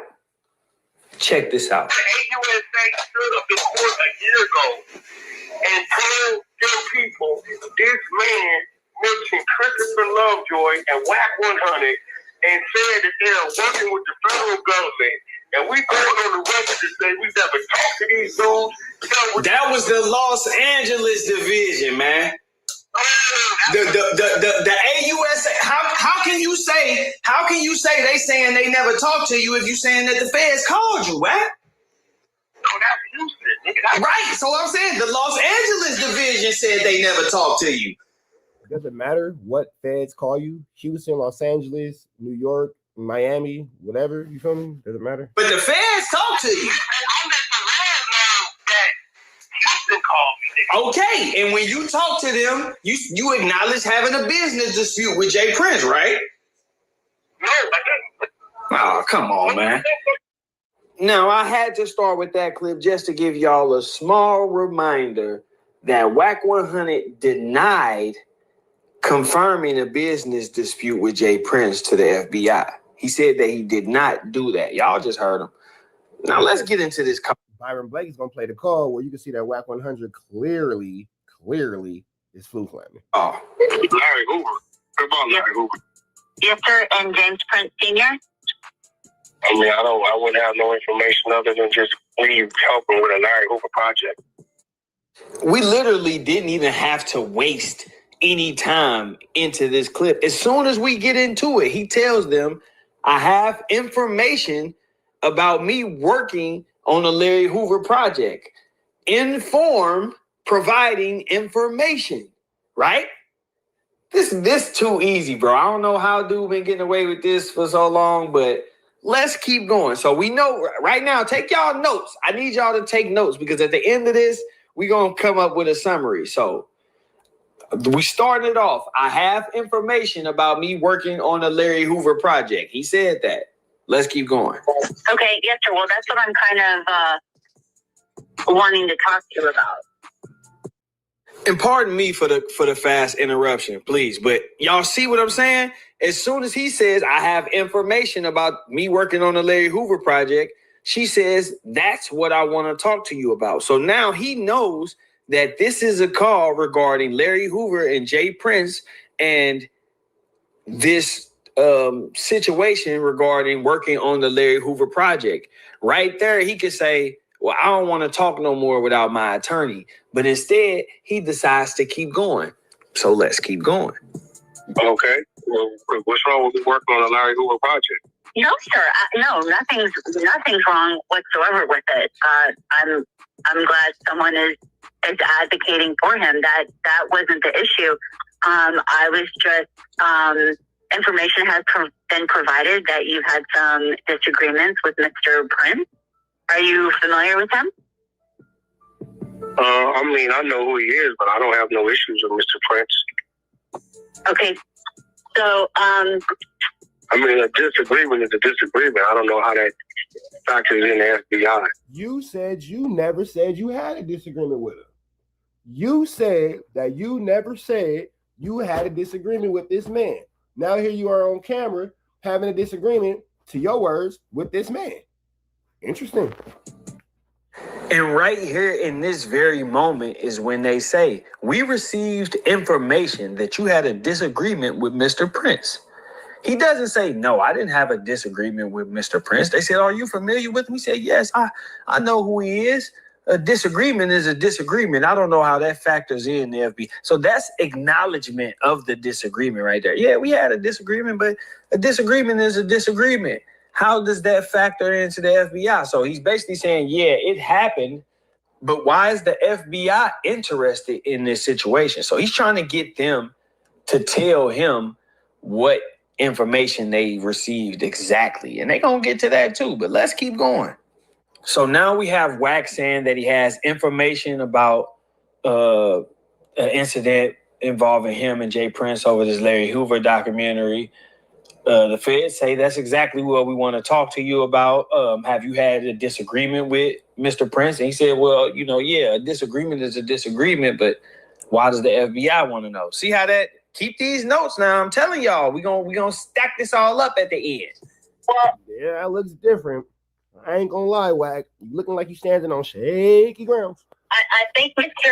Jones, all the YouTube videos going back and forth with him calling you snitch and you calling him one and all of that would be where we received information that there was possibly a disagreement. Yeah, but even if we did do that, why would that be an interest of the FBI? Because neither one of them have any bearing cases pending against one another. We have never done any business with one another. Far as I know, Mr. Prince is a businessman as I am. So, regardless of what we said to each other, as far as a snitch and not being a snitch, like why would that be interest of the FBI? That's what's kind of confusing to me.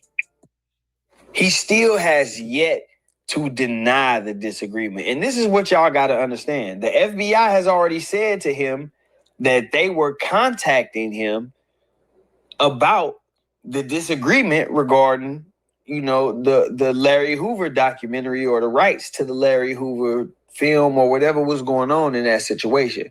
So this is the exact reason they are contacting you. And it happened. We had a disagreement, whatever, but why y'all want to know, and that's the overlay for the underplay, if you ask me, because we know now that they had wiretaps, and according to WACK, they heard Big U and Jay Prince on the phone talking about harming WACK, according to him.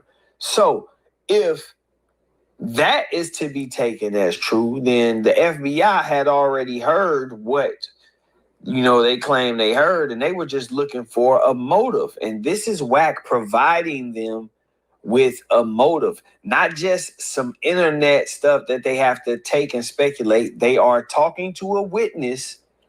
And the motive could be y'all had a disagreement. That is room for a motive. That is very clear based off your word. Getting a direct statement from him regarding the disagreement between him and Jay Prince that they claim to have heard Jay Prince and Big U talking about doing something to him over. Okay, no, I can explain that. I mean, of course, there's nothing wrong with that whatsoever.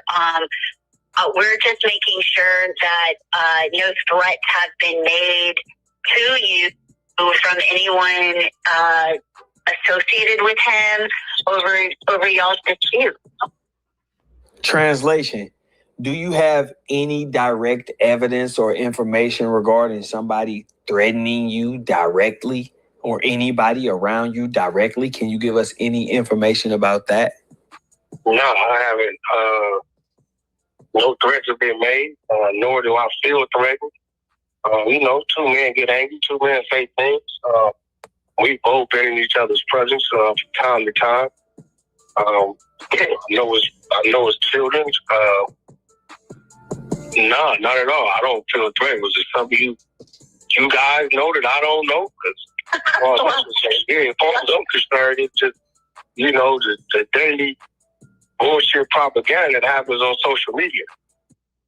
This is where WACK finesses a lot of people, because he says, I didn't receive a threat, or I don't feel threatened, as if that exonerates Jay Prince or whoever this other person is, allegedly Big U, of a threat.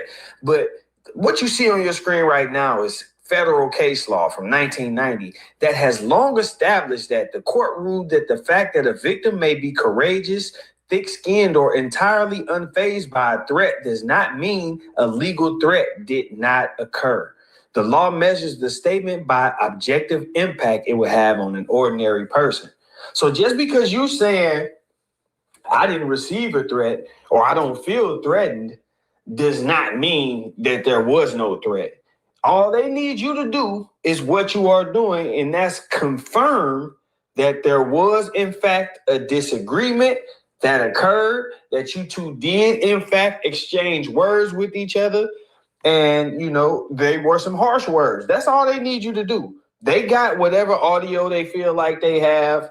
And as y'all see, the case law from 30, this is 36 years ago, this was established. They don't need you to feel threatened. They don't need you to say you got a threat. All they need is for you to establish that you were the actual, and that's just for paperwork purposes. So when they go in and say there was a legal dispute or a business dispute between Jay Prince and WACK100, and they started arguing on the internet, and this guy contacted Jay Prince and said he wanted to break WACK100's jaw, and when they go in and lay all of that out, they can say it with confidence because they've talked to you and you said, yes, we did have a disagreement, but I didn't feel threatened. And, you know, but we did have a disagreement. I do know who Jay Prince is. I do have some information about me working on the Larry Hoover project. Y'all see where I'm going with this? Let's keep going.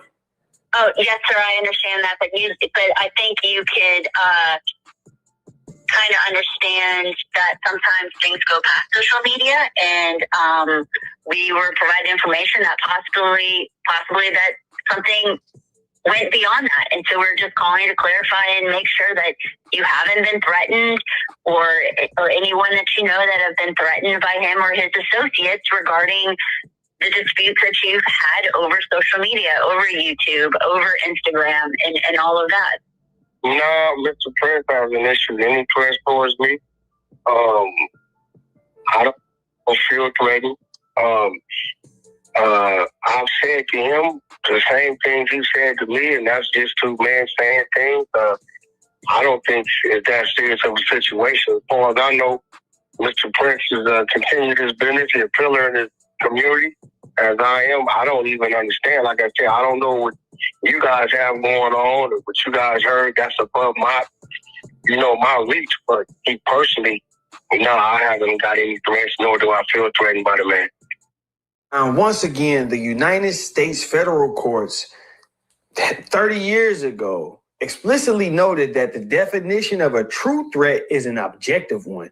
It does not depend on whether the recipient of the communication was actually intimidated or felt subjectively afraid. Instead, it relies on whether a reasonable person would foresee that the statement would be interpreted as a serious expression of intent to harm.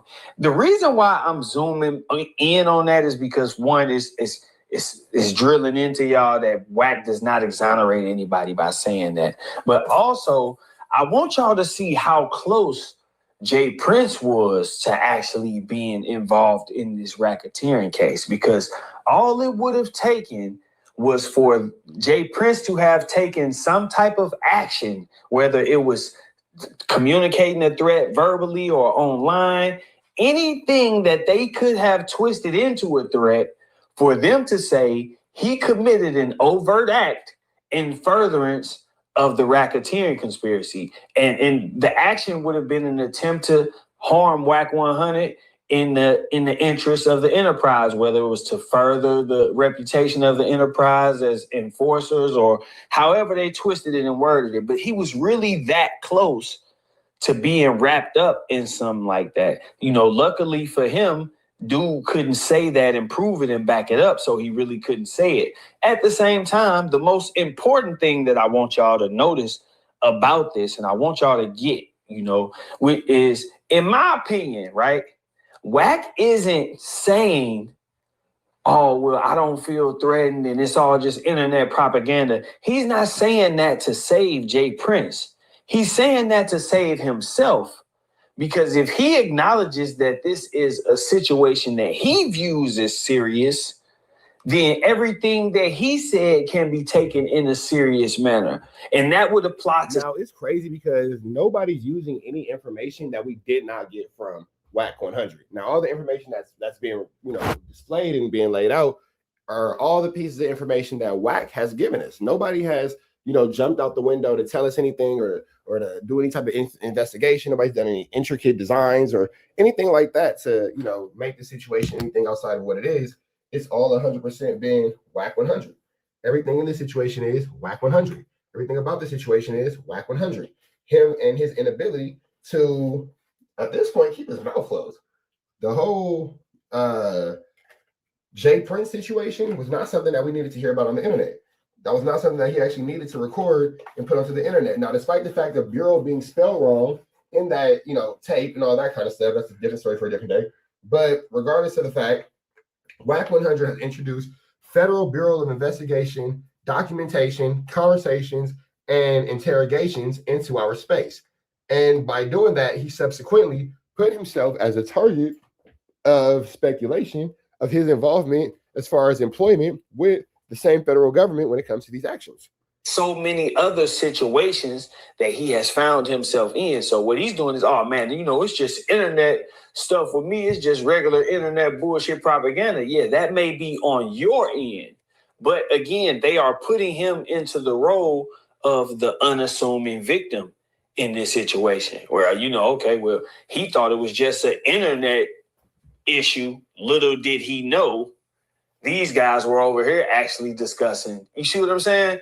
That's the role that they put him in. That limits the amount of information that they have to get from him. Now they don't need WACK to say, yeah, Jay Prince threatened me. Yeah, they actually called me and said they gonna do this or that. They don't need him to do that because he's the unassuming victim. All they need him to do is confirm that the dispute actually happened and give them some background on what it was about, which is what we about to get to next. Let's keep going.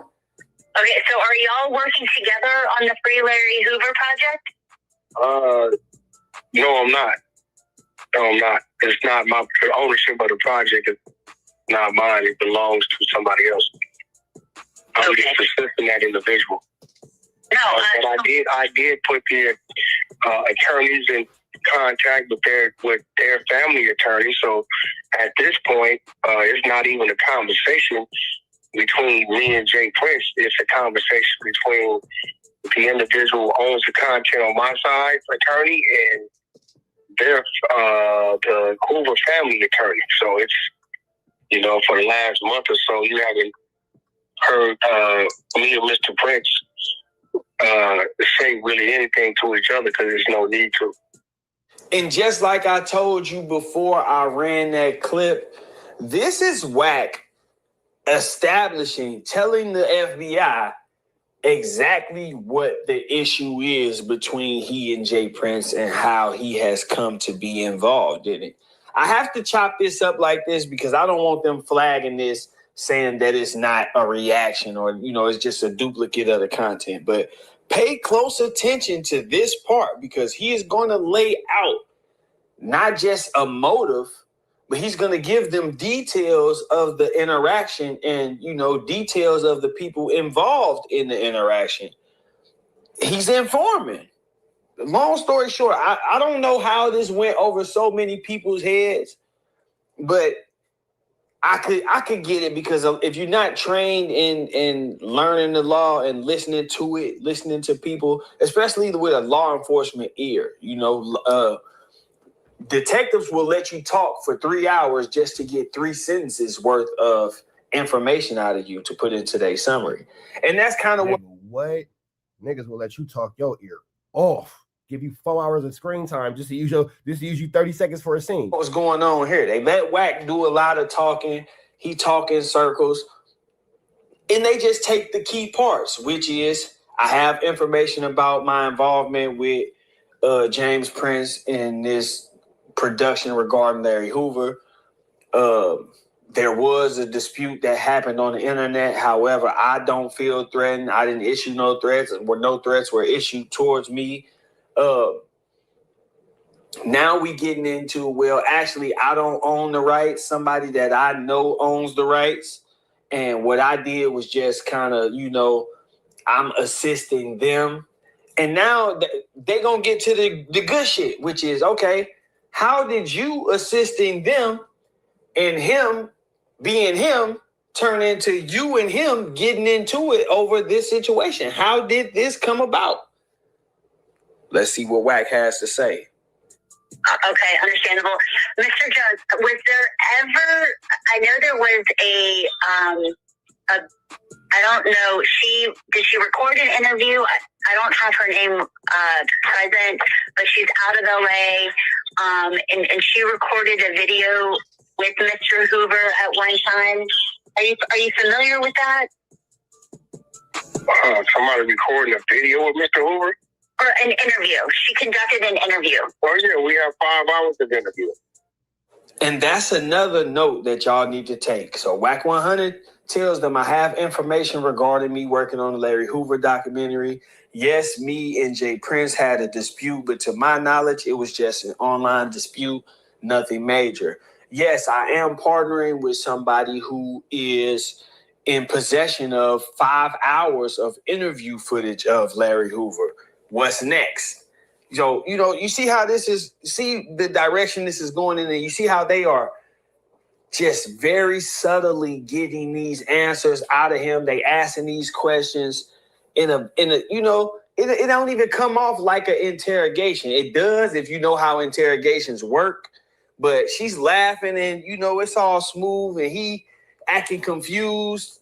And so that body language is giving off that he's not giving any information. But when you listen to what's actually being said, he's giving up very exclusive details that you would have to be involved in the situation to know. So now the FBI knows, okay, we heard these 2 guys talking about breaking WACK's jaw, for example. And that's what Big U has actually been charged with assault for.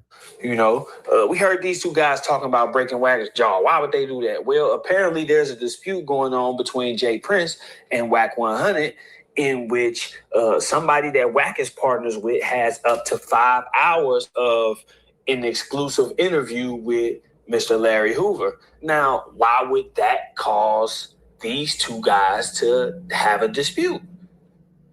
Yes, sir. And at any point, okay, and it was a female, correct? I don't have her name with me at this exact moment. Yeah, definitely. It's an elderly woman that owns it.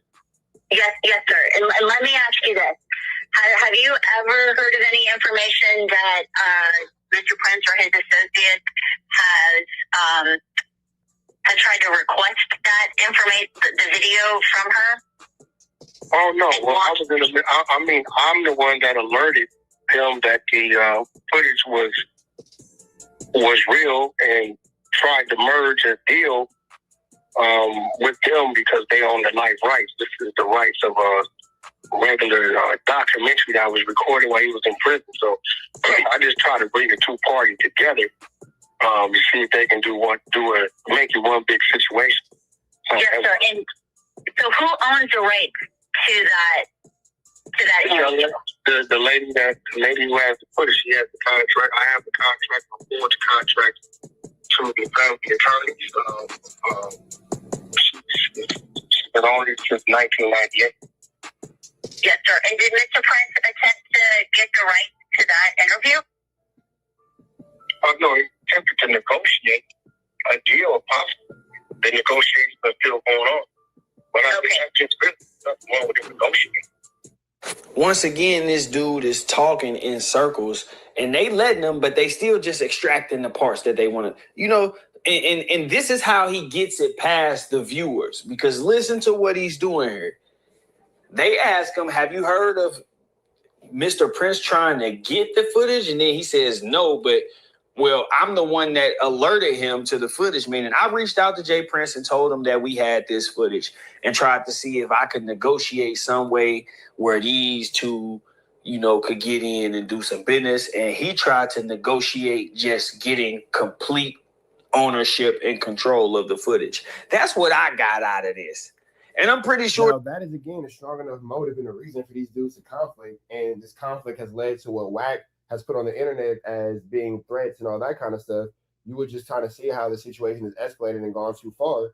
But it's only gone too far from what we know based off the admission and the, the whole 1-2 step like Sierra of what they got going on in the streets that we just actually never needed to find out. ever. The agents got the same thing out of this when they listened to it. Like, okay, so what we do know is Wack told them he had information about his involvement in working on his Larry Hoover project. He said that he and Jay Prince had a disagreement. He acknowledged that there's an elderly lady who owns the rights to this footage and has been the owner of the rights to this since 1998. And that once he got involved, he attempted to alert Jay Prince so that they could somehow agree to merge these projects together, since Jay Prince, according to WACK100, owns Mr. Hoover's life rights. Jay Prince, in turn, tried to negotiate some different terms, and Wack alerted the attorneys. That's what I got out of everything that we just heard. And that's what they got too.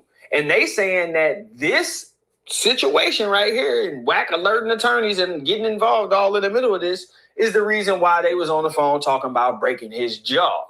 And so now they reaching out to him to make sure he hasn't actually been threatened. See how all of that comes together? But we not done though. Let's keep going. Oh, absolutely not. I'm not implying that whatsoever. Just some information that we received was that the documentary, the businesswoman didn't want to really give up the documentary, and possibly could have been pressured to do so. No, I don't know anything about her being pressured. She had a conversation on my phone. It was just a simple business conversation. When you're doing business, there's always offer. You know, either you're going to accept the offer or you're going to continue to negotiate. So, as of right now, but he'll negotiate. She's negotiating. It's just the two attorneys are talking and they're figuring it out. Now, right here, the feds are saying the information that we have received is that she didn't want to give the footage up and that she was being pressured. So once again, they told you at the beginning of this call that they was interested in knowing about the dispute between you and Jay Prince over this Larry Hoover situation. Right there, you really supposed to lawyer up. If we keeping it 100, you a member, whatever you want to say, you was supposed to lawyer up right there. Oh man, I don't want to talk without a lawyer because this could possibly be an investigation on you. But you know it's not an investigation on you, in my opinion. So you going into this like, yeah, I have some information. Like you said in the beginning, well, the only information I have is about me working on that. And from that, we have learned that you told them that you had a dispute with Jay Prince. You told them that Jay Prince was on your phone. This is what you just said in this last clip, that she was, talking to them on your phone. He literally said she had a conversation on my phone, but it didn't go. The negotiations didn't fall through. And he's labeling it as a business negotiation because the things that he said could be considered hostile too. So he don't want to say, yeah, we had a little argument, because then the words that he said could be taken literally as well. So he's And again, the words that he's saying are, words that are indictable. And everything that Wack is saying from what Byron Blake has given us is just 1 and 1 and 1 and 1 and 1 and 1 and 1 to equal 2 and 2 and 2 and 2 and 2 and 2 and 2. You feel me? Because it's just a whole bunch of flu, flammery, skullduggery, and larceny coming from this man. And we never know where the actual truth lies. We never know where the actual realness comes in at. We have to trust him at his word, but his word is constantly changing. And, it's just all in an attempt to get you, the viewer, to think that he's so much smarter than and better than you guys. And we just know that he's not. So let's continue on with Byron Blake. He's not stupid when it comes to this type of shit. He's not dumb by a long shot. He know how to word it to make sure, he not getting in trouble, which is why he keeps saying, oh, well, yeah, it's just a business, it's negotiations. And that way, anything that's said in the heat of the moment can be labeled as negotiation. He can do that because he knows there's no wiretap of him talking about breaking anybody's jaws or anything like that. On the flip side of this, he is already aware that Big Deal is cooperating, according to me, in my opinion, but that's another thing. But in this small clip, like I was saying, we learned that Wack told the feds he had information regarding his involvement in this Larry Hoover negotiation. We learned that Wack told the feds that he had a dispute with Jay Prince online. We learned that Wack told the feds that there was an elderly elderly lady who actually owned this footage, and that she had owned this footage since 1998. She had attempted to negotiate with Mr. Prince on WAC's phone, but those negotiations fell through. They want to continue negotiation, but they want to just let the lawyers deal with it now instead of personally talking to each other. Let's keep going and see what else WAC told the feds. Well, Mr. Prince has been a close friend to the Hoover family. He's done a lot of business, overseen a lot of business, so the man is well in his right to attempt to negotiate. But that's all it was negotiations. No more, no less. Mr. Prince and Mr. Hoover have done a lot of business together, and he's well within his rights. That's a very slick way of saying that Jay Prince and Larry Hoover are very close to each other, and anything that has anything to do with Larry Hoover, Jay Prince is coming, and he's trying to get his hands on it or control it, and that's his right to do so. Regardless of if you think that's his right to do so or not, they have their own legal, interpretation of how these things are supposed to go. And when they don't go that way, they label it extortion or something like that. So just because you say he's within his rights doesn't mean anything. That's just like saying you don't feel threatened. That's like saying, oh, I only was trying after Future in the airport because I had to collect the debt. No, it's okay. It was an actual debt he actually owed me. No, it's cool. Nigga, that is extortion. That is a crime. But WAC throws these types of things in there because, he can say, well, I said that's his right to do that. You know what I mean? And then people think, WAC wasn't telling. He was, no, bro, you just told them that he and Larry Hoover have an extensive history and they do a lot of business together. Larry Hoover is in the feds. He was in the feds. I'm pretty sure he has some type of restitution. You know what I'm saying? Like, it's a lot of different angles to that. And this is the same thing that the internet tried to destroy King Yella for. You hear Dirk all over songs and shit saying shit about BD and David and all of that shit, but Yella go in the interrogation room and say, well, shit, I'm GD, they BD, but we ain't beefing. And everybody's like, oh, that nigga the feds, he told the feds they was BDs, so I treat this the same way. Regardless of what people may feel like they know what's on the internet or any of that shit, you are telling the feds that Jay Prince and Larry Hoover are tied. I know this firsthand. I have a business issue going on with Jay Prince, and it's a result of something that we own that's regarding Larry Hoover and Jay. And all that can be grounds for conspiracy. All that can be grounds for motive. All that can be grounds for a lot of different things within this situation to be flu, flammers, skullduggerous, and larcenies. And Larry Hoover are in cahoots with this. So if this lady would have been being pressured, it would have fell back on Larry Hoover as well. You see what I'm saying? Like, this is the type of games that this dude play. And this is why he was so quick to try to co-sign that 1090 Jake shit, But let's keep going because he ain't done telling. Okay. Well, I appreciate your time. Thank you so much for talking to me. If you want to keep my number and anything comes up or you hear of anything dealing with any type of threat or anything like that, I would appreciate if you could give me a call. As long as things are. I don't know why the threat thing keeps coming up. Like, where is that coming from? Well, I mean, I think, when it's on social media, YouTube and, court records come out, things are said, comments are made, information is received to the FBI, and so we just have to follow up. And so I just thought I would talk to you directly instead of, these things are all the funny games. A lot of times we play the media because we got events coming up, we got artists, things coming up, so kind of like that social media is not all real. A lot of it is fiction. A lot of it, it's pre-thought out to put some attention on something we want to look at. But me and Mr. Prince, we're good. The lady who has the footage, she's good. The attorneys are talking. I can forward you my counsel's number. His name is Alex Kessel. You want to get a hold of it, you can call him. And then we can take it from there. But other than that, yeah, there's no problems on this side.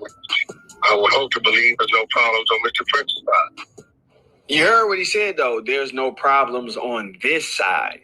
All of that explaining about, it's just the internet and we do it to promote stuff. And he's speaking from his own perspective and point of view. And like I told y'all, he has to do that because if he acknowledges the situation as a real dispute, then all of that nonsense he's yelling opens him up to, some federal investigation and possibly charges. So, of course, he's going to say, it's all just acting propaganda, and then that way they can document it and say, this dude didn't have no ill intent. He was just playing on the internet. But these dudes, they was over here congregating and having meetings and talking on wiretaps. That's the image that they want to paint. And, he established a motive right here. And this is according to WACK, this is a real call with the FBI.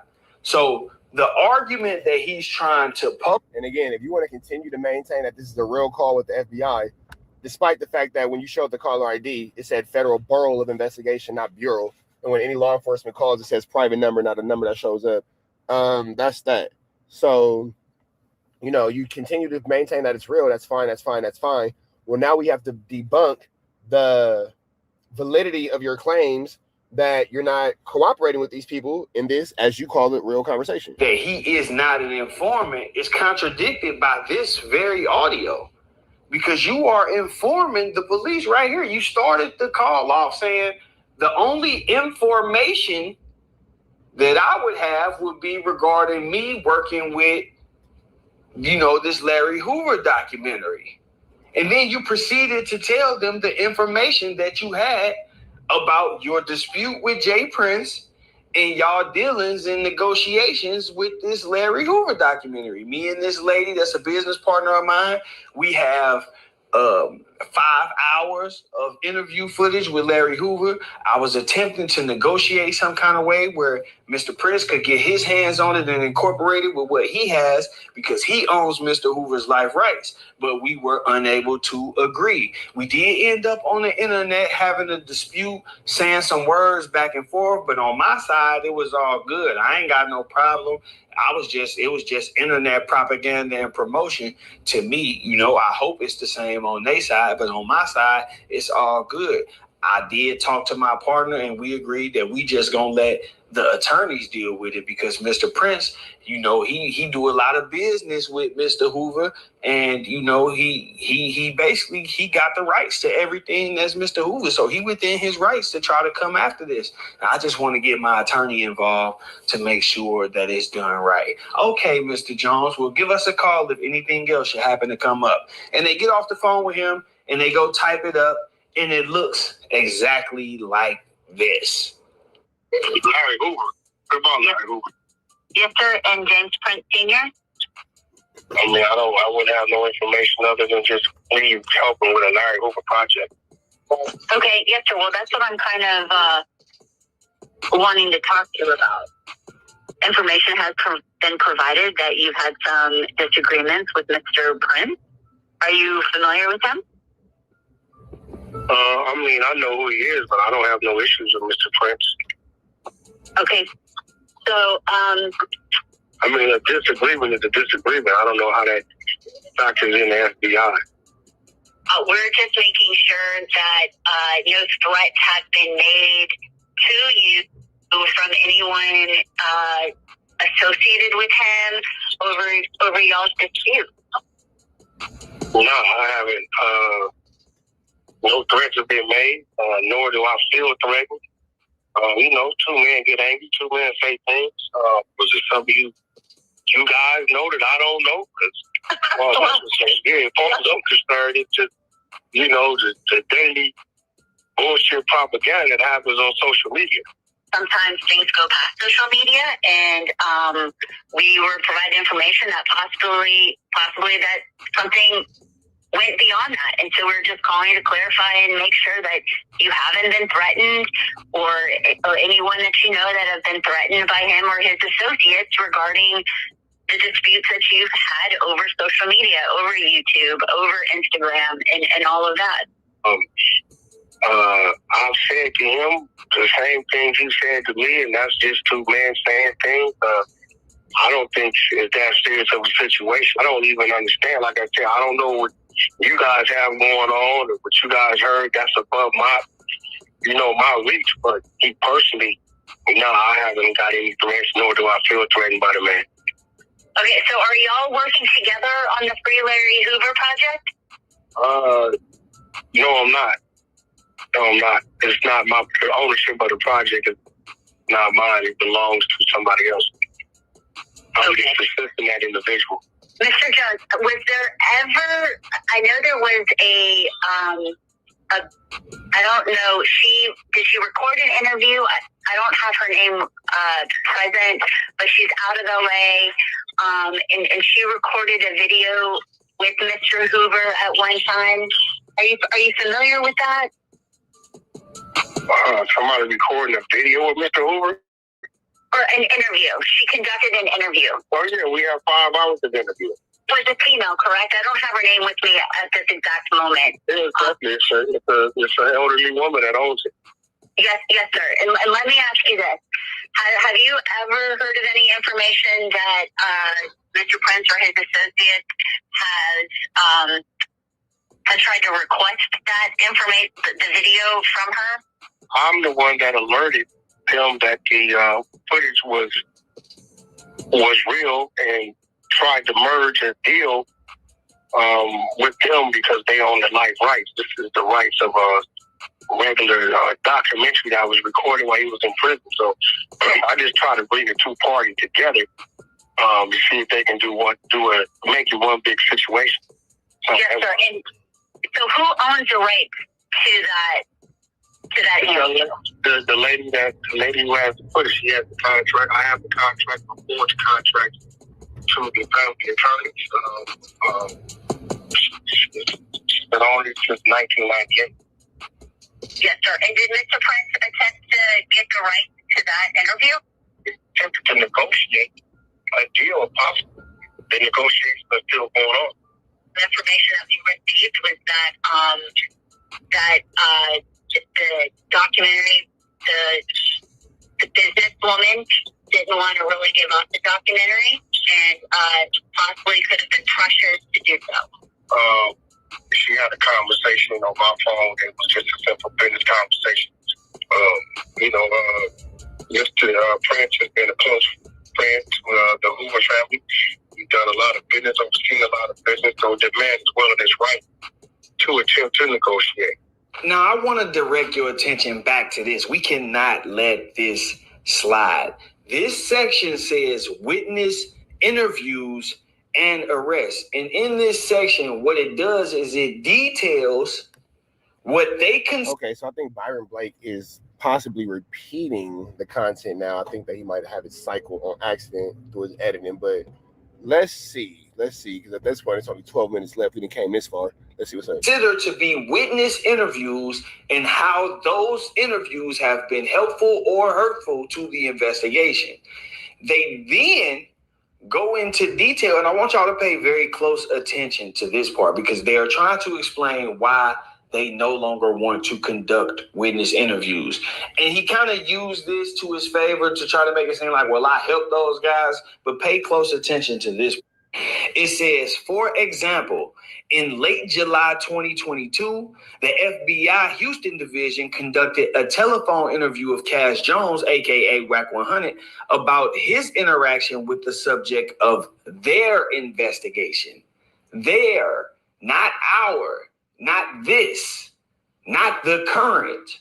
So that investigation where they were questioning WACK, that was a completely different investigation than the one that this application and this document is speaking on. With that being said, in my opinion, and from what I see on this, they are basically saying that we want to interview Cash Jones as well. However, based on what happened with that interview, we don't feel that it's a good idea for us to interview him. Now, I want y'all to pay close attention to this part as well, because I know people are going to ask, okay, well, how is he an informant if they don't want to interview him? Yeah, so I think that Byron Blake is repeating the content, but I know that a lot of people come in the content at different points of the video, so we're going to just go ahead and let this rock all the way out to the end. For those of you guys who have been watching from the beginning, hit the like, hit the comment, hit the good subscribe button, notification bell. Go ahead and hit that notification bell, tap in with the tap in, you feel me? Unless you want to stay and kick it and hang out, we appreciate you, but we do understand if you don't want to hear the same thing twice. But for those of y'all who just came in, go ahead and continue to rock out so you can get this information, this news you can use. It's knowledge you ain't in nobody's college. Well, first of all, based on the information that he provided in this phone call, that establishes his position as an informant. As I went down the list, he confirmed he had a dispute with Jay Prince. He confirmed that the dispute was over some rights or, the rights to some footage involving Larry Hoover and the documentary or production involving Larry Hoover.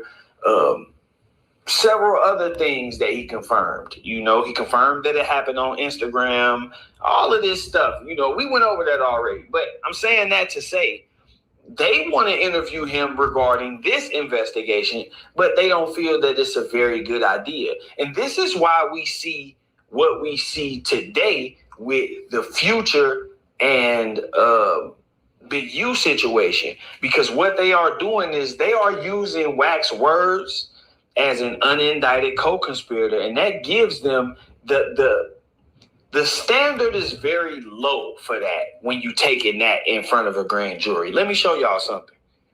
When you look at United States Supreme Court precedent case law, you can go back as far as 1974, 50 years ago, United States versus Nixon. In this historic case, the Supreme Court explicitly stated that an out-of-court statement of a co-conspirator is admissible, even if that... An out-of-court statement by a co-conspirator is admissible in court. Richard Nixon, the president of the United States, had this used against him. So if you think that your statements on YouTube can't be used against you, you are a buffoon. You are a buffoon. You are a buffoon type of goon. If you think that Richard Nixon, former president of the United States of America, can have these situations placed upon him, and you are bigger than the program. Person is an unindicted co-conspirator.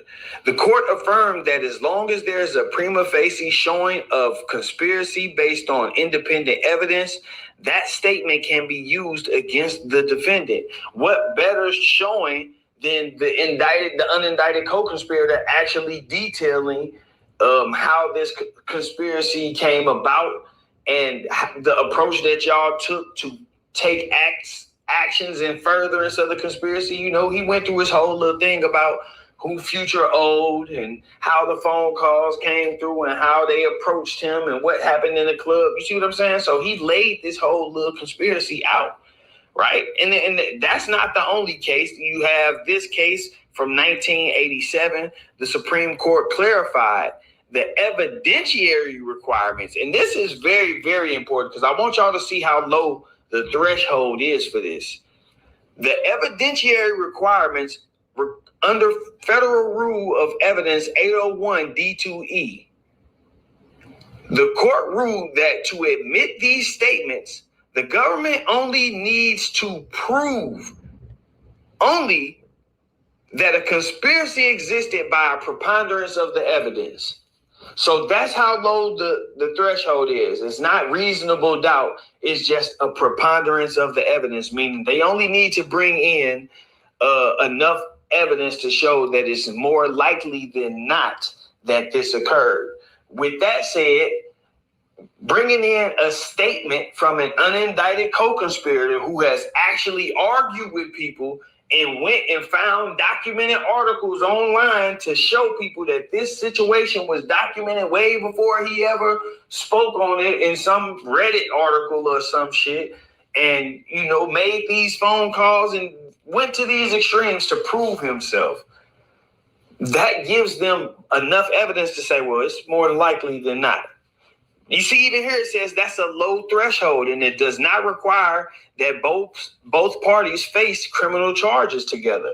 So he's gone from a witness that they want to interview to a unindicted co-conspirator whose statements they are just using. But the reason why he's staying unindicted is because he is still available for witness interviews. If they need to call him, as y'all seen, if they call him, he gonna pick up the phone and talk to him and answer questions, and he gonna make it sound real good. But if you listen very closely, he's giving them information.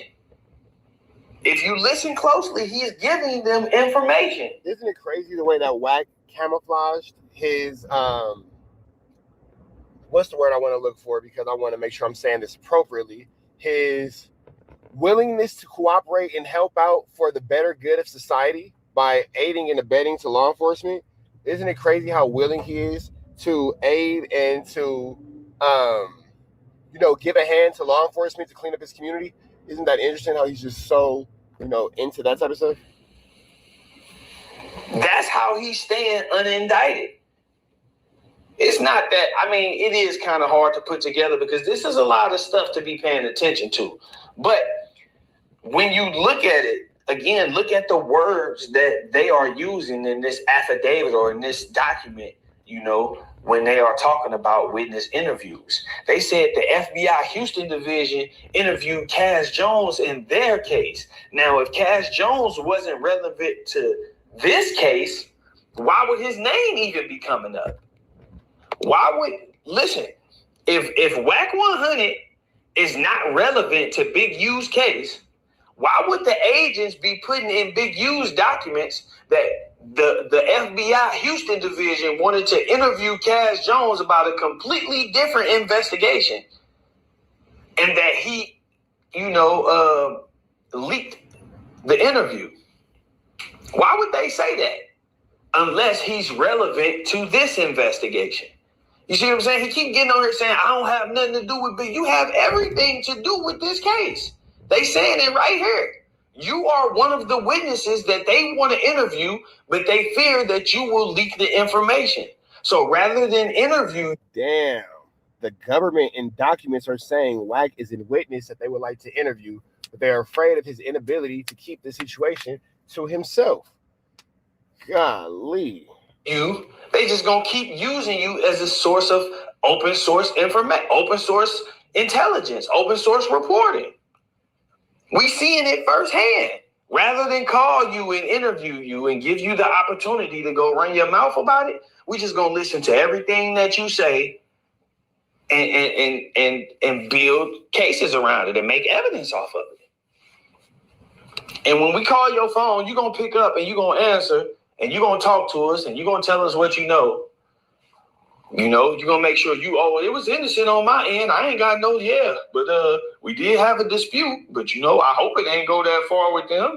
What y'all know? Y'all know something that I don't know? Like, bro, you ain't tricking nobody with that.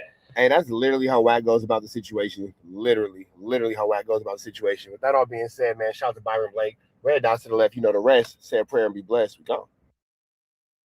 We finna jump into this content, man. Byron Blake exposes WACK100 for being on the witness list and how it will help Big U for the wiretaps.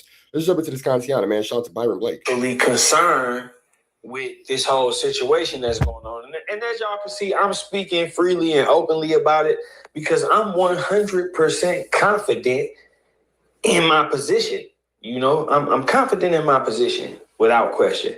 With that being said, today I feel like is a pretty good day to react to some content.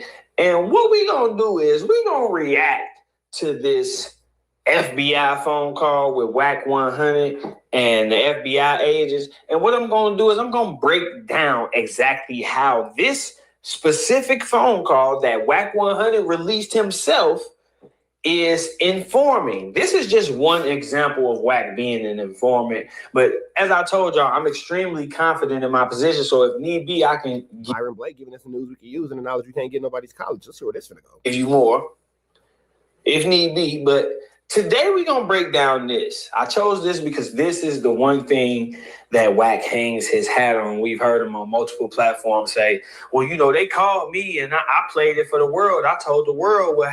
And keep in mind that we're going to be looking at this from the aspect of how the agents who was talking to him were viewing this. And we're going to be breaking it down. We're going to really get to it. So without wasting any more time, I appreciate y'all tuning in. I'm so happy that you are here. You know what to do, man. Hey, look, let's get to it. Now, I started off with this document because this is the document that WACK100 hangs his hat on as proof that he's not an informant. But y'all got to peep the mind games that he played. I'm going to break this down to y'all. And we're going to start with the... At this point, if WACK is releasing paperwork to show that he's not an informant, he's such an opposite, meaning he's always the opposite of whatever the truth is, that's kind of how we know that he is an informant, because he's putting it out saying that he's not, because every time he says he's not, he actually is. Back that this shit says witness interviews and arrests. Witness interviews and arrest. One more time. Witness interviews and arrest. So this is the category for witness interviews. Witnesses. Check this out. Interviews have been conducted during the investigation that have been effective in gathering information about Henley's involvement with the homicide. They have also been effective in gathering information related to Henley's collection of extortion payments. Some of the interviews have also led to the recruitment of a few of the aforementioned confidential sources who have been used during this case. However, as described above, those confidential sources have taken this investigation as far as it can go, and short of meeting its prosecutorial goals and objectives. Additionally, in my conversations with CHS-1, CHS-2, and other law enforcement officers, I have learned that Henley associates with a tight-knit circle of people who have known each other for decades. Continuous interviews without court-authorized interception of the target location could unnecessarily alert target communicators to the interest of law enforcement in their illegal activity. The interviews would also have the effect of alerting the target communicators and others, thereby compromising the investigation and resulting in the possible destruction or concealment of documents and other evidence. Additionally, if the targeted communicators are alerted to the government's investigation, they may flee the jurisdiction in order to avoid apprehension and prosecution. For example, interview section 2. The FBI Houston Division conducted telephone interview of Cash Jones, aka WACK100, about his interactions with the subject of their investigation. The FBI Houston Division believes C. Jones recorded that interview because the entirety of the interview was posted to YouTube the following day. Based on my training and experience and knowledge of the investigation, I believe additional interviews of associates of the targeted communicators will not stay private and alert them to LAMTFVG's investigation of the enterprise. For example, NLVPD made attempts to interview Henley, which were unsuccessful in both 2021 and 2023. Henley was also, and they got some kind of typo right here, but about NLVPD's interviews with recent interviews of Williams' family and friends. And then they say, therefore, they believe only interviews done in conjunction with the interception of the targeted communicators can achieve or will achieve the goals of this investigation. So they was trying to get a wiretap, but they was basically saying, you know, an interview was done with WACK100, which was leaked to YouTube. And this is what we're about to take a listen to today. But I want to again point out that this is in the witness interviews section. So this section about witness interviews contains a witness by the name of WACK100 who participated in a phone interview with the FBI. let's take a close listen to this phone interview. And I'm going to show y'all why I say it's without doubt. Check this out. The AUSA stood up in court a year ago and told them people this man mentioned Christopher Lovejoy and WACK100 and said that they are working with the federal government. And we going on the record to say we never talked to these dudes. That was the Los Angeles division, man. The AUSA. How can you say they saying they never talked to you if you saying that the feds called you, right? No, that's Houston. Right. So I'm saying the Los Angeles division said they never talked to you. It doesn't matter what feds call you. Houston, Los Angeles, New York, Miami, whatever. You feel me? Doesn't matter. But the feds talk to you. Okay, and when you talk to them, you acknowledge having a business dispute with Jay Prince, right? No, I didn't. Oh, come on, man. Now, I had to start with that clip just to give y'all a small reminder that WACK100 denied confirming a business dispute with Jay Prince to the FBI. He said that he did not do that. Y'all just heard him. Now, let's get into this. Byron Blake is going to play the call where you can see that WACK100 clearly is flu-flamming. Oh. Larry Hoover. What about Larry Hoover? Yes, sir. And James Prince Sr.? I mean, I wouldn't have no information other than just me helping with a Larry Hoover project. We literally didn't even have to waste any time into this clip. As soon as we get into it, he tells them, I have information about me working on a Larry Hoover project. Inform providing information, right? This too easy, bro. I don't know how dude been getting away with this for so long, but let's keep going. So we know right now, take y'all notes. I need y'all to take notes because at the end of this, we're going to come up with a summary. So we started off. I have information about me working on a Larry Hoover project. He said that. Let's keep going. Okay, yes, sir. Well, that's what I'm kind of wanting to talk to you about. And pardon me for the fast interruption, please. But y'all see what I'm saying? As soon as he says, I have information about me working on the Larry Hoover project, she says, that's what I want to talk to you about. So now he knows that this is a call regarding Larry Hoover and Jay Prince and this situation regarding working on the Larry Hoover project. Right there, he could say, well, I don't want to talk no more without my attorney. But instead, he decides to keep going. So let's keep going. Okay. Well, what's wrong with working on the Larry Hoover project? No, sir. No, nothing's wrong whatsoever with it. I'm glad someone is advocating for him. That wasn't the issue.